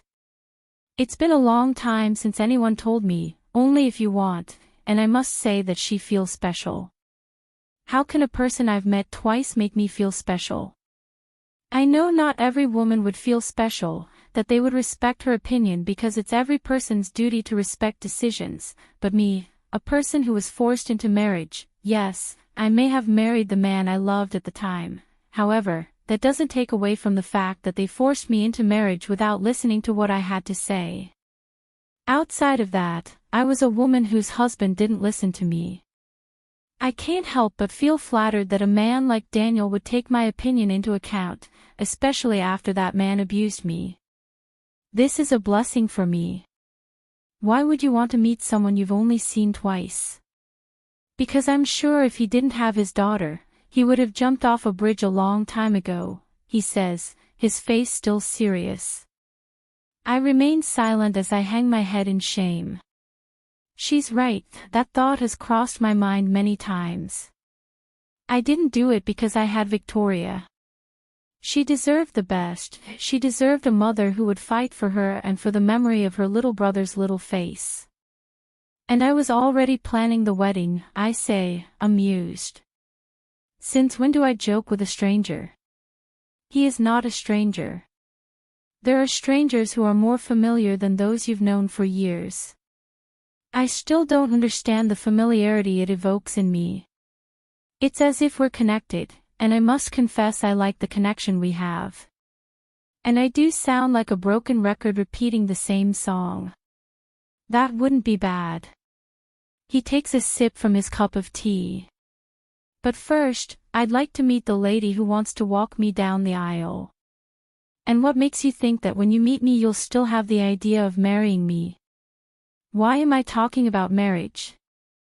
I know you're joking, but maybe joke after joke brings peace. Maybe deep down I'm thinking of getting married. Maybe not to this man, but maybe someday I will. Ha ha ha, who am I going to marry if I don't like being around strangers? Daniel is the exception and it's because he respects my space. Nothing is certain. I like the man's sincerity. So, I was married. Before I knew it, I'd already blurted it out. Happily married, my husband traveled a lot, so I always stayed home. My little sister was celebrating her birthday, so we went to a high school party. I don't know how she did it, but she got in. The thing is, I drank more than usual. My chest burns. Because I'm not sure I've had more to drink than usual. Taylor. I take a deep breath. Perhaps for many people, what I did and what I went through isn't anything out of the ordinary, but for the person who suffers it, it hurts. Many years have passed, but it hurts like it was yesterday, and it hurts because it damaged my life. I'm ending my relationship with my family, I was forced to stay in a horrible place. I ran into my ex-fiancé. He offered me a ride. I accepted because he was someone I knew, but when I got to the apartment, he barged in without my permission and ended up abusing me, I whispered, trying to control my tears. I glance over at Daniel and see a calm man listening attentively. What if Manuel had listened to me like this man? I can imagine an angry face, eager to finish off the man who hurt me. Not the best reaction, not now that I see this stranger's face. There's such calm in his gaze, which lets me know that it's more important for him to listen to me than to want to kill a wretch. And if he hadn't left, would I have told him everything? That man doesn't deserve your tears, she whispers, taking the liberty of wiping my cheeks. I know he doesn't deserve them, neither of them deserves my tears. My husband came home the next day and found me in bed with that man. I wanted to explain, but he wouldn't let me. He just left, and a month later, he asked for a divorce. After signing the divorce papers, I found out I was pregnant. Have you never taken a DNA test? He asks, surprised. What was the point? Victoria will always be my daughter. You're absolutely right. For a second, I feel pride in the tone of his voice, which takes me by surprise. Besides Serge, Diana, and Victoria, no one speaks to me with pride. Why does he make a difference? Tell me about yourself. I speak. I try to focus on something other than the new emotions the importance with which he regards me brings me. It's best to change the subject, it's enough to have told a stranger about my torment. Manuel. I try to look away, to control the involuntary movement of my hands. I swear I'm trying to find something else to focus my eyes on, but no, all I can focus on is her posing for the camera like she owns the place. She's a very talented young woman, and I'd be lying if I said I wasn't proud. Her talent, her ability to make the camera love her, fills me with an inexplicable emotion. However, just because I like seeing her become the owner of the place doesn't stop me from wanting to hit the photographer, that degenerate. He's a little older, not to say a dirty old man. For a while now I've seen how his eyes shine full of desire for her. I kill him. How can he look at a young woman who could be his granddaughter with such intensity? Should he investigate? Hell, that man is looking for something he hasn't missed. I will never let her go out alone to a modeling session. Is everything okay? She asks once she's changed. The next time that man sees you in that depraved way you were doing, I'll tear his eyes out. That's a promise. He raises one of his eyebrows, running one of his hands through his long hair as we head towards my car. Do you know I have to get used to all kinds of looks if I want to do this? Why does it have to be so mature? It's not just that man's look, there will be many more. Remember. I'll kill him and I'll kill them. I assure you. You can't kill everyone who makes my life difficult. For a moment I find myself looking at her in surprise. Does she know I'm a murderer or is she just playing along? I will if they touch you. I must learn to defend myself. Because you said so. Because Mom depended on a person who turned his back on her when she needed him most. I don't want to be that. I don't want to depend on a person ever again. Who did Taylor depend on? Are you talking about me? Are you talking about me? I can't help but sound incredulous. He smiles, playing it down as he shrugs. You should ask her that. We got in the car and, without wasting any time, headed to a restaurant where there was no need to make a reservation, but the food was exquisite. The snow has finally stopped, but now we have to wait for the trucks to start clearing the affected areas. How are classes going? I ask after drinking what little remains of my drink. I enjoy spending time with Victoria, and I discover how different she is from her mother in many ways. I remember in the past, when I would invite her over for lunch and barely touch her food, and also that despite her easygoing manner, there was something about her that showed shyness. I remember so many things that sometimes I would like to erase my memory. On the other hand, Victoria, despite wanting to be a model, eats more than a professional model would, and I like that because it's part of her personality. She has a strong character. In perfect condition, she says proudly. I nod, stand up, grab the check, and head to the window to pay. Then I head to the door where Victoria is already waiting for me. Shall I take you home? I ask once we're in the car. Luckily, the area towards Taylor's house is not very covered in snow. Mom told me to go to Diana's office. Let's hope that area doesn't get too snowy, although knowing Diana, she's already had the managers clear that area for safety. She must have everything monitored. Every time Victoria mentions her mother, a jolt of electricity surges through my stomach. I know it's nerves from the anticipation. I should be upset. But I can't, not after the wonderful nights we spent in that hotel. Why can't things be simple? I still can't get used to Taylor being a mother, much less being the cruel woman I've portrayed myself as over the years. Call her to see if she's still there. After a few minutes and Victoria talking to her mother, we headed to a cafe near the company. I've been there many times to get coffee with Diana, so I know the address. We arrived, with a few snow obstacles, but we did it, and that's what matters. Are you coming in? He asks when we arrive. I think about it for a couple of minutes. Why am I afraid to face her? Am I the one who made the mistake? She's the one who tricked me again. Her pretty face, her charming visage, fooled me again. How stupid was I to entertain the idea that she was good? How was I so foolish as to contemplate the idea of conquering her? Clear. We head toward the cafeteria door. As soon as I pass through the door, my eyes search for her of their own volition. I clench my hands tightly when I see her in a corner, talking peacefully with a man. There's something I don't like, and that's familiarity.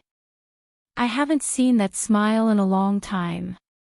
I didn't even see it that morning when I was having breakfast with that bastard she cheated with. Her eyes are fixed on the man who speaks with amusement. It's as if he were the center of her world. It's as if they were a couple in love who love to listen to each other. My feet have stopped, so Victoria watches me with a frown. I try to control the impulse, to go to them and pull her away from that man. Is something wrong? How do I say no, but yes? Nothing bad happens, but it does happen that I feel jealous. I admit it, I'm jealous. I don't love her, but I'm still sexually attracted to her. I still care about her. How do I explain to an innocent person that I feel like killing the man who held one of his mother's hands across the table? No. I try to sound calm, but I feel that touch of annoyance in my voice. Victoria raises both eyebrows, looking at me in surprise. Then I don't want to know if something happened, he says ironically. I tilt my face to meet his mocking gaze. Let's go with your mother. I can't just stand here and watch them both smile. Where does she know him from? Why are they looking at each other as if they've been seeing each other for years? In all these years I've been following her like a predator. I've never seen her with that man. It's impossible they've known each other before. Victoria begins to look for her mother, and when she sees her she smiles delightedly as she begins to walk towards the table where Taylor is. I'd like to know what's going through that naughty young lady's mind. Hello, Victoria greets, looking at her mother with an excited smile. Are you excited about me dating a man? Daughter, Taylor whispers, standing up. Just looking at her daughter, you can see the devotion in her eyes. It's a look that makes you feel special. I feel strange because years ago I saw that look in her, but it wasn't toward her daughter, but toward me. Did she love me? Why is she cheating on me? Why does a part of me think I might have been wrong? What if we talk? Will she want to? Why would she want to talk if she's still seeing that man? That love you see in her eyes is the kind that says, without speaking, I'll do anything for you. Maybe now I have doubts about what we were and what we could have been, but I would never doubt what a wonderful mother she is. I never knew what a mother's love was, but seeing the way Taylor looks at her daughter fills me with envy, not knowing what that feeling is. If you had a child to raise, how would you treat him? Would it be the same as Fernando? How did it go, mother? Victoria asks, looking at her mother and then at the man. I should ask that question. He smiles, kissing his daughter's cheek. How did it go? Manuel didn't let me put on a swimsuit. Taylor tilts her face, looking at me for a couple of seconds. It was very revealing, I justify, making my presence known. Besides, the photographer was a pervert. Manuel, Victoria asks. Taylor raises both eyebrows. I'm surprised not to see any annoyance, not to see that wall she always has when I'm around her. Is it because of that man? Where do you know him from? I trusted Manuel's judgment. Aren't you upset that I didn't go to the meeting? Why would I be upset if I had other company? Really, mother? Victoria asks, surprised. I'm also surprised. Since when is she so calm? No, the question here is since when I am right. Taylor nods. What's the surprise? He asks, rolling his eyes. I don't know, that maybe I'm never right about you, I remind him. That depends on the topic, she says, a little more seriously. Daniel, this is Victoria, my daughter. She addresses the man who is looking at us attentively. Daughter, he's a friend. Wow, what a friend. Nice to meet you, Daniel says, standing up to extend his hand to my only hope, Victoria, who gladly accepts it. Manuel, right? She asks, turning to me. That's how it is. I feel ridiculous standing there before them as if we've interrupted something important. And I feel even more ridiculous because she hasn't bothered to introduce me. Nice to meet you. He speaks as if he'd heard about me. Did Taylor tell you about me? Why would I do that? Well, I brought Victoria back safe and sound, now I must go. It's best to leave before he can hit that man and cause trouble with the woman who may be the mother of my only hope, and it's not because I think Victoria could be my partner in the future. I'm not a sick person.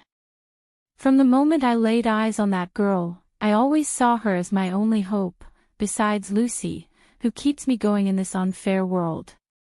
Thanks, Manu, Victoria says, approaching me to place a kiss on my cheek. Don't be so obvious, she whispers mischievously into my ear. Obvious in what?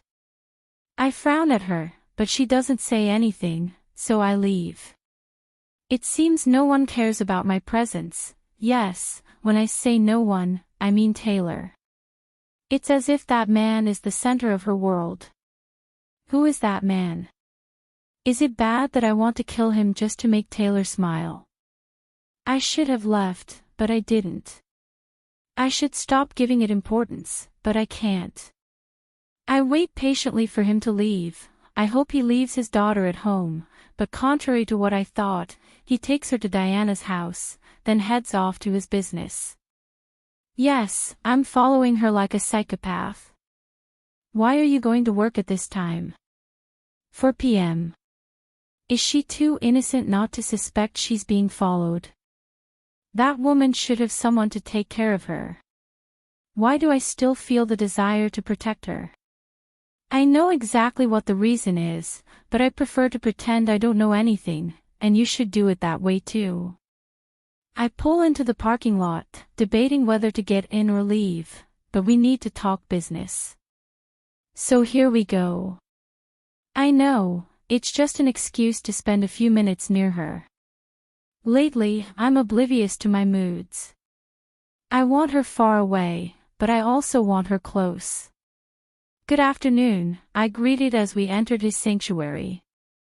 An office that's neither big nor small, just enough to have a large table where he apparently does his designs. Besides reviewing documents, I know because there's a lot of commotion there.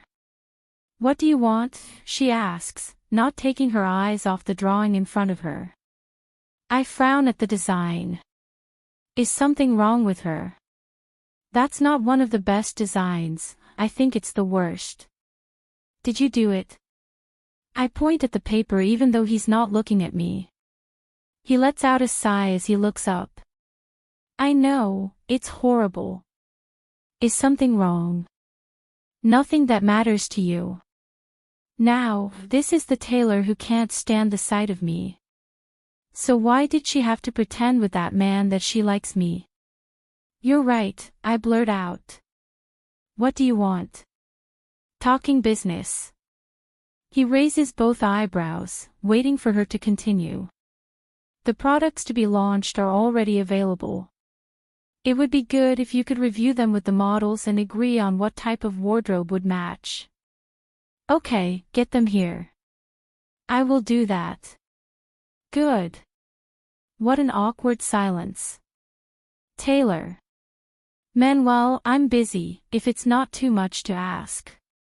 Get out of my sight, if possible, for good. Her voice doesn't waver for a second. What the hell is wrong with you?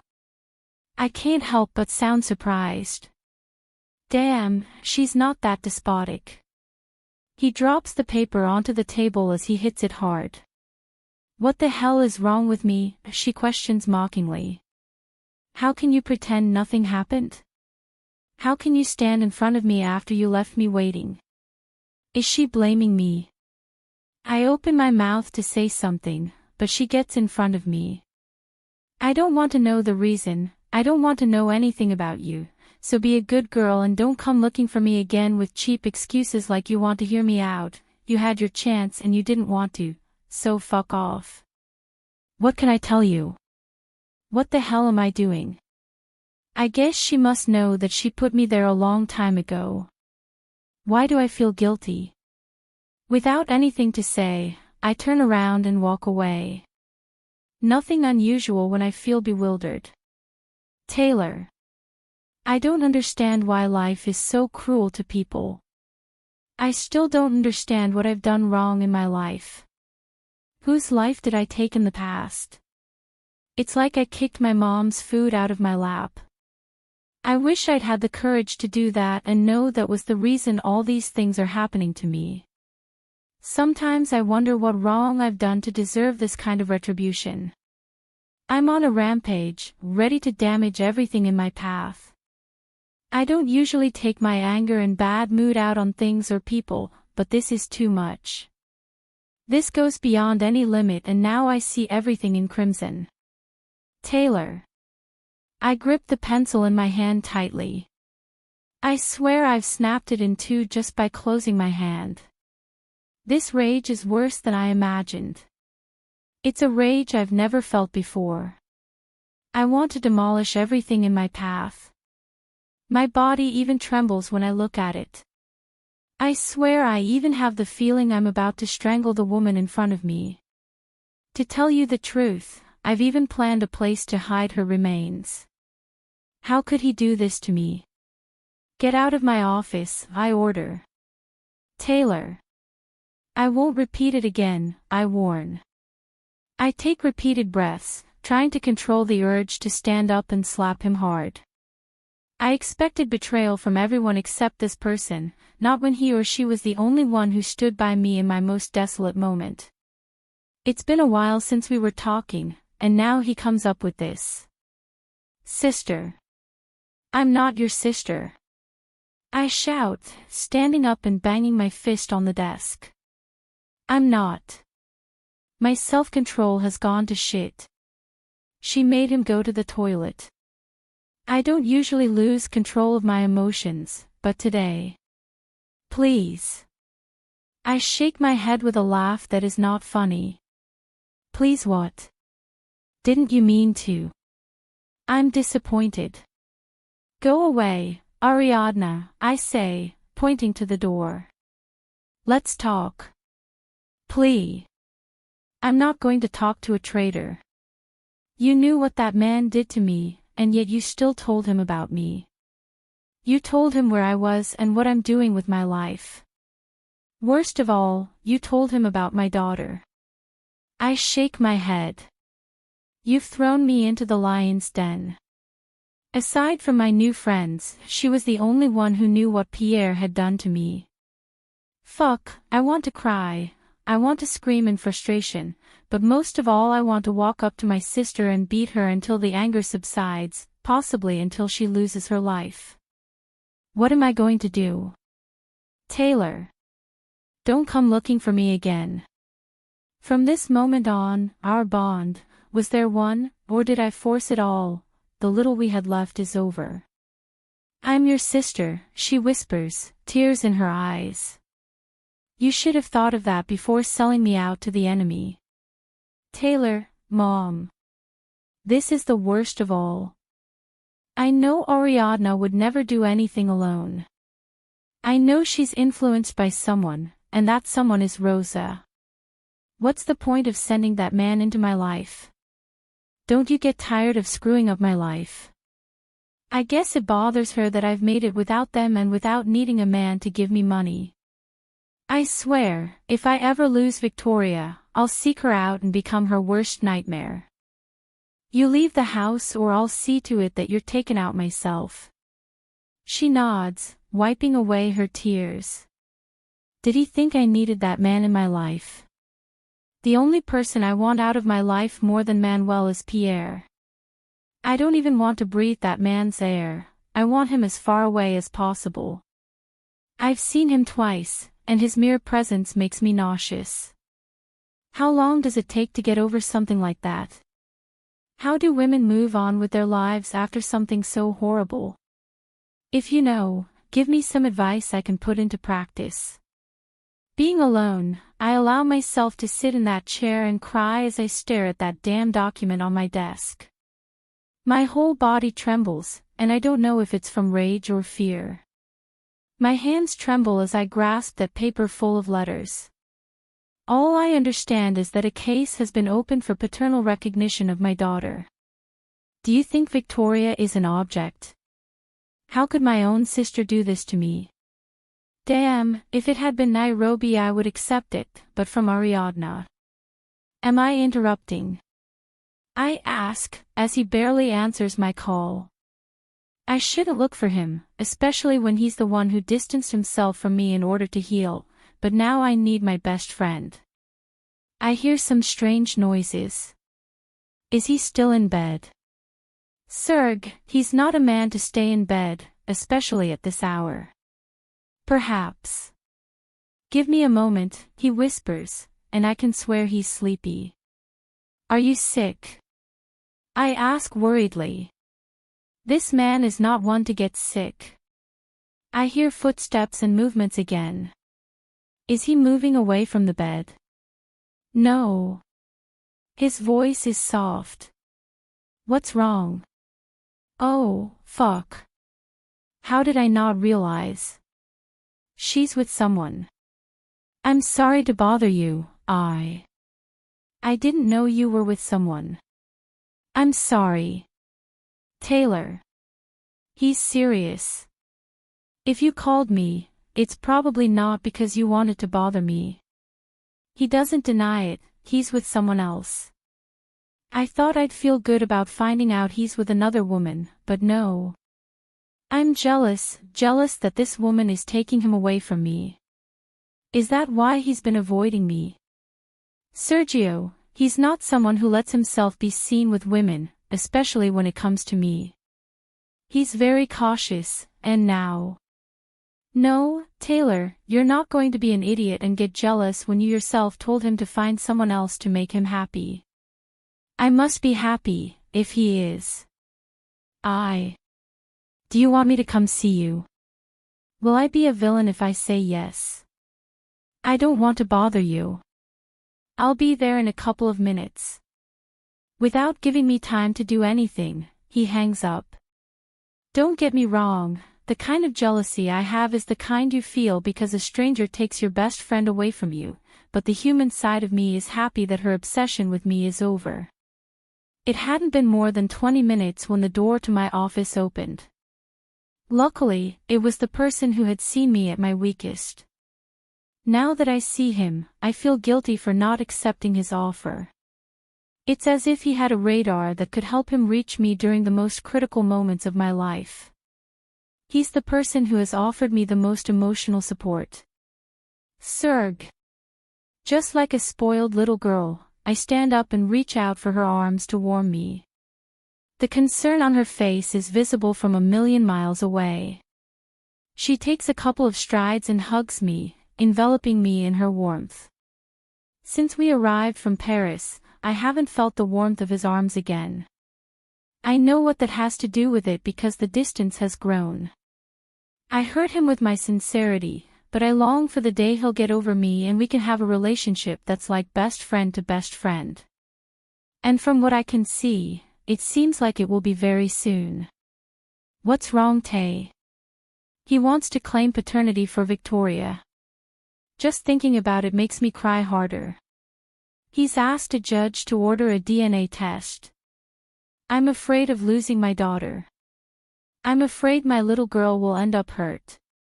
What if he's her real father? What if the law takes her away from me? Victoria is a minor, so legally she needs a guardian. Manuel dared, he growls, squeezing me tightly. I deny in the middle of his chest. It's not Manuel. So, he blurts out, confused. Pierre, I whisper, muffling my voice with his chest. The mention of that name causes the warmth he conveyed to be replaced by coldness, as he breaks the embrace. His hands are on my shoulders, creating a little distance while his eyes are fixed on me. When am I coming back? Don't know. Taylor. I let out a heavy breath. I saw him in Strasbourg. Why didn't you tell me? He asks, not letting me move, his hands still on my shoulders. One thing about Serg is that he likes to look you straight in the eye when he speaks. When he asks questions, he says that the eyes speak for themselves. That the aura of a gaze gives you millions of answers that human beings ignore out of ignorance, believing that the truth is in words. Maybe it's not so bad after all. I've seen frightening looks and trusted their words. I ended up hurt. It's strange that a woman my age hasn't gotten over something that happened so many years ago. It's strange that a person like Manuel, who is sincere and outspoken, has never done a DNA test on my daughter. Are we not as brave as we thought? I didn't consider it important.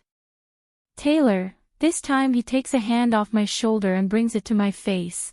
I saw you a million times crying silently because of that man without seeing him. I don't want to imagine how you reacted having him around.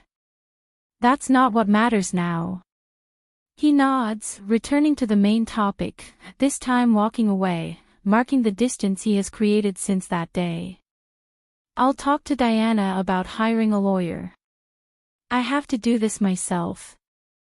I didn't say otherwise, Diana. He knows his stuff.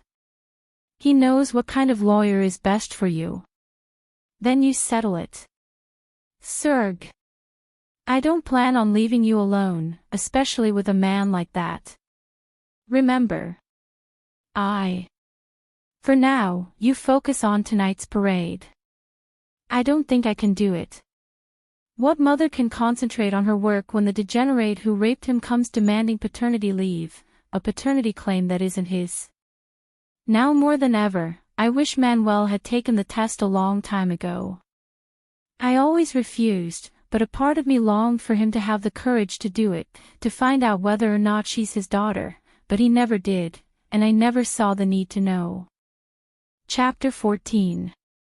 It's not that it's one of the most important parades. It's not like we're going to have a fashion show around this time. It's just that Kimberly's foundation asked me to present some dresses that are going to sell out in huge numbers, just because it's a benefit for children with cancer. So we'll just be recouping the amount we spent on the dress's creation and we'll be victorious in supporting the cause. I like to collaborate on these parties. The idea was to donate it, but Kimberly got involved in Cam's project and ended up saying that she would buy it, that it was my job and that I couldn't lose even though it was a charity, so we left the dresses at a considerable price. On this occasion, some girls will wear these dresses and model. Then, some men will buy a dance with the model while the women decide which dress to choose. 2 birds with 1 stone. It's not the medium that matters, but the intention. I'd be excited for tonight if it weren't for the pained look on my daughter's face that keeps coming back to me. So many years of avoiding such suffering, only for it all to be ruined just because that man is up to something. What's the point of approaching Victoria? Earth calling Taylor. Cam runs his hands over my face, trying to get my attention. I've been talking to you for 5 minutes. Oh. I assume you're like this because of that man, right? The hell, in this family, you can't keep things to yourself. I wanted to keep this anonymous, but it's almost impossible, I suppose, because they communicate wonderfully. Mistakes are inevitable, but I'm sure they're more bearable with support. They are like my family. Maybe I don't share much with them, but I know that if I need them, they will be there for me under any circumstance.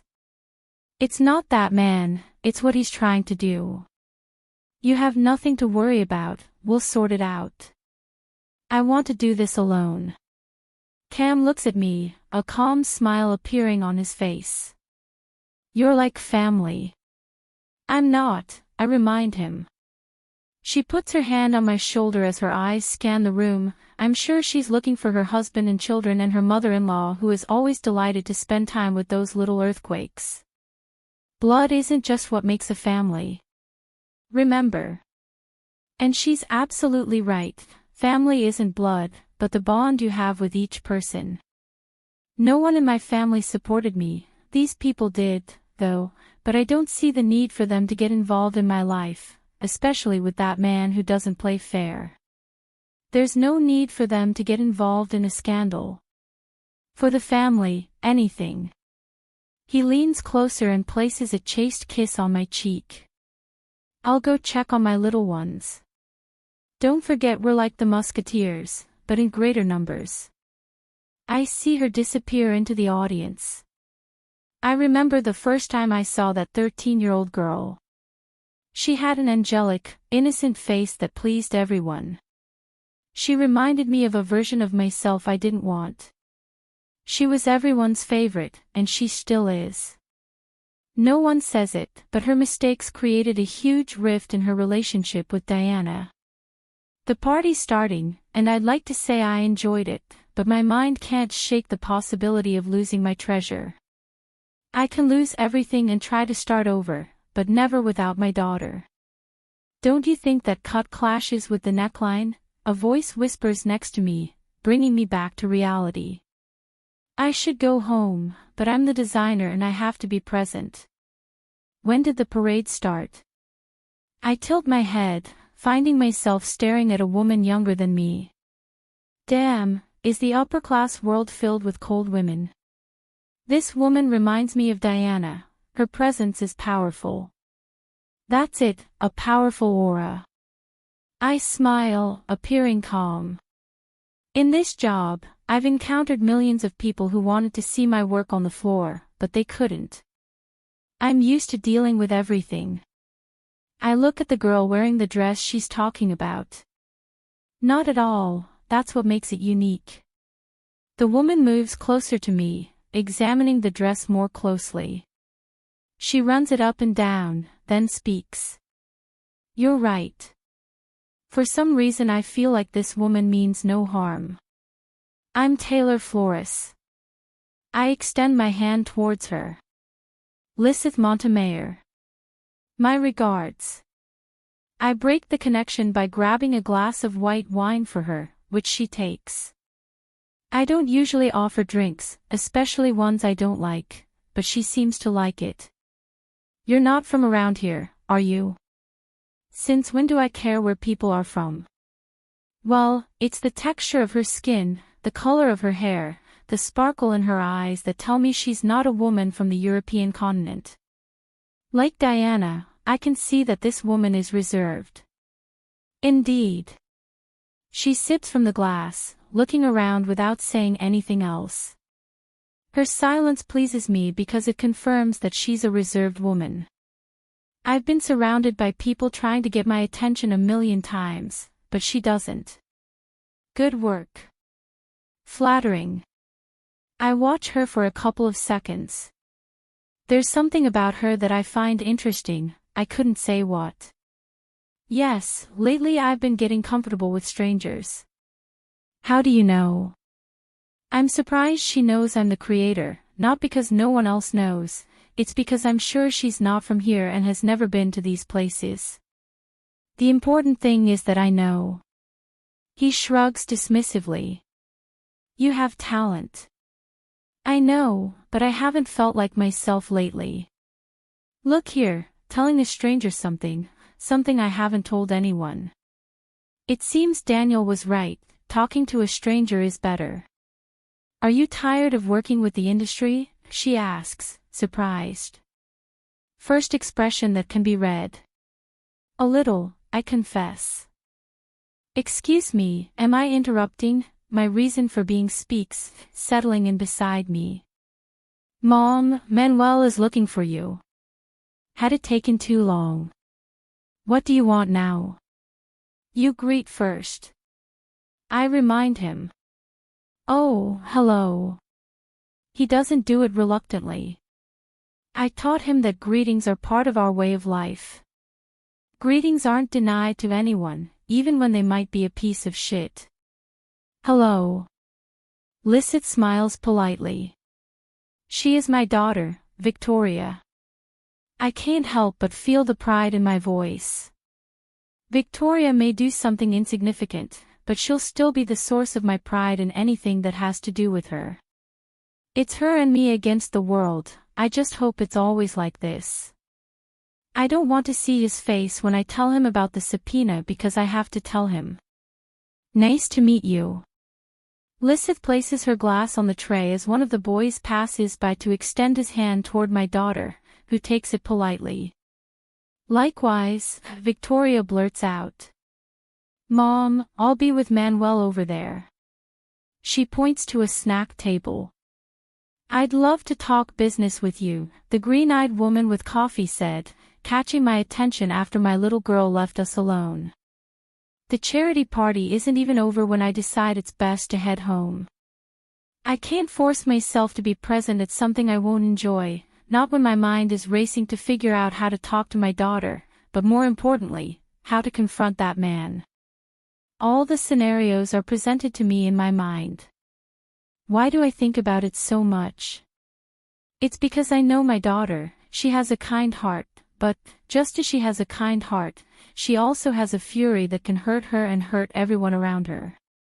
Now that I think about it, she's almost an angry version of Diana, not a version, but they're very similar. Why am I finding similarities between my daughter and them? Victoria must have a warrior's heart. The thing is, I know Victoria will feel betrayed that I haven't told her everything, and she might end up slamming the door in my face. I'm no one to blame her, but I'm human. I'm afraid. Because of all the concocted scenarios, I can't sleep, which is why I have such an annoyed face at breakfast. Well, maybe it's not just that, but the presence of the man smiling at my daughter as if she were his only hope of staying afloat. Is something wrong? Manuel asks, drawing my attention. Anything happens. What does he care? What are you doing at my house at this hour? Doesn't it have a life of its own? One day I'm going to unleash all the anger I've been holding onto him and beat him to a pulp. Nothing. Mother. Well, if it happens. Fuck, I'm going to ruin breakfast, and I can't help it because the words come out of their own accord. I don't like this man showing up so early at my house, much less ruining my breakfast with you. Happy. That's why I don't usually let my emotions get the better of me. Victoria stares at me, eyes wide open, blinking a couple of times, confused by my attitude. Now I understand why they say the worst thing is to bottle up what we feel. It's because it consumes us, and before we realize it, we end up taking the pain out on those we care about. The fact is, I spent the whole night trying to find a way to talk to my daughter, and this man's presence has ruined the only moment, the only opportunity. I know I'll never have the strength to face this again. You agreed to let me see Manuel. Remember. The sparkle in her eyes tells me she's trying not to cry. I close my eyes, gripping the fork in my hands. Shut up, Taylor. I agreed that you should see him, not that he should come into my house to eat whenever he wanted. Mom, Victoria gasps in horror. I look at Manuel and my daughter, and now I know that the best company she can have right now is him, not me. If you have a problem with me, just say it, don't take it out on her. There's the straw that broke the camel's back. I stand up, challenging him with my gaze. I don't have one problem with you, I have many. Are you going to solve them? I ask ironically. Mother. I shake my head, breathing heavily. See you later, daughter. I placed a kiss on her head. Without saying anything else, I leave there. This is reaching its limit. One of these days I'm going to explode and... No, Taylor, calm down, you're not like that. I haven't been in the office for more than half an hour, and I feel suffocated. I didn't mean to talk to Vicky like that. I really feel like the little control I had over myself is slipping away. I can't take it anymore. I even think I feel like the walls are shrinking. This year, it's not mine. Should I interrupt? A female voice asks, causing me to look up from the papers I've read twice, but I don't understand a thing. If you're busy, I can come back later. I shake my head, letting out a frustrated sigh. Come in, Ashley, how can I help you? The young woman meditates for a couple of seconds, then enters. I wanted you to give me your opinion on entering the contest. I'm happy that he was given the opportunity to showcase his talent. Do you have any sketches? I ask, pointing to the empty seat. She nods, sitting in the spot I've indicated. Today, our star, this precious one, has an emotional glow in those eyes. It reminds me of when I started all this. I suppose that glow has faded in me because of the circumstances I found myself in. I didn't enjoy the process, but she can. We spent nearly 2 hours sharing our professional and constructive opinions. It's not that we have an emotional connection, but I like his profile and the way he strives to get things done. Thanks, Taylor, he says, standing up after finishing. It's really good to have people who help you improve. I try to smile, but I think it comes out more like a grimace that I'm afraid she'll misinterpret. We have to support new talent, I assure her. It was a pleasure giving you my opinion. I stand up. I can't stay here anymore. I need a change of scenery or I'll really go crazy. I'll go out for a couple of hours. I probably won't come back. Ashley nods, looking at me intently. I guess she's trying to figure out what's going on in my head, but even I don't know, so she won't be able to. I should be in the office reviewing document after document. I haven't yet caught up on the changes or the process Diana carried out while I was gone, but now what I want is to be alone, which is why I end up in my favorite place.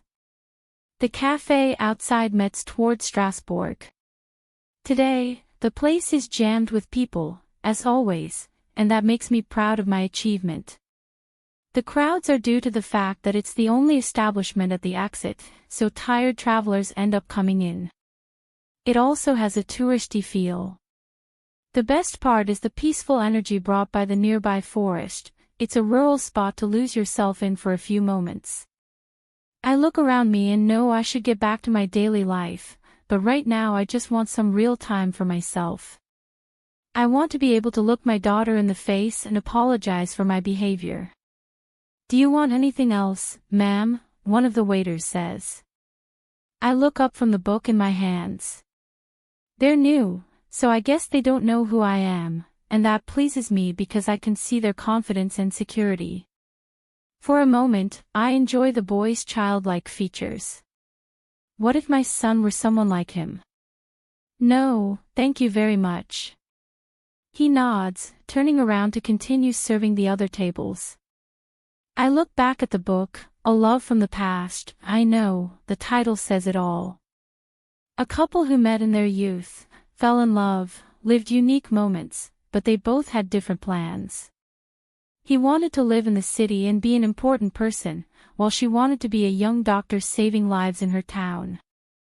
The separation was mutual, and although it hurt at the time, they continued with their lives, achieved their dreams, became fulfilled as people, and as fate always had its way, the years passed, and they met again, in court. The doctor is blamed for the death of a woman, allegedly due to improper handling of the medication and surgical procedure. The door to the courtroom opens and he enters, a man with a serious expression, his facial features so harsh they fill me with a deep fear. What will he do to me? Will he damage my career? How can he do that when I did nothing more than want to save that woman? If I had known this would happen, I wouldn't. Liar, you would have done it the same way. His eyes meet mine and for a couple of seconds, I recognize those eyes. What are you doing here? Let the plaintiff testify, the judge orders. I can't take my eyes off him, and it's because he's the only person walking toward the stage. My heart, instead of beating out of fear, has stopped moving. I'm afraid. How's the book coming along? The cafeteria manager asks. I look away from the fascinating book, meeting the gaze of the woman who saw my love grow for the second person I fell in love with. I won't be hypocritical and say I didn't love Pierre. I did, and he was my first love. Manuel was my second love, the strongest love I could have, but good things never last as long as bad things don't. This woman used to own the establishment, now she's the manager. She was going through a rough patch when she sold it, and I ended up buying it, as long as she continued to manage it. She saw, better than anyone, the despair in my eyes when Manuel took the papers and left. She knows, better than anyone, how deep the wound was in my hand and my heart.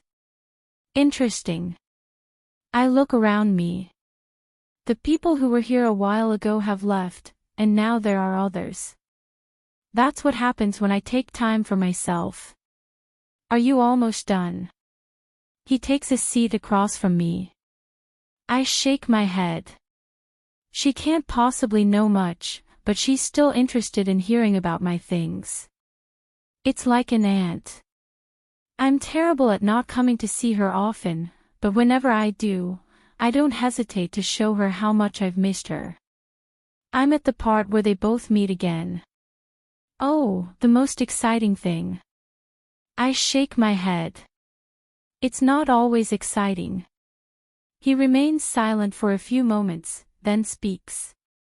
I suppose you're saying that from experience. She couldn't have said it better. Tay, it's not that I'm bad, it's that you're both drowning in a glass of water. I understand how things ended years ago, but now you're close and you run away. You always do. There's nothing exciting about that. You just hide what you feel and that's it. I breathe, looking out the window. I can't forget the wound it left in me. Leonore's hands rest on top of mine. Better than anyone, I understand your pain.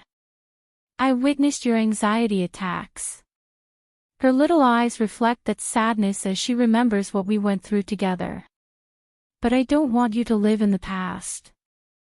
I want you to conquer the world, woman. You two just spiral out of control into each other's lives and disappear. I repeat, she couldn't have expressed it better.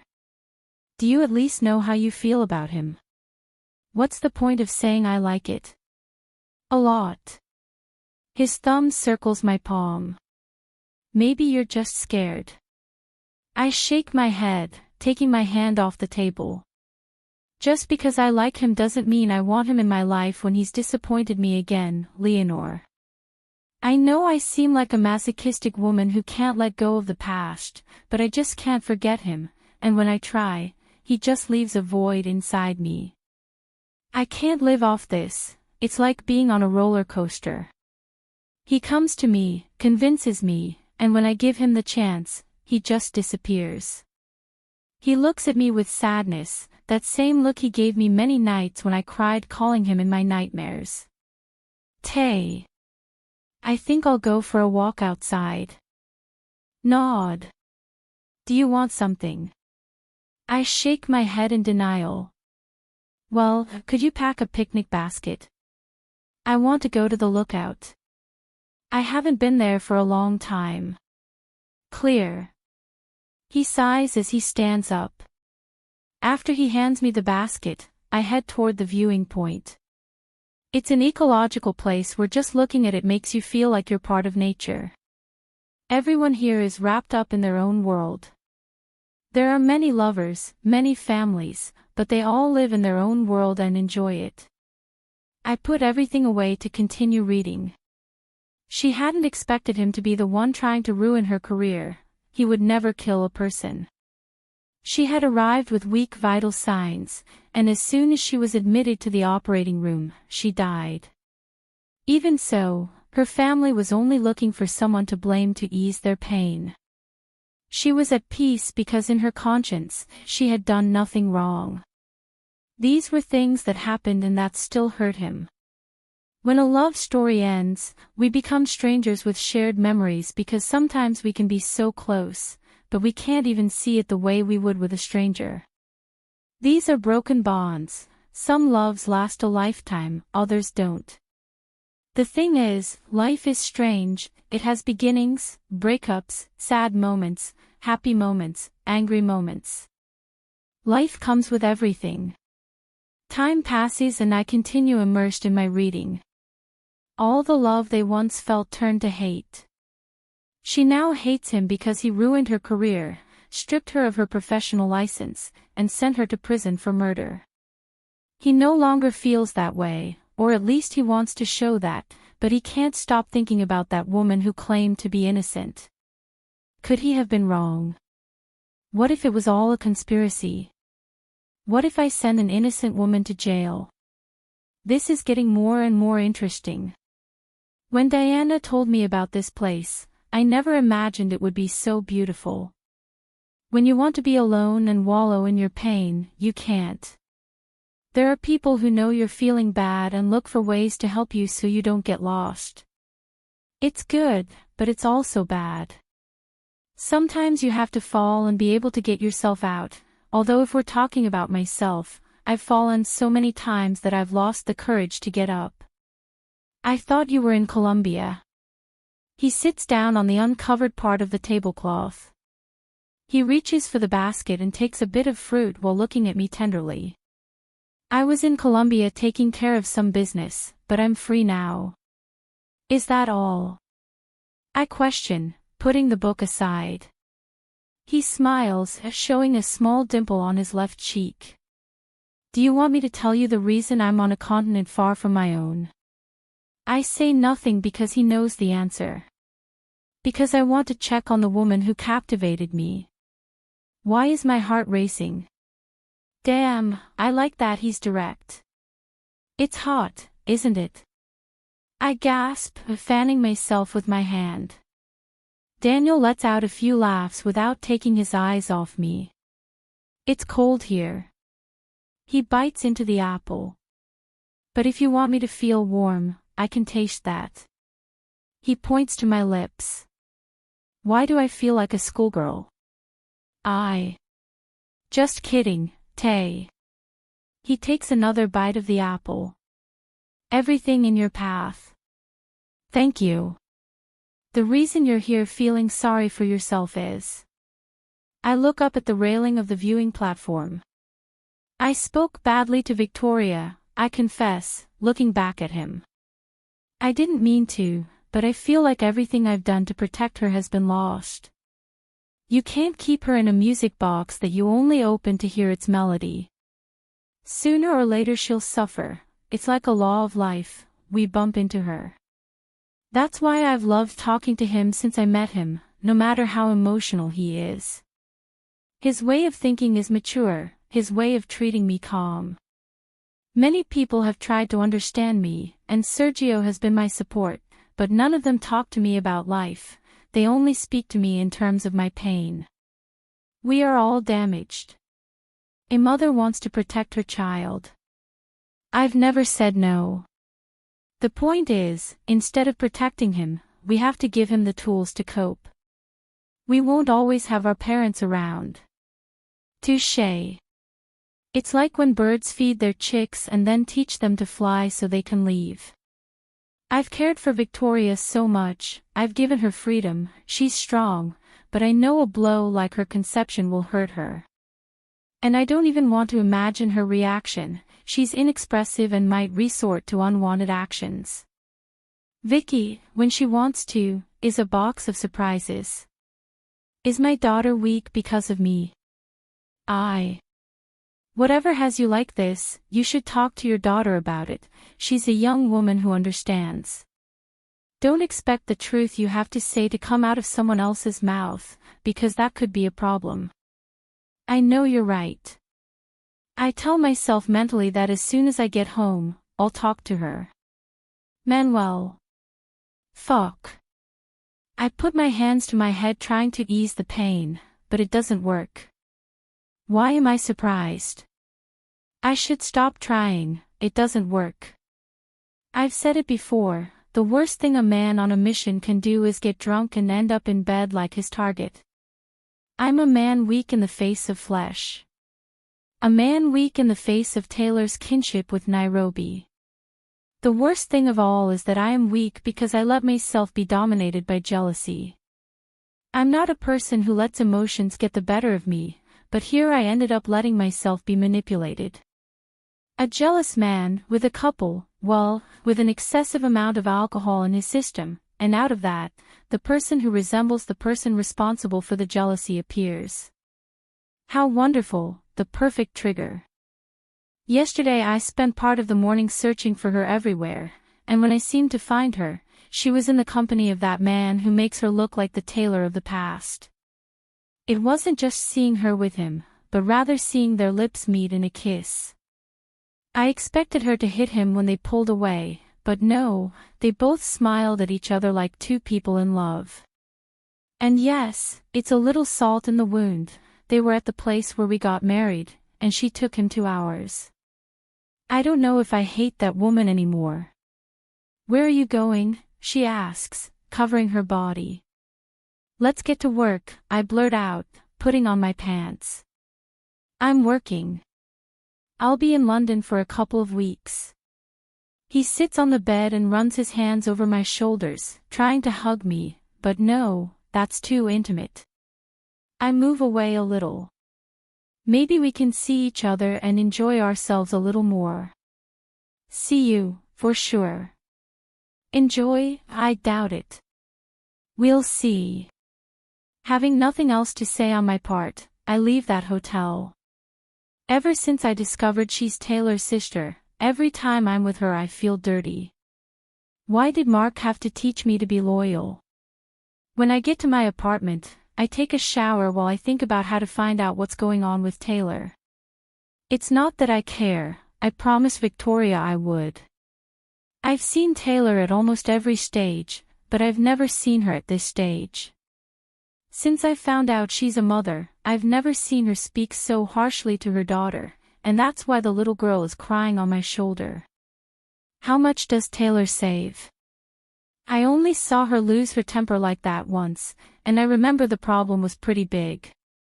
It had to do with Edward's debts. He was trying to extort money from me, and she snapped in a way that made me fear for her sanity. What serious situation had to happen now? She must be stressed, I whisper, running my hands through her hair. She repeatedly shakes her head, pulling away after almost 20 minutes, and runs her hands over her tender face. She still has some girlish features, and I like that. She won't grow out of them anytime soon. She doesn't even talk to me like that, no matter how stressed she is. There's always a first time for everything, I remind him. I know there's something. If you know your mother is going through something, then why is she crying? So why are you crying? I ask, confused. Because I know I wouldn't like that. After so much time I've run out of words to respond. I can't even understand the communication they have. How are you so sure? Mom hides things from me, and every time she does, guilt shines in her eyes. Today I saw the guilt in her eye. What could it be? Victoria. He shakes his head, trying to smile, but he can't. I'm afraid of what it could be. She's been saving a lot. If you want, I can find out what it's about. Would you do that for me? She asks hopefully. Not for her, part of me would do it for Taylor. I will do that. Promises are not broken, so when life gives you lemons, make the most of it. I know the first person I should turn to is Mark, but since our disagreement, I've tried to keep my distance. Do you know what's going on with Taylor? I enter without knocking, as if I own the place. He raises one eyebrow, looking at me as if I were the smallest thing in the world. That's what usually happens when his work is interrupted, especially when he doesn't say hello. And then he says he's nothing like my godfather. They're like two peas in a pod in terms of personality. No, she says so seriously that it surprises me. Don't lie. His eyebrow remains arched, and his gaze can only say, believe whatever you want. I'm not going to contradict you, much less clarify anything. He looks for the most difficult solution. His gaze returns to the computer, and his hands move nimbly, typing. He remains silent, long enough to wear me down. And if I knew, I wouldn't tell you, he assures. I open my mouth to respond, but before I can, someone speaks behind me. I do know what's going on with her. Instinctively, I turn around, not pleased to find myself staring into the face of the person who has been caressing my rightful lips. How would you know? I question, annoyed. The blonde raises both eyebrows. I can swear I see amusement on his face. Haven't you seen how well we get along? I'll kill him, I swear I will. Manuel, I'm a little tired of the problems. It's not normal for her to complain, much less for her voice to sound so damn tired. I came here for information about Taylor, but now seeing the bags under his eyes, everything loses interest. I can only focus on what's happening with my tick. I'm so caught up in his facial features that I can see how exhausted he is. I rudely tilt my head at Daniel. We'll have a chance to talk man to man. Can you leave us alone for a moment? The man looks at the butterfly and after a few seconds nods. I just came to show you the plans. Can you stop by Tawny's office? The man nods, disappearing from our vision. At least he knows when not to argue. So, I say when we're alone. Manuel, Deanna whispers. His elbows are resting on the desk, and he soon drops his face into his hands, hiding there. What's wrong, Deanna? Problems, he whispers, his hands muffling the sound of his voice. What kind of problem? His shoulders move, which confirms to me that he has let out a heavy sigh. He waits a few seconds, then raises his face and his gaze does not leave me. There's someone stealing merchandise. Stealing merchandise. How can they steal merchandise if only trusted people have access to it? Doesn't this have anything to do with my goal? I question, sitting across from her. He shakes his head in denial. I haven't seen her so exhausted in a long time, not since the last inconvenience we suffered with Cam's disappearance. I have a feeling it has to do with Dad's old debts. Oh, no. How are you so sure? Your way of operating confirms to me that you are not a novice. I would say you have more experience than all of them put together. What you are saying is too serious. It is. She runs her fingers through her hair. I've reviewed every one of their movements, and they're so clean, so confident. There's nothing that can lead me back to them. She blurts out, frustrated. There's not a single mistake. How did they manage to get in here? Diana, if they were debts, they would go directly to your family, right? There are enemies and enemies. Remember,